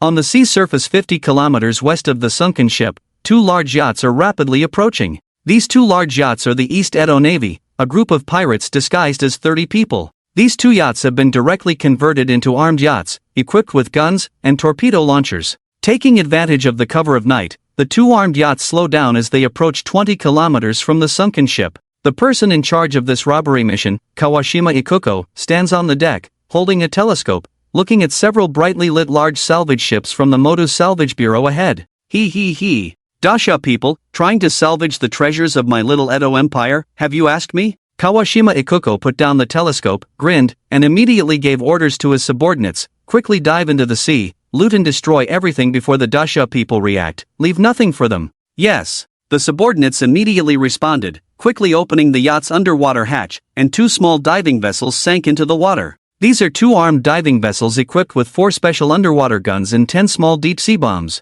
The 2 armed diving vessels quickly moved forward, reaching the seabed canyon of the sunken ship in about 5 minutes. These 2 yachts have been converted into armed yachts, equipped with guns and torpedo launchers. At this moment, hundreds of lights are constantly coming in and out of the sunken ship. These are the underwater robots sent by the Motu Salvage Bureau, carrying out salvage work one by one. Take out these underwater robots. The 2 armed diving vessels accelerated towards the sunken ship, immediately launching a fierce attack on the underwater robots. Poochie. The 2 underwater machine guns fired not bullets, but a special type of spear gun that was gas-propelled and could shoot hundreds of meters at high speed underwater. The hundreds of underwater robots were slow in maneuverability and too densely clustered to evade completely. In just a few seconds, more than half of the underwater robots were pierced by the spear guns, falling to the seabed like dumplings, one after another. On the Motu salvage ship on the sea surface, the personnel controlling the underwater robots immediately noticed the attack, their expressions changed in shock, and they controlled the remaining robots to evade. Through the cameras on the underwater robots, they clearly saw the attackers. Knowing that the other party was hostile, they quickly reported to the person in charge of the salvage bureau on the ship. Director Chen, our underwater robots have been attacked. Upon hearing the news of half of the underwater robots being destroyed, the person in charge of the salvage bureau, Chen Guiqiang, was also greatly shocked. Chen Guiqiang's face darkened, and he asked in a deep voice, "Did you see who they were?" its two armed diving vessels, and the underwater robots were all destroyed by a type of spear gun. Upon hearing this, Chen Guiqiang frowned. The news of the sunken ship had only been announced for less than a day, and even if someone had set their sights on the sunken ship, it would not be possible so soon. This is the East Sea, with only Dacia, Edo, and South Korea as the nearest countries. The only answer to who could come here in a short time and launch a surprise attack is the people of Edo. These bastards. Chen Guiqian was furious and immediately contacted Moto with a satellite phone, requesting armed personnel to come and support as soon as possible. Later, Chen Guiqiang called Guo Yilong again. This sunken ship was discovered by the Four Seas Club, and now there is a situation. The Four Seas Club also has the right to know. On the Ikuan, Chao Chen, Guo Yilong, Qin Feng, Zhang Minghui, and Wang Shua gathered together, enjoying a delicious seafood feast. Qin Feng looked at Chao Chen and curiously asked, Koen Gu, how did you discover this sunken ship in the 1200 meters deep sea? It is like finding a needle in a haystack. But Chao Chen found it, and it was a priceless cultural relic treasure ship.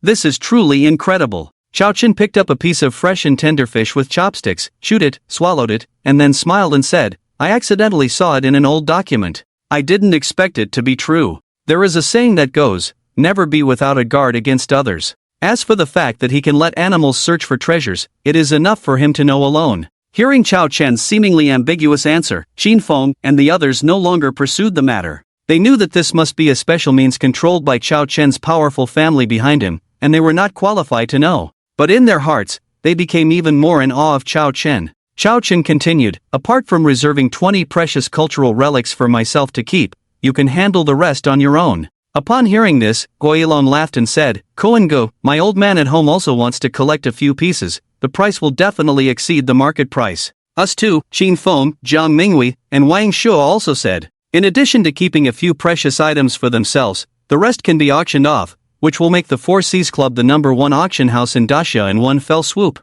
Okay, you can arrange it yourselves. Handing over the sunken ship to Guo Yilong and the others, they can sell it to anyone, as long as they pay. Just then, Guo Yilong's phone rang. He answered, General Chen, what's wrong? Chen Guiqian quickly told him about the incident of the underwater robot being attacked by armed divers. Guo Yilong stood up in shock upon hearing this. What? Attacked the underwater robot? Who has the audacity to do this? It's probably the Japanese. Damn Japanese devils, you are looking for death. I have contacted the Navy in the Magic City, and they are rushing here at top speed. Now I am worried that besides underwater guns, these two armed divers may also have other weapons. If the Japanese go crazy and use deep-sea bombs to destroy the cabin, the consequences would be unimaginable. Guo Yilong was on speakerphone, and Chao Chen, Wang Shua, and Zhang Minghui heard the conversation clearly. Their faces changed drastically. Looking for death. Chao Chen's expression changed, a cold light flashed in his eyes. A terrifying pressure suddenly burst out from him, making the air in the entire room seem to solidify.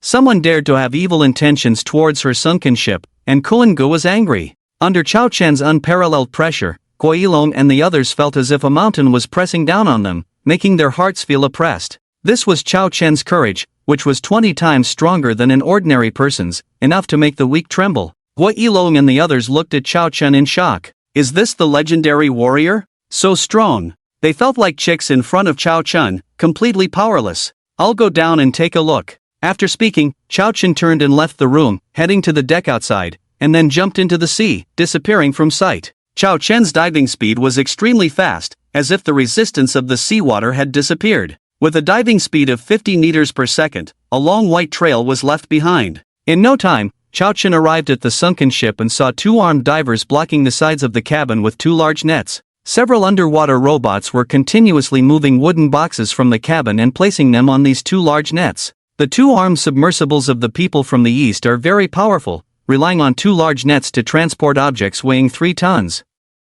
Their goal is very clear, to transport these antiques and cultural relics with the large nets, and whether these relics can withstand the bumps and damages during the process is no longer their concern. Watching the robbery of the other party, Chao Chen's expression was cold. He rushed forward quickly. A white electric arc appeared in his hand. In the 1200 meters deep sea, only darkness enveloped, and the light of the two armed submersibles illuminated a limited area. Without even reacting, one of the armed submersibles was hit by an electric current, emitting electric arcs and white smoke. The 3,500-volt high-voltage electricity fiercely collided with the circuit of the armed submersible, unable to bear the load. Boom! With a crackling sound, the circuit of the armed submersible exploded. The terrifying voltage penetrated the thick iron skin, and several people from the east were electrocuted on the spot, in excruciating pain. Seeing this, the people from the east in the other armed submersible widened their eyes in horror. What? A robot? Quick, launch the harpoons. Swish swish swish. In an instant, several half-meter-long harpoons were launched from the armed submersible towards Chao Chen. A mere trick. Chao Chen sneered, easily catching and crushing the harpoons shot at him. Seeing Chao Chen effortlessly catching and crushing the specially made harpoons that could easily pierce through steel, the people from the east inside the armed submersible were shocked. This was a specially made harpoon that could easily pierce through steel, yet it was so easily dealt with. At this moment, Chao Chen charged forward. Run! The harpoons were ineffective against Chao Chen, and if the depth charges were launched at such a close distance, they would all be finished. This made the people from the east panic. The armed submersible ran at full speed, fleeing into the distance. The first armed submersible had already been scrapped and sunk to the seabed. They did not want to die. The armed submersible fled in panic, and the large net being dragged behind was not secured. The wooden boxes containing the antique cultural relics were thrown out, some still wrapped in the large net. However, after decades of corrosion by seawater, these wooden boxes could not withstand the strong impact, breaking one after another, and the relics inside spilled out. Porcelain pieces collided and shattered,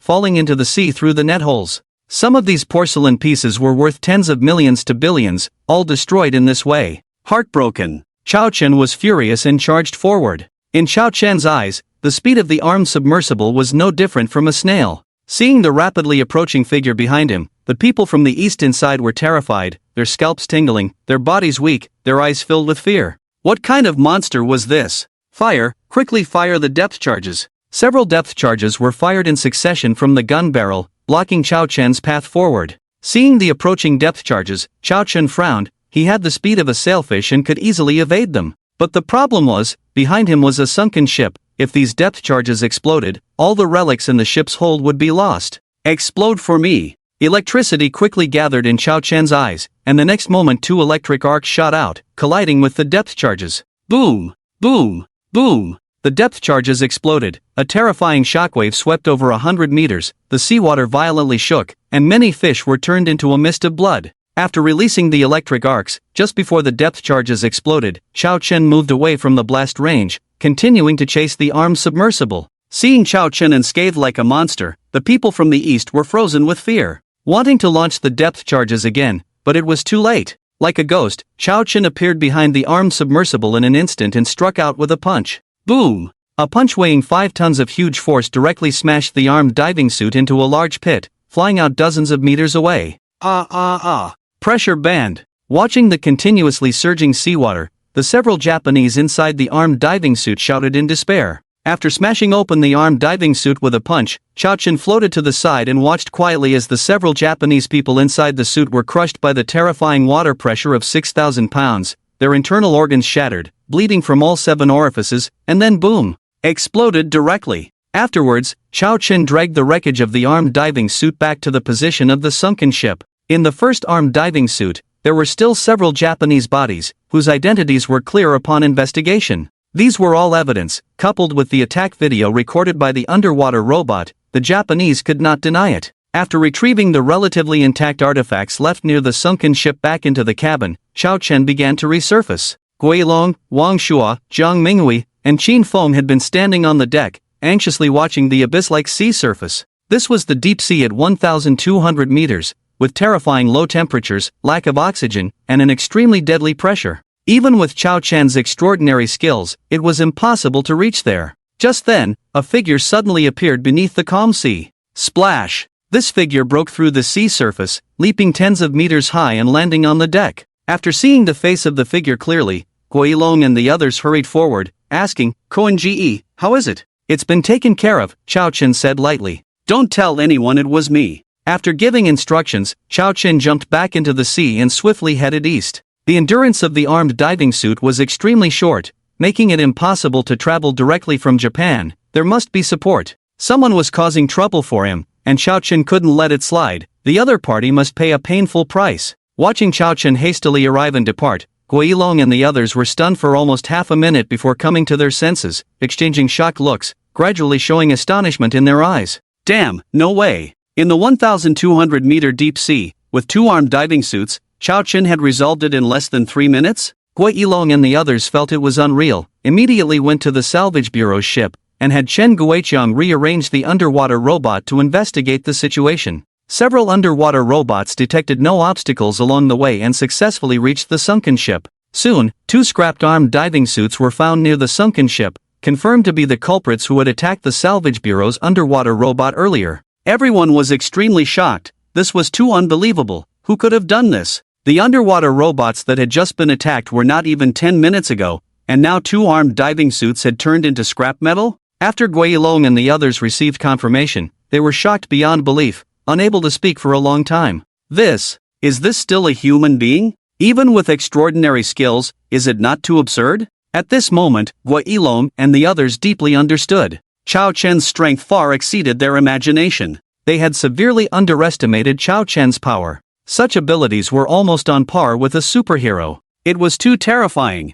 Just as everyone was shocked and amazed, Chao Chen also found his target. Last month, there were a lot of things going on. I got sick and went to the hospital, and also started learning to drive, so the updates were a bit slow. I will return to normal in February, updating 4,000 words every day. For those who are still following, please use your generous hands to give me 3 free gifts of 4 love of electricity to show your support. Earning single-digit income every day is really tough. 2 armed yachts disguised as Japanese pirates, taking advantage of the cover of night, were very bold. They were very close to the sunken ship, only 30 kilometers away. Kai Kuan only took 10 minutes to find it. At this moment, these 2 armed yachts were actually fleeing at full speed towards the direction of Dongying. It turned out that while Chao Chen was taking out 2 armed submersibles, the inspectors on the armed yacht suddenly found that they had lost contact with the 2 armed submersibles. After waiting for 3 minutes without contact, Kawayiku knew that the 2 armed submersibles were in grave danger. Seeing the situation was not good, he quickly ordered the boat to escape at full speed. Destroying 2 armed submersibles at a depth of 1 kilometer in the deep sea must have been the work of the Dasha Navy. Kawayiku, with a gloomy face, quickly reported this matter to his superior.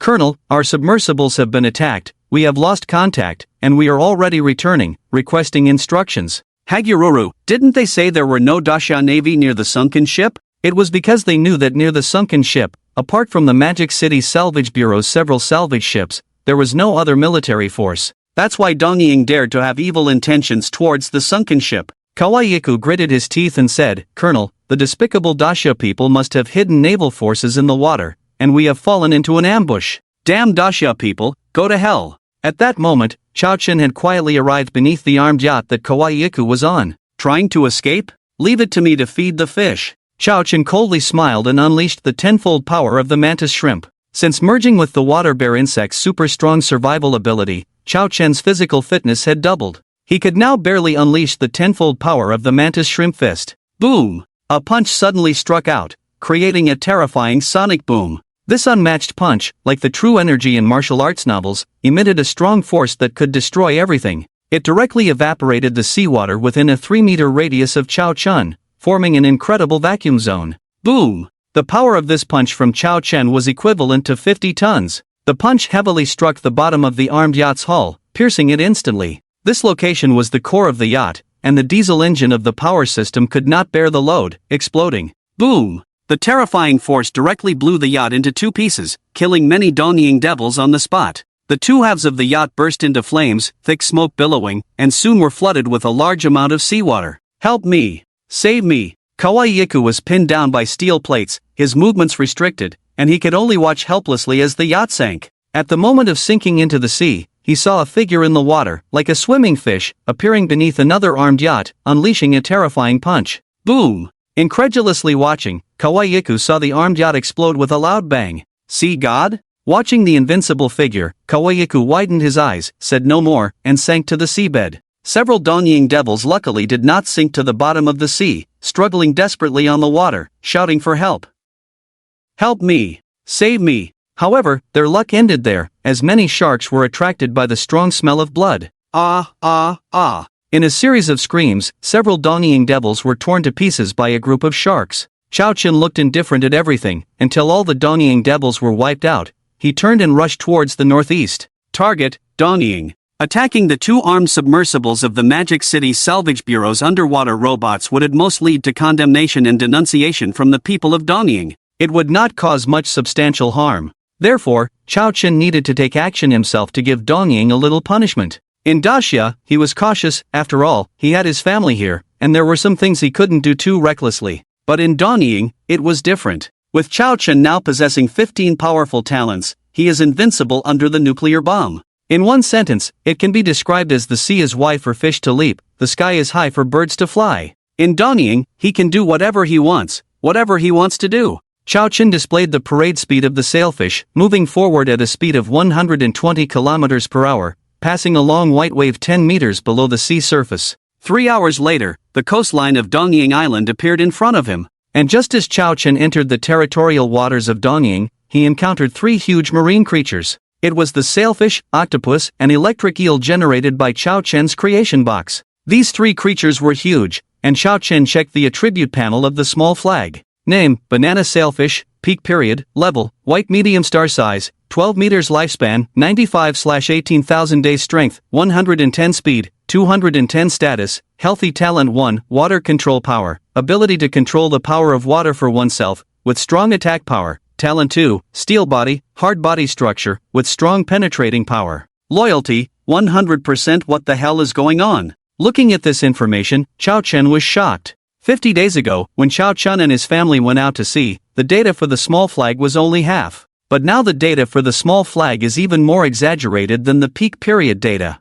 First of all, the lifespan has increased by 20 years, and the size, strength, and speed have doubled. The most crucial thing is the addition of a talent ability steel body. Did this guy take some kind of elixir? This evolution is too scary. Chao Chen immediately asked the small flag for the reason. The reason why the small flag evolved so quickly was that it absorbed a certain power in this sea area and underwent a second mutation. Nuclear wastewater? This information immediately came to Chao Chen's mind. On August 24 last year, despite the marine environmental crisis, Dongying discharged a large amount of nuclear wastewater, causing a huge shock worldwide. Now, 2 months have passed, and the eastern waters of Dongying are full of elements with a lot of radiation. Obviously, these elements not only do not harm the mutated first-class creatures but instead become their nutrients. The small flag, octopus, and electric eel. The data for the octopus is the most exaggerated. With an extremely huge size, it gives the feeling of a sea giant monster. Its tentacles are as long as 15 meters,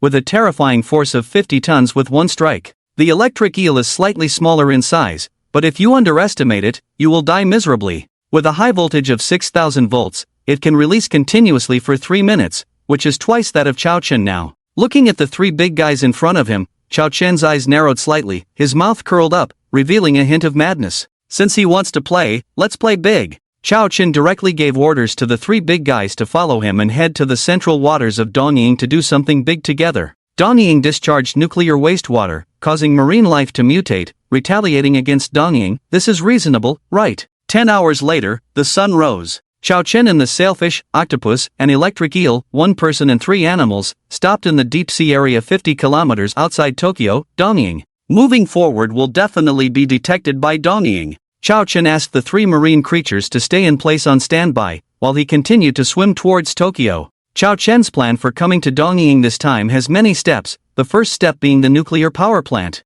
The upgrade of the creation box requires a large amount of electricity, and Dongying's nuclear power plant is a good choice. Half an hour later, Chao Chen used his invisibility ability to go ashore and then his appearance began to change. 3 seconds later, Chao Chen turned into a burly, blonde, blue-eyed European and American man. After coming ashore, Chao Chen followed the map guidance, took a taxi directly to the Fukushima nuclear power plant.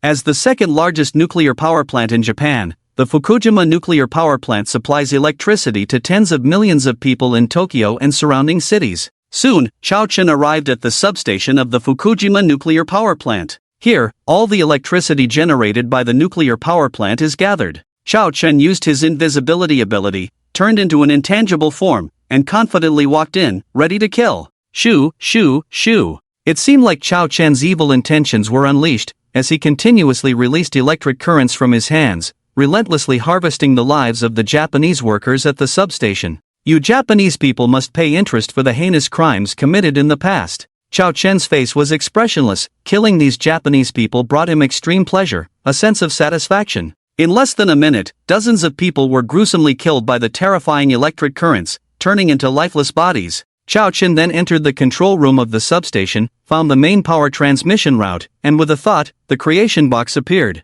Upon contact with the electricity, a prompt sounded from the creation box. Ding, usable energy detected. Do you want to absorb an upgrade? Absorb. Absorb everything cleanly. Leave not a single drop. With Chao Chen's decisive confirmation, the creation box emitted a colorful stream of light, like an endless black hole, possessing the power to devour everything. The electricity from the main power transmission route turned into a red and white electric torrent, continuously being absorbed and devoured by the creation box. In the moment the creation box absorbed the electricity, a widespread power outage began in cities around the Fukushima nuclear power plant. This sudden and bizarre phenomenon caused a great uproar in Japan. The Prime Minister of Japan, in a fit of rage, quickly discovered the source of the problem, the Fukushima nuclear power plant. However, when investigators were sent to the Fukushima nuclear power plant to assess the situation, it had already turned into a hell on earth. Bodies everywhere, at least hundreds of them. These were all workers from the Fukushima nuclear power plant who had rushed to support the substation upon discovering the issue, and without exception,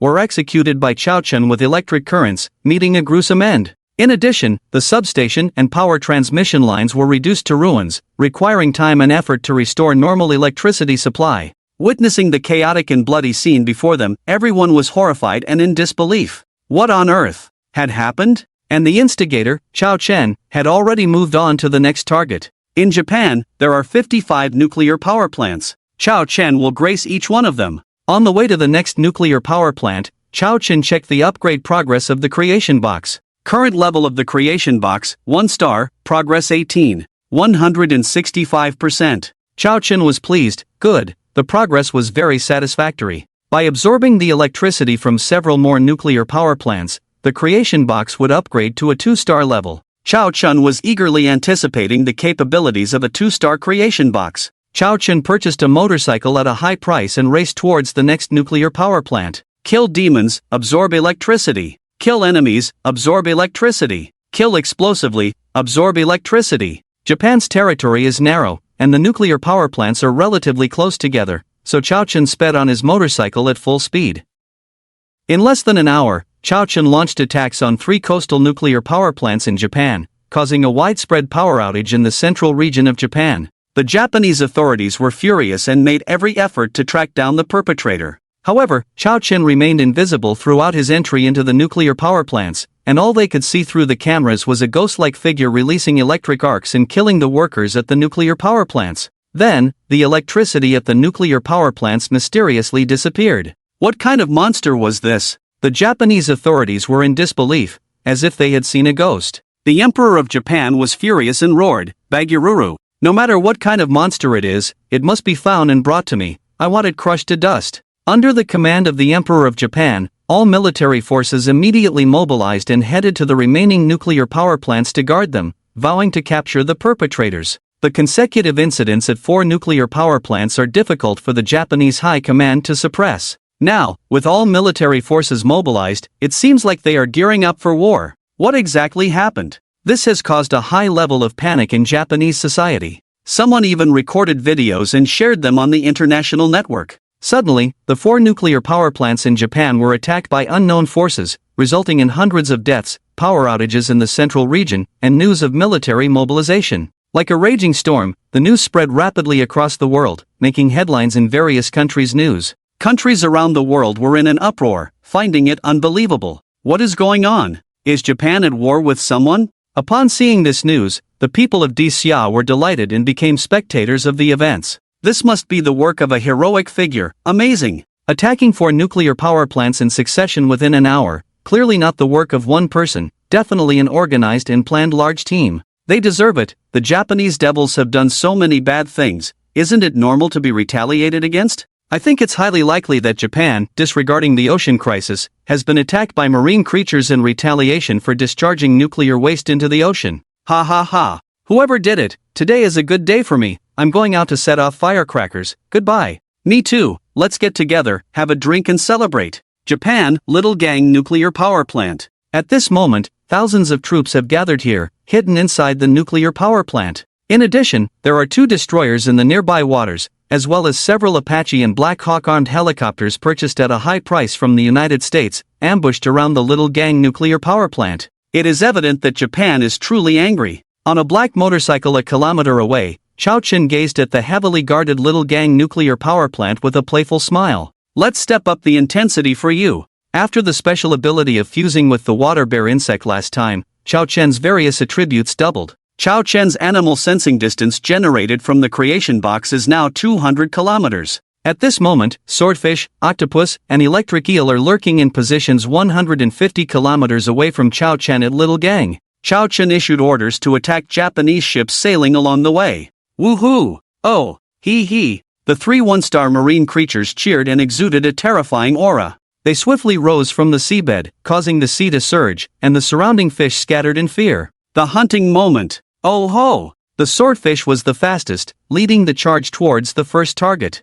It was a giant cargo ship from Japan coming from Australia, loaded with 300,000 tons of iron ore. The swordfish appeared under the giant cargo ship, and its back fin, resembling a banana leaf fan, emitted a dark blue glow, giving off a faint sheen. Clang! The swordfish's back fin swept across the bottom of the huge cargo ship, and an incredible scene unfolded. The hard steel ship bottom cracked open like tofu, with flames bursting out. 2 seconds later, the swordfish seemed to be performing surgery on the cruise ship, leaving a terrifying crack that pierced over 300 meters of the giant cargo ship's bottom. And it didn't end there. The swordfish's sharp back fin continued to cut through the cargo ship's bottom, leaving deep gashes 30 centimeters wide. In less than 10 seconds, the bottom of the cruise ship was riddled with holes, and seawater poured in frantically. With 300,000 tons of iron ore on board, the cargo ship sank even faster. Due to the large amount of seawater entering the ship's hull, the entire huge cargo ship began to tilt uncontrollably to one side. This process happened quickly, and the Japanese people on the cargo ship tried desperately to salvage the situation, but it was too late. In just a minute, the cargo ship had sunk several meters. The Japanese on board wanted to jump ship to escape, but it was ultimately in vain. They were sucked into a huge vortex caused by the sinking of the cargo ship and buried at the bottom of the sea. The instigator, Xiaoqi, had already left early and moved on to attack the next target. On the other side, a deep-sea fishing boat, terrorizing electric currents spread everywhere, and a dozen Japanese, without exception, lay on the ground convulsing, emitting white smoke from the electric current, and died of asphyxiation seconds later. This was the work of the electric eel, with a high voltage of 8,000 volts, deadly to humans. Among the 3 sea monsters, the most terrifying was the octopus brother, known as an extraterrestrial organism. Now, after modification and absorption of nuclear radiation, it was even more formidable. Invisibility, shapeshifting, ink spraying, regeneration, psychic power. Especially with 8 brains, the octopus brothers' combined psychic power reached 130, 13 times that of a normal human, and twice that of Chao Chen. The psychic power exerted by the 8 brains working together could easily control humans, with no one able to resist. At this moment, the octopus brother appeared silently under a cruise ship in stealth mode. This was a luxurious cruise ship of 100,000 tons that had just left the Tokyo port, carrying thousands of tourists from around the world. The Japanese nuclear power plants were being attacked one after another, and no one knew if they would explode. By then, the penetrating radiation would spread throughout the Japanese islands, and staying here would be a dead end. So, if not now, then when? Not just this ship, but many other cruise ships were filled with people frantically fleeing from major Japanese ports. However, what they did not know was that today they were destined to perish at sea. There was no choice. Chao Chen had ordered the attack on Japanese ships at sea, and the octopus brother could not distinguish. Therefore, any nearby ships on the sea were indiscriminately attacked. At this moment, many on the cruise ship saw nearby ships inexplicably sinking into the sea, causing great shock. Oh my god, what's happening? I saw a huge black shadow over 10 meters long, shooting out lightning from its mouth, killing over a dozen people. My god, is that an electric eel? Some widened their eyes as if they had discovered an incredible secret, shouting in terror, first the nuclear power plant, now the ships, radiation. This is the disaster caused by Japan's discharge of nuclear waste. This is definitely marine life retaliating against us humans. As soon as these words were spoken, everyone was in an uproar. The next moment, a huge tentacle appeared on the cruise ship, followed by a second, a third, up to the 8th tentacle. Finally, the colossal figure of a creature appeared before the crowd. Faced with this eerie giant creature, everyone was horrified, speechless, unable to utter a sound. It was the octopus brother, making a dazzling entrance. The next moment, one of the octopus brothers' large tentacles struck out towards the crowd. The strong wind howled, and as they watched the huge tentacle approaching, everyone was petrified, their hearts seemingly stopping, trying to move their feet to escape but finding them as heavy as lead, unable to budge.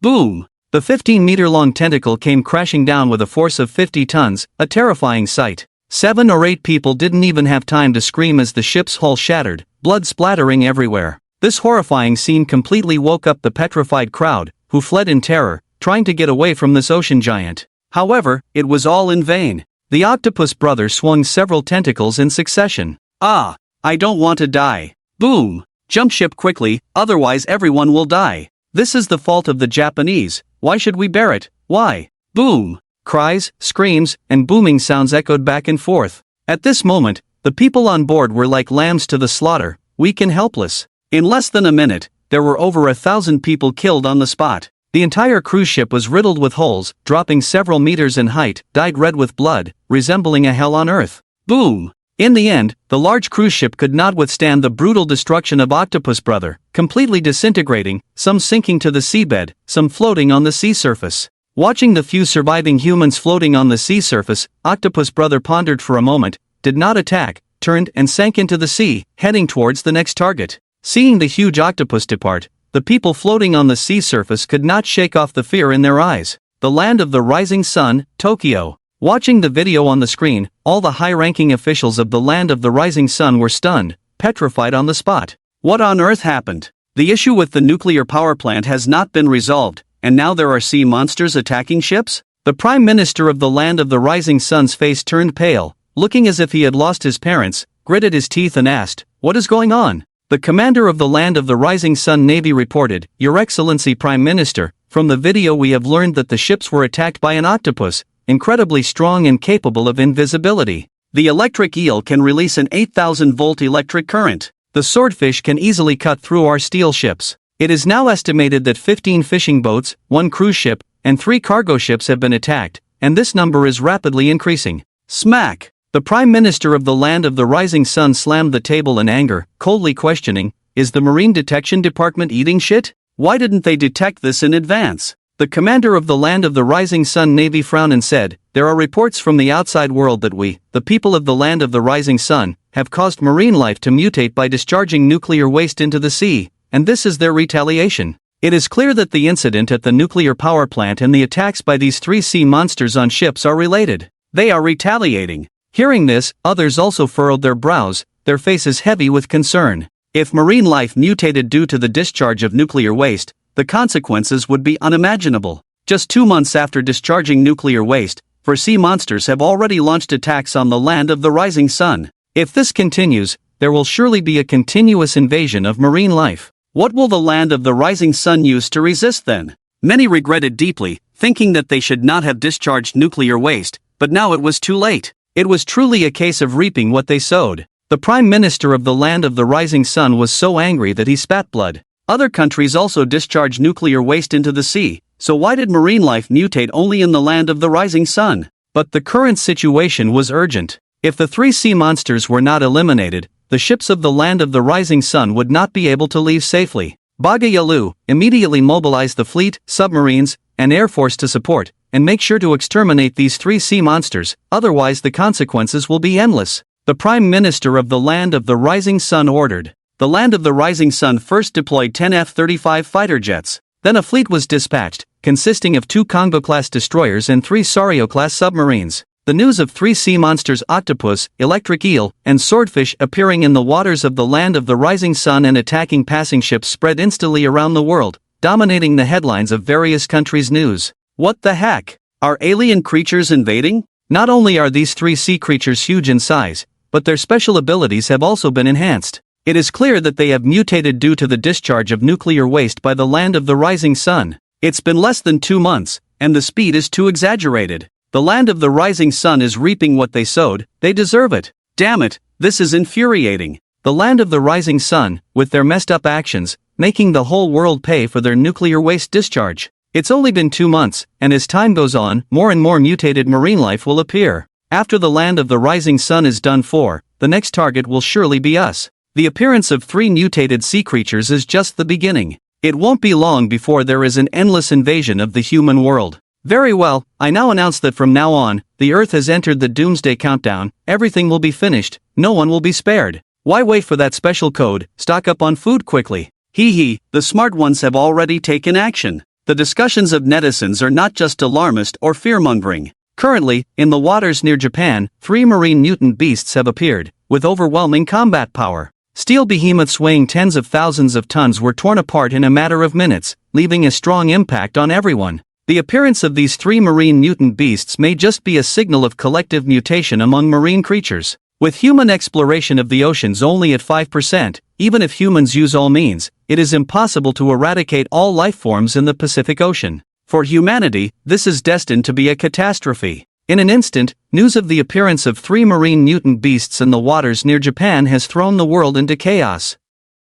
It feels as if the end of the world has truly arrived. Large-scale hoarding of food and daily necessities is happening worldwide. The United States is going crazy, shopping? Even if the end of the world is here, money is just useless paper. Worthless. Isn't it great to buy something for $0? In an instant, not only the United States, but also some European and American countries are experiencing a phenomenon of massive $0 purchases. Everyone is going crazy, rushing into supermarkets and stores to grab whatever they can. And it's like a power-up, their combat strength is extremely astonishing. Unstoppable, absolutely unstoppable. And as the number of people increases, the situation is gradually spiraling out of control, with orders starting to collapse. Are the leaders of countries around the world dumbfounded? What? The end of the world is here? Immediately arrange personnel to go to Japan to investigate the situation in detail. The neighboring country of Japan, Russia, and South Korea are also on edge. If Japan falls, they could be next. In order to intercept the danger at the earliest opportunity, the military forces of the 3 major war zones in Russia, the Northeast, Central, and South, are mobilized to the coastal cities of the Yellow Sea and East China Sea to prevent the invasion of marine mutant beasts. Navy warships and submarines are also deployed to inspect the waters of the Yellow Sea and East China Sea. Japan, Xiaogang. Is it the end of the world? Looking at the news on his phone, Chao Chen couldn't help but laugh and cry. He never imagined that his trip to Japan for a small matter would turn into the end of the world. Just then, a call came in. Looking at the caller ID, it was his father. Kunzi, where are you? Do you know the end of the world is here? Hurry up and stock up on supplies. Your mom and I are at the supermarket entrance, it's too crowded to get in. Xiao Zhifeng's voice came over the phone. Xiao Chen smiled bitterly, he couldn't explain, he could only say, Mom, I'm out of town and will be back tomorrow, please stay safe. You too, I won't talk to you anymore, we've already squeezed in, if we're too slow, we won't be able to buy anything, I won't talk to you anymore, I'll hang up first. Xiao Chen was speechless, what a big misunderstanding this was. Just as he hung up the phone, his 2 younger sisters from Kyoto University in Russia called. The situation was quite the opposite. Under the guidance of the school leaders, they remained calm and did not engage in crazy shopping. But they were still very anxious and uneasy. Xiao Chen comforted his 2 sisters, telling them to stay at school, the end of the world will not come, everything will return to normal. After talking to his 2 sisters, Hua Ilong's call came in immediately. Koengu, there have been attacks by marine mutant beasts in Japan, and the news online says the countdown to the end of the world has begun. Do we still need to salvage our sunken ship? Hua Ilong said anxiously. Continue salvaging. Hua Ilong was speechless. If the end of the world really came, salvaging that thing would be useless. In the end times, what is most important? Food comes first. If it weren't for Chao Chen's identity, Hua Ilong and the others would have run away long ago. They also saw the video of the 3 marine mutant beasts attacking ships near Japan. The immense power of the giant octopus. A moray eel with a current of several thousand volts. The tuna slices like cutting tofu. Goodness, this is so scary. You should know that they are now at the border between the East China Sea and the Pacific Ocean. If there are marine mutant beasts appearing, they have no way to escape. At this time, Wang Shua walked in and said, the people from the Magic City Salvage Bureau have started packing up and are ready to return, saying that the sea is too dangerous now. Chao Chen also heard this sentence, now the salvage is impossible. He could only say, okay, you guys go back too. Hua Ilong remembered that Chao Chen had not appeared since entering the sea last night, and couldn't help but curiously ask, Koengu, what about you? I'm watching fireworks in Dongying. After saying that, he hung up the phone. Watching fireworks? Hua Ilong was stunned. Does this mean that Koengu went to Dongying last night? This is 350 kilometers away. With no boats, how did he get there? As he thought about it, Gua Ilong's eyes suddenly widened, and his heart trembled fiercely. The Donying nuclear power plant was attacked. Marine mutant beasts attacked Donying ships. All of this happened within a 2-hour interval. And at this moment, Chao Chen is in Donying. Isn't this too coincidental? Damn! Could all of this be done by Kuan Gu? Thinking of this, Gua Ilong's scalp tingled, and a sense of horror suddenly appeared in his heart. Wang Shua, who was beside him, saw him tense all over, with a look of seeing a ghost, and was also startled. He couldn't help but pat him on the shoulder and ask loudly, "Ayo Chao, Ilong, what's wrong with you? Possessed by a ghost?" Gua Ilong shivered, waking up. He shook his head frantically, pushing away this absurd idea. Too crazy. He was thinking too crazily. Coincidence? All of this is just a coincidence. After hanging up Gua Ilong's call, the responsible persons of Wanya Gold Mine, Bailong River Hydropower Station, and Qingli Electronics also called. What else can be done? Just take a break. When this storm passes, everything will return to normal. After all the calls, Chao Chen put away his phone. Looking at the chaotic city ahead, Chao Chen's mouth curled up. Let it be chaotic, the more chaotic the better. Boom boom boom. Chao Chen twisted the throttle, the motorcycle speeding wildly, heading towards the largest military base in Donying, the Tokyo Military District. Setting off fireworks, how can it be without firecrackers? Just like the discussions on the internet, the end of the world is really coming. The nuclear power plant incident is not over yet, and now there are marine mutant beasts invading and attacking. And in the center of the event, Donying is naturally in a state of panic, chaotic, and unable to calm down. The incidents at the nuclear power plant and the 3 marine mutant beasts have kept the high-level officials of Donying busy, unable to cope. The situation is completely out of control, and all kinds of human evil are fully unleashed at this moment. Ah, the pressure band? No. Big brother, don't kill my husband, I'll give you all the money. Hey, lady, your big one is not bad. You don't want your husband to die, right? Woo. On the streets, there are robberies everywhere, playing with other people's women, killing people, completely crazy. Stop for me. Chao Chen rode his motorcycle through the chaotic streets, and someone tried to intercept him. He kicked the person flying more than 10 meters away, spitting blood and dying. Chao Chen raced all the way and soon arrived at the largest military base in Donying, the Shijing military base. At this moment, due to a large number of troops going out, the military base was severely understaffed, with only a small number of troops stationed. After rushing into the Shijing military base, Chao Chen used invisibility to kill in an invisible manner, continuously harvesting the lives of Donying soldiers. 10 minutes later, the entire Shijing military base was filled with corpses, silent, with not a single living person.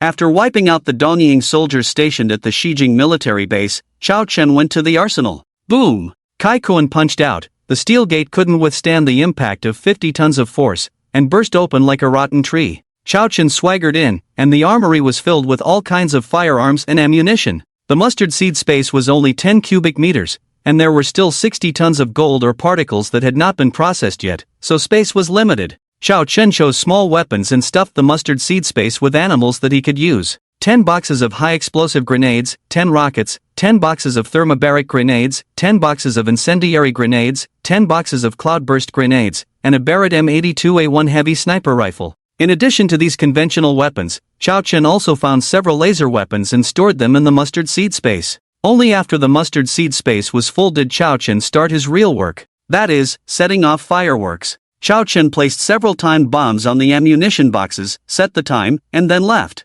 After Chao Chen left the armory 1,000 meters away. Boom! The armory exploded, causing the entire military base to shake violently, as if an earthquake had occurred, with the ground trembling and the mountains swaying. Immediately, an incredibly powerful shockwave spread violently in all directions from the armory. With a destructive force that could destroy everything, it engulfed everything around. The entire armory, which could equip 100,000 troops, was torn to shreds at that moment, turning into scrap metal. All the surrounding buildings also collapsed one after another. Spiderweb-like cracks spread rapidly on the ground for thousands of meters. It's really spectacular. Watching the grand fireworks display, Chao Chen said with a smile. The destruction radius extended for tens of thousands of meters, with a destructive power comparable to a small nuclear bomb, completely leveling the armory of the Western Capital military base. The massive explosion, described as earth-shattering, was truly astonishing. The deafening explosion could be heard dozens of kilometers away, echoing through the sky. Almost half of the Western Capital city heard it, and everyone was stunned, looking towards the Western Capital military base with trembling gazes. A huge mushroom cloud rose there, with billowing smoke. Even in broad daylight, it was so eye-catching. What happened? Was it a nuclear bomb attack? All the people of Donying were terrified, trembling uncontrollably. Suddenly, the fireworks that bloomed on the island of Donying many years ago resurfaced in the minds of countless people, like a bad omen, making them tremble with fear. For a moment, the entire western capital city became even more restless and terrified. Donying had consecutive incidents, and each one was earth-shattering. Making everyone realize that disaster was truly imminent, Donying was doomed. This broken place is no longer livable. We must leave, we must leave. There are 3 mutated sea beasts to the east, so we can't go there. Let's go west. In an instant, countless people rushed westward collectively, intending to seek refuge in the land of the Styx. The explosion of the armory did not completely destroy the entire western capital military base. On the adjacent military airfield, there were still many fighter jets. Naturally, Chao Chen could not let them go. He took out the rockets from the mustard seed space and madly fired them towards the location of the airfield. Bayou! The rockets streaked across the sky, becoming a missile rain that fell on the group of aircraft. Boom! With the continuous explosion, dozens of aircraft parked on the airfield were all shattered and turned into fireballs. Boom boom! At that moment, a dozen or so fighter jets roared in from the distance. From high above, looking at the ruins and chaos of the western capital military base, the Donying pilots on the fighter jets were dumbfounded. They spotted Chao Chen's figure. Their eyes widened in anger, wishing to tear Chao Chen to pieces. Baga Yalu! The next moment, a dozen fighter jets simultaneously spewed out tongues of fire below. Boom boom boom! A sky-covering rain of bullets poured down towards Chao Chen's position. If it were an ordinary person, facing these intensive bomb attacks, terror would have long been shattered. But he is Chao Chen. This man who is superior to Superman. Kai Koen immediately used invisibility and super sensing, taking a step to cross 60 meters in an instant, avoiding bomb attacks. However, the firepower coverage of more than a dozen fighter jets was too large, and the dense bombs made it impossible for Chao Chen to avoid them. He was pierced in the waist by the fragmented shrapnel, blood dripping. But for Chao Chen, this was just a superficial wound, not fatal. With the super survival ability of regeneration and water bear, and the dual-enhanced healing effect, Chao Chen's bloody waist recovered quickly. 5 seconds later, the bleeding stopped and scabbing began. To truly recover as before, it would take 5 minutes. While recovering from his injuries, Chao Chen looked towards the dozen or so fighter jets in the sky, his gaze full of determination. Since his strength surged, Chao Chen had never truly displayed his peak combat power. Now, he wanted to try. Yes, Chao Chen planned to shoot down these fighter jets. Enduring the divine drama, even stones could bring down planes, so could he. His electric attack range was only 50 meters, too far from the fighter jets.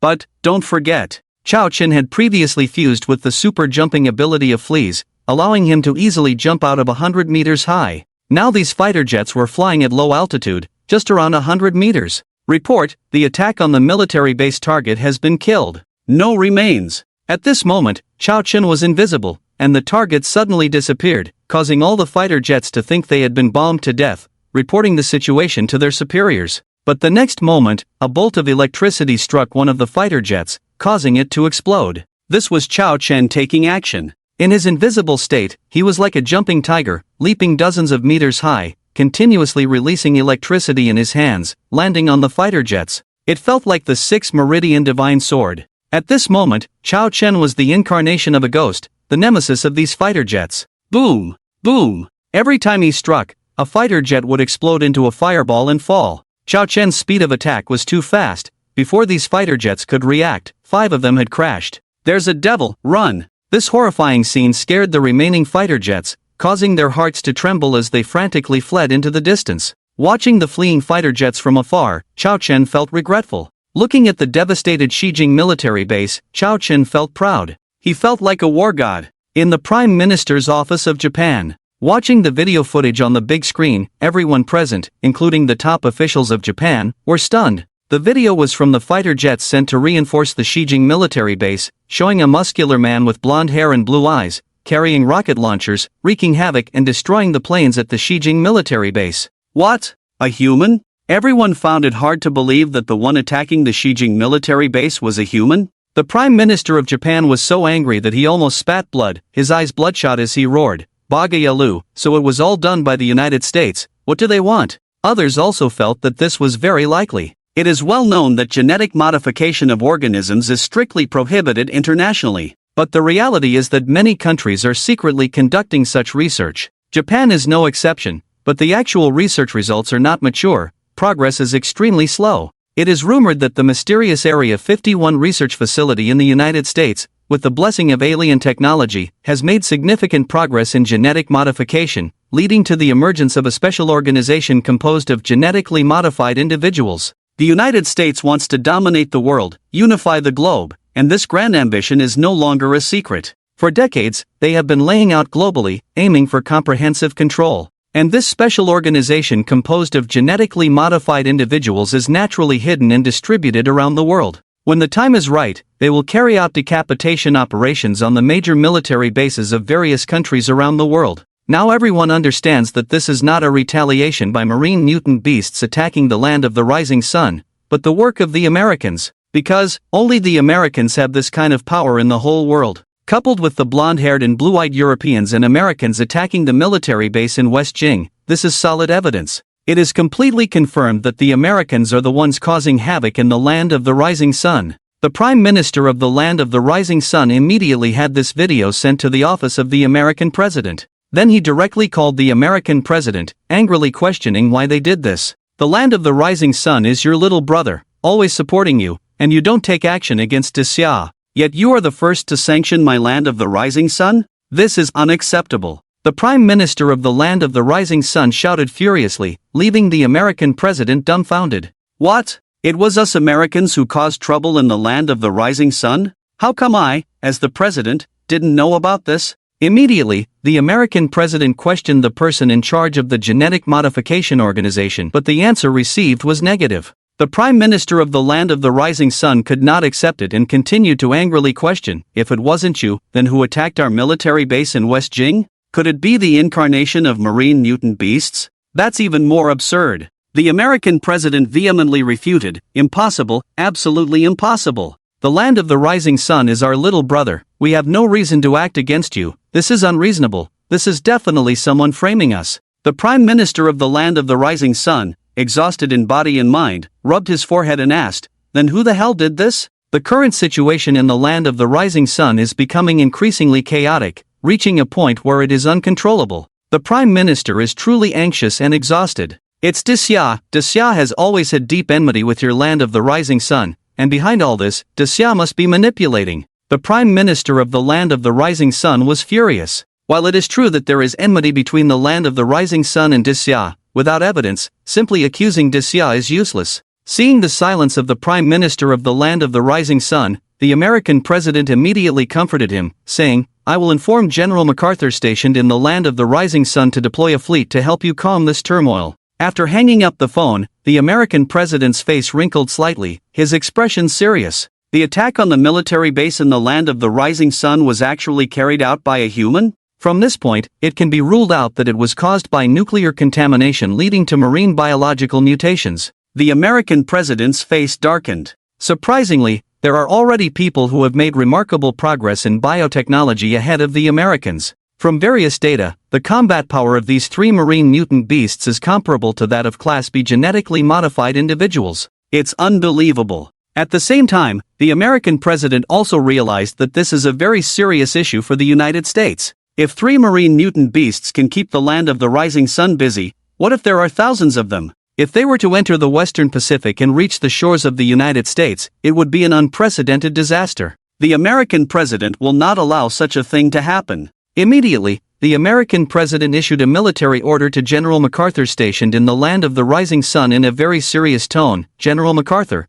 immediately deploy the naval task force and make sure to capture the three marine mutant beasts appearing in the waters of the land of the rising sun. This concerns the security of the United States and the world. This is very serious. Mr. President, please rest assured, in the Pacific, we are invincible, there is nothing we cannot accomplish, General MacArthur said confidently. He then directly deployed the 7th Carrier Strike Group stationed in the land of the rising sun. At the time when Chao-Chin destroyed the military base in West Jing, the three marine mutant beasts at sea also encountered fierce attacks from the land of the rising sun's fighter jets. Compared to strength, the three-headed marine mutant is a weak point in defense. Specially made armor-piercing shells easily penetrate their bodies, but only cause injuries and cannot inflict fatal damage. Zila. The electric eel opened its mouth to counterattack the diving group of fighter jets, spraying out a 10-centimeter thick electric current like a laser weapon, instantly hitting one of the fighter jets. With a loud rumble, the fighter jet exploded into a fireball and crashed into the sea.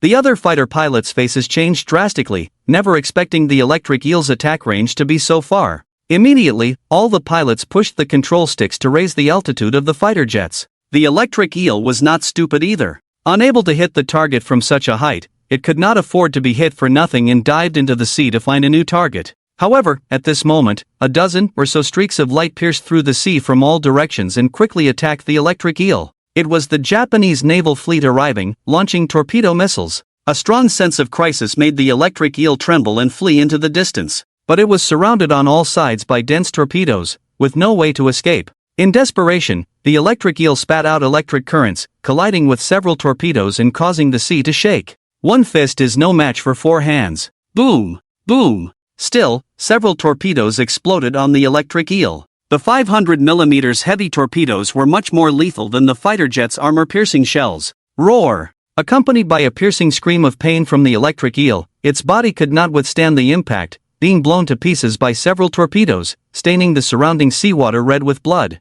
Wow, one is blown up. Faced with technological weapons, the small electric eel is truly defenseless. A Japanese Congo-class destroyer quickly approached. Looking at the blood-red sea, the soldiers on board were very disdainful in their words. The captain of the destroyer solemnly said, "Stop talking nonsense, immediately salvage the electric eel's body, it has great research value for us." Soon, two larger pieces of the electric eel's body were salvaged. Then an armed helicopter flew over, taking away the electric eel's body and accelerating it to the Japanese biological laboratory. However, what everyone did not know was that many fragments of the electric eel's body sank into the sea and were devoured by some marine fish. After consuming the flesh and blood of the electric eel, the genes of these marine fish quietly and silently recombined, mutating. Compared to the tragic death of the electric eel, the octopus and swordfish, which were also attacked by torpedoes, were unharmed. The swordfish displayed its innate water-controlling power, causing a huge waterspout to form around it, the rapid spinning suction force throwing off all the torpedoes.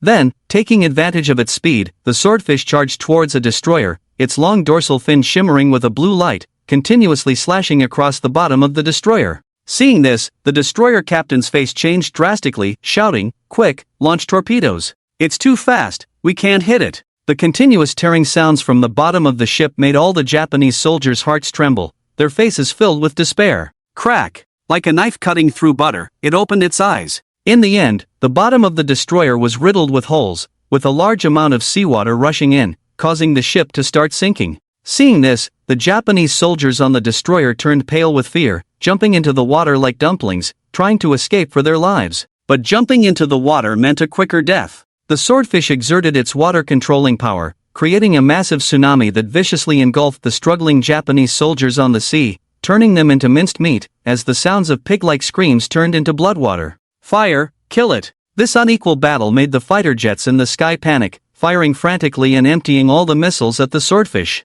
However, these bombs encountered great resistance once they entered the seawater, greatly reducing their speed and power. The swordfish quickly disappeared into the depths of the sea. The pilots of the fighter jets above, their faces changed drastically, hurriedly shouted in panic to the fleet on the sea surface and the submarines in the sea, "The swordfish has the ability to control water, our torpedoes are ineffective against it, the destroyer Black Tiger has sunk, everyone on board has perished, it is heading towards you, flee quickly, return to the port." In fact, without the pilots saying anything, the captains of the other destroyers and submarines also witnessed the sinking of the destroyer Black Tiger. At this moment, all the Japanese Navy realized the seriousness of the situation. In the water, these marine mutant beasts like fish in water are almost insurmountable. A battle with no equal, that is a path to self-destruction. At this moment, this sea area has become a forbidden zone for the Japanese people. The remaining destroyers and submarines fled at full speed as if their lives depended on it. However, their escape speed was not worth mentioning in front of the octopus and swordfish.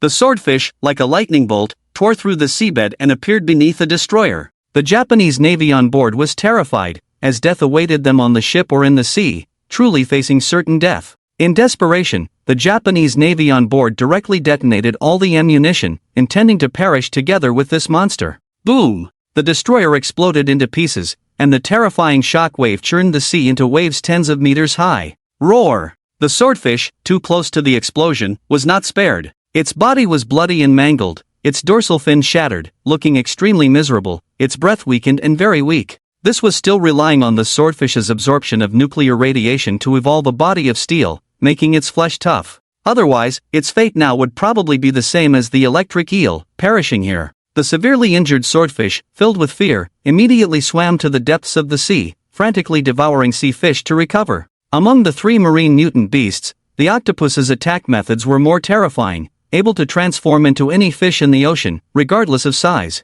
After transforming into invisibility, it had a strong stealth effect, making it undetectable by the submarine's detectors. Can you imagine how terrifying it is for an old six with various skills? The octopus transformed into a pufferfish and charged at a dragon-class submarine, transforming back into its true form, its 8 tentacles firmly gripping the submarine, then launching an attack. The mental power from its 8 heads erupted, converging into an invisible net that enveloped and shrouded the submarine. The Japanese inside the submarine suddenly felt an unprecedented sense of palpitation, causing their breathing to become slow.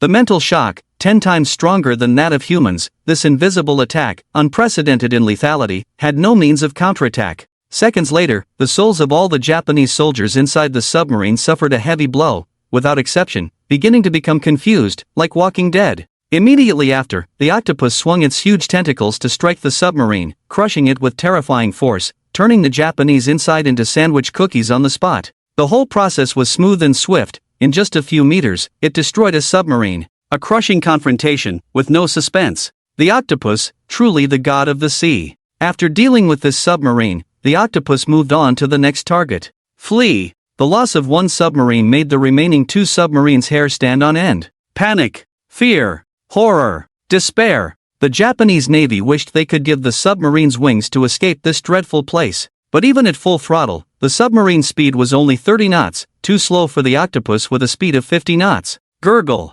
Gurgle. The final 2 remaining East Dragon-class submarines from the East Dragon-class submarines did not even see the shadow of the octopus, and silently turned into underwater garbage. Upon learning that 2 Congo-class destroyers and 3 East Dragon-class submarines from East Dragon were completely lost, the Prime Minister of East Dragon's eyes turned bloodshot, spitting out blood, eyes widened, and fainted on the spot. And the U.S. General MacArthur stationed in East Dragon, leading the U.S. 7th Fleet, was also shocked by this news. The fleet that had just left the port immediately stopped. Oh my god, 3 submarines disappeared without a trace, this is too dangerous. I'm afraid there are definitely more terrifying and dreadful beings hidden in the ocean. The news of the complete loss of 2 Congo-class destroyers and 3 East Dragon-class submarines from East Dragon. It caused a huge uproar internationally, like an atomic bomb exploding. East Dragon's naval strength is considered top-notch in the world. There were achievements, as 3 marine mutant beasts, including the electric eel and the sailfish, were killed, but the cost was too high. From this, it can be seen that human naval firepower poses a deadly danger to marine mutant beasts. But the problem is that there are only 3 marine mutant beasts now. The number of marine creatures in the ocean is not just in the millions. It is not an exaggeration to say that it is infinite. If thousands of marine mutant beasts invade human cities in large numbers, human order and beautiful homes will collapse. Some say, we still have the ultimate weapon, nuclear weapons have not been used? The intense high temperature of nuclear weapons will kill everything in the world, and even the strongest marine mutant beasts cannot survive in temperatures of tens of millions of degrees. But the problem is, even if you use nuclear weapons, you cannot eliminate all marine mutant beasts. On the contrary, the massive nuclear radiation after a nuclear explosion will accelerate the evolution of marine mutant beasts, and even increase the mutation of land animals, causing more harm than good. At this moment, all the top leaders of countries realized the seriousness of the problem. This is no longer just a problem for East Dragon, it has risen to the level of human survival.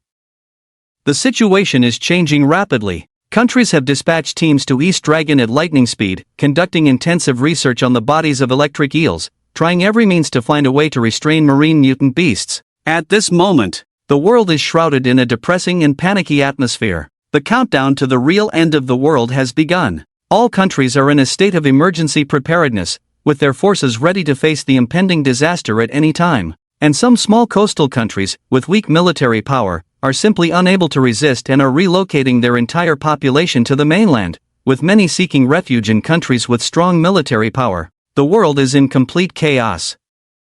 And the cause of this catastrophic event, Xiao Chen, is engaged in a fierce battle in a nuclear power plant in East Dragon. The East Dragon self-defense force ambushed in the nuclear power plant, naturally made adequate preparations. Can you hide? Then I'll take out the thermal imaging thermometer and make sure you have nowhere to hide. However, they do not know what kind of existence they are facing. It's an invincible man covered in invincibility. After integrating the talents of the sea snake and the water bear, Xiao Chen can control his own temperature. Thermal imaging is ineffective against him. After hiding, Xiao Chen turned into Lao Lu, continuously taking out high-explosive grenades from the mustard space and throwing them into the crowd. Immediately, there were screams, and blood and flesh flew. Boom! Ah! Pressure pulse band! There are demons, run! The East Dragon self-defense force went crazy. How the hell can we play this? Watching the terrified East Dragon soldiers fleeing, Xiao Chen's mouth revealed a cold smile, with a submachine gun in each hand, pulling the trigger. Da-did-day-day-day. Two gun muzzles spewed out tongues of fire, mercilessly killing the fleeing East Dragon soldiers. Then, swaggering into the transformer of the nuclear power plant, let the creation box absorb the electricity inside. In this way, Xiao Chen rode a motorcycle and visited 6 nuclear power plants in just 3 hours. On average, it took half an hour to drain the power of a nuclear power plant, acting quickly and with unbeatable combat power. The self-defense forces of Dongying collapsed, and in order to avoid meaningless deaths, they directly left the nuclear power plant. At this moment, all the nuclear power plants in Dongying directly became Xiao Chen's. Throughout the day, Xiao Chen visited all the nuclear power plants in Dongying, with remarkable results. After many hardships, the creation box finally upgraded to 2 stars. The 2-star creation box has undergone significant changes. First of all, the spatial dimensions have increased tenfold, from the previous 10 cubic centimeters to 1 cubic meter. This size gives Xiao Chen a lot of operating space. In addition, the grade of the generated items also has options, divided into 1 star and 2 stars. The energy grid has not changed, still 10 grids. Overall, the changes in the 2-star creation box are not very significant, and you have to try it to know what magical features it has. Xiao Chen took out a white shiny energy ball from the mustard seed space. This is a special ability ball of a swordfish. Xiao Chen had previously fused the ability ball of a sailfish, and this swordfish's ability ball had never been used. Today happened to be a good time to try it out and see if it could be upgraded to 2 stars. Ding! It requires 2 energy points to be consumed. Are you sure you want to generate? Sure enough, as Xiao Chen expected, the energy points required to generate 2-star items doubled. This means that he only has 5 chances a day to generate 2-star items. Xiao Chen is very satisfied with this. Although the number of times is reduced, the space is large, and it is still 2-star, which is a qualitative change. Confirmed. Ding! Congratulations on obtaining a 2-star water attribute ability ball. With the sound of the creation box prompt in Xiao Chen's mind, a crystal ball the size of an apricot appeared above the creation box. There was a faint blue fluorescence flowing slowly inside, emitting a cool breath, like a natural treasure, extremely beautiful. Water attribute ability ball? Xiao Chen was very curious and immediately took it in his hand, squeezing it hard. Seeing such a naturally beautiful crystal ball being crushed by Xiao Chen, if some women saw it, they would definitely scold Xiao Chen for wasting a treasure. The 2-star ability ball is indeed very different from the 1-star ability ball. Light blue particles like water droplets merged into Xiao Chen's body. Wow! Suddenly, Xiao Chen felt as if water was flowing in his body, accompanied by a slight sound of flowing water. He felt as if he was swimming in a world of water. The experience was very wonderful. 2.5 minutes later, this intoxicating feeling gradually disappeared. Xiao Chen's eyes brightened, he stretched out his palm, and with a thought, it seemed as if he had performed magic. In the center of his palm, a large water ball slowly condensed. Looking at the large water ball in his hand, Xiao Chen suddenly understood why it was called a water attribute ability ball. As the name suggests, he now, like a great magician, has the ability to control the surrounding water elemental powers. Afterwards, the large water ball in Xiao Chen's hand moved at will, turning into a water snake and rushing towards a wall. Boom! The power was comparable to a bomb, and the wall cracked with a bang, revealing a large hole. Moreover, Xiao Chen could clearly feel that the strength of the water attribute attack he performed was closely related to his mental power. The higher his mental power, the stronger the water attribute attack he could perform. Even to a certain extent, he could control the water in the sea. This is a terrifying ability that can be continuously upgraded, with unlimited prospects. Awesome! Xiao Chen exclaimed in amazement. This is the 2-star creation box, indeed powerful. After adapting to the water attribute ability, Chao Chen continued to generate and explore the new uses of the second-level creation box. He took out the Barrett high-precision heavy sniper rifle and laser gun from the mustard space, looted from the Xijing military base arsenal. Chao Chen planned to put these two together to see the effect. The laser gun was very small, only 60 centimeters. The Barrett heavy sniper rifle was a bit large, but it could be placed diagonally. Ding! 2 energy points are required to consume. Are you sure you want to generate? Confirmed. Ding! Congratulations on obtaining a laser sniper cannon. Looking at the suspended dark gold laser sniper cannon in front of him, Chao Chen's eyes lit up, carefully examining it in his hands. The overall length was 1.2 meters, weighing 18 caddies, with a caliber of 30 millimeters, a streamlined barrel emitting a cool dark gold metallic luster, feeling very sturdy to the touch. What surprised Chao Chen the most was that the power source of this laser sniper cannon turned out to be a metal hydrogen battery. The energy density of this thing was hundreds of times stronger than the ultra-large capacity lithium battery he had generated before. In the field of hydrogen energy, many countries had been vigorously researching it decades ago, and the progress was quite good. Everyone believed that the next breakthrough in the field of new energy would be high energy density and clean hydrogen energy. And metal hydrogen energy was what humans had been dreaming of. With it, from small devices like phones to large ones like spacecraft, even dreaming of spacecraft beyond the solar system was possible. It would undoubtedly propel human technological advancement to new heights, even venturing out of the solar system. It was no exaggeration to say that the importance of metal hydrogen energy was even higher than that of nuclear weapons. Chao Chen was very envious of this metal hydrogen battery. If the creation box could produce the manufacturing technology of metal hydrogen batteries, he could become the king of world energy in one fell swoop. No one else could compare. It was said that Japan had made significant progress in hydrogen energy, so he could try to obtain some hydrogen energy. In addition, the materials and firing devices of this laser sniper cannon were also invaluable. The value was immeasurable. Was this the value of a second-level creation box? It was indeed terrifying. Chao Chen looked at the laser sniper cannon in his hand with great affection, feeling a sudden itch in his hand. Let's see how powerful it is. Chao Chen lifted the laser sniper cannon, aimed at a skyscraper a kilometer away, and pressed the firing button. As the firing system started, the metal hydrogen battery at the rear of the laser sniper cannon released a strong energy. Whoosh! In the next moment, a dazzling white sphere flew out of the barrel, causing a heart-pounding sight. The sound was very faint, around 50 decibels, and the recoil was almost negligible. The white sphere was as fast as lightning, hitting the middle of the skyscraper a kilometer away. The entire process took less than a second, showing how exaggerated its speed was. Boom! With a violent roar, a 100-meter-high skyscraper was directly pierced in the middle, leaving a conspicuous hole of about 10 meters, extremely eye-catching.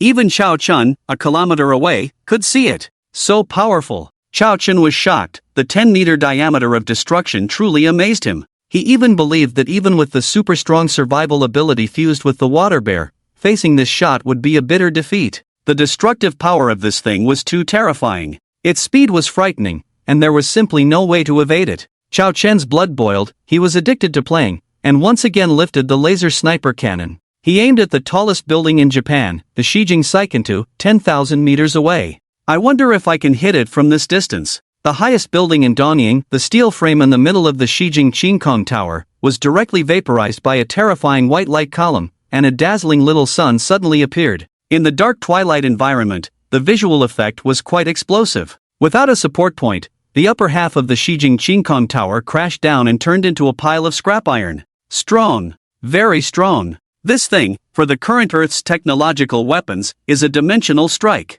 Even the American aircraft carrier couldn't withstand the second shot. Chao Chen's eyes were hot as he looked at the void above his head, wanting to take a shot and play with a satellite. After thinking for a while, unable to calibrate the target, Chao Chen gave up. Looking at the energy display, after firing 2 shots, the energy was still full. It's worthy of being a metal hydrogen battery, so terrifying. Chao Chen reluctantly put away the laser sniper rifle into the mustard seed space, and did not continue to generate. He took out his phone and searched for a hydrogen energy company in Donying. Chao Chen's desire for a metal hydrogen battery was strong. With this thing he could build his own combat mecha. This is the big toy that a man should play with. Previously, Chao Chen said he wanted to be the king of Earth, and now with a second-level dimensional box, it's the best opportunity. If used properly, even nuclear weapons would be nothing in front of him, and the whole world would submit to him alone. After finding the target on the map, Chao Chen started his motorcycle and rushed towards it at top speed. The consecutive events made the people of Dongying realize that disaster could strike at any moment,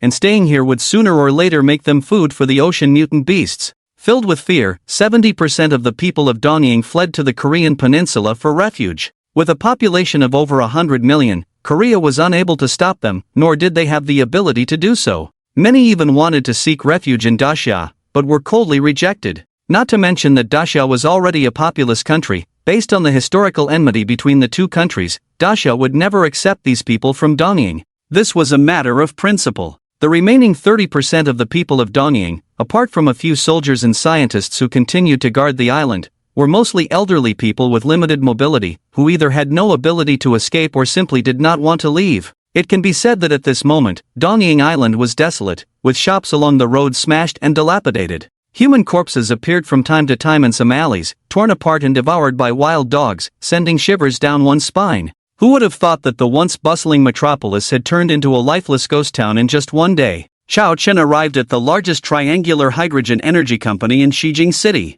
As the largest pillar industry in Dongying, even though the situation in Dongying was turbulent and faced the threat of invasion by ocean mutant beasts at any time, the triangular hydrogen energy company still had a 100-man army stationed there. For these weaklings, Chao Chen resolved the battle in less than a minute. Chao Chen went to the production workshop of the Triangular Hydrogen Energy Company, found the hydrogen energy battery warehouse, took some and stored them in the mustard seed space. Then, Chao Chen headed straight to the laboratory of the Triangular Hydrogen Energy Company, where all kinds of top-notch protective measures were useless in the face of his powerful force, and were easily destroyed by Chao Chen. After some searching, Chao Chen found some paper documents. Chao Chen had previously integrated and mastered the Dongying language, so the content of these paper documents did not stump him. These were technical documents on hydrogen energy. Unfortunately they were incomplete and from an early old version. Chao Chen searched around but could not find any usable data files. Obviously, the relevant hydrogen energy data here had either been taken away by the people of the Triangular Hydrogen Energy Company, or were hidden elsewhere. Frowning, Chao Chen's attention was drawn to a mobile phone in the corner of the laboratory. A phone? Chao Chen had a clever idea. He had previously tried putting a discarded Dahua phone into the dimensional box to generate it, and the phone chip that appeared was one version ahead of the Dahua phone chip at that time. Now put the complete mobile phone in to generate. I don't know if I can explode stronger black technology, such as strengthening the artificial intelligence of the mobile phone itself. Chao Chen wanted to do it, took out his mobile phone and put it into the creation box, and confirmed the generation. Ding! Congratulations on obtaining a strong artificial intelligence bracelet. With the sound of the creation box prompt, a bright black bracelet appeared above the creation box. Chao Chen looked at the bright black bracelet, then looked at the creation box, looking surprised. Is this considered a wish come true? He had a feeling that the creation box seemed to hear his thoughts. Suddenly, Chao Chen shook his head and smiled. All the changes he had gone through were inseparable from the creation box. Why think so much? No matter what the creation box is? Why does it appear in his world? None of this matters. Anyway, one day, he will figure it out. Chao Chen collected his thoughts, took the strong artificial intelligence bracelet and put it on his left wrist. The bracelet screen automatically lit up, projecting a virtual screen in front of Chao Chen, with the layout on the interface the same as the Huawei Mate 60 phone. The only difference was a small figure in the center of the screen interface, resembling Chao Chen by 9 points, with a cartoon style. Master, hello, I am the AI intelligence system of the intelligent bracelet machine, happy to serve the master. The cartoon version of Chao Chen looked at Chao Chen and said respectfully. Looking at the mini version of himself in front of him, Chao Chen felt a bit uncomfortable and said, "Can you change your appearance?" "Yes, what appearance does the master want to change to?" "Any appearance is fine," Chao Chen casually said, "as long as it's not himself." The cartoon version of Chao Chen tilted her head in a very human way. Then, she transformed into a cute and silly little girl in a white dress. The lively and charming big eyes of the little girl were like bright gems, looking at Chao Chen and saying, "Master, is this okay?" The voice of the little girl was like a oriole singing, very pleasant to the ear. Chao Chen nodded in satisfaction. "Okay, from now on, you will be called Xiaohua." The intelligent robot of the bracelet was named Xiaohua, concise and easy to remember. Xiaohua happily nodded her little head and said, "Thank you for giving me a name, master." Chao Chen carefully looked at Xiaohua and found that she was actually in 3D. Chao Chen tried to touch Xiaohua's body with his hand, but it passed through directly. It turned out to be holographic technology. This thing was much more realistic than the images seen through AR glasses. The items generated by the two-star creation box were all epoch-making black technologies, leaving Chao Chen numb. After coming back to his senses, Chao Chen remembered that this was a very intelligent bracelet. Nowadays, the artificial intelligence known on Earth is divided into 3 levels. Weak artificial intelligence, such as the commonly used mobile phone AI intelligence system in daily life, can perform some single designated tasks, such as voice recognition, image recognition, and translation. It does not have real cognitive abilities, only follows predefined functional logic, relies on fixed code programs to complete tasks, and is very rigid. Strong artificial intelligence, this type of AI is like humans, can become more versatile through learning and understanding. Its efficiency is even more exaggerated than humans, able to understand complex concepts, learn new skills, adapt to the environment, communicate with people, and achieve accomplishments in a certain field that surpass humans, able to do things that humans cannot. And the cartoon little girl Xiaohua belongs to this category. As for the strongest superhuman, this is the highest intelligent ideal state of humans at present. The learning efficiency of such AI is thousands or even millions of times that of humans, can automatically develop things that many humans cannot understand, allowing human technology to enter an era of great explosion. Leaving the solar system and becoming an interstellar civilization is not a problem. Of course, there are pros and cons. Not exaggerating, at a certain point in time, super artificial intelligence will automatically develop consciousness, becoming a new intelligent species with a super learning and evolutionary speed. By then, it will break free from human control and surpass humanity, giving spirituality and wisdom to various technological products, potentially dominating Earth and overthrowing humanity. Of course, achieving this level with the current technological level of human beings on Earth seems distant and almost impossible. It might take 1,000 years, or even 10,000 years, which is too far and too distant. It was only then that Chao Chen remembered the purpose of creating his phone and immediately said to Xiaohua, "Xiaohua, connect to the network here, help me find all the data information here, I have a great use for it." "Yes, master," Xiaohua replied, emitting signal waves and quickly connecting to the laboratory's local area network. In about 10 seconds, a data folder appeared on the virtual screen. "Master, all data information has been collected." With Xiaohua as a strong artificial intelligence assistant, Chao Chen saved time on reading and asked, "Briefly explain the information in this data." "Yes, master," Xiaohua succinctly replied, "this is a research data related to hydrogen elements, containing all the research results of the Triangle Hydrogen Energy Company for nearly 30 years. Chao Chen was very satisfied, as it was in line with the power of strong artificial intelligence. With the data files in hand, the next step was to generate more advanced hydrogen element technology. With a thought, the creation box appeared in front of Chao Chen. He looked at the virtual screen in front of him, pondering whether the creation box could absorb virtual information. Chao Chen said to Xiaohua, "Xiaohua, project all the hydrogen element file data into this large black box." Xiaohua looked at the empty space and said in confusion, "Master, I don't see a large black box?" Chao Chen was surprised. Could Xiaohua not see the creation box? He placed his hand on one side of the creation box and asked again, "Now?" Xiaohua shook her head, indicating she still couldn't see it. Chao Chen realized that perhaps only he could see the existence of the creation box. He put his hand into the creation box and said to Xiaohua, "Can you see my hand?" "Yes." "Good, then project all the data of hydrogen elements into the palm of my hand." Xiaohua immediately complied. The next moment, a prompt from the creation box sounded, "Ding, requires 2 energy points to generate, are you sure?" Chao Chen marveled at the capabilities and decided to proceed. He took out 2 hydrogen energy batteries from the mustard seed space and placed them inside the box. "Ding, requires 2 energy points to generate, are you sure?" "Yes." "Ding, congratulations on obtaining a complete set of metal hydrogen production technology." With the prompt from the creation box, a blue sphere appeared in front of Chao Chen. Looking at the blue sphere similar to an energy ball, Chao Chen was astonished. "Should I crush it with my hand?" Chao Chen grabbed and crushed it, but the energy form of the blue sphere quickly reformed, indicating he couldn't absorb it. "Xiaohua, you try." Chao Chen looked at Xiaohua. Xiaohua extended her delicate hand, and like using a star-absorbing technique, the blue sphere turned into a stream of light, appearing in Xiaohua's hand, but then mysteriously disappeared. Chao Chen asked in amazement, "Xiaohua, what happened?" Xiaohua smiled and said, "Master, the blue sphere is a type of information storage device. After I absorb it, it automatically dissipates. That's how it works."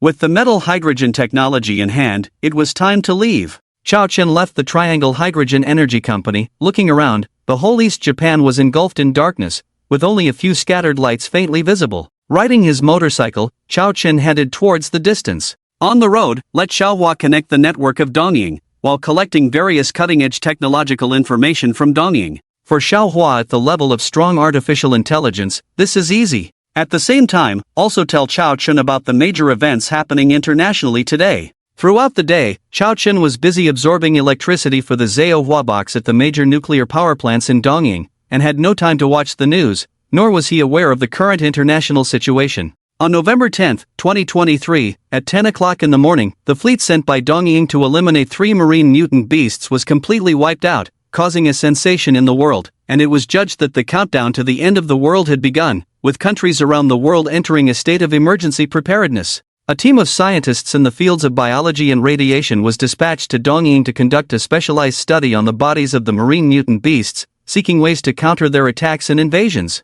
On November 10, 2023, at 11 o'clock in the morning, the International Federation, consisting of 260 countries, held an emergency meeting on the network, with the theme of voting on the deployment of large-scale nuclear weapons in the Pacific Ocean, which was later suspended due to more harm than good. On November 10, 2023, at noon, coastal cities around the world began a large-scale relocation plan to inland areas to avoid the invasion of marine mutant beasts, with an initial estimate of relocating 3 billion people, with 500 million people successfully relocated at the current time. On November 10, 2023, at 3 o'clock in the afternoon, a total of 165 scientists in the fields of biology and radiation from various countries arrived in Dongying and met at the largest psychobiological laboratory in Dongying to urgently study the bodies of the marine mutant beasts. On November 10, 2023, at 5 o'clock in the afternoon, the Psychobiological Laboratory in Dongying issued a statement on the progress of the research on the bodies of the marine mutant beasts, indicating significant progress. Hearing these news reports, Xiao Chen's expression stiffened. The electric eel is dead? Within 200 kilometers, Xiao Chen had a connection with several animals, but he could not know their life status. He thought that after the octopus, swordfish, and electric eel attacked the ships in Dongying, they would go to the depths of the sea. Never did he expect that the electric eel would be blown up and brought back to the laboratory for research. Xiao Chen understood the wonders of the Zhao box the most.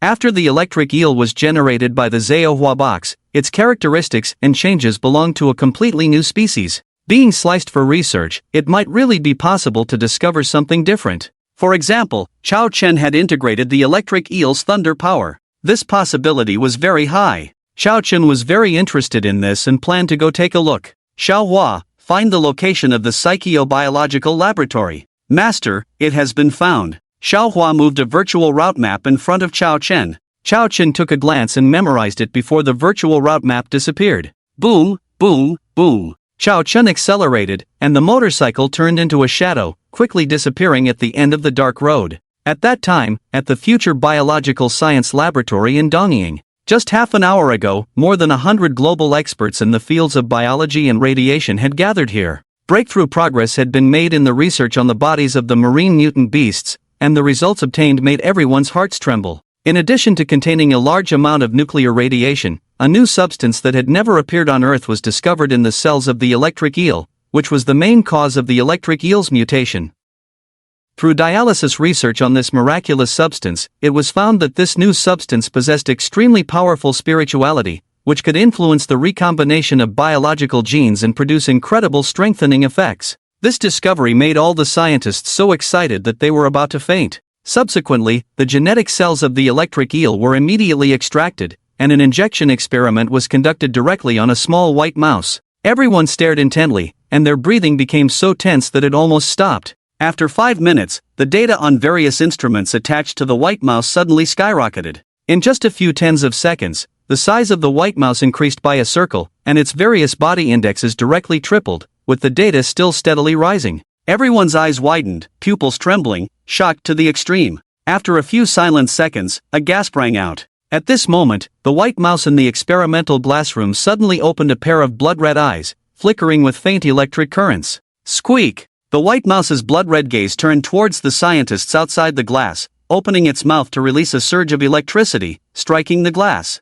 Crack! Instantly, spider-web-like cracks appeared on the glass, spreading in all directions and then shattering. After integrating the mutated electric eel genes, the white mouse unexpectedly acquired the magical ability of the electric eel, able to release electric currents. This unbelievable transformation not only did not scare the scientists, but instead made their gazes even more fervent. Squeak! After shattering the glass, the white mouse turned into a white shadow and fled outside. The scientists could not let it escape, and they all chased after it. The white mouse retaliated furiously, with white electric currents intertwining on its body. Anyone who touched the white mouse convulsed as if they had touched a high-voltage electric current. The terrifying power both surprised and delighted the other scientists, who hurriedly avoided it. The electric current was at least over 300 volts. With no one intercepting, the white mouse fled towards the exit. Suddenly, a brown stone blocked the white mouse's path. Quickly, several more brown stones appeared around, forming a stone box that firmly imprisoned the white mouse, rendering it immobile. Subsequently, a masked man with peculiar patterns appeared at the entrance, his robust and imposing figure exuding a strong pressure. Watching the struggling, snarling white mouse, the brown-eyed man in the mask showed a look of surprise. Is this the result of the experiment? Seeing the sudden appearance of the masked man and the white mouse trapped by stones, all the scientists were taken aback. Could this be the genetically modified human from the United States as rumored? Many people guessed the identity of the masked man, greatly astonished. At this moment, a middle-aged man with gold-rimmed glasses and a short beard stood out and approached the masked man. His name was Bruin, the most renowned biologist in the United States, belonging to the top echelon in the field of biological sciences worldwide and a recipient of the Nobel Prize in Biology. Simultaneously, he was one of the core scientists at the most mysterious genetic modification research institute in the United States, holding a high position in the country. Upon hearing about the appearance of mutant beasts in the East, he immediately volunteered to come for research. Huishan, you arrived just in time, almost letting this little guy escape. It turned out that the masked man was named Huishan, a member of the Genetic Modification Organization in the United States. His main responsibility was to protect Bruin and ensure the safety of these scientists from the United States. Huishan respectfully bowed to Bruin and said, Mr. Bruin. He held great respect for Bruin because he played a significant role in his successful transformation into a genetically modified human. At this moment, Bruin's assistant brought a tranquilizer needle and injected it into the white mouse's body through the cracks in the stones. However, after integrating the electric eel genes, the white mouse's physical strength was incredibly strong, requiring 3 consecutive injections of tranquilizers before it finally passed out. Subsequently, Bruin took the white mouse to some instruments for more detailed data collection. However, no one noticed that when Huishan left, he received a signal from Bruin. Huishan left without a word. Shortly after, the detailed data collection of the white mouse was completed, and Bruin displayed it on the large screen in the laboratory. After seeing the various data above, everyone took a deep breath and was extremely ecstatic. Ah, my God, we did it, we really did it. The vital signs of the mice are very healthy, with no adverse side effects, indicating that the genes of the mutant electric eel are very stable. This is so amazing. The fusion gene compatibility has reached 100%, unbelievable, truly unbelievable. This is not a disaster, this is a heaven-sent opportunity. A new evolutionary history is about to begin. The development of our human race will enter a new future. It is a new era where everyone is a superhuman. Hundreds of scientists were excited beyond measure, dancing and cheering. If the unique abilities of marine organisms are fused, it will bring about a tremendous change in human life. This will propel human development to new heights. We can proceed with human experiments now. I volunteer to be the first experimental subject. Some couldn't contain themselves and volunteered. Upon hearing this, many others also spoke up. Gene fusion with electric eels, releasing electricity, is really cool, isn't it? Bruce was also shocked. After collecting detailed data on the mice, with over a decade of experience in genetic modification research in the United States, he knew exactly what this meant.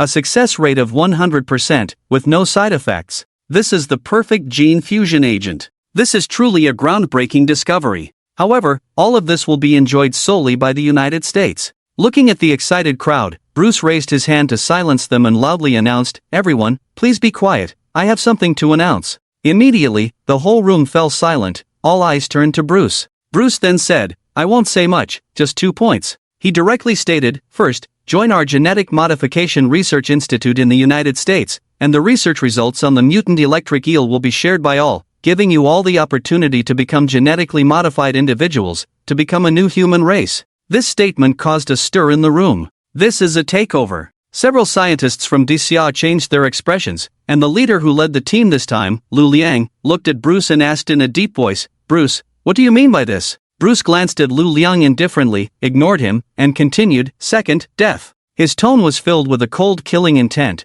causing the atmosphere in the room to suddenly tense up. Bruce's words were direct and clear. Either join the Genetic Modification Research Institute in the United States and become a genetically modified person, or face a dead end. Lu Liang looked at Bruce with a dark expression and said coldly, "There are 160 top scientists from various countries gathered here. If something goes wrong, the United States cannot escape responsibility. Aren't you afraid of triggering a world war? And, don't forget, the marine mutant beasts hidden in the ocean may invade the human world in large numbers at any time. Our human self-destruction will only benefit the marine mutant beasts in the end, a consequence that the United States cannot afford." No. Bruce shook his head with a smile and said, "First of all, the signals here are completely blocked, no information can be sent out, and the outside world naturally has no way of knowing what is happening here. Even if all of you die, we can easily blame this on the marine mutant beasts. How could it trigger a world war? Of course, the most important thing is the secrets hidden in the marine mutant beasts, something that we humans have always desired.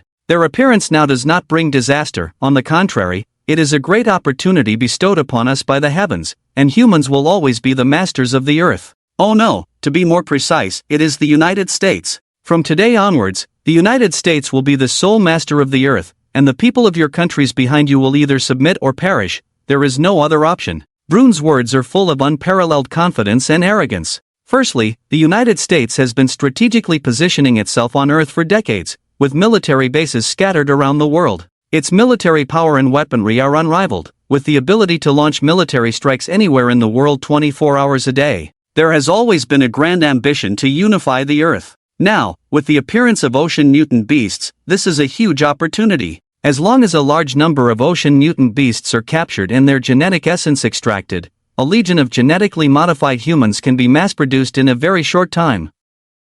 Faced with the powerful legion of genetically modified humans, the technological weapons of various countries in the world have no advantage. Even in the face of nuclear threats, the United States is not afraid. Upon hearing Brune's words, everyone present felt a sinking feeling in their hearts, knowing that the outcome was already determined. Immediately, many people shouted, "I am willing to join you. I am willing too." For a moment, all 160 scientists from various countries around the world expressed their willingness to join. Even ants struggle to survive, let alone humans. Faced with life and death, the natural choice is to choose life. After all, they are all humans, and it doesn't matter where they work. Very good, excellent, welcome to join our American family. Brune was very satisfied and then turned his gaze to the Dessia team, who had not yet made a statement, and said with a smile, "Mr. Lu, everyone here is intelligent, and I believe you will also make the right choice." Lu Liang sneered, took out a miniature phone from his pocket, and said, "I'm sorry, Mr. Brune, to disappoint you, I have already transmitted the secret of the ocean mutant beasts. Your desire for the United States to monopolize it is simply wishful thinking." Brune was first stunned, then sneered, "We have used a super large signal jammer to seal off the entire East Japan, and even the strongest satellites cannot detect it." Lu Liang chuckled and said, "Oh, is that so?" With that, he threw the miniature phone in his hand. Brune took it and, after reading it, his face darkened to the extreme. The message sent on the phone showed success, with a concise message. Beast, discovered 100% gene extract, the United States, wants to monopolize. Moreover, looking at the time of transmission, it was sent long before he collected detailed data on the mice. Brune looked at Lu Liang with a cold gaze, gritted his teeth, and said, "You really deserve to die?" Lu Liang shrugged, smiling, and said, "We know the nature of you Americans too well, so we naturally have to be prepared on both sides. Isn't it a pleasant surprise?" Before heading to East Japan, the Dessia think tank had already predicted several versions. The United States wanting to monopolize the research results was one of them. Therefore, Dessia had also made adequate preparations and installed a super high-frequency signal booster in the Magic City, which could receive important information transmitted from East Japan in real time. Unexpectedly, it was actually used. Watching the furious Brune, Lu Liang sneered, "Playing tricks and conspiracies, my Dessia is not to be trifled with. Goodbye." With that, Lu Liang led the way out, and several scientists from Dessia followed suit with smiles. "Stop," Brune said coldly, "did I say you could leave?" Lu Liang turned around, looked at Brune with narrowed eyes, and said lightly, "What? Do you want to kill us? You can try." Brune blared, about to speak, when someone walked in. It was Grey Mountain, looking at the tense situation, and slowly said, "Mr. Brune, let them go." Brune frowned and looked at Grey Mountain. Grey Mountain took out a specially made phone and handed it to Brune to look at. Brune took the phone, and there was a message from the President of the United States, Chen Deng, on it. The message was very simple: the great secret found on the mutant electric eel has been discovered by Disya. If any Disya scientists are harmed, East Wind Express, mission accomplished. Seeing this paragraph, Bruin's pupils shrank tightly, feeling very frustrated. Damn it! The signal from Dongying should have been blocked before the research. Bruin looked as if he had eaten feces, his face ugly. Lu Liang chuckled and left with his people. With a country behind him, even if Bruin hated him to the bone, he dared not act recklessly. Faced with the anger of a superpower controlling nuclear weapons, the United States could not afford it. Watching Lu Liang and a few others swagger out of the laboratory, scientists from other countries looked at each other. What's going on? Did Daxia really transmit the information? If so, do we still need to join the United States?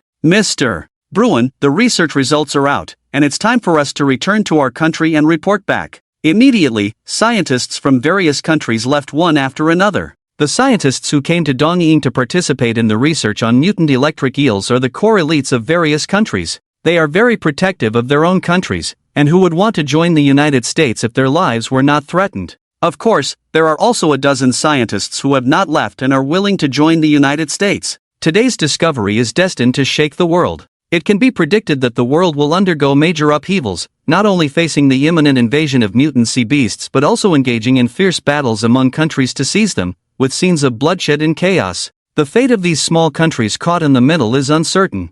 Fortunately, by joining the United States this time, they can have a refuge. In this way, 52 countries and 165 top scientists gathered in Dongying, but disbanded in less than a day. The results that can be drawn are destined to be earth-shattering. From now on, the world will usher in a new era of change. Boom! Boom! Boom! Chao Chen rode his motorcycle at full speed and arrived at the Future Biological Technology Experimental Base in Dongying. Seeing scientists from various countries coming out one after another and leaving, Chao Chen's expression changed slightly. Has the experimental results come out? Chao Chen immediately let the AI assistant Xiao Hua invade and collect information data. The network system of the Future Biological Technology Experimental Base in Dongying was several levels lower in front of Xiao Hua, not even in the same league. Xiao Hua easily invaded and collected information at a rapid pace. In less than 3 seconds, all the experimental data of the Future Biological Technology Experimental Base in Dongying were copied and packaged.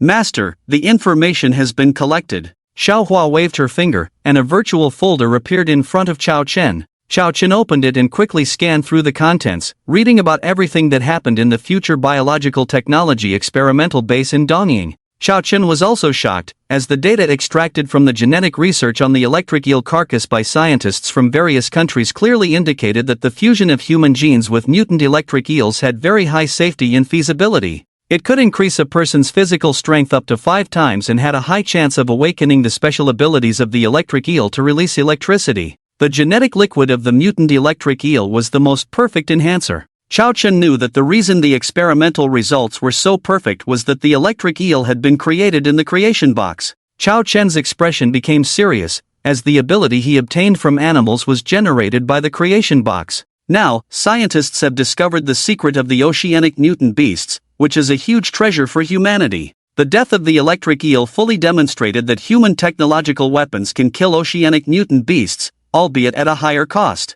But for the perfect level of biological genetic liquid, the benefits will always outweigh the drawbacks. The human desire for their own strength is crazy and ruthless. At that time, new rules will be reborn, and only those who possess strong power can survive. It can be expected that countries will spare no effort to catch marine mutant beasts in the future. Chao Chen looked at the brightly lit biotechnology experimental base in the distance, and the secret of marine mutant beasts had been discovered. It made him feel like he had opened Pandora's box. Whether it was good or bad, he didn't know. For a moment, Chao Chen's mood was somewhat complicated. After a long silence, Chao Chen suddenly smiled, feeling that he had fallen into a big misunderstanding. The mutant electric eel studied by scientists first was a creature he created with the creation box. This means it is controllable. As long as the remaining 1-star mutant creatures are hidden and not captured by humans, after a period of time, when countries discover that marine mutant beasts have disappeared, everything will naturally return to normal. After understanding everything, Chao Chen rode his motorcycle and gradually disappeared into the night. He quickly arrived at the coast and swam towards the depths of the ocean. After advancing 200 kilometers, Chao Chen sensed the positions of the sailfish and octopus. The octopus was unharmed, while the sailfish was in a sorry state, covered in wounds and with a broken dorsal fin. The two animals were hidden in the underwater mountains thousands of meters below. The octopus continuously caught a large number of marine creatures and brought them to the sailfish to help it recover from its injuries. The core of the sailfish was its dorsal fin, which was severely damaged and had a significant impact. Ordinary marine creatures had minimal healing effects on a one-star mutant sailfish, making it very difficult to restore it to its peak state. Chao Chen took out a bottle of essence of life from the mustard seed space and put it into the creation box. If the sailfish's size wasn't too large, Chao Chen would have considered rebuilding it. Ding, congratulations on obtaining 20 grams of essence of life. Seeing the essence of life reduced by 10 times, Chao Chen immediately checked the instructions. The essence of life generated by the 2-star creation box was much stronger. As long as it was taken within 24 hours of death, it could bring the dead back to life. This effect was simply described as miraculous. In addition, it also had the effect of stimulating potential. When humans drank it, their brain domain would be greatly developed, making them smarter and more efficient. Even animals that drank it would become wise and have the ability to learn and think. In general, the effect of the 2-star essence of life was incredibly miraculous. Little flag, open your mouth and take your medicine. The sailfish obediently opened its mouth and swallowed 20 grams of essence of life. The effect was immediate. The wounds all over Little Flag's body healed and the broken dorsal fin grew back at an extremely fast speed. In less than 10 seconds, Little Flag had fully recovered. Wow! Little Flag happily circled around Chao Chen like a child, stirring up the sea with its massive 15-meter-long body, creating a 30-meter-wide vortex that enveloped Chao Chen tightly, a spectacular sight. Seeing this, the octopus found it amusing and wanted to join in, but Chao Chen immediately stopped it. He then arranged for them to hide in the depths of the sea and not come into contact with human ships during this time. As for the other marine animals, Chao Chen also assigned them to the octopus and sailfish to convey the message. After arranging everything, Chao Chen rushed towards the direction of the Great Xia Magic Capital at full speed. After learning the miraculous secret of the mutant electric eel, the eyes of all countries suddenly turned to the Pacific Ocean. The expressions of fear and dread suddenly turned into joy, as they believed this was a gift from the heavens to humanity. Coastal countries along the Pacific Ocean immediately dispatched their navies, continuously heading into the ocean to capture marine creatures and conduct frantic research on them. However, the results left everyone greatly disappointed. The marine mutant beasts that attacked the land of the rising sun seemed to have collectively disappeared all of a sudden, leaving no trace. Even the passing ships were no longer attacked, and the Pacific Ocean appeared unusually calm. Of course, it was not a total loss. A small number of marine mutant beasts were found near the inland sea area of the land of the rising sun, but the extracted genetic fluid had greatly diminished effects, only 1/10 of the mutant electric eel. After a fruitless search lasting for a month, many countries gradually lost patience and withdrew from the Pacific. At the same time, several versions of information about the marine mutant beasts spread. Some said that the appearance of these marine mutant beasts was not accidental, but likely man-made, escaped from a biological laboratory. But this theory was quickly overturned. After all, the genetic fluid of the mutant electric eel was too perfect, so perfect that it was not a biological technology that Earth should have. Even with the highest level of technology like the United States, it would be impossible to research it for another 100 or even 1,000 years. Some also said that these marine mutant beasts came from the world beneath the Earth's surface, and surprisingly, many people believed it, dispatching deep-sea submersibles to explore and study the depths of the Pacific Ocean. Furthermore, some said that it was the work of aliens. And the majority agreed with this theory, believing that such biological technology could only be achieved by a highly advanced extraterrestrial civilization. For a while, there were various opinions, and the matter of the marine mutant beasts suddenly became mysterious. As time passed, a month went by in the blink of an eye. After a month of fruitless searching, the fleets of various countries in the Pacific also completely lost patience and left one after another. The disappearance of the marine mutant beasts once again restored the world to normal life. The coastal city residents also gradually returned to their homes, and everything returned to the normal life of the past. Of course, for the general public, it was like this. Before the crisis arrived, life continued as usual. But the high-level officials of various countries did not think so. As long as the sudden emergence of the huge hidden danger of the marine mutant beasts was not eliminated, a disaster would eventually befall the human world. Coastal countries intensified their exploration of the oceans to detect unknown dangers at any time, taking precautions in advance to be able to implement preventive measures at the first opportunity. The impact caused by the sudden appearance and rapid disappearance of the marine mutant beasts in the land of the rising sun was real. This served as a wake-up call for countries around the world, suggesting that humans might not be the masters of this world. For example, if it wasn't just 3 marine mutant beasts that attacked the land of the rising sun, but 30,000? Then, it is not difficult to imagine that the land of the rising sun would probably have already been completely destroyed. This is not an exaggeration. Compared to the countless number of marine organisms, the human population is just a drop in the bucket. At this moment, the marine mutant beasts have become the biggest current threat to humanity. After Chao Jifeng and Chen Fang returned to the Magic City, Chao Chen had been leisurely staying at the villa with his parents. He also planned his next goals and at the same time, enhanced his parents' strength. The multiple generations of the second-level creation box had broadened Chao Chen's horizons. With such an unlimited cheat in hand, how could Chao Chen waste it? Therefore, he wanted to accomplish a grand and magnificent undertaking, one that could elevate the civilization of Earth, such as metallic hydrogen energy, artificial intelligence, biotechnology, laser weapons, genetic engineering, aerospace engineering, and so on. It can be said that each of these projects surpasses, even subverts, the super-technological projects that humanity currently understands. Once these projects are implemented, it will not be smooth sailing, and will inevitably attract the attention and competition of many giants, which is unavoidable. Along the way, there will definitely be various obstacles and troubles.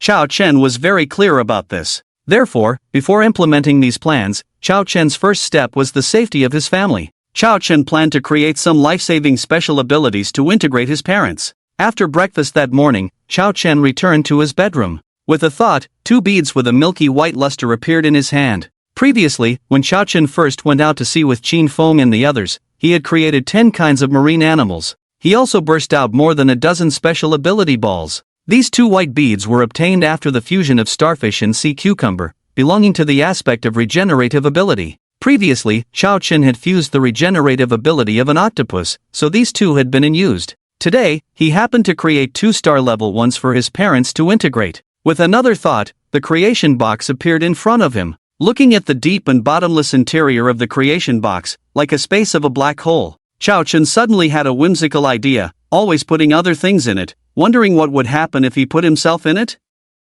He vaguely remembered that 4 months ago, when the creation box first appeared, he had entered it once. This was enough to show that his idea was feasible. However, before that, Chao Chen planned to create 2 star-level ability balls. Chao Chen put them in one by one to create them. The results were the same as when Chao Chen created the swordfish water elemental source ball in Dongying. It was also a 2-star level water elemental source ball. Not only did it possess a strong regenerative power, but it could also have the supreme ability to control the surrounding water elements like Chao Chen. Why are all the upgraded abilities water elemental balls? Previously, it was the swordfish ability ball for swimming speed, and now it was the regenerative ability ball of starfish and sea cucumber. Logically, after reaching 2-star level, the corresponding special ability should be strengthened, so why did the water elemental attribute ability appear? Chao Chen continued to ponder in his mind. Could it be because swordfish, sea cucumbers, and starfish are all aquatic creatures? Chao Chen's gaze turned to the potted bamboo on the windowsill, walked over, broke off a small branch, and put it in the creation box to confirm synthesis.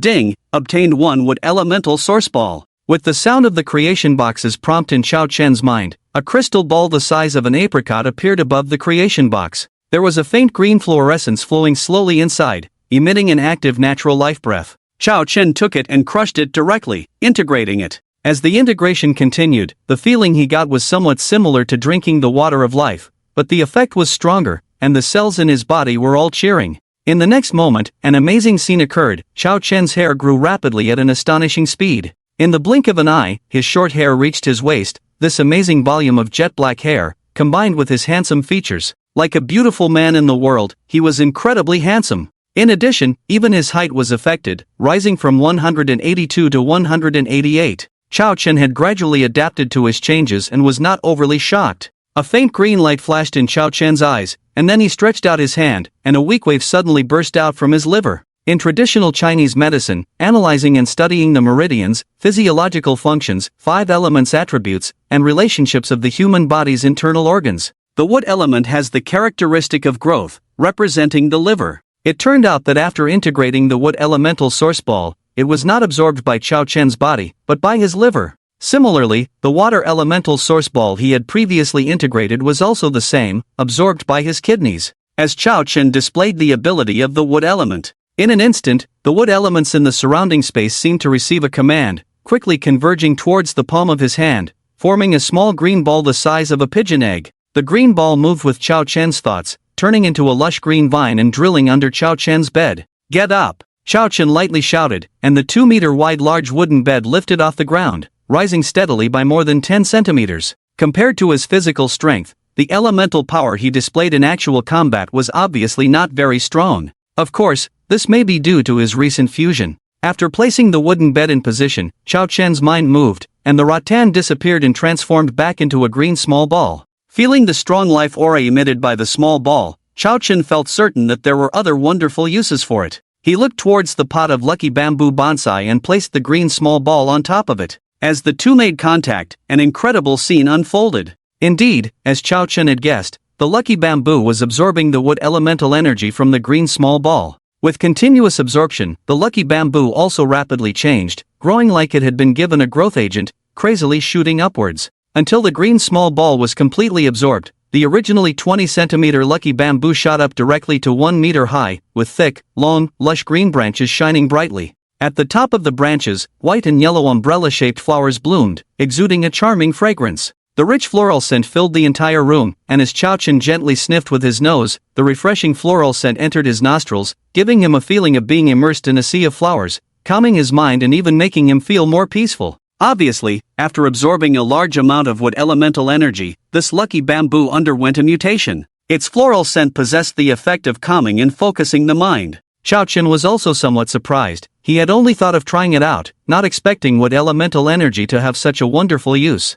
This was similar to the source of life. Through 2 generations, Chao Chen finally understood. Gold, wood, water, fire, earth, as long as items related to the corresponding attributes were generated, the corresponding elemental source crystal stones would appear. In this way, as long as he continuously generated metal, stones, and flames through the creation box, he could gather the 5 elements of gold, wood, water, fire, and earth, which was very nice. With this in mind, Chao Chen took out 100 grams of gold or particles from the mustard seed space and placed them in the creation box for generation. Ding! Congratulations on obtaining 1 gold elemental source crystal stone and 1 earth elemental source crystal stone. Hearing the prompt, Chao Chen was initially surprised. He had clearly put in gold ore, so why did he get an earth element as well? But he quickly understood that the gold ore particles he put in were not pure gold, but contained some rocks representing the earth element. Chao Chen smiled with joy. This was a great discovery. With the current size of 1 cubic meter of the creation box, he could completely generate all 5 elements of gold, wood, water, fire, and earth at once.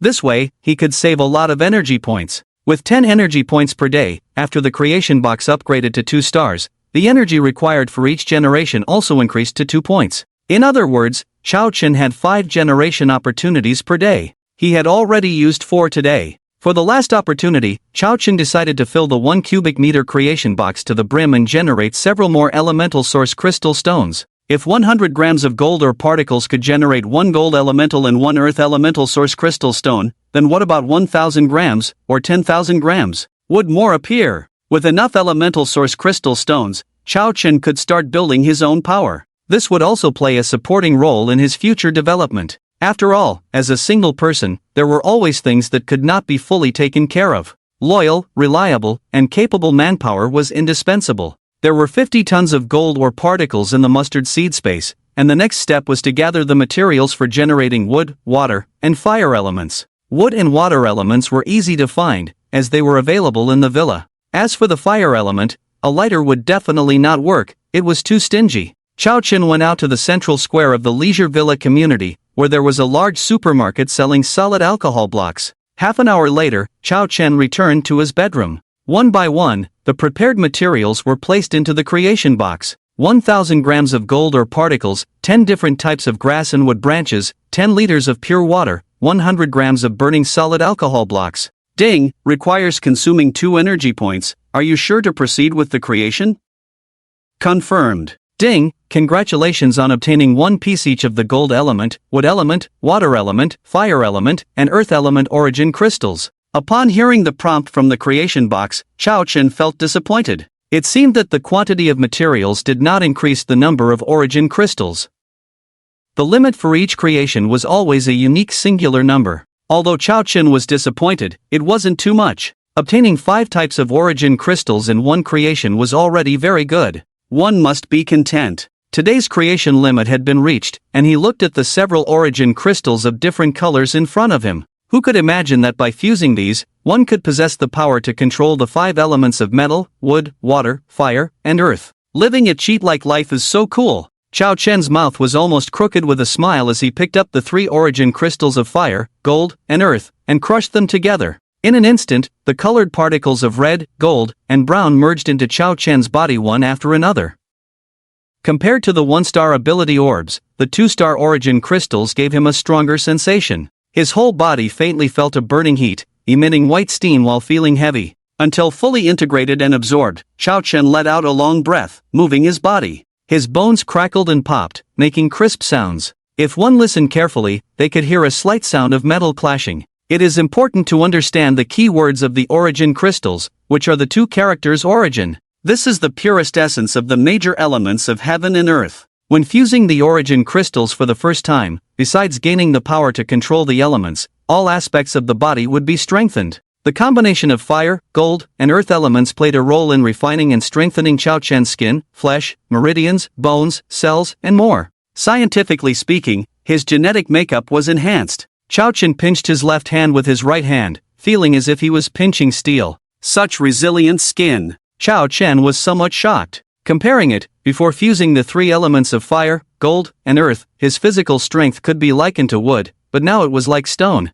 This progress was a leap in improvement. It could be said that the effect of the origin crystals far exceeded the sum of all the special ability orbs he had fused before, and was much stronger. The most obvious area of enhancement was his body. The answer lay in his 5 internal organs. The forces of the 5 elements corresponded to the following positions: the gold element force in the lungs, the wood element force in the liver, the water element force in the kidneys, the fire element force in the heart, and the earth element force in the spleen. These 5 major elemental forces merged completely with Chao Chen's 5 internal organs, complementing each other and absorbing the elemental forces from the outside world at all times, providing powerful energy to Chao Chen's entire body. Overall, after fusing the forces of the 5 major elements of metal, wood, water, fire, and earth, Chao Chen's gains were very significant. His overall comprehensive strength increased 5-fold. It had been a long time since he had checked his personal attribute panel, and with this significant improvement, all his data would definitely see a substantial increase.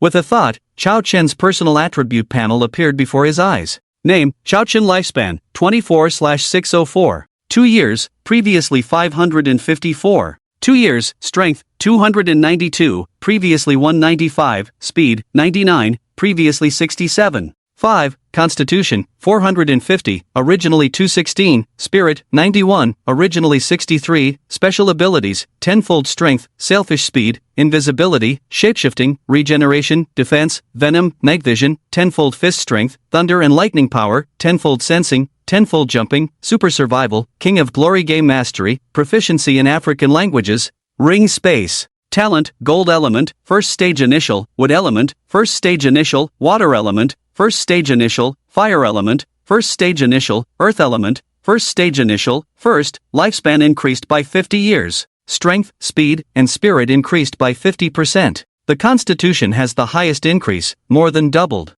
The biggest change is the addition of an extra talent. The note first stage initial at the end indicates a complete distinction from special abilities. The power of the 5 elements in the talent can be enhanced. This is the difference between the two. At this moment, Chao Chen's attribute panel is very exaggerated, with his physical strength alone being 30 times that of an ordinary person. Most importantly, the personal attribute panel above does not represent Chao Chen's true combat power. The combination of various special abilities and talents can instantly boost his combat power by more than 10 times. Very terrifying. Looking at the remaining elemental origin crystals, Chao Chen did not rush to merge his parents. Chao Chen estimated the combat power of the first stage initial of the 5 elements, which can completely withstand attacks from ordinary firearms. He plans to wait until tomorrow to use the creation box to generate a complete set of gold, wood, water, fire, and earth elemental origin crystals, allowing his parents to merge together. By then, the security of his parents will reach an unprecedented level, and he will also have the ability to deal with many crises. In addition to Chao Jifeng and Shen Feng, the two elderly people, his two younger sisters studying in the capital city also need to strengthen their abilities. As long as his family's safety is sufficiently guaranteed, Chao Chen will have no worries and can boldly move forward. In the blink of an eye, the next day arrived. Chao Chen prepared everything and stopped after generating twice in a row. Including yesterday's, Chao Chen now has 5 water elemental origin crystals, 3 wood elemental origin crystals, 3 gold elemental origin crystals, 3 earth elemental origin crystals, and 2 fire elemental origin crystals. After collecting 2 sets of the 5 elemental origin crystals, Chao Chen did not continue to generate. He still has 3 remaining generation opportunities today. Yes, it was his sudden idea yesterday to put himself into the creation box for generation. Chao Chen thought this idea would give him a big surprise. First of all, after generating creatures like ants, sailfish, octopus, electric eel, water bear, and hamster, the fact is that life seems to have been sublimated, all developing in a positive direction. There has not been a single uncontrollable case. This fully demonstrates that the creation box will have an incredible strengthening effect on the life genes of any creature. It may even awaken the most suitable special abilities of the creatures themselves, such as ants' increased strength, sharper teeth, sailfish's water control power, octopus's super invisibility, super shapeshifting, super mental power, and so on. Without exception, the level of life has been significantly improved and become stronger. Humans are just slightly advanced animals, still belonging to the realm of living beings. The key point is that after multiple generations, Chao Chen has also figured out the role of the creation box. The miraculous aspect of the creation box can be described in one sentence. Everything can be generated. Humans, as carbon-based organisms, are also part of everything. This fits the conditions for the creation box to generate. Without any hesitation, Chao Chen jumped into the creation box, crouched down, and looked around the space. The scene in front of him was completely different from what Chao Chen saw from the outside. Looking around, the densely packed stars emit various dazzling lights, decorating the void and forming an extremely brilliant galaxy. Moreover, Chao Chen was amazed to find that he seemed to have been magnified by billions of times. The stars around him appeared as marbles in his eyes. Is this the internal world of the creation box? Chao Chen widened his eyes, murmuring in amazement. At this moment, a prompt from the creation box sounded in his mind. Ding, 2 energy points are required to consume. Do you confirm the generation? Ignoring it, Chao Chen carefully observed the nearest star. Sensing it, it felt like the only star in the solar system, the sun. However, its brilliance was millions of times that of the sun. It was a super huge unknown celestial body. From it, Chao Chen could even feel the power of the 5 elements, albeit very weak. Could this be a real star? Chao Chen was startled by his incredible thought, swallowed hard, and tried to touch it with his finger. His finger passed directly through the super large star, without any substantial touch.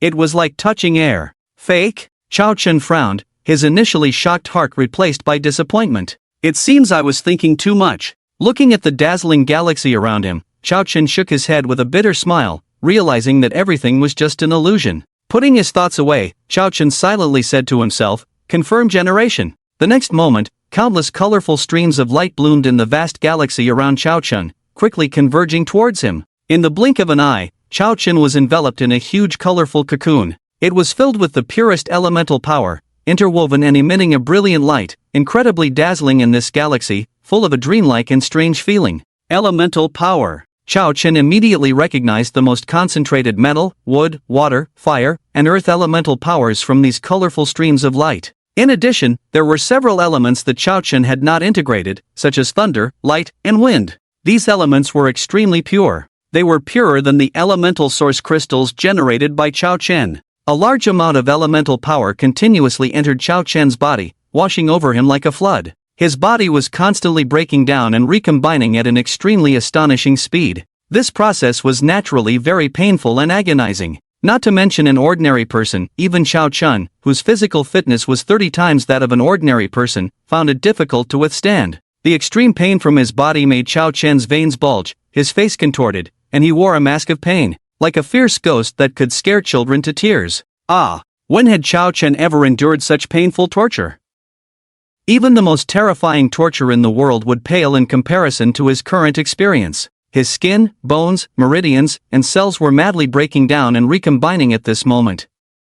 This deep soul-penetrating pain made Chao Chen suffer greatly, feeling like crying but unable to shed tears. Wailing. Damn it, he was too hasty. If he had known it would be so painful, he should have found someone to try it first. Chao Chen couldn't even cry, as his eyes began to break down and recombine. Chao Chen had lost control of his body, but the unparalleled sense of pain was real. Chao Chen was on the verge of collapse. Why did he get results in a second when generating other things? But he seemed to be enduring an endless agony now. Chao Chen didn't know how long had passed when he finally heard the prompt from the creation box. Ding! Congratulations on obtaining the elemental spirit body. Ding! Congratulations on obtaining a set of elemental meditation techniques. Ding! Congratulations on obtaining a set of elemental combat skills. Ding! Congratulations on obtaining a set of elemental formation diagrams. Ding! Congratulations on obtaining a treasure map. As the prompt ended, Chao Chen's figure disappeared from the creation box. Buzz! At the moment when Chao Chen's figure disappeared, a huge light shadow spanning half of the galaxy slowly emerged.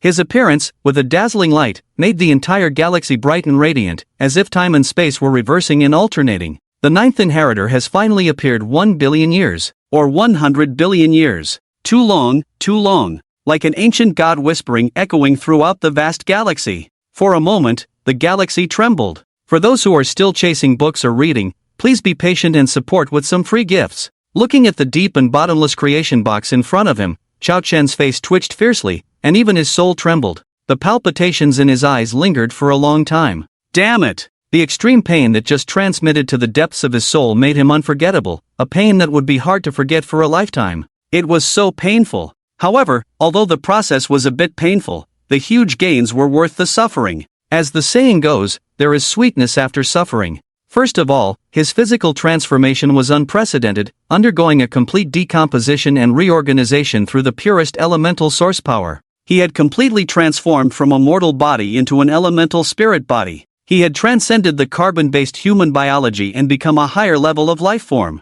At this moment, he felt as if he had merged with the entire world, with a high affinity for the elemental power of the universe. It could be said that Chao Chen, now belonging to the elemental spirit body, was like a special physique in fantasy novels, constantly growing stronger even while sleeping. In addition, even his soul had been baptized, becoming more solid. His perception of external things was very sensitive and clear. Chao Chen tried it out, and his soul consciousness could freely shuttle through walls without obstruction, perceiving everything happening outside very clearly. His consciousness passed through the walls and sought his parents watching TV in the living room. Then he continued to penetrate the house, reaching the villa outside without any hindrance, his soul consciousness rising continuously, like a god's perspective, taking in the entire leisurely villa area at a glance. He could even hear the voices of the residents in the villa below. This was the power of consciousness, being able to foresee the situation of the other party in advance. Chao Chen's soul perception continued to rise, the leisurely villa area below shrinking, and the coastline appearing slowly in his sight.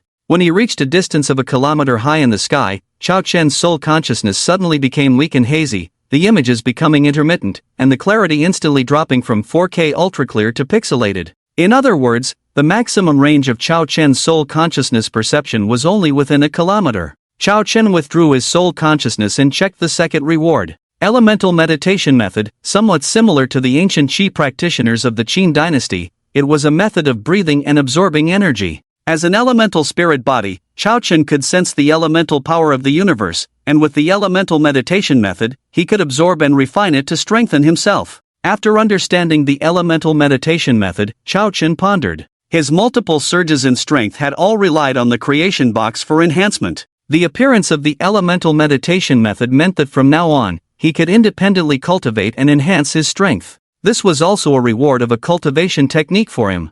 Not bad, very good. Chao Chen did not rush to practice the elemental meditation method immediately, but continued to study the third reward. Elemental combat skills, as the name suggests, it was about the methods of using elements in combat skills. It would allow him to better utilize the elemental power within his body for greater effect. Like the golden dragon spear of the metal element, the wooden element's imprisonment and confinement, the surging waves of the water element, the flames of the fire element burning the sky, the rotation of the earth element, the 9 changes of the wind element, the dazzling light element, the pitch-black darkness of the dark element, the thunderous power of the thunder element, and so on. A total of 9 elemental combat skills, with a variety of fields included. Defensive, offensive, speed-based, support-based, and various other types are all available. The ranks are divided from low to high into first rank to 9th rank. The highest 9th rank elemental combat skills possess supreme power to destroy the universe, terrifying indeed. With over 1,000 types of elemental combat skills, Chao Chen's eyes were dazzled, shining brightly. Since gaining control of elemental power, Chao Chen's understanding of its use remains at the most primitive stage. Describing his proficiency as non-existent would not be an exaggeration. The effects he can produce are very limited. But now, once he learns these elemental combat skills, it will maximize his strength, easily increasing it tenfold in an instant. This is a great thing. Chao Chen was excited, suppressing the urge to learn and practice, and continued to check the 4th reward. Elemental array diagram, similar to elemental combat skills but not entirely the same. Elemental combat skills teach him how to use elemental power to enhance individual strength. Elemental array diagrams are more oriented towards group types, with a wide range of applications. Elemental array stones can be used to set up various types of formations, such as killing formations, illusion formations, koan formations, summoning formations, teleportation formations, spirit gathering formations, and so on. They are also divided into ranks, from 1st rank to 9th rank. High-level elemental array diagrams, as long as the energy of the elemental array stones is sufficient, can last for millions of years. Chao Chen was shocked. The power of elemental array diagrams far surpasses that of elemental combat skills. With sufficient materials, even some 2nd-rank array diagrams alone can destroy a country in an instant, causing the entire space to collapse and reorganize, more powerful than nuclear weapons. After a long time, Chao Chen finally calmed his shocked heart and checked the final reward. Starry Treasure Map. The moment he came into contact with it, a spiral star map appeared in Chao Chen's mind, with stars scattered all over.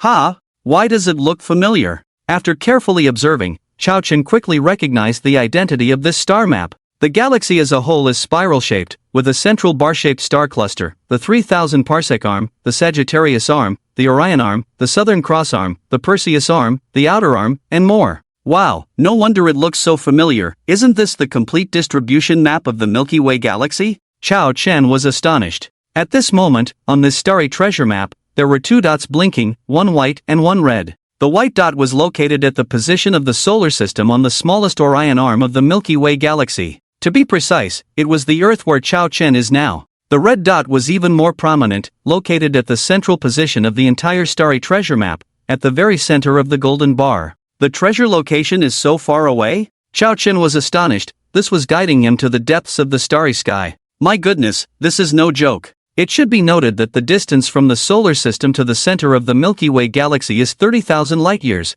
which is a very distant distance. Even if traveling at the speed of light, it would take 30,000 years. Furthermore, if Chao Chen remembers correctly, the center of the Milky Way galaxy seems to be a supermassive black hole called Sagittarius A, which is 3 million times the mass of the Sun. Not to mention him, even if the Sun, with a diameter of 1,392,000 kilometers, approaches, it would be difficult to escape the tragic fate of being swallowed. Chao Chen shook his head wryly. He couldn't even leave the solar system now, let alone go to the center of the Milky Way galaxy. Let's take it step by step. Overall, entering the creation box this time was definitely a very wise choice. Elemental spirit body, elemental meditation method, elemental combat skills, elemental array, these brought Chao Chen a wave of epic enhancements. Chao Chen now feels unprecedentedly powerful, giving him the illusion that he can punch the earth to pieces. With a thought, Chao Chen checked his personal attribute panel. Name, Chao Chen. Special physique, elemental spirit body. Lifespan, 24/1104.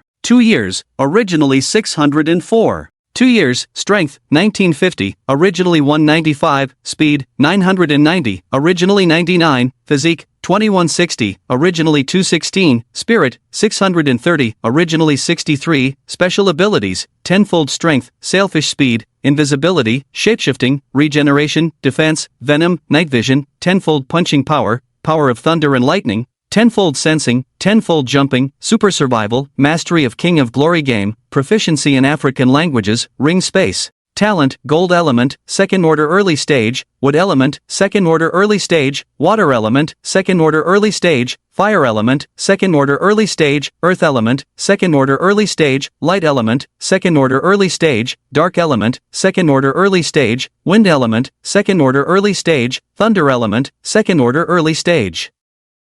Cultivation secrets, elemental meditation method, elemental combat skills, elemental array items, 1-starry treasure map. Damn! Chao Chen was dumbfounded, almost blinded by his magnificent attributes. Lifespan increased by 500 years. Strength, speed, physique, and spirit increased tenfold. In terms of talent, the 5 elements of gold, wood, water, fire, and earth have also soared from the first order early stage to the second order early stage. Additionally, light, dark, wind, and thunder elemental talents have been added. Wow, this is a freebie. This wave of benefits is too powerful. About half a minute later, Chao Chen finally came back to his senses from the shock. But from the trembling corners of his mouth, it was clear that his emotions were still difficult to calm at the moment. This incredible benefit made Chao Chen unable to express his thoughts in words at this moment. It's amazing, really amazing. In the end, thousands of words converged into one sentence. Creation box, my god, is this the absolute power? The sonic boom emitted between Chao Chen's clenched fists, the feeling of being full of power all over his body, was truly wonderful.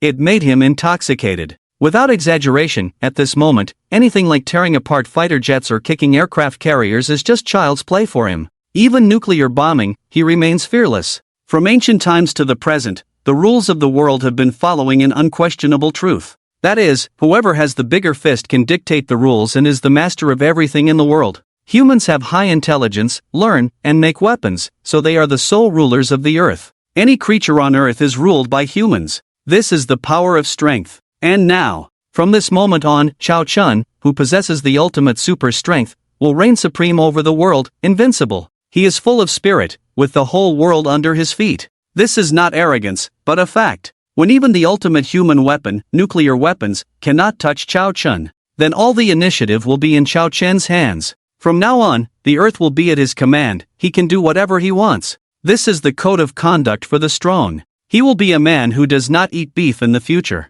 After experiencing the power of his own strength, Chao Chen calmed down. He sat cross-legged on the bed, fully focused on practicing the elemental meditation method. Suddenly, an invisible wave emanated from Chao Chen, spreading out from him in all directions, 1 meter, 10 meters, 100 meters. The practice definition of elemental meditation method, the initial state of all things in the universe is the 9 elements of gold, wood, water, fire, earth, wind, thunder, light, and dark. Of course, you can also understand it as the 9 major rules. Therefore, the formation of matter cannot be separated from these 9 major rules. This also forms the simplest principle: wherever there is material existence, there must be 9 major elements. Otherwise, where do all things in the world come from, and how are they formed? This means that Chao Chen's current practice of elemental meditation is the most supreme secret method in the universe. As Chao Chen operates the elemental meditation method, the waves it emits, like a black hole, emit an unparalleled suction force. In an instant, the power of the 9 major elements within a radius of 10,000 meters was guided as if by an invisible hand, swarming towards Chao Chen. Before long, Chao Chen was enveloped in the rich power of the 9 major elements, emitting various dazzling lights, making him look divine at the moment. Immersed in the elemental meditation method, Chao Chen did not feel the passage of time at all. Soon, 3 hours passed, and it was noon. Chen Feng prepared the meal, went upstairs to call Chao Chen to eat, and was stunned by the scene before her eyes. The elemental powers surrounding Chao Chen illuminated the entire room in a colorful manner, as if it were light emitted by colored lights. The scene before Chen Feng was incredibly shocking. Chen Feng's eyes widened, her mouth involuntarily agape, her face full of incredulity, petrified on the spot. After the shock, Chen Feng suddenly remembered what Chao Chen had told them before, about studying under an extraordinary person from another world and learning a lot of great skills. Obviously, Chao Chen was practicing some powerful technique. After learning the situation, Chen Feng quickly informed her husband, Chao Jifeng, of the matter. Chao Chen, in a deep state of meditation, was completely unaware of the outside world and these events. Chao Jifeng hurried over in a daze, his mind reeling with shock. After a while, Chao Jifeng came to his senses, his eyes wide with astonishment. Being a fan of fantasy and martial arts movies, he couldn't help but blurt out, "Is this cultivating immortality?" Chao Chen's current state of practice was very much like a cultivator in a fantasy movie. The couple looked at each other in disbelief. wondering if the extraordinary person Chao Chen had met was actually an immortal. Seeing Chao Chen meditating in a trance, Chao Jifeng and Chen Feng quickly retreated. They were extremely excited. They never imagined that their son was actually cultivating immortality. This was such an unbelievable thing. It was like taking off. To avoid disturbing Chao Chen's practice, Chao Jifeng directly locked the villa door, and the couple stood guard in the living room, acting as security. If the outside world knew that someone in their family could cultivate immortality, the world would go completely crazy. Time flies during cultivation. Sometimes a retreat can last for several seasons. The sun and moon revolve in alternation, and time passes quickly and silently. 5 days had passed since Chao Chen began his practice. Inside Chao Chen's bedroom, there was a sudden change in him, who had remained unchanged for 5 days. The elemental power surrounding Chao Chen gradually became thin. Before long, all the elemental power dissipated completely. Chao Chen's tightly closed eyes suddenly opened, and 2 beams of light shot out from his eyes like stars. Swish, swish. The beams, as fast as light, pierced through the walls of the bedroom in an instant. Their momentum remained undiminished as they broke through the villa and flew out over 1,000 meters.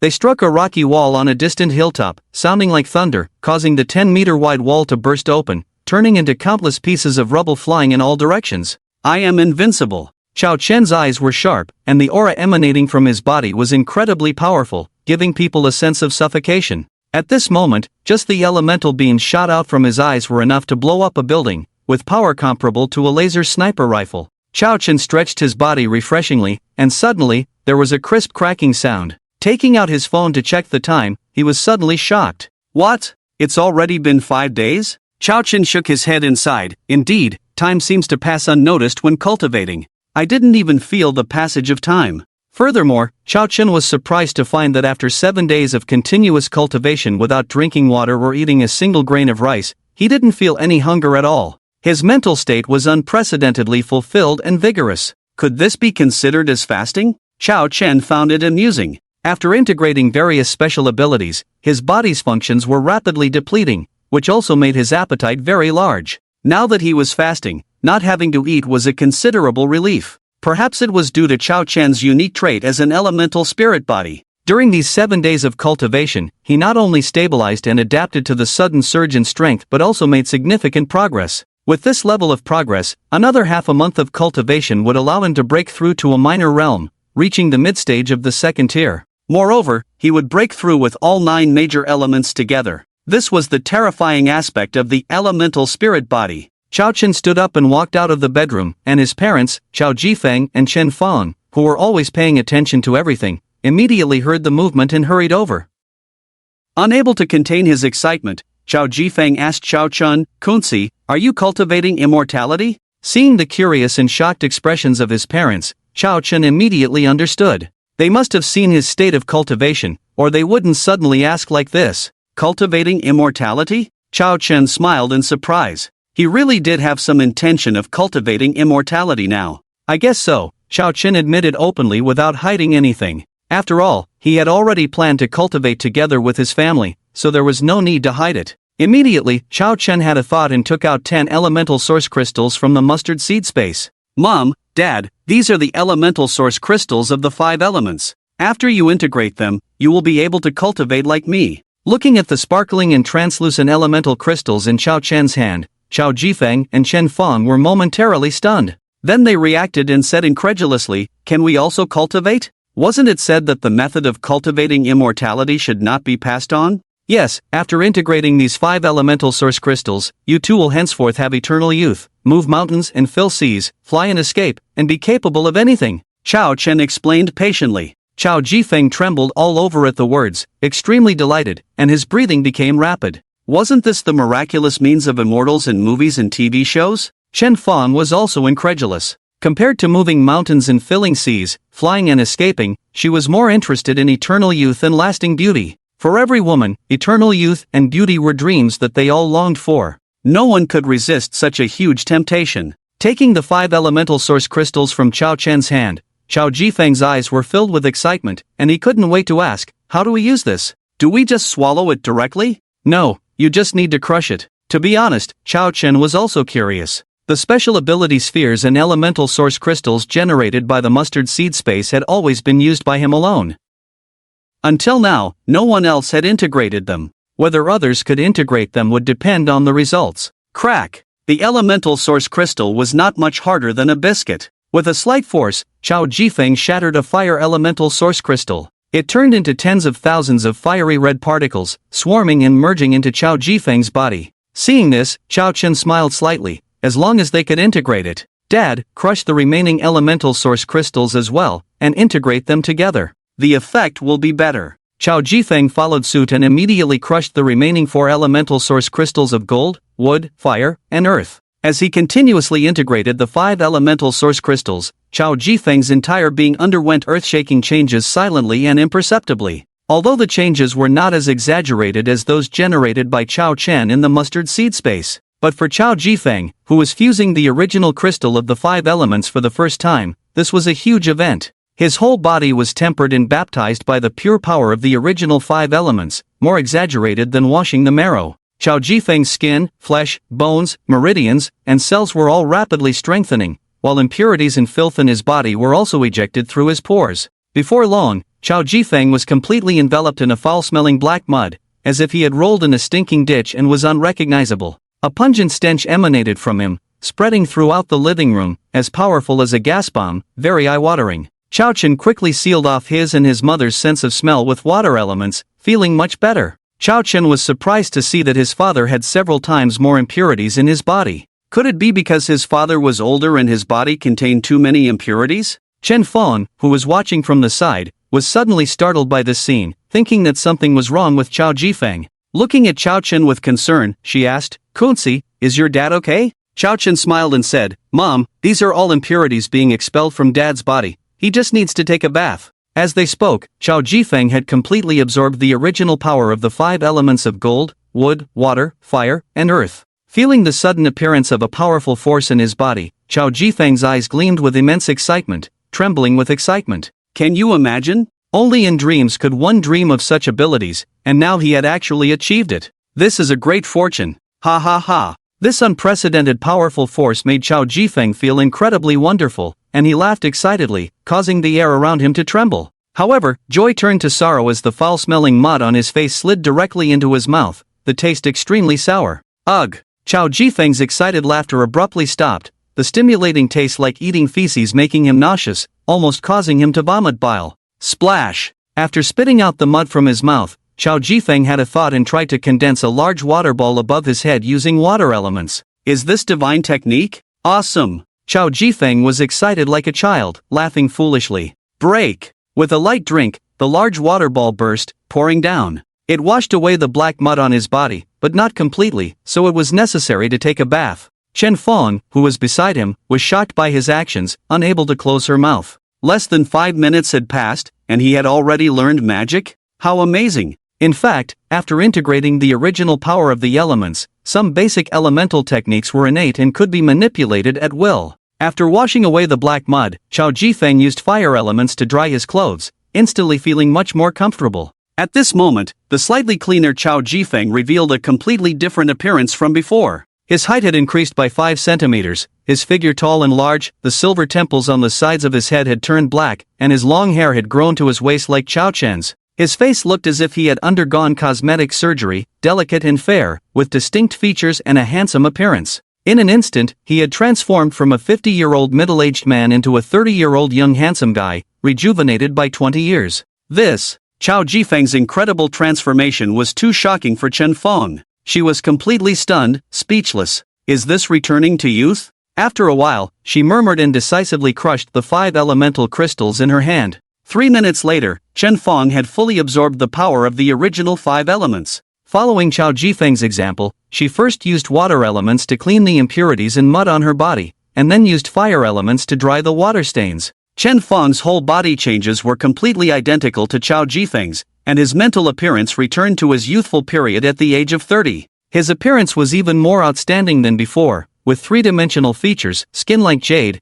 and a beauty level close to perfection. It can be said that Chao Jifeng and Chen Feng, the couple, have been completely transformed by the essence of the 5 elements. The description of a complete transformation is very appropriate. Honey, I've become younger. The youthful vitality that filled Chen Feng's body made her extremely intoxicated, happy like a little girl, with a joyful expression on her face. Chao Jifeng looked at his dazzling wife and couldn't help but sigh. This is the terrifying aspect of being a god. His methods are incomprehensible to mortals, an unparalleled supernatural power that cannot be touched. Seeing his cheerful parents, Chao Chen was also very happy. The path of cultivation is endless and lonely. With the company and companionship of family members, his progress becomes more meaningful. Chao Chen tried to check his parents' personal attribute panel. Unexpectedly, it was possible. Name: Chao Jifeng. Lifespan: 51/286 years. Strength: 193. Speed: 168. Constitution: 185. Spirit: 189. Talent: Gold element, first stage initial; Wood element, first stage initial; Water element, first stage initial; Fire element, first stage initial; Earth element, first stage initial.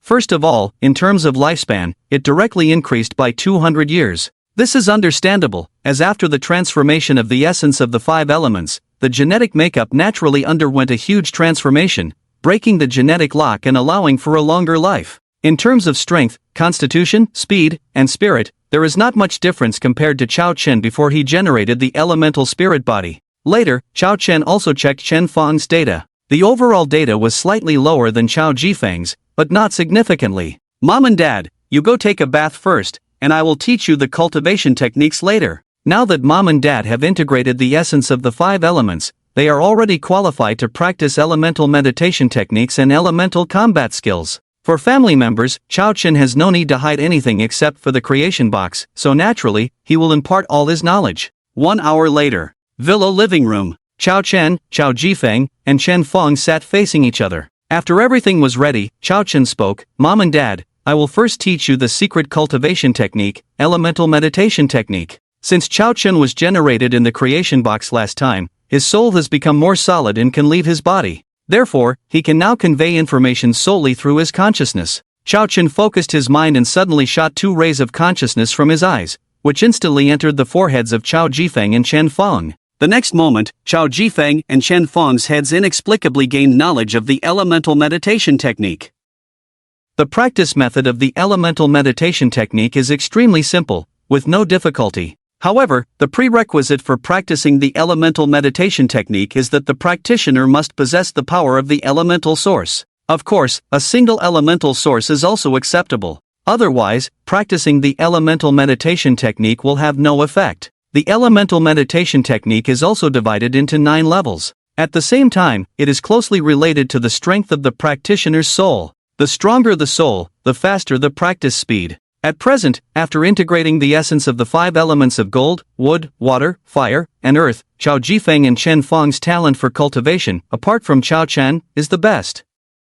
The 2 quickly memorized the first level of the elemental meditation technique, crossed their legs, focused their minds, and entered a state of cultivation with full concentration. Seeing this, Chao Chen did not join in the practice. Instead, he went upstairs to his bedroom and started practicing elemental combat skills. Elemental combat skills include 9 elements: gold, wood, water, fire, earth, light, dark, wind, and thunder. There are various types of attacks, defenses, and enhancements, totaling up to thousands from the 1st to the 9th level. The 1st level has the most, with 300 types. Chao Chen skipped directly to look at the 2nd level elemental combat skills. He is currently at the 2nd stage of the elemental realm, and to learn, he must study something stronger. First, choose the offensive ones. Among the 9 major elements, light, thunder, gold, and fire are relatively strong in terms of attack power. After careful selection, Chao Chen chose only 1 type for each element among the 9 types. Greed leads to no good, and haste makes waste. Chao Chen understands this simple truth very well. Mastering 1 aspect in each field is enough.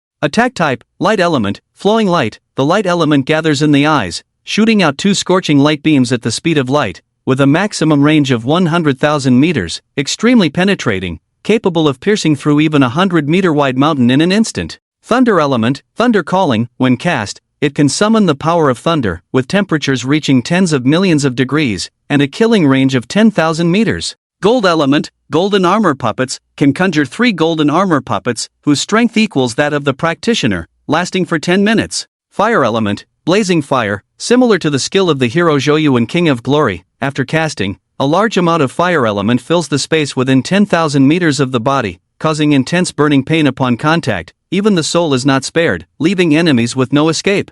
Defense type, Dark Element, Eternal Darkness. When cast, it instantly plunges the space within 10,000 meters into absolute darkness, concealing all breath, weakening spiritual exploration. A must-have for sneak attacks. Gold Element, Golden Armor, can conjure a protective armor made of gold element capable of withstanding 5 attacks from a third-stage elemental expert. Water Element, Splitting Waters. As the name suggests, when cast, it forms a water curtain barrier, automatically converting half of the incoming force into water element, strengthening the defense of the water curtain barrier, while the other half is rebounded, tripling the power. Can last up to 30 minutes. Earth Element, Gravity Field. When cast, a gravity field higher than the outside world is formed within 10,000 meters, up to 20 times the normal gravity, making it difficult for enemies to move an inch. Enhancement type, Light Element, Light Flash. After casting, speed instantly increases to 1,000th of the speed of light. The downside is the high consumption. Thunder Element, Thunder God, can instantly triple strength, releasing the annihilating power of thunder, capable of destroying all material things, a powerful skill for turning the tide. The downside is a week of weakness. Wind Element, Wind Travel, can condense wind element into a pair of elemental wings for flight, soaring high in the sky, with a maximum speed of 10 times the speed of sound. The advantage is endurance. Wood Element, Healing Art. As the name suggests, it is for healing. As long as there is a breath left, one can instantly revive with full health, in peak condition. Also effective for groups. 4 offensive elemental combat skills, 4 defensive elemental combat skills, and 4 enhancement elemental combat skills. After selecting the elemental combat skills to practice, Chao Chen began his training. Thanks to his physique as an elemental spirit body, Chao Chen had a self-taught pleasure in practicing elemental combat skills, progressing very quickly. He could master a new elemental combat skill in an average of 5 hours. Chao Chen, who had transcended the mortal flesh, did not need to eat or rest, practicing continuously without pause. After 2.5 days, Chao Chen had completely mastered all 12 elemental combat skills, reaching a state of complete integration. This terrifying speed was truly astonishing. After mastering the 12 elemental combat skills, Chao Chen began to teach his parents the elemental combat skills. Chao Jifeng and Chen Fan's cultivation talents were not as good as his, so Chao Chen chose 6 relatively easy to master elemental combat skills for them. 2 offensive types, 2 defensive types, and 2 enhancement types. Considering that his parents were a couple, half of the 6 elemental combat skills Chao Chen chose were fusion techniques. As the name suggests, 2 elemental combat skills can be fused into a more powerful elemental combat skill, increasing its power exponentially. After mastering these 6 elemental combat skills proficiently, looking around the world, except for the ultimate human technological weapon, the nuclear explosion, the rest of the weapons, such as heavy sniper rifles, heavy artillery, etc., can hardly hurt Chao Jifeng and Chen Fong. Chao Jifeng and Chen Fong, the couple, have also become obsessed with cultivation these days. The feeling of constantly becoming stronger is really wonderful, making people fascinated and forgetful. Just then, after receiving the information of the elemental combat skills, the couple immediately went back into the house and enthusiastically started studying. Seeing this, Chao Chen smiled faintly, feeling very gratified. He did not continue to cultivate. Since he wanted to cultivate together with his family, he naturally had to give his parents some time to catch up. Besides, he had just turned 25, very young. Young people, full of vitality, a combination of work and rest, are more beneficial for cultivation. Chao Chen walked out of the living room and into the yard. At that moment, there was a commotion of children outside the villa. "Cute little squirrels, don't run, let me hold you." Chao Chen looked over and saw a group of children chasing several beautiful white hamsters with all their might. When they reached near the entrance of Chao Chen's villa, these white hamsters suddenly leaped more than 10 meters high. They jumped over the fence in the villa yard, ran to Chao Chen, and affectionately circled around him. "Master!" 5 childish voices echoed in Chao Chen's mind. These 5 white hamsters were the spatial mice Chao Chen had created with white mice in South Africa more than a month ago. Not seeing each other for over a month, these little guys had grown a lot, with clean and soft white fur, very cute, emitting a faint fragrance, which attracted the children's chase. The most eye-catching thing was their pupils, deep like stars, very beautiful. Staring at them for a long time gave people the illusion of their souls being swallowed. The author said, "This book's performance is really bad. According to Reason, it should have been cut at 100,000 words. I can persist until now because of my love for this book. After all, new authors and new books, I hope to write a complete story. Part-time writing is slow, it takes 2 hours to write a chapter, so updates are difficult. Daily support cannot keep up with the effort, so persistence is meaningless. Now it's 200,000 words, and starting from March 1st, there will be 2 updates every day. Also preparing for book reviews, hoping for support, seeking a thrilling book title that fits this book. Brother, your white hamsters are so cute, I really like them. Can you sell me one? At this moment, a little girl's voice entered Chao Chen's ears. Chao Chen looked over and saw that the villa gate had been locked by Chao Jifeng these days. The group of children who were chasing the 5 spatial mice were all lying on the railing, looking inside. The speaker was a 10-year-old girl with big eyes, staring at the spatial mice at Chao Chen's feet with great affection. The spatial mice were extraordinary, and even though Chao Chen could generate more now, they could not be sold. Chao Chen shook his head and refused. Sorry, little sister, the hamsters are not for sale. After speaking, Chao Chen ignored her and walked into the villa living room with the 5 spatial mice. The little girl outside was very disappointed, took a few steps back, and left reluctantly. Other children, not seeing the cute white hamsters, also left one after another. After returning to the villa living room, Chao Chen checked the attributes of one of the spatial mice. Name, Space Mouse, Youth, Level, White Medium Star Size, 15 centimeters lifespan, 49 days per 60 years status, Healthy Strength, 45, Peak Value of 85 in Adulthood, Speed, 120, Peak Value of 300 in Adulthood, Talent, Spatial Power. Currently open 5 cubic meters, 10 cubic meters in adulthood, loyalty 100%. Chao Chen then checked the attributes of the other 4 spatial mice, which were completely identical. Compared to swordfish, octopus, and electric eel, the growth rate of the space mice is noticeably slower. 49 days have passed, and they have only grown to adolescence. Chao Chen speculated that it might be because space mice can store things. Try the effect of generating a second-level creation box. Chao Chen put 5 space mice into the creation box, thinking that each generated energy value was precious, and the remaining space should not be wasted. He also added water, branches, gold or particles, and burning solid alcohol blocks. This would generate more elemental source crystals, maximizing the utilization of 2 energy points. After all preparations were made, Chao Chen confirmed the generation command. Ding, congratulations on obtaining 5 space spirit mice. 5 2-star mustard seed space crystals. 1 each of gold, wood, water, fire, and earth elemental source crystals.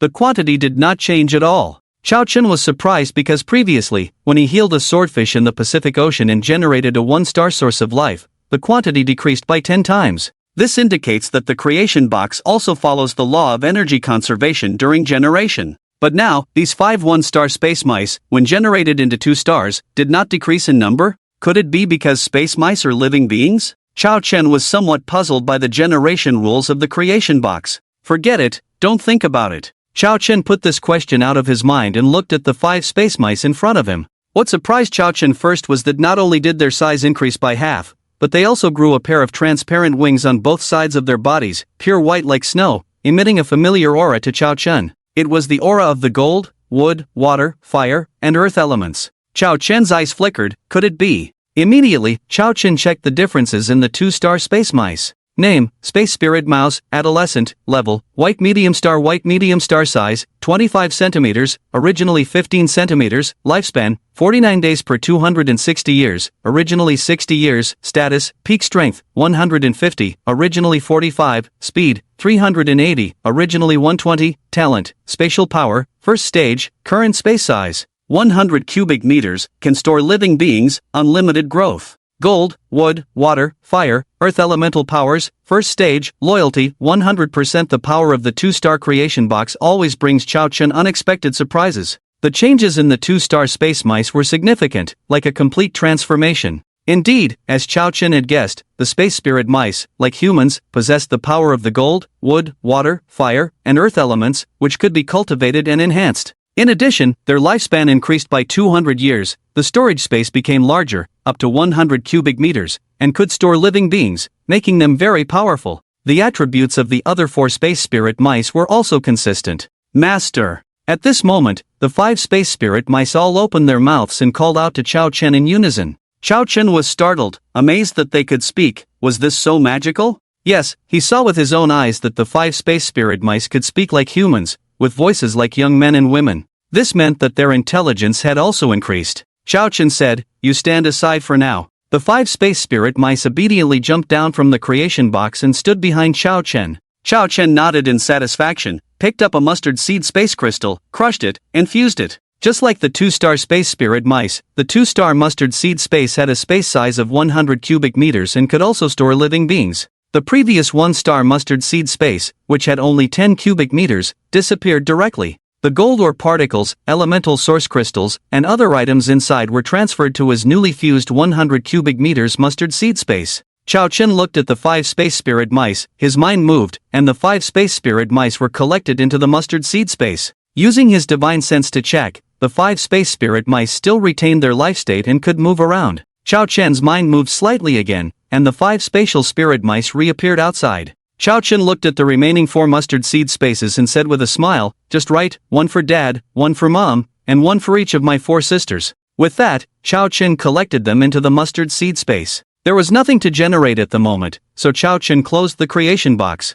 Looking at the 5 spatial spirit mice, he imparted the elemental meditation method and several first-order elemental combat skills to them with his divine sense. The 5 spatial spirit mice were 100% loyal to him, very reliable and trustworthy. Chao Chen said, "Why don't you try practicing?" The 5 spatial spirit mice followed suit, curling up and closing their eyes to practice the elemental meditation method. Before long, the surrounding elemental forces of the 5 elements quickly gathered and were absorbed into their bodies by the 5 spatial spirit mice. Chao Chen nodded slightly, realizing that both humans and animals could practice the elemental meditation method. Without interrupting the practice of the 5 spatial spirit mice, he sat down on the sofa in the living room and said to the intelligence system on his smart bracelet, "Little flower, help me find a large, secluded residence in the Magic City area." Finding a new residence was not just a whim for Chao Chen, but part of a different plan. Firstly, although Chao Jifeng and Chen Feng had integrated the source of the 5 elements, their cultivation talents were incomparable to his.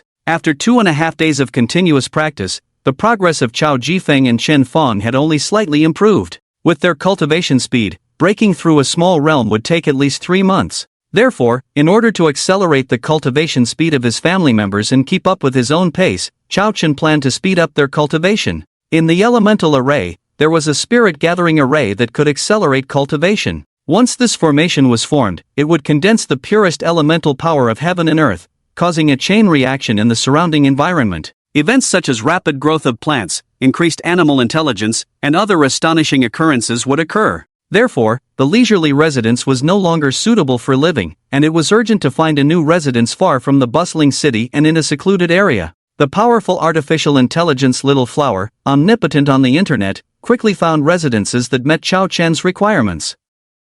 "Master, I have found 3 suitable residences for you." With the sweet and lovely voice of Little Flower, 3 sets of virtual data appeared in front of Chao Chen. Chao Chen opened the 3 sets of virtual data and examined them one by one. Before long, he selected the residence he desired. Yunwu Manor, located at the junction of the Magic City and Suzhou, is a large estate covering thousands of acres. The overall environment is semi-primitive with green mountains and waters, incredibly beautiful. The residential buildings of the manor are located halfway up a 100-meter-high main peak, surrounded by mist every morning, resembling a fairyland. Therefore, it is called Yunwu Manor. The overall style of the manor combines the natural beauty of the original mountain forest with a touch of Suzhou garden style, exuding a poetic and picturesque beauty. Fresh, natural, elegant, and pleasant. It can be said that Yunwu Manor is the best and most ideal residence in the entire Magic City area, known as a natural oxygen bar. Such a rare residence naturally belongs to an extraordinary owner.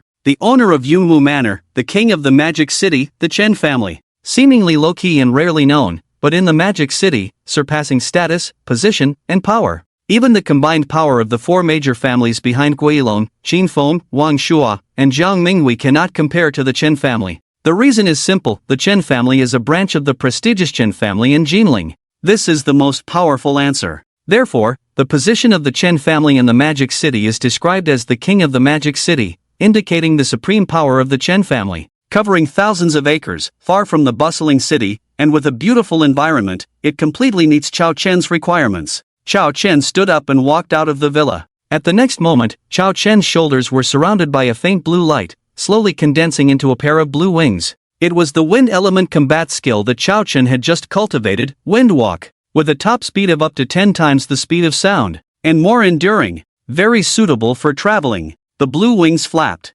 Whoosh! Chao Chen took off from the spot, as fast as lightning, turning into a shadow, appearing in the sky a kilometer high in the blink of an eye. At this moment, it was dusk, and darkness gradually enveloped the earth. Looking down from this high altitude, most of the demon city was in full view, with the dense high-rise buildings shining brightly like stars, a magnificent sight. The feeling of soaring in the sky was not bad, and after admiring the night view for a while, Chao Chen flapped his wings again and flew upwards. The first time he used the elemental combat skill, Kai Koen felt an itch and decided to test if he could leave the Earth and go play in outer space. Whoosh! Chao Chen's flying speed gradually increased, 3 times the speed of sound, 5 times the speed of sound. In just a few seconds, Chao Chen unleashed the Windwalk combat skill to the maximum, reaching a speed of 10 times the speed of sound. A terrifying speed of 3,400 meters per second, Chao Chen's body did not feel any discomfort. Boom! The sonic boom generated by the extremely fast speed echoed through the night sky. Sparks from the friction between Chao Chen's body and the air turned him into a streak of light, soaring rapidly. At 10 times the speed of sound, Chao Chen only took 2.5 minutes to pass through the sea of clouds and reach the stratosphere of the Earth, where various countries' satellites were suspended. Suddenly, a slowly moving giant building not far away caught Chao Chen's attention. With his special ability as a light fish, the darkness could not obstruct his vision. Chao Chen saw clearly that it was a space station. This was an international space station jointly built by 16 countries including the United States, Russia, Japan, France, Japan, and Canada. Seeing the space station in front of him, Chao Chen frowned slightly. When the International Space Station was being built, Dacia had also applied to participate, but was ruthlessly rejected by these countries. They said that Dacia did not have the strength or qualifications to participate. However, this only ignited Dacia's supreme fighting spirit. Alright then, you don't want to play with me? Then I'll build one myself. Let you so-called developed countries see what you can do. Dacia can do the same. Thus, the space race began. Dacia worked hard to catch up, relying on no country, independently researching, designing, constructing, and launching, rising to the top. Finally, last year, Dacia successfully built its own space station. This was a feat that shocked the world in the history of space exploration. It made many people realize that the Eastern Dragon of Dacia was soaring. The terrifying speed of technological development in Dacia made Western countries feel a significant crisis. Naturally, they could not just watch Dacia's national power grow stronger and surpass them. Therefore, in recent years, Western countries tacitly formed an alliance to block and suppress Dacia in various fields such as technology, finance, culture, and military. It can be said that there has always been an invisible war between Dacia and Western countries, which has intensified in recent years. It's just that many ordinary people are unaware of it. As a pure-blooded descendant of the Yan and Huang lineage, Chao Chen is very passionate about his country. Now that he has become powerful and has strong abilities, he naturally wants to contribute to his country. Apart from personal grievances, his previous rampage in Japan was largely due to the anger of the youth. Today, encountering the International Space Station, Chao Chen will not sit idly by. If the space station is destroyed, so be it. With him there, human technological progress will enter a new era. Of course, before starting, some conspirators who harm the collective interests of humanity should be eliminated. Let's start with the International Space Station. Dacia's aerospace technology is lowly and unqualified? The addition of Dacia will pose a great military threat to the International Space Station? Today, my Iron Fist tells you that Dacia is about to enter the interstellar era, and you little cowards are not qualified to come along. Xiaohua, shield all satellite signals around us. Xiaohua obeyed the command, waving her tender white hand, sending out an invisible ripple of information that spread out like a gust of wind in all directions. Before long, all satellites within a 100-mile radius of the space station lost their functions. Of course, the space station was no exception. Xiaohua grinned and said, "Master, all set." Chao Chen nodded in satisfaction. The loss of satellite detection would make the United States even more fearful of the unknown. Chao Chen's mouth curled up, revealing a cruel smile, his momentum surging as he charged towards the International Space Station. The massive energy fluctuations generated by Chao Chen's rapid approach were quickly detected by the equipment on the International Space Station. Immediately, an emergency alarm echoed throughout the space. Warning! Warning! Unidentified energy entity approaching the space station at 10 Mach speed. Danger level 5 stars. Warning! Warning! Several astronauts inside the space station were still puzzled as the station suddenly lost contact with the ground, and all electronic signals could not be sent out. The space station was filled with a piercing alarm, startling the astronauts and causing their faces to turn pale with horror. Wardfa? Danger level 5 stars? This level of warning indicated that the space station was under heavy weapon attack or facing an irreversible catastrophic failure leading to an explosion. Run! The astronauts inside the space station felt a chill, unable to even investigate the situation before rushing towards the emergency escape pod. The space station's intelligence system would not sound an alarm without reason. With a danger level of 5 stars, all they could do was escape for their lives. But as the astronauts began to move, a violent tremor suddenly shook the space station. They were thrown off balance, and through the windows, they saw a large explosion of sparks on one side of the space station, rapidly falling from high altitude. The explosion of the station's basic framework caused the entire space station to be affected. "Oh my God! What did I see? Is that an angel?" One person stared in horror, pointing incredulously at a spot. The other two looked over and saw a figure rushing out of the center of the explosion. The figure was moving too fast for them to see clearly. It was a figure with wings, radiating golden light all over. "Oh my God! Has an angel descended? Is this a mistake? Who would dare to believe they actually saw an angel?" But before the astronauts could process this, another violent tremor shook the space station. This time, it was the experimental module that exploded. In fact, this was intentional on Chao Chen's part, as with his current immense power, he could easily destroy the entire space station with a single punch. He was not a bloodthirsty person. The astronauts inside the space station should not be lumped together with the leaders of various countries. They were brave explorers of space, making significant contributions to humanity, and there was no need for them to be buried with the space station. Chao Chen was willing to give them a chance to survive. The explosion of the experimental module woke up the 3 astronauts inside the space station, who frantically rushed into the escape pod and pressed the release button. Click! The escape pod detached from the space station and quickly plummeted downwards. In the next moment, the living quarters where the 3 astronauts had been exploded with a roar, flames shooting into the sky. Less than 3 seconds later, the space station's balance system was completely destroyed, turning into a huge fireball plummeting rapidly downwards. Hearing the massive explosion from above, the occupants of the escape pod trembled in fear, feeling a chill down their spines. They were just a hair's breadth away from losing their lives. Above the high altitude, Chao Chen looked at the rapidly falling space station and calculated the falling position. "Ha! It's the territory of Da Xia. This won't do. Whoever created the space junk must take responsibility." Chao Chen dashed over, found the direction of the United States, a golden light burst, and kicked it over. "I'll send you home, no thanks." The space station suddenly shifted its falling direction and sped up towards the United States. A space station of over 400 tons, this should be a huge surprise for the United States, right? After handling it, Chao Chen continued to dive upwards. Flying at 10 times the speed of sound, Chao Chen quickly flew out of the atmosphere. Without the constraint of Earth's magnetic field gravity, Chao Chen felt much lighter. Chao Chen stood in the void. With the super survival of water bears and the mutual enhancement of elemental spirits, deadly dangers in space such as radiation, low temperature, vacuum, weightlessness, and bacteria, Chao Chen is completely immune. He can move freely in space. Chao Chen looked at the blue Earth beneath his feet, half night, half day. The entire solar system is such a miraculous planet of life, truly beautiful. He looked up at the endless starry sky, vast, ethereal, mysterious, profound, unknown. Standing in space, the endless starry sky in front of Chao Chen was incredibly overwhelming. It's a completely different feeling from watching a video. Chao Chen's eyes were trance-like, staring blankly at the endless starry sky in front of him. A planet with a diameter of only 13,000 kilometers has spawned billions of species. If you look at the Milky Way, the vast universe and starry sky, how rich and colorful life must be. It can probably only be described as infinite. Compared to this, the Earth seems a bit thin and pale. At that moment, Chao Chen inexplicably felt a desire to go deep into the stars. And it was strong. After a moment of silence, Chao Chen withdrew his gaze from the dazzling starry sky. After coming to outer space, Chao Chen also had a clear understanding of his own strength. Elemental First Order, half invincible on the surface of the stars, with elemental combat skills, can fly in the air, but cannot escape Earth's magnetic field gravity, with a limit of 10,000 meters high.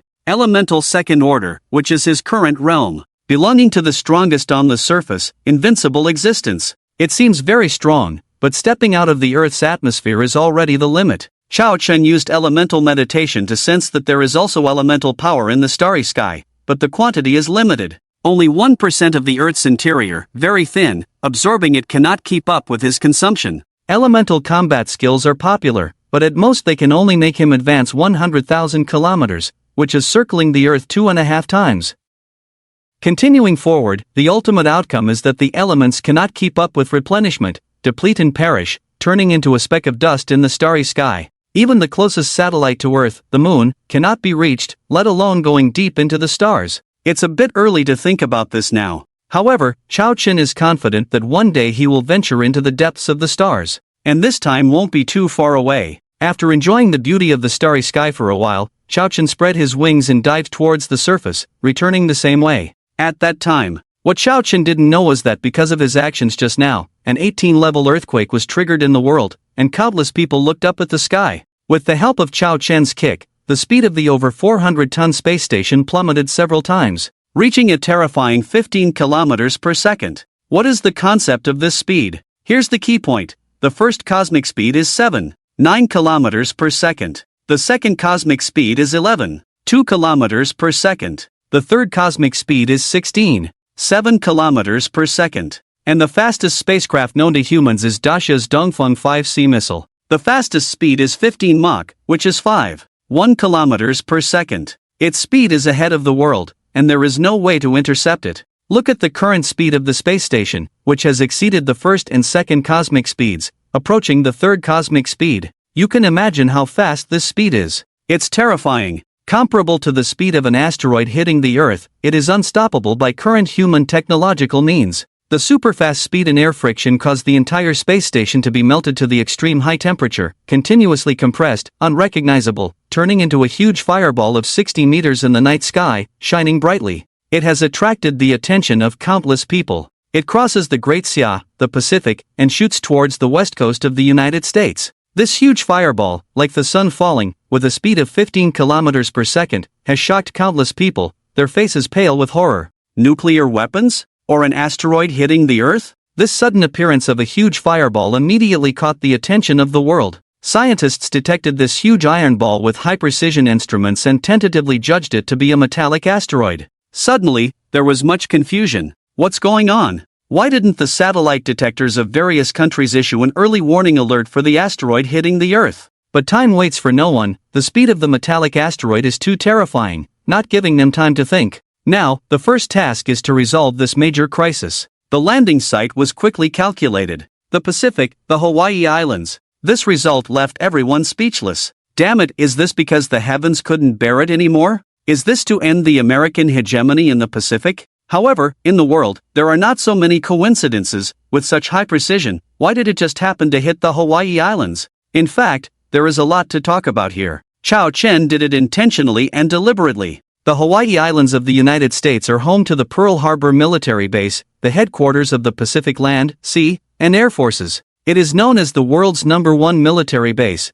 with its military power dominating the entire Pacific. It has directly become the backyard of the United States, and other countries have to act according to its wishes. It must be said, it is indeed very strong. Strong is right. If not strong, Chao Chen wouldn't even bother. Since he wants to give the United States a big surprise, let's give them something tough. Let's start by disarming one of their arms. Shed some blood. At this time, local time in the Hawaii Islands, it was 5 o'clock in the morning. Except for a few soldiers on guard duty, everyone else on the island was sleeping soundly. Suddenly, a piercing and urgent air defense alarm rang out across the sky of the Hawaii Islands. Flocks of birds flew in panic, and countless people were awakened from their sweet dreams one after another. Thwack! Quickly activate the air defense guns and intercept this damn asteroid. Admiral Robin, the 5-star commander of the U.S. Pacific Navy, shouted at his subordinates with a pale face. Others also felt weak in the legs. The 60-meter diameter asteroid was moving too fast.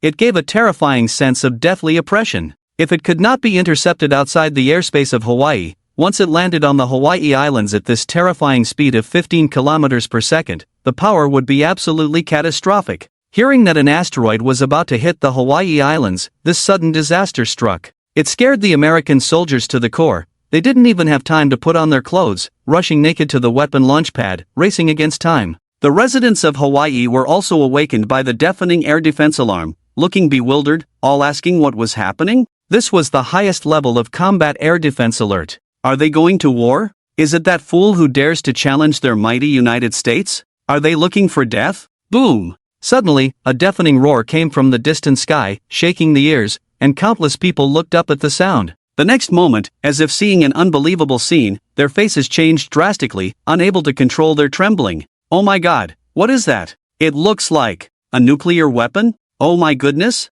Are you scared, silly? This speed is at least 50 Mach, and you tell me it's a nuclear weapon? And it's so big? Oh my god. Look at your phone, there's news saying it's an asteroid, we're doomed, we're all going to die. Wow, that's so cool. Record, we must record. I want this in the history books. Americans are never short of brave people. Some very optimistic ones raised their phones, ready to show everyone a planet colliding with Earth. Damn, this lunatic. Oh no, I don't want to die. Wah! At that moment, the people on the Hawaii Islands were filled with despair, excitement, kneeling and praying for God to save them, and some were frozen in place with fear. The debris from the space station had turned into a large metal fireball, getting closer and closer to the airspace of Hawaii. An unprecedented sense of death swept over. Watching the large fireball speeding towards the night sky, the American soldiers on the island turned pale with fear. Fire, shoot all the damn missiles. Fire all the shells. Intercept it, we must intercept it, or we'll all die. It can be said that in this situation, they were racing against death.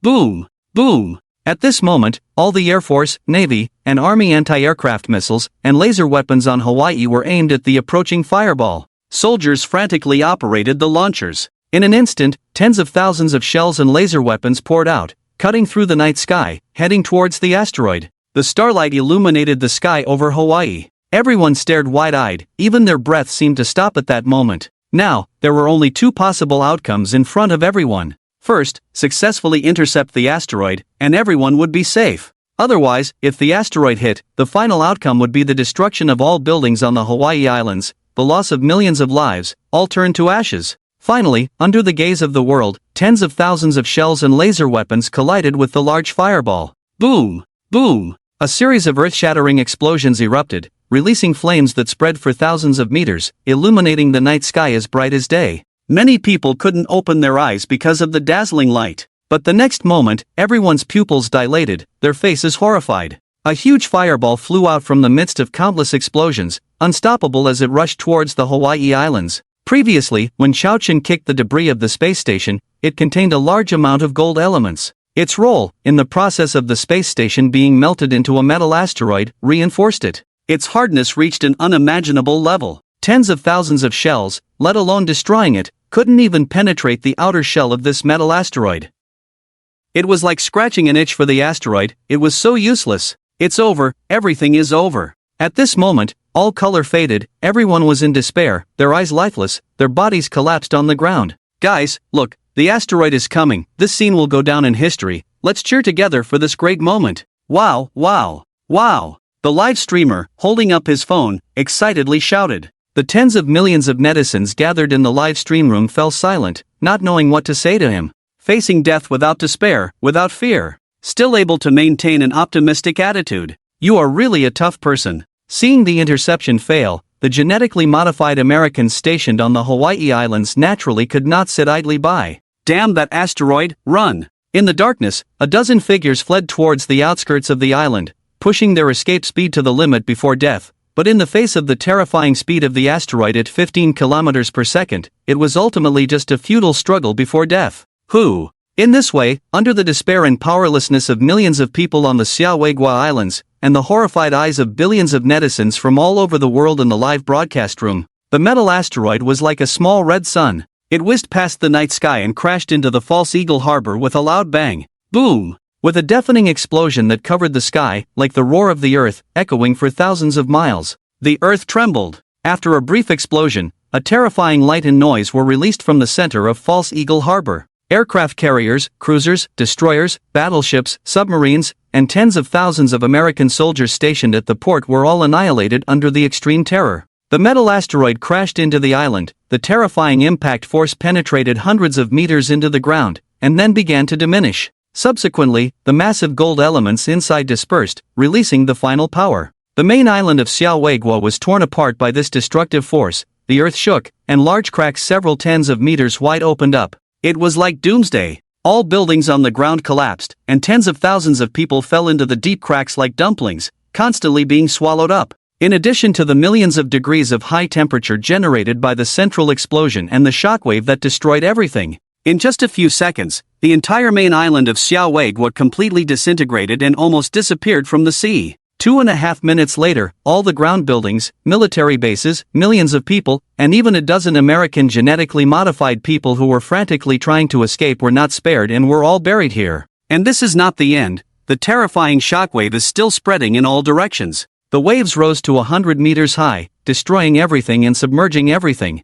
Judging from this momentum, it would take thousands of kilometers to calm down. Xiao Chun, who was high in the sky thousands of kilometers away, witnessed everything that happened in the Xiaoweigua Islands. It's really spectacular. Xiao Chen's eyes reflected the soaring firelight, and he couldn't help but exclaim. This power exceeded his expectations and truly amazed him. Xiao Chen asked himself, even if he exerted all his strength now, he could not produce such a powerful destructive force. This painful lesson should make America quiet down a lot. Xiao Chen chuckled, showing understanding. Everything will be fine. If they don't listen, then they can all get off my planet. Yes, at this moment, Xiao Chen declared himself the sole owner of the Earth. Those who don't listen will be wiped out. Well, that's how powerful he is. After admiring for a while, Xiao Chen continued to descend and flew towards the Chen family in the cloud mist manner. The live broadcast room only saw a small part of what happened in the Xiaoweigua Islands. The live broadcast room went black at the moment of the asteroid impact. The subsequent videos were real-time videos detected by satellites from various countries,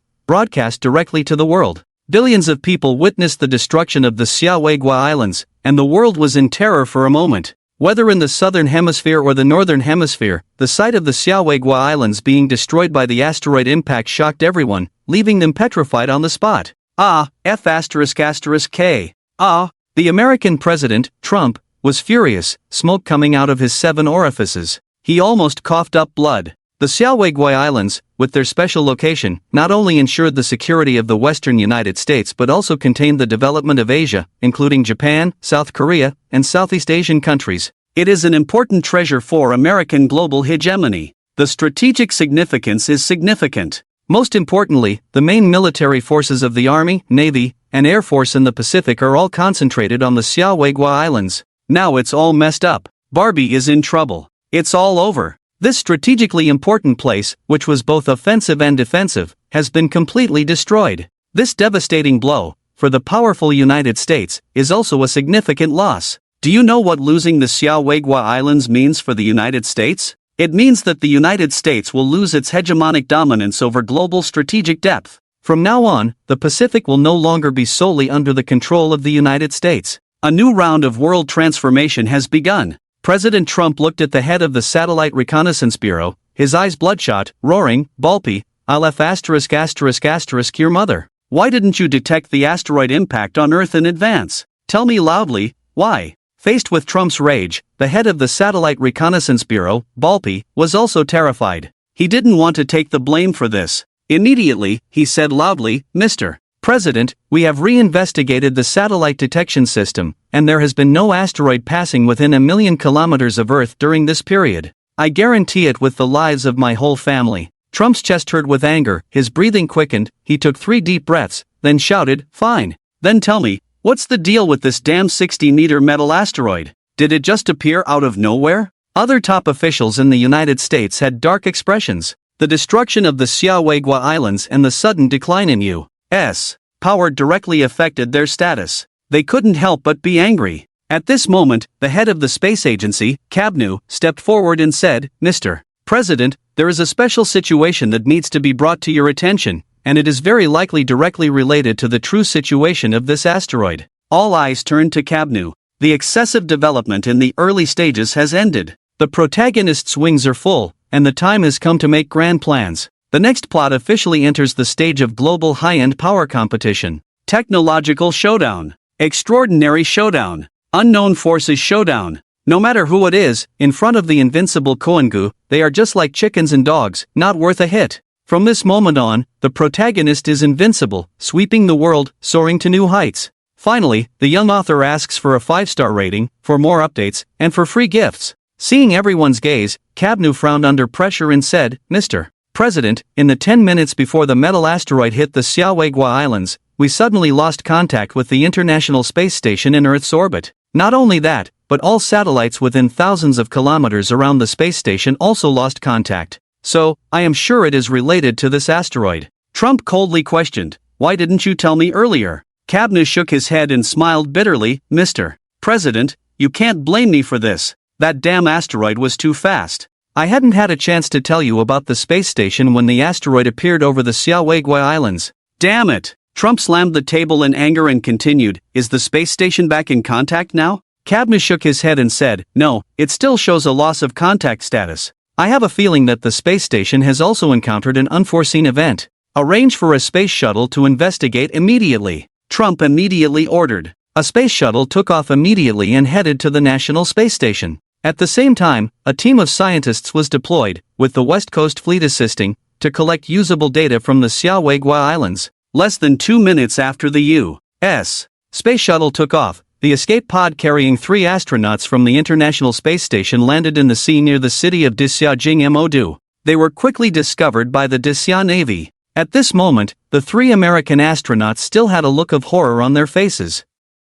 Tonight, they experienced the most thrilling, terrifying, and frightening encounter of their lives. Seeing the terrified look of the 3, the Disya Navy immediately realized that this was no simple matter. The fact that even the escape pod was used indicated that something unpredictable had happened at the International Space Station. The leader of the Disya Navy team asked, "What happened up there?" Upon hearing the question, the 3 Americans finally snapped out of their terrified stupor, looking around at their surroundings and then up at the hazy sky. They breathed a sigh of relief and cried, "Wally, dear brother, thank goodness we are still alive. Unbelievable, we were so close, just a little closer, and we would have met God." An astronaut shouted excitedly, "No, no, no, damn God, we saw the angels destroy our space station, I hate God." The conversation of the 3 men left the nearby Disya Navy team puzzled, but certain keywords made everyone's faces change. Angels destroyed the International Space Station? Suddenly, everyone's pupils shrank as they recalled the news of the explosion when the asteroid hit the Hawaii Islands a few minutes ago.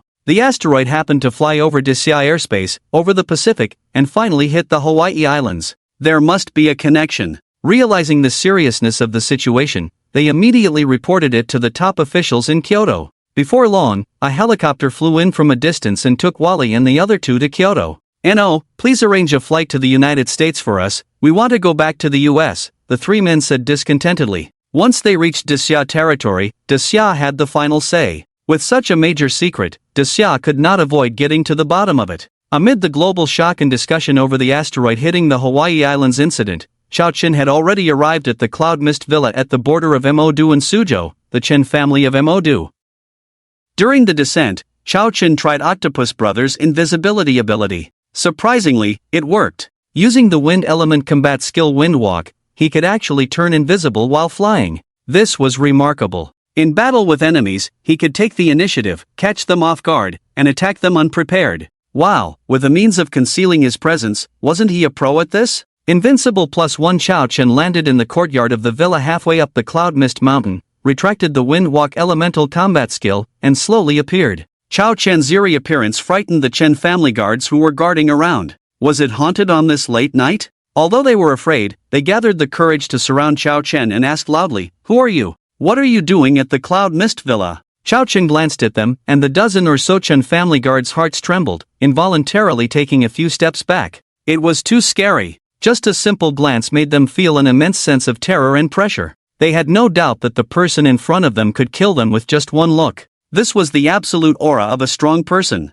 "Get your family head out here, I have something to discuss." The earth was his, he could live wherever he wanted. Of course, he wasn't a robber. With 1 billion, he could buy the Cloud Mist Villa. If someone was not cooperative, then they could die. Watching Chao Chen, who had a remarkable appearance and a powerful aura like a god, the Chen family guards had not spoken yet when 6 figures rushed towards him from a distance. They moved swiftly and soon arrived in front of Chao Chen, their bodies filled with vigor. "Greetings, Lord Shadow Guard." The dozen or so Chen family guards quickly bowed and greeted the 6 people. These 6 people were the Chen family's relatives and the elite shadow guards carefully trained by the Chen family, the backbone of the Chen family. The 6 Chen family shadow guards frowned at Chao Chen, surprised that someone had sneaked into the Cloud Mist Villa. This was their negligence and they would not escape punishment. Their faces darkened, and the strongest among them coldly asked Chao Chen, "Who are you?" Kai Kuan was somewhat surprised. Was this the Chen family of Modu, the king of Modu? They did have some strength. With Chao Chen's current strength, he could see through the strength of these 6 people at a glance.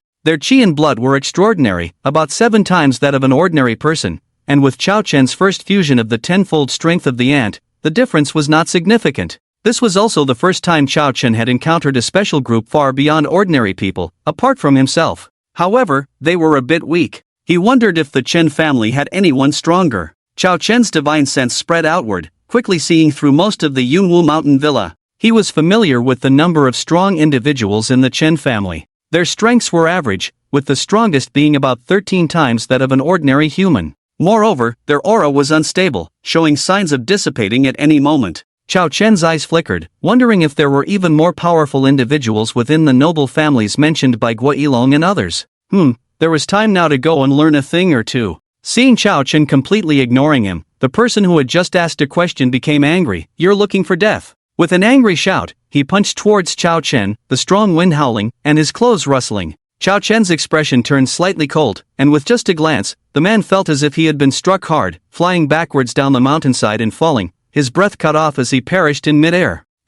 Witnessing this scene, the others gasped in shock. This was the strongest shadow guard of the Chen family, and he was killed with just a glance from the other party? Instantly, everyone looked at Chao Chen with a horrified expression. More than a dozen Chen family guards felt their hearts tremble. It was not an illusion, this person could really kill all of them with just a glance. It was too terrifying. Who was this person after all? Could he be an enemy of the Chen family? More than a dozen Chen family guards shivered, realizing they were not part of the Chen family, just hired hands. The pay was good, but it was not necessary to risk their lives for the Chen family. Chao Chen's terrifying strength made them consider fleeing. Not only them, but the remaining 5 Chen family shadow guards were also frightened by Chao Chen's immense power. One of them trembled and asked Chao Chen, daring to ask the senior, "Have we offended you, the Chen family?" As core figures of the Chen family, they had been with the Chen family for 30 years and had never known the Chen family to have offended a formidable individual like Chao Chen. To kill the strongest among them with just a glance was something even the family head, no matter how strong, could not achieve.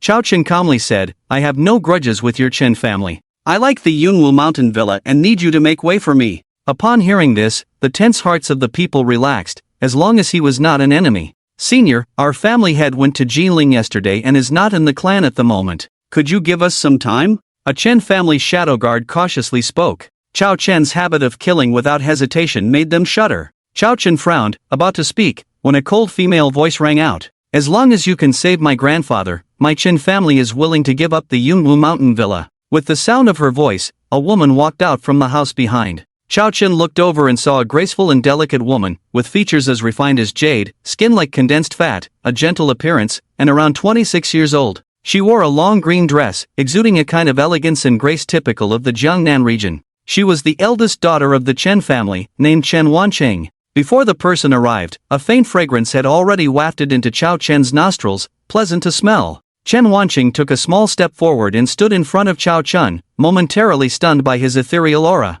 Especially his deep black eyes, like black holes, gave her the illusion of being swallowed up. Chen Wanqing, with her beautiful eyes like water, looked at Chao Chen and repeated her earlier words, "As long as you can cure my grandfather, the Yunwu mountain villa is yours." Chao Chen looked at Chen Wanqing. To be honest, among all the women Chao Chen has come into contact with, this woman is the most outstanding in terms of appearance and temperament. Su Ruoqing, the manager of the Four Seas Club. Even the entertainment industry's little flowers, Bai Yi and Yanning, who have had a good time with him, cannot compare to her. This woman is very beautiful, almost perfect in appearance. Especially the gentle and elegant temperament on her is a bonus. Of course, for Chao Chen, she is just stunning and does not arouse much interest in him. Women? Beautiful women are easily available to him now. Becoming more powerful is his only pursuit. Chao Chen smiled faintly and said, "Sure." He was surprised that the strongest aura he had just seen from the Chen family was unstable, and now he understood that it was due to some serious illness.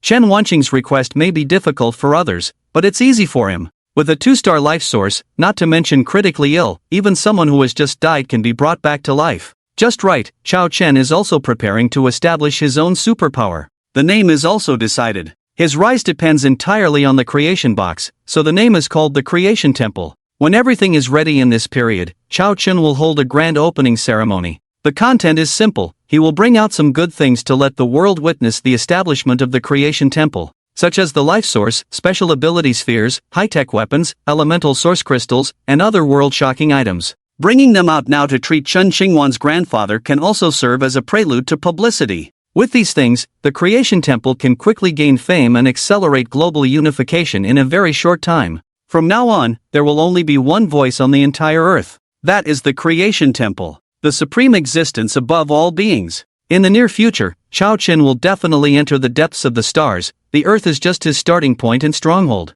The first time entering the depths of the stars is extremely dangerous. Chao Chen cannot just foolishly bring his family along. Therefore, the Creation Temple is also his preparation for his family. Under the rule of the Creation Temple, no one dares to disobey. When Chao Chen agreed, Chen Wanqing was stunned. Could it be? She just casually mentioned it, and Chao Chen agreed? You know, her grandfather Chen Yunqi is not seriously ill, but he is reaching the end of his life, the so-called end of life, reaching the end of his life. The black and white impermanence sent by the King of Hell is already on the way. Ordinary medical skills are ineffective against him. Only by seeking the legendary life-prolonging elixir can there be a glimmer of hope. As the saying goes, flowers bloom again, but people do not return to their youth. Rejuvenation and longevity are the creations of the world. How can they be found in the mortal world? In the face of the laws of time, the ultimate fate of mortals will return to dust and soil. Everything is already predetermined. As the Chen family's anchor, the Chen family naturally cannot just watch Chen Qishi die. Even if the hope is slim, the Chen family mobilized all their efforts and spared no expense to find a life-prolonging elixir. Chen Wanqing's father, who had just taken office as the new patriarch not long ago, went to Jinling to seek help from the main vein of the Chen family, hoping for a miracle to happen. If the life-prolonging elixir is not found within 3 days, Chen Yunqi will die. Chen Wanqing does not want to see her beloved grandfather separated by life and death. In desperation, she spoke out to save her grandfather, never expecting Chao Chen to actually agree. Is he joking? Or is he serious? Looking at the stunned Chen Wanqing, Chao Chen said lightly, "Lead the way." A mere life source, costing thousands of dollars, he can produce a large bucket. With a few drops of life source, he can exchange for the Yunwu Mountain Villa, which is very cost-effective. Hearing Chao Chen's confident tone, Chen Wanqing was afraid that Chao Chen did not understand her meaning, so she hurriedly added, "My grandfather's situation is special, his qi and blood are depleted, we have tried ordinary medical methods, but they did not work. I can cure him," Chao Chen said lightly. Chen Wanqing widened her eyes. Could this guy really have the means to save her grandfather? Well, in an emergency situation, let's try everything. It's better than watching her grandfather die helplessly. Immediately, Chen Wanqing led Chao Chen to an elegantly decorated room. Inside, an old man with a withered face and weak qi and blood lay on a bed. Looking at her grandfather who was getting thinner day and night on the bed, Chen Wanqing felt sad from the bottom of her heart, tears streaming down, wishing that she could be the one lying on the bed.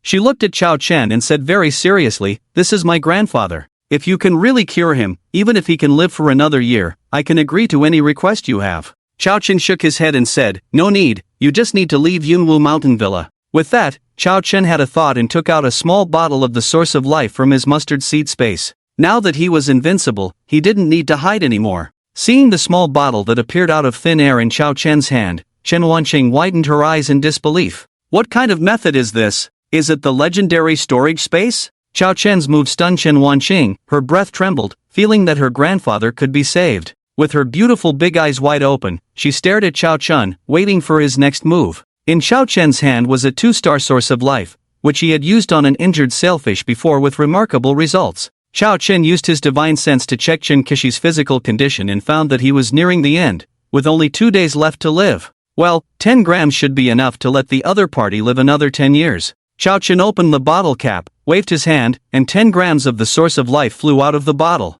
Chen Qishi's mouth suddenly opened on its own, and the 10 grams of the source of life flew in. Chen Wanqing stood by in shock. The next moment, the change in Chen Qishi made her face change drastically. As the source of life entered Chen Yunqi's mouth, it instantly turned into a surging life force. It quickly spread throughout Chen Yunqi's body. Then, an incredible scene unfolded. Chen Yunqi's pale-as-paper complexion quickly turned rosy. The wrinkled skin, which was once withered, became firm and smooth, and the white hair gradually turned black. This unbelievable and tremendous change left Chen Wanqing stunned and extremely shocked. How miraculous! Chao Chen just smiled faintly, already used to such surprises. At this moment, the miraculous effect of the source of life rejuvenating the withered wood was fully displayed on Chen Qishi. Suddenly, Chen Qishi, who had not opened his eyes for many days, suddenly opened his eyes wide and involuntarily let out a comfortable sound, so comfortable. With that, Chen Qishi sat up and saw Chao Chen and Chen Wanqing by the bedside. At first, he was stunned, Then he asked Chen Wanqing, what's going on? I remember I was about to die? Seeing her grandfather, who had gone from the brink of death to full recovery in an instant, Chen Wanqing knew that a miracle had happened. This was not a dream, it was real. Grandfather! Overjoyed, she threw herself into Chen Qixu's arms, crying like a child, happy and excited. Wanqing, don't cry, grandfather is fine. Chen Qixu's face was kind as he gently stroked Chen Wanqing's hair, comforting her. But deep down, he was in turmoil. He knew his own condition better than anyone else. A person who had reached the end of his life, with one foot in the door of death, had miraculously returned to his peak state. Oh, no, far from it. He could clearly feel the huge changes in his body. His organs were strong and vibrant, his bones, flesh, inside and out had all become much younger. The cultivation that has not changed for many years actually has signs of a breakthrough. What exactly happened? Chen Qixu was shocked in his heart and involuntarily looked at Chao Chun, his pupils suddenly shrinking into needle shapes. So strong. He couldn't see through Chao Chen's details, and the invisible super-strong aura emanating from him made him feel like he was seeing a starry sky behemoth.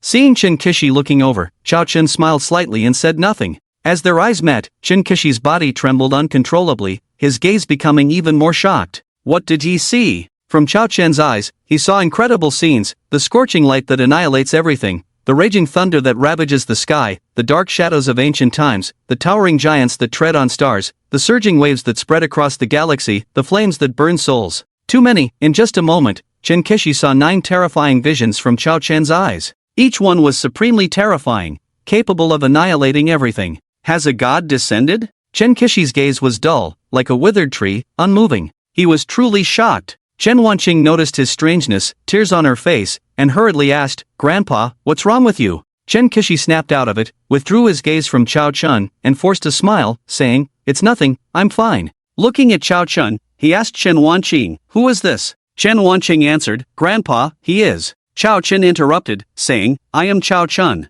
Chen Wanqing continued, Grandpa, you were saved by Mr. Chao. She then looked at Chao Chun, expressing immense gratitude, Mr. Chao, thank you for saving my grandpa. Chao Chen lightly replied, each took what they needed. Chen Qixu got out of bed, bowed 90 degrees to Chao Chun, and gratefully said, I thank Mr. Chao for saving my life. Chao Chen nodded slightly, comparing the cloud mist manner to 10 years of longevity, the difference was clear. He could accept the bow from the other party, and asked, Do you know the division of the realm of strong practitioners now, and what level of strength are you? Having never had the opportunity to interact with the world of strong practitioners before, the many strong members of the Chun family made him curious. How strong are the truly hidden strong practitioners in this world, and who is stronger compared to him? Faced with Chao Chen's question, Chen Qixu was at a loss. Such a terrifyingly strong person, and he didn't even know the division of realms? He looked at Chao Chun, who appeared to be around 24 years old, but that didn't mean Chao Chun was that age.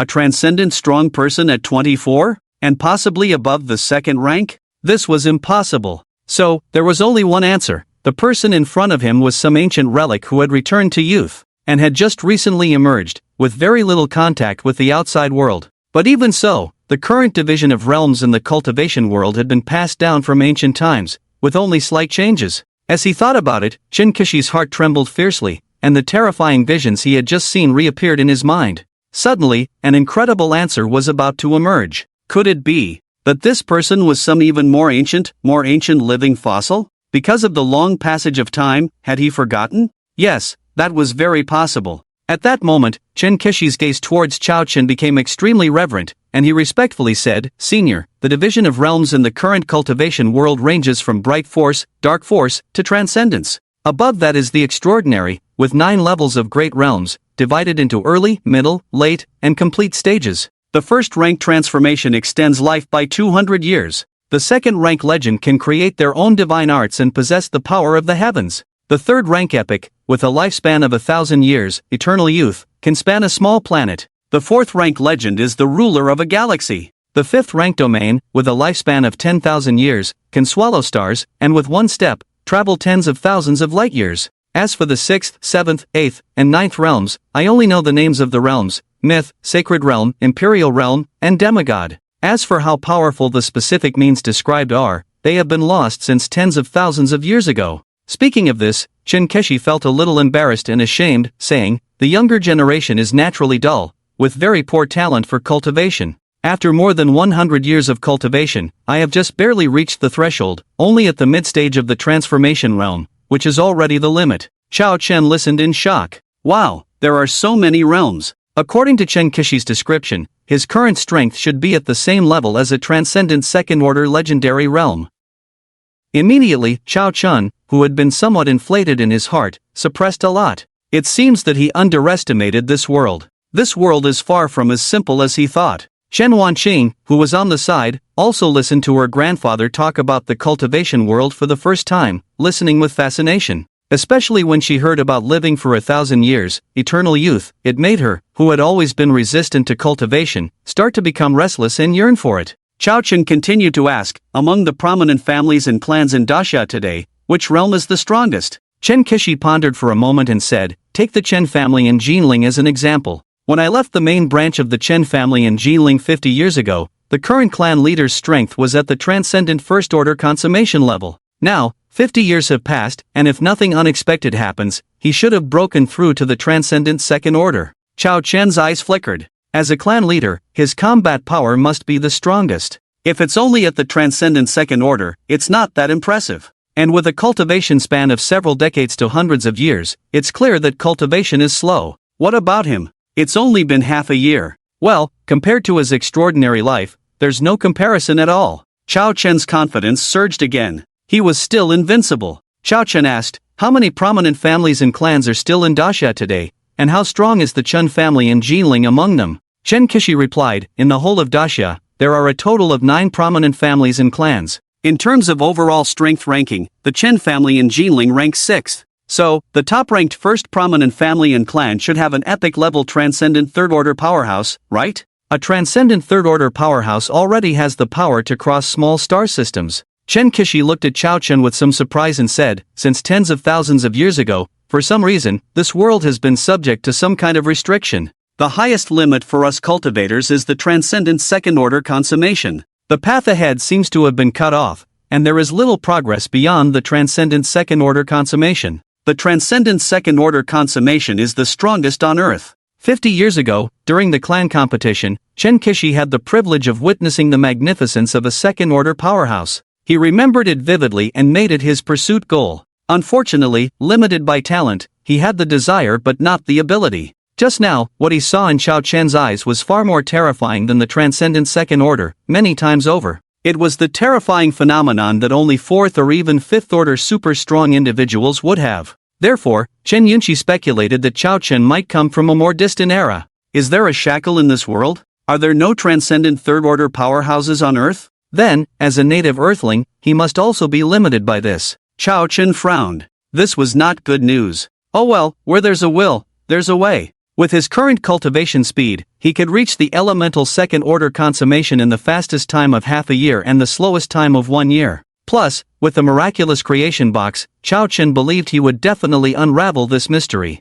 After understanding the current world's cultivation system, Chao Chen decided to leave. I have fulfilled your request now. You have 1 day to leave my Cloud Mist Mountain Villa. With that, Chao Chen turned and left. Arriving outside, a green light appeared under his feet. Stepping out 1 step was 100 meters. With sporadic green lights appearing, Chao Chen's figure blinked and disappeared into the night. Watching that godlike operation, the guards and shadow guards guarding the door were dumbfounded, stunned. Damn, so damn handsome. Chen Keshi and Chen Wanqing, who quickly followed out, also saw this scene, their hearts shaken. This is a transcendent powerhouse. Although Chen Kishi had seen the invincible posture of transcendent powerhouses many times, seeing it again after 50 years made him unable to calm down for a while. After a moment of silence, Chen Keshi looked at his granddaughter beside him and curiously asked, Wanqing, where did you find this person? A terrifying existence like Chao Chen, even the great families and clans would find it difficult to seek help. But now, it appeared in their small Chen family, which made him feel very incredulous.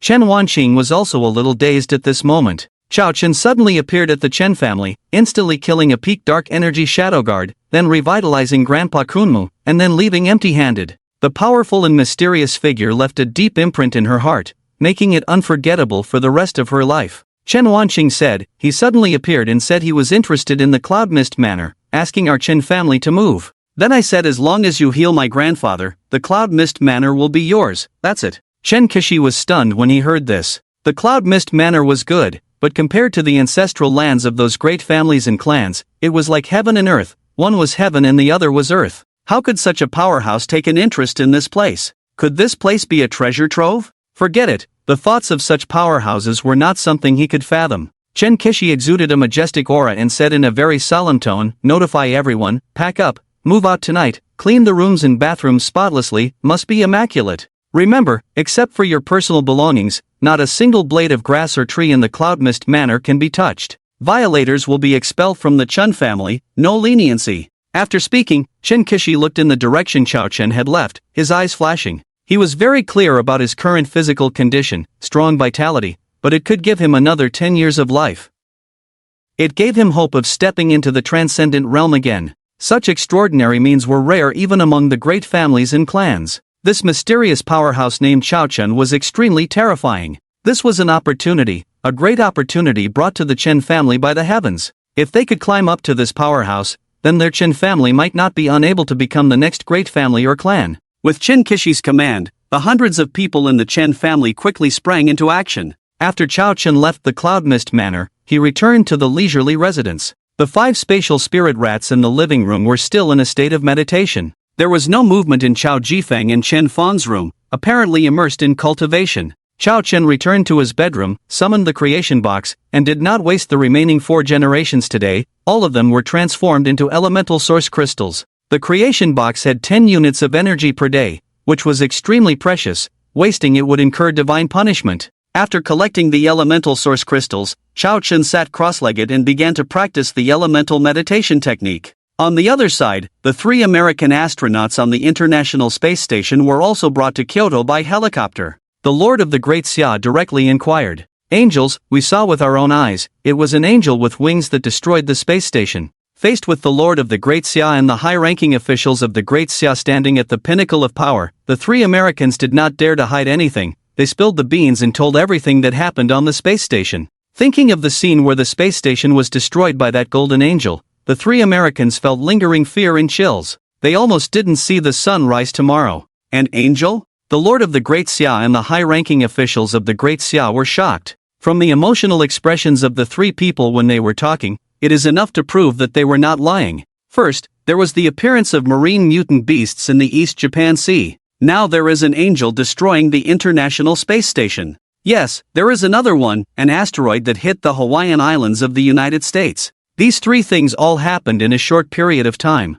Who exactly did it? Is it really an extraterrestrial civilization? Although the destruction of the Hawaiian Islands by the asteroid made the Great Xia secretly happy, it also made them feel an unprecedented crisis. What if they are the next target? What can they do to intercept and resist? Nothing, no means at all. They can only watch helplessly as their homeland is ruthlessly destroyed, and lives are in ruins. Suddenly, the situation became tense. The issue of the mutant marine beasts was not resolved, and a high-altitude crisis emerged. This dual crisis has seriously threatened the survival of humanity worldwide. The truth behind this must be found. Otherwise, every day will be a nightmare of anxiety and unrest. A senior official of Great Xia frowned and said, "Do you think this could be the work of extraordinary strong individuals?" The crowd was startled, and there really was that possibility. Creating marine mutant beasts, destroying space stations, using the methods of extraordinary second-tier strong individuals, is not really difficult. In the Nordic region, there is an ancient angel temple, where there are extraordinary beings whose battle form is that of an angel. But soon someone questioned, "But how do you explain the 60-meter diameter metal asteroid? Such terrifying power has already surpassed the realm of extraordinary second-tier strength. Could there be extraordinary third-tier beings in the Nordic Angel Temple?" The crowd nodded at the words, directly denying the possibility that the mastermind behind the scenes was an extraordinary strong individual. First of all, it has been confirmed that there have been no extraordinary third-tier strong individuals born on Earth for tens of thousands of years. Secondly, with the depletion of Earth's spiritual energy, there is no substantial replenishment of spiritual energy. It simply cannot withstand a large-scale battle between extraordinary beings. The experience of 300 years ago serves as a warning, as a dispute in a secret realm led to a battle among extraordinary beings, resulting in the deaths of over 100 extraordinary beings. This sudden drop in the strength of the cultivation world by half. It also further depleted the global spiritual energy, a painful and profound lesson. All extraordinary beings have realized an extremely serious problem, that Earth can no longer bear the wars of extraordinary beings.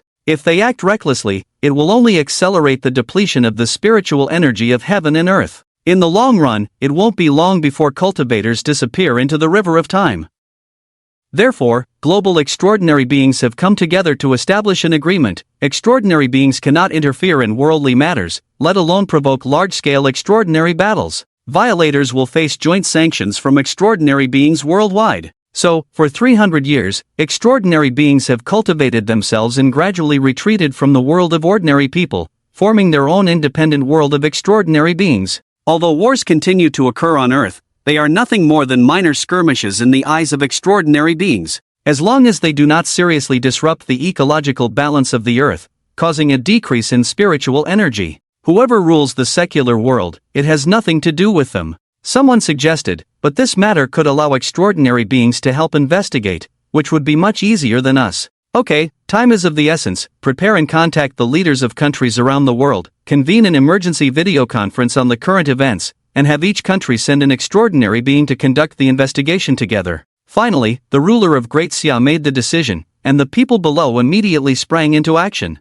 An hour later, all the preparations for the meeting were ready. On the huge screen of the National Conference Hall in Kyoto, Great Xia, video calls from hundreds of global country leaders were unified. Although some small countries do not have extraordinary strong individuals and cannot provide assistance, they are all members of the Earth and have the right to participate. After all the country leaders announced their presence, as the initiator of the emergency video conference, the figure of the Lord of Daxia appeared on the screens of the heads of state. He solemnly said, "The Earth United Nations Heads of State video conference is now officially beginning. The only agenda for this emergency meeting is to investigate the recent series of strange events that have seriously threatened the survival crisis of the global population, so finding the truth behind all of this is urgent." With that, the Lord of Daxia nodded slightly to the people beside him. In the next moment, 3 American astronauts appeared on the screens of the heads of state. The American president, Chuan Deng, widened his eyes as the American spacecraft sent to Earth's orbit to investigate the situation discovered that the entire International Space Station had mysteriously disappeared. The United States searched with all its might but found nothing. Finally, through the debris of the asteroid explosion in the Xiaohuigua Islands, a shocking result was discovered. It turned out that it was not an asteroid that hit the Xiaohuigua Islands, but the International Space Station. This also explains why satellites did not detect the asteroid approaching Earth and issue an early warning. Chuan Deng, who was supposed to be one of the 3 astronauts inside the space station, had also turned to ashes. Unexpectedly, they appeared in Daxia? What on earth happened? The American president, Chuan Deng, looked grim and angrily demanded, "Lord of Daxia, I need a reasonable explanation." Chuan Deng had reason to suspect that the instigator of all this was Daxia. The other heads of state were also puzzled. The Lord of Daxia said lightly, "The 3 astronauts will explain everything." Soon, Wally recounted everything that happened in the space station. The heads of state were shocked. A golden figure with wings? Extraterrestrial beings? Or the Temple of Angels? Could it really be the work of the Temple of Angels? But why destroy the space station? What is their purpose in doing so? Several European heads of state who revered the Temple of Angels angrily retorted, "Impossible, it is absolutely impossible for the Temple of Angels to do this. They have no reason to destroy the International Space Station. It is simply slander to speculate that the Temple of Angels did this based solely on the words of 3 astronauts." Chuan Deng sternly said to Wally, "Did you all look carefully? If you lie, you and your loved ones will face disaster. When it comes to extraordinary beings, without any concrete evidence, if they offend the Temple of Angels rashly, the consequences are not something they can bear." Upon hearing Chuan Deng's words, the 3 of Wally were almost in tears, as they were telling the truth. "Mr. President, we swear we did not make a mistake. It was a shining golden figure with wings that destroyed the space station. Every word we say is what we saw with our own eyes." Chuan Deng's face turned cold upon hearing this, gritting his teeth. "Whoever it is, the United States will definitely investigate thoroughly and make the perpetrator pay a painful price." The huge losses of the International Space Station and the Xiaohuigua Islands have severely weakened the United States. Decades of achievements have gone down the drain, and how could the United States swallow this bitterness? Seeing the atmosphere deadlocked, the Lord of Daxia stepped forward and said, "Gentlemen, the most important thing now is to investigate the truth of this matter. If it is indeed the work of the Temple of Angels, then we need to discuss everything. What I am most worried about is that this event is not caused by local forces on Earth, but by an extraterrestrial civilization. If so, Earth will face unpredictable unknown threats. Therefore, I propose that each country send a Tier 2 extraordinary being to jointly investigate this matter. We must clarify the truth, otherwise this will ultimately be a nightmare for all of us. The enemy's strength is not frightening, killing and cutting will eventually yield results. What is terrifying is the unknown danger that makes people restless day and night. Such a crisis cannot be resolved, and even sleeping well at night is uneasy. I agree, Xuan Deng immediately echoed. The United States is now more eager than anyone to know the truth. Several powerful leaders of other countries with extraordinary abilities have also expressed support for this proposal. Before a global human survival crisis, all countries must unite to overcome the difficulties. After the video conference, high-level officials from various countries immediately contacted their domestic extraordinary strong individuals, offering substantial rewards to make them come forward. The next day, the 7 most powerful countries, including Daxia, Bearland, Dongying, Tianzhu, Sunset, Jian, and Galchicken, mobilized 7 extraordinary second-tier strong individuals. This force easily destroyed a medium-sized country within a day, comparable to nuclear weapons, or even more powerful. The first stop, the 7 individuals went to Northern Europe, the Temple of Angels. As countries around the world are actively seeking the truth, Chao Chun, who had been practicing all night, finished his practice, and the sun rose as he walked downstairs. Chao Jifeng and Shen Fang had also finished their practice early and were amazed by the 5 space spirit mice in the living room. The space spirit mice knew that Chao Jifeng and Shen Fang were Chao Chen's parents, so they were very obedient and allowed themselves to be touched. Seeing Chao Chen coming down from upstairs, Chao Jifeng touched the transparent wings of the space spirit mouse, feeling wonderful, and said in amazement, "Kunzi, come and see, the 5 little hamsters you brought back have mutated, they have grown a pair of transparent wings, it's incredible." Chao Chen explained with a smile, "Mom and Dad, that's because of their practice method. Now they are not ordinary pets anymore, but space spirit beasts that can store items." Saying that, Chao Chen walked over and said to the mouse, "You use the space to collect the other 4. For convenience, the 5 space spirit mice will be called Mouse 1, Mouse 2, Mouse 3, Mouse 4, Mouse 5 from now on." "Yes, Master." Following Chao Chen's command, Mouse 1 opened its mouth wide and used its space power to collect the other 4 into its own space. Chao Chen smiled and nodded, "Let them out." Mouse 1 released them again. Chao Jifeng and Shen Fang were stunned on the side. They can talk? And they can store things? Wow, they really are space spirit beasts. Seeing the shocked look of his parents, Chao Chen smiled slightly and took out 2 source crystal stones from the mustard seed space. "Mom and Dad, these are source crystal stones of the mustard seed space. When you crush and merge them, you will have a storage space of 100 cubic meters. So big? It can even hold a high-rise building." Chao Jifeng and Shen Fang were even more shocked, took the mustard seed space source crystal stones, crushed and merged them on the spot. Soon, they felt great joy and stuffed the sofas, tables, and chairs in the living room into it. He, so much fun.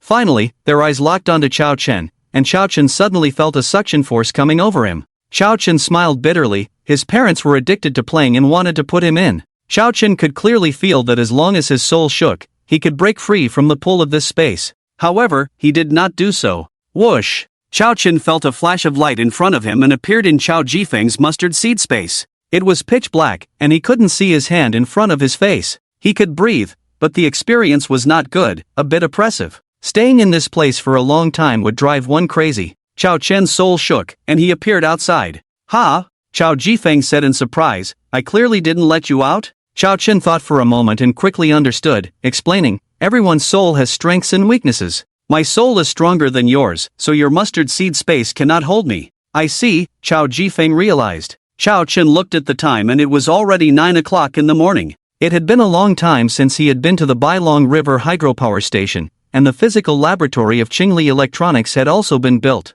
Since he had nothing to do today, he decided to go and take care of it. "Mom, Dad, I have something to do, I'll be back soon," Chao Chen said as he walked outside. "Aren't you going to have breakfast?" Chao Jifeng asked. Chen Fang needed to eat to replenish his energy, but Chao Chun, who possessed elemental spiritual body, did not need to eat. "I'm not hungry, you guys go ahead." Chao Chen waved his hand and walked to the villa's garage, looking at the several top luxury cars in front of him. Suddenly, Chao Chen remembered a scene from the science fiction movie Transformers. When he watched it in the theater, he felt it was very cool and dreamt of having one. Chao Chen pondered whether he could create a Transformers by putting a car into the creation box. Unfortunately, the creation box was only 1 cubic meter and the car was too big to fit in. However, he could try it with a small drone. Mechanical life should be interesting. Chao Chen randomly chose a black supercar, a Koenigsegg. The engine roared as he drove out of the villa. Half an hour later, the Koenigsegg stopped at the Bailong River hydropower station. Chao Chen got out of the car and walked down. Looking at the Bailong River hydropower station in front of him, Chao Chen smiled helplessly. Plants can't keep up with changes. As the level of the creation box increased, the required energy became more massive. The upgrade condition for a 3-star creation box was even more exaggerated, requiring a staggering 1 trillion units of energy. What concept is this? The commonly used scientific counting units are units, tens, hundreds, thousands, 10,000, million, billion, trillion, quadrillion, quintillion, sextillion. Therefore, 1 trillion is equal to 1 quadrillion. 1 quadrillion is equal to 1 trillion. So, 1 trillion is equal to 10 quadrillion. The previous upgrade to a 2-star creation box required only 10 billion units of electricity. Wow, Chao Chen exclaimed. It increased by 100,000 times. It went directly from easy mode to hell mode. Chao Chen was dumbfounded. This span was outrageous. Many people have no concept of 1 trillion units of electricity.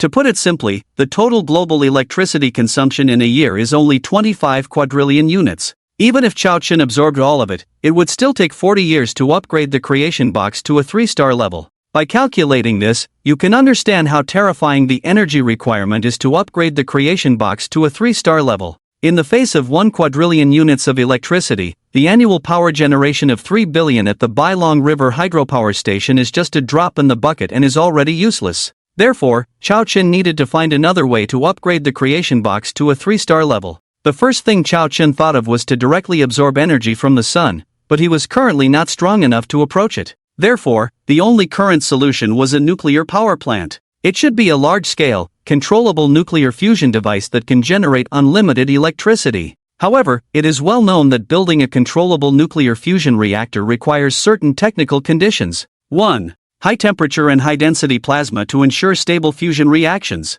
2. Pressure and confinement time must be long enough to confine the plasma to prevent heat conduction between the plasma and the reactor wall, reducing heat loss. 3. Suitable fusion fuels. Currently, the fusion fuels widely used in major nuclear power plants are tritium and deuterium. To build a controllable nuclear fusion reactor, all 3 factors are indispensable. In addition, room temperature superconducting materials are fundamental and the most important step. Otherwise, building a controllable nuclear fusion reactor would be like trying to cook without rice. Currently, Dacia is leading the world in nuclear fusion. However, achieving sustained stability and controllability will require a long time to develop and overcome these technical challenges. And how long will this take? 10 years? 30 years? 50 years? It's unpredictable. But, sorry, let's cheat and find out. For Chao Chen, all of this was effortless, no need for research and development. He had a simple and effective trick. Just put the relevant data on nuclear fusion into the creation box, and you can generate a complete and mature controllable nuclear fusion technology. This was confirmed when Chao Chen previously developed the metal hydrogen technology. At this moment, the manager of the hydroelectric power station, Chen Dai, and the management team hurriedly greeted Chao Chen, General Chao. Chao Chen nodded slightly and said, "You guys go about your business, I'll take a walk alone." Hearing this, Chen Dai and the others tactfully retreated. Chao Chen strolled alone in the hydroelectric power station. This thing was useless to him, might as well sell it. After a brief visit to the hydroelectric power station, Chao Chen drove to the neighboring Qing lithium electronics factory and saw the completed physical laboratory. Chao Chen remembered the 600 supercapacity lithium batteries still stored in the mustard space. Goodness, was he progressing too quickly? The lithium battery project had not even started, and the metal hydrogen technology emerged. Chao Chen couldn't help but sigh. The creation box was indeed a bit exaggerated, with as much high-tech as one could desire. It was inexhaustible, absolutely inexhaustible. For a moment, Chao Chen felt a bit bored, so he instructed the AI Xiaohua to sell the Bailong River hydroelectric power station and Qing lithium electronics factory at a low price. Useless things could be discarded. Xiaohua quickly received contacts through precise network big data push. 2 hours later, the Bailong River hydroelectric power station and Qing lithium electronics factory signed a transfer agreement together. After handling the matter, Chao Chen drove to the Four Seas Club and had a small gathering with Guilong, Xin Feng, Wang Shua, and Jiang Minghui. They also discussed matters related to Daku jewelry and salvaging sunken ship artifacts. Daku gold jewelry had been open for 2 months. Previously, the 4 of them had planned to open 10 stores in each of the 15 major cities nationwide before the Spring Festival, totaling 150 stores. However, due to the attack of marine mutant beasts in Dongying and the impending end of the world, social unrest ensued. The progress of store renovations in the 15 major cities was also affected. Only half of them were completed now. Nevertheless, Guilong and the others increased manpower, worked overtime, and ensured the completion of this task before the Spring Festival. Then there was the issue of gold. Well, that was a minor issue. With Chao Chen's current strength, did he still need to worry about the official authorities coming to check the water meter? Joking aside, in the face of his overwhelming strength, these were all minor issues, not worth mentioning. As for the progress of salvaging artifacts from the sunken ship, due to the deep-sea location, it posed some difficulties, and it would take another 20 days to salvage everything. After discussing matters, Chao Chen left. Before leaving, Chao Chen smiled at the four and said, "Work well for me, I'll give you a big red envelope for the Spring Festival." Guilong, Jiang Minghui, Qin Feng, and Wang Shuo widened their eyes and were overjoyed upon hearing this. They had witnessed Chao Chen's powerful methods firsthand. This so-called big red envelope was definitely extraordinary. Cultivation techniques? Miraculous elixirs? For a moment, many answers flashed through the minds of Guilong and the others, making them extremely excited, breathing rapidly, and eager to kowtow to Chao Chen immediately. Seeing their reactions, Chao Chen smiled faintly and left. The time spent with Guilong, Jiang Minghui, Wang Shuo, and Qin Feng had left a good impression on him. They were respectful and efficient, suitable candidates to be his followers. He could have them join the Creation Temple. Chao Chen returned to the leisure villa, where Chao Jifeng, Chen Fang, and the 5 space spirit beasts were all practicing. Chao Chen's soul trembled slightly, and Mouse One was forced to end its practice. Chao Chen had a plan in mind for doing so. It had been almost 2 months since he left the De Beers mine in South Africa in mid-November. The gold particles in the De Beers mine have long been piled up. It's time to deal with them. Chao Chen transmitted the coordinates of the De Beers mine in South Africa to Rat One's memory through divine consciousness. Go to this place once, bring all the gold particles inside, remember, be more discreet in your movements. Last night, from Chun Kishi's mouth, he learned about the existence of extraordinary beings in this world. It can be seen that this world is still very dangerous. Rat 1, with the strength of a first-order elemental, is likely to be captured if encountered by an extraordinary being. Yes, Master. Rat 1 responded, the transparent wings on its back vibrated, flying towards the sky. Ha! Chao Chen was speechless. I said to be discreet. In broad daylight, you doing this, it would be strange not to be caught. Half a brain? Oh, I really give up. Helplessly, Chao Chen used divine consciousness to transmit, Rat 1, when I said to be discreet, I meant don't appear in human sight. This is a city, flying like this in broad daylight will be noticed. Hee, got it, Master. Rat 1 awkwardly smiled, landed on the ground, ran quickly away from human buildings. Rat 1, with a speed attribute of 380 points, ran faster than the speed of sound. Its entire white body turned into a shadow of light, terrifying. At this speed, the distance of over 10,000 kilometers from the magic capital to South Africa can be traveled back and forth in 24 hours. Well, the speed is quite impressive. After arranging things properly, Chao Chen returned to his bedroom. He began preparations for the upgrade plan of the creation box. The first step, controllable nuclear fusion technology. Chao Chen said to the artificial intelligence Xiaohua, search online for information related to nuclear fusion. Currently, there are 2 types verified by various countries in the world: tokamak devices and stellarator devices. Nuclear fusion technology is the core technology of various countries, mostly stored in paper form in each country's laboratories. This information, disconnected from the network, cannot be obtained by artificial intelligence Xiaohua, and the related nuclear fusion technology on the internet is extremely rare, mostly theoretical knowledge uploaded by netizens, and all are very basic. Let's give it a try. Chao Chen input all the nuclear fusion information collected by Xiaohua from the internet into the creation box. If it doesn't work, he will go to the Daxia Academy of Sciences. Although he has a way to build a controllable nuclear fusion device himself, it would be too time-consuming, not necessary. Directly seeking official investment from Daxia, on one hand, as a Daxia person, to make the motherland strong and prosperous, is also justifiable. On the other hand, it is also very beneficial to him, saving him a lot of unnecessary trouble. Ding! Congratulations on obtaining a complete set of controllable nuclear fusion technology. At this moment, the prompt sound of the creation box rang. Damn, this is possible. Chao Chen was somewhat surprised. Just a small part of the theoretical knowledge actually generated controllable nuclear fusion technology. At this moment, Chao Chen's mind suddenly opened up, wondering if he could put a blueprint in and generate what he wanted. Once the idea came out, it was hard to suppress. Xiao Chen immediately had Xiaohua collect the controllable nuclear fusion technology, and then had Xiaohua find a picture of the Iron Man armor from the Marvel heroes on the internet, the latest Mark 7 armor. Ding, requires 5 energy points, are you sure you want to generate? Confirmed. Xiao Chen was somewhat expectant, the energy points increased directly from 2 to 5 points. Doesn't this mean it's possible? Ding, congratulations on obtaining a set of Mark 7 Iron Man armor. Hiss. Looking at the Iron Man armor suitcase floating above the creation box, Xiao Chen took a deep breath, stunned. Damn, what the hell? It's unbelievable, just unbelievable. Xiao Chen was dumbfounded. It turns out he had always underestimated the power of the creation box. Just by a photo, the Iron Man armor is really generated. What is this? Conceptual rule power? Xiao Chen picked up the Iron Man armor suitcase, went through some operations, iris recognition authentication, and pressed the start button. The next moment, click, click. The golden red Iron Man armor suitcase automatically opened, enveloping Xiao Chen's whole body, looking cool. The chest's circular arc reactor, hidden mini rockets in the arms, 3 beams of cutting light ion guns. Wow, this is just wow. The Iron Man Mark 7 armor from Marvel movies appeared, can't say it's exactly the same. This is the same thing. Xiao Chen activated the jet device on the back, the airwave swept the room, and his feet slowly left the ground, floating in the air.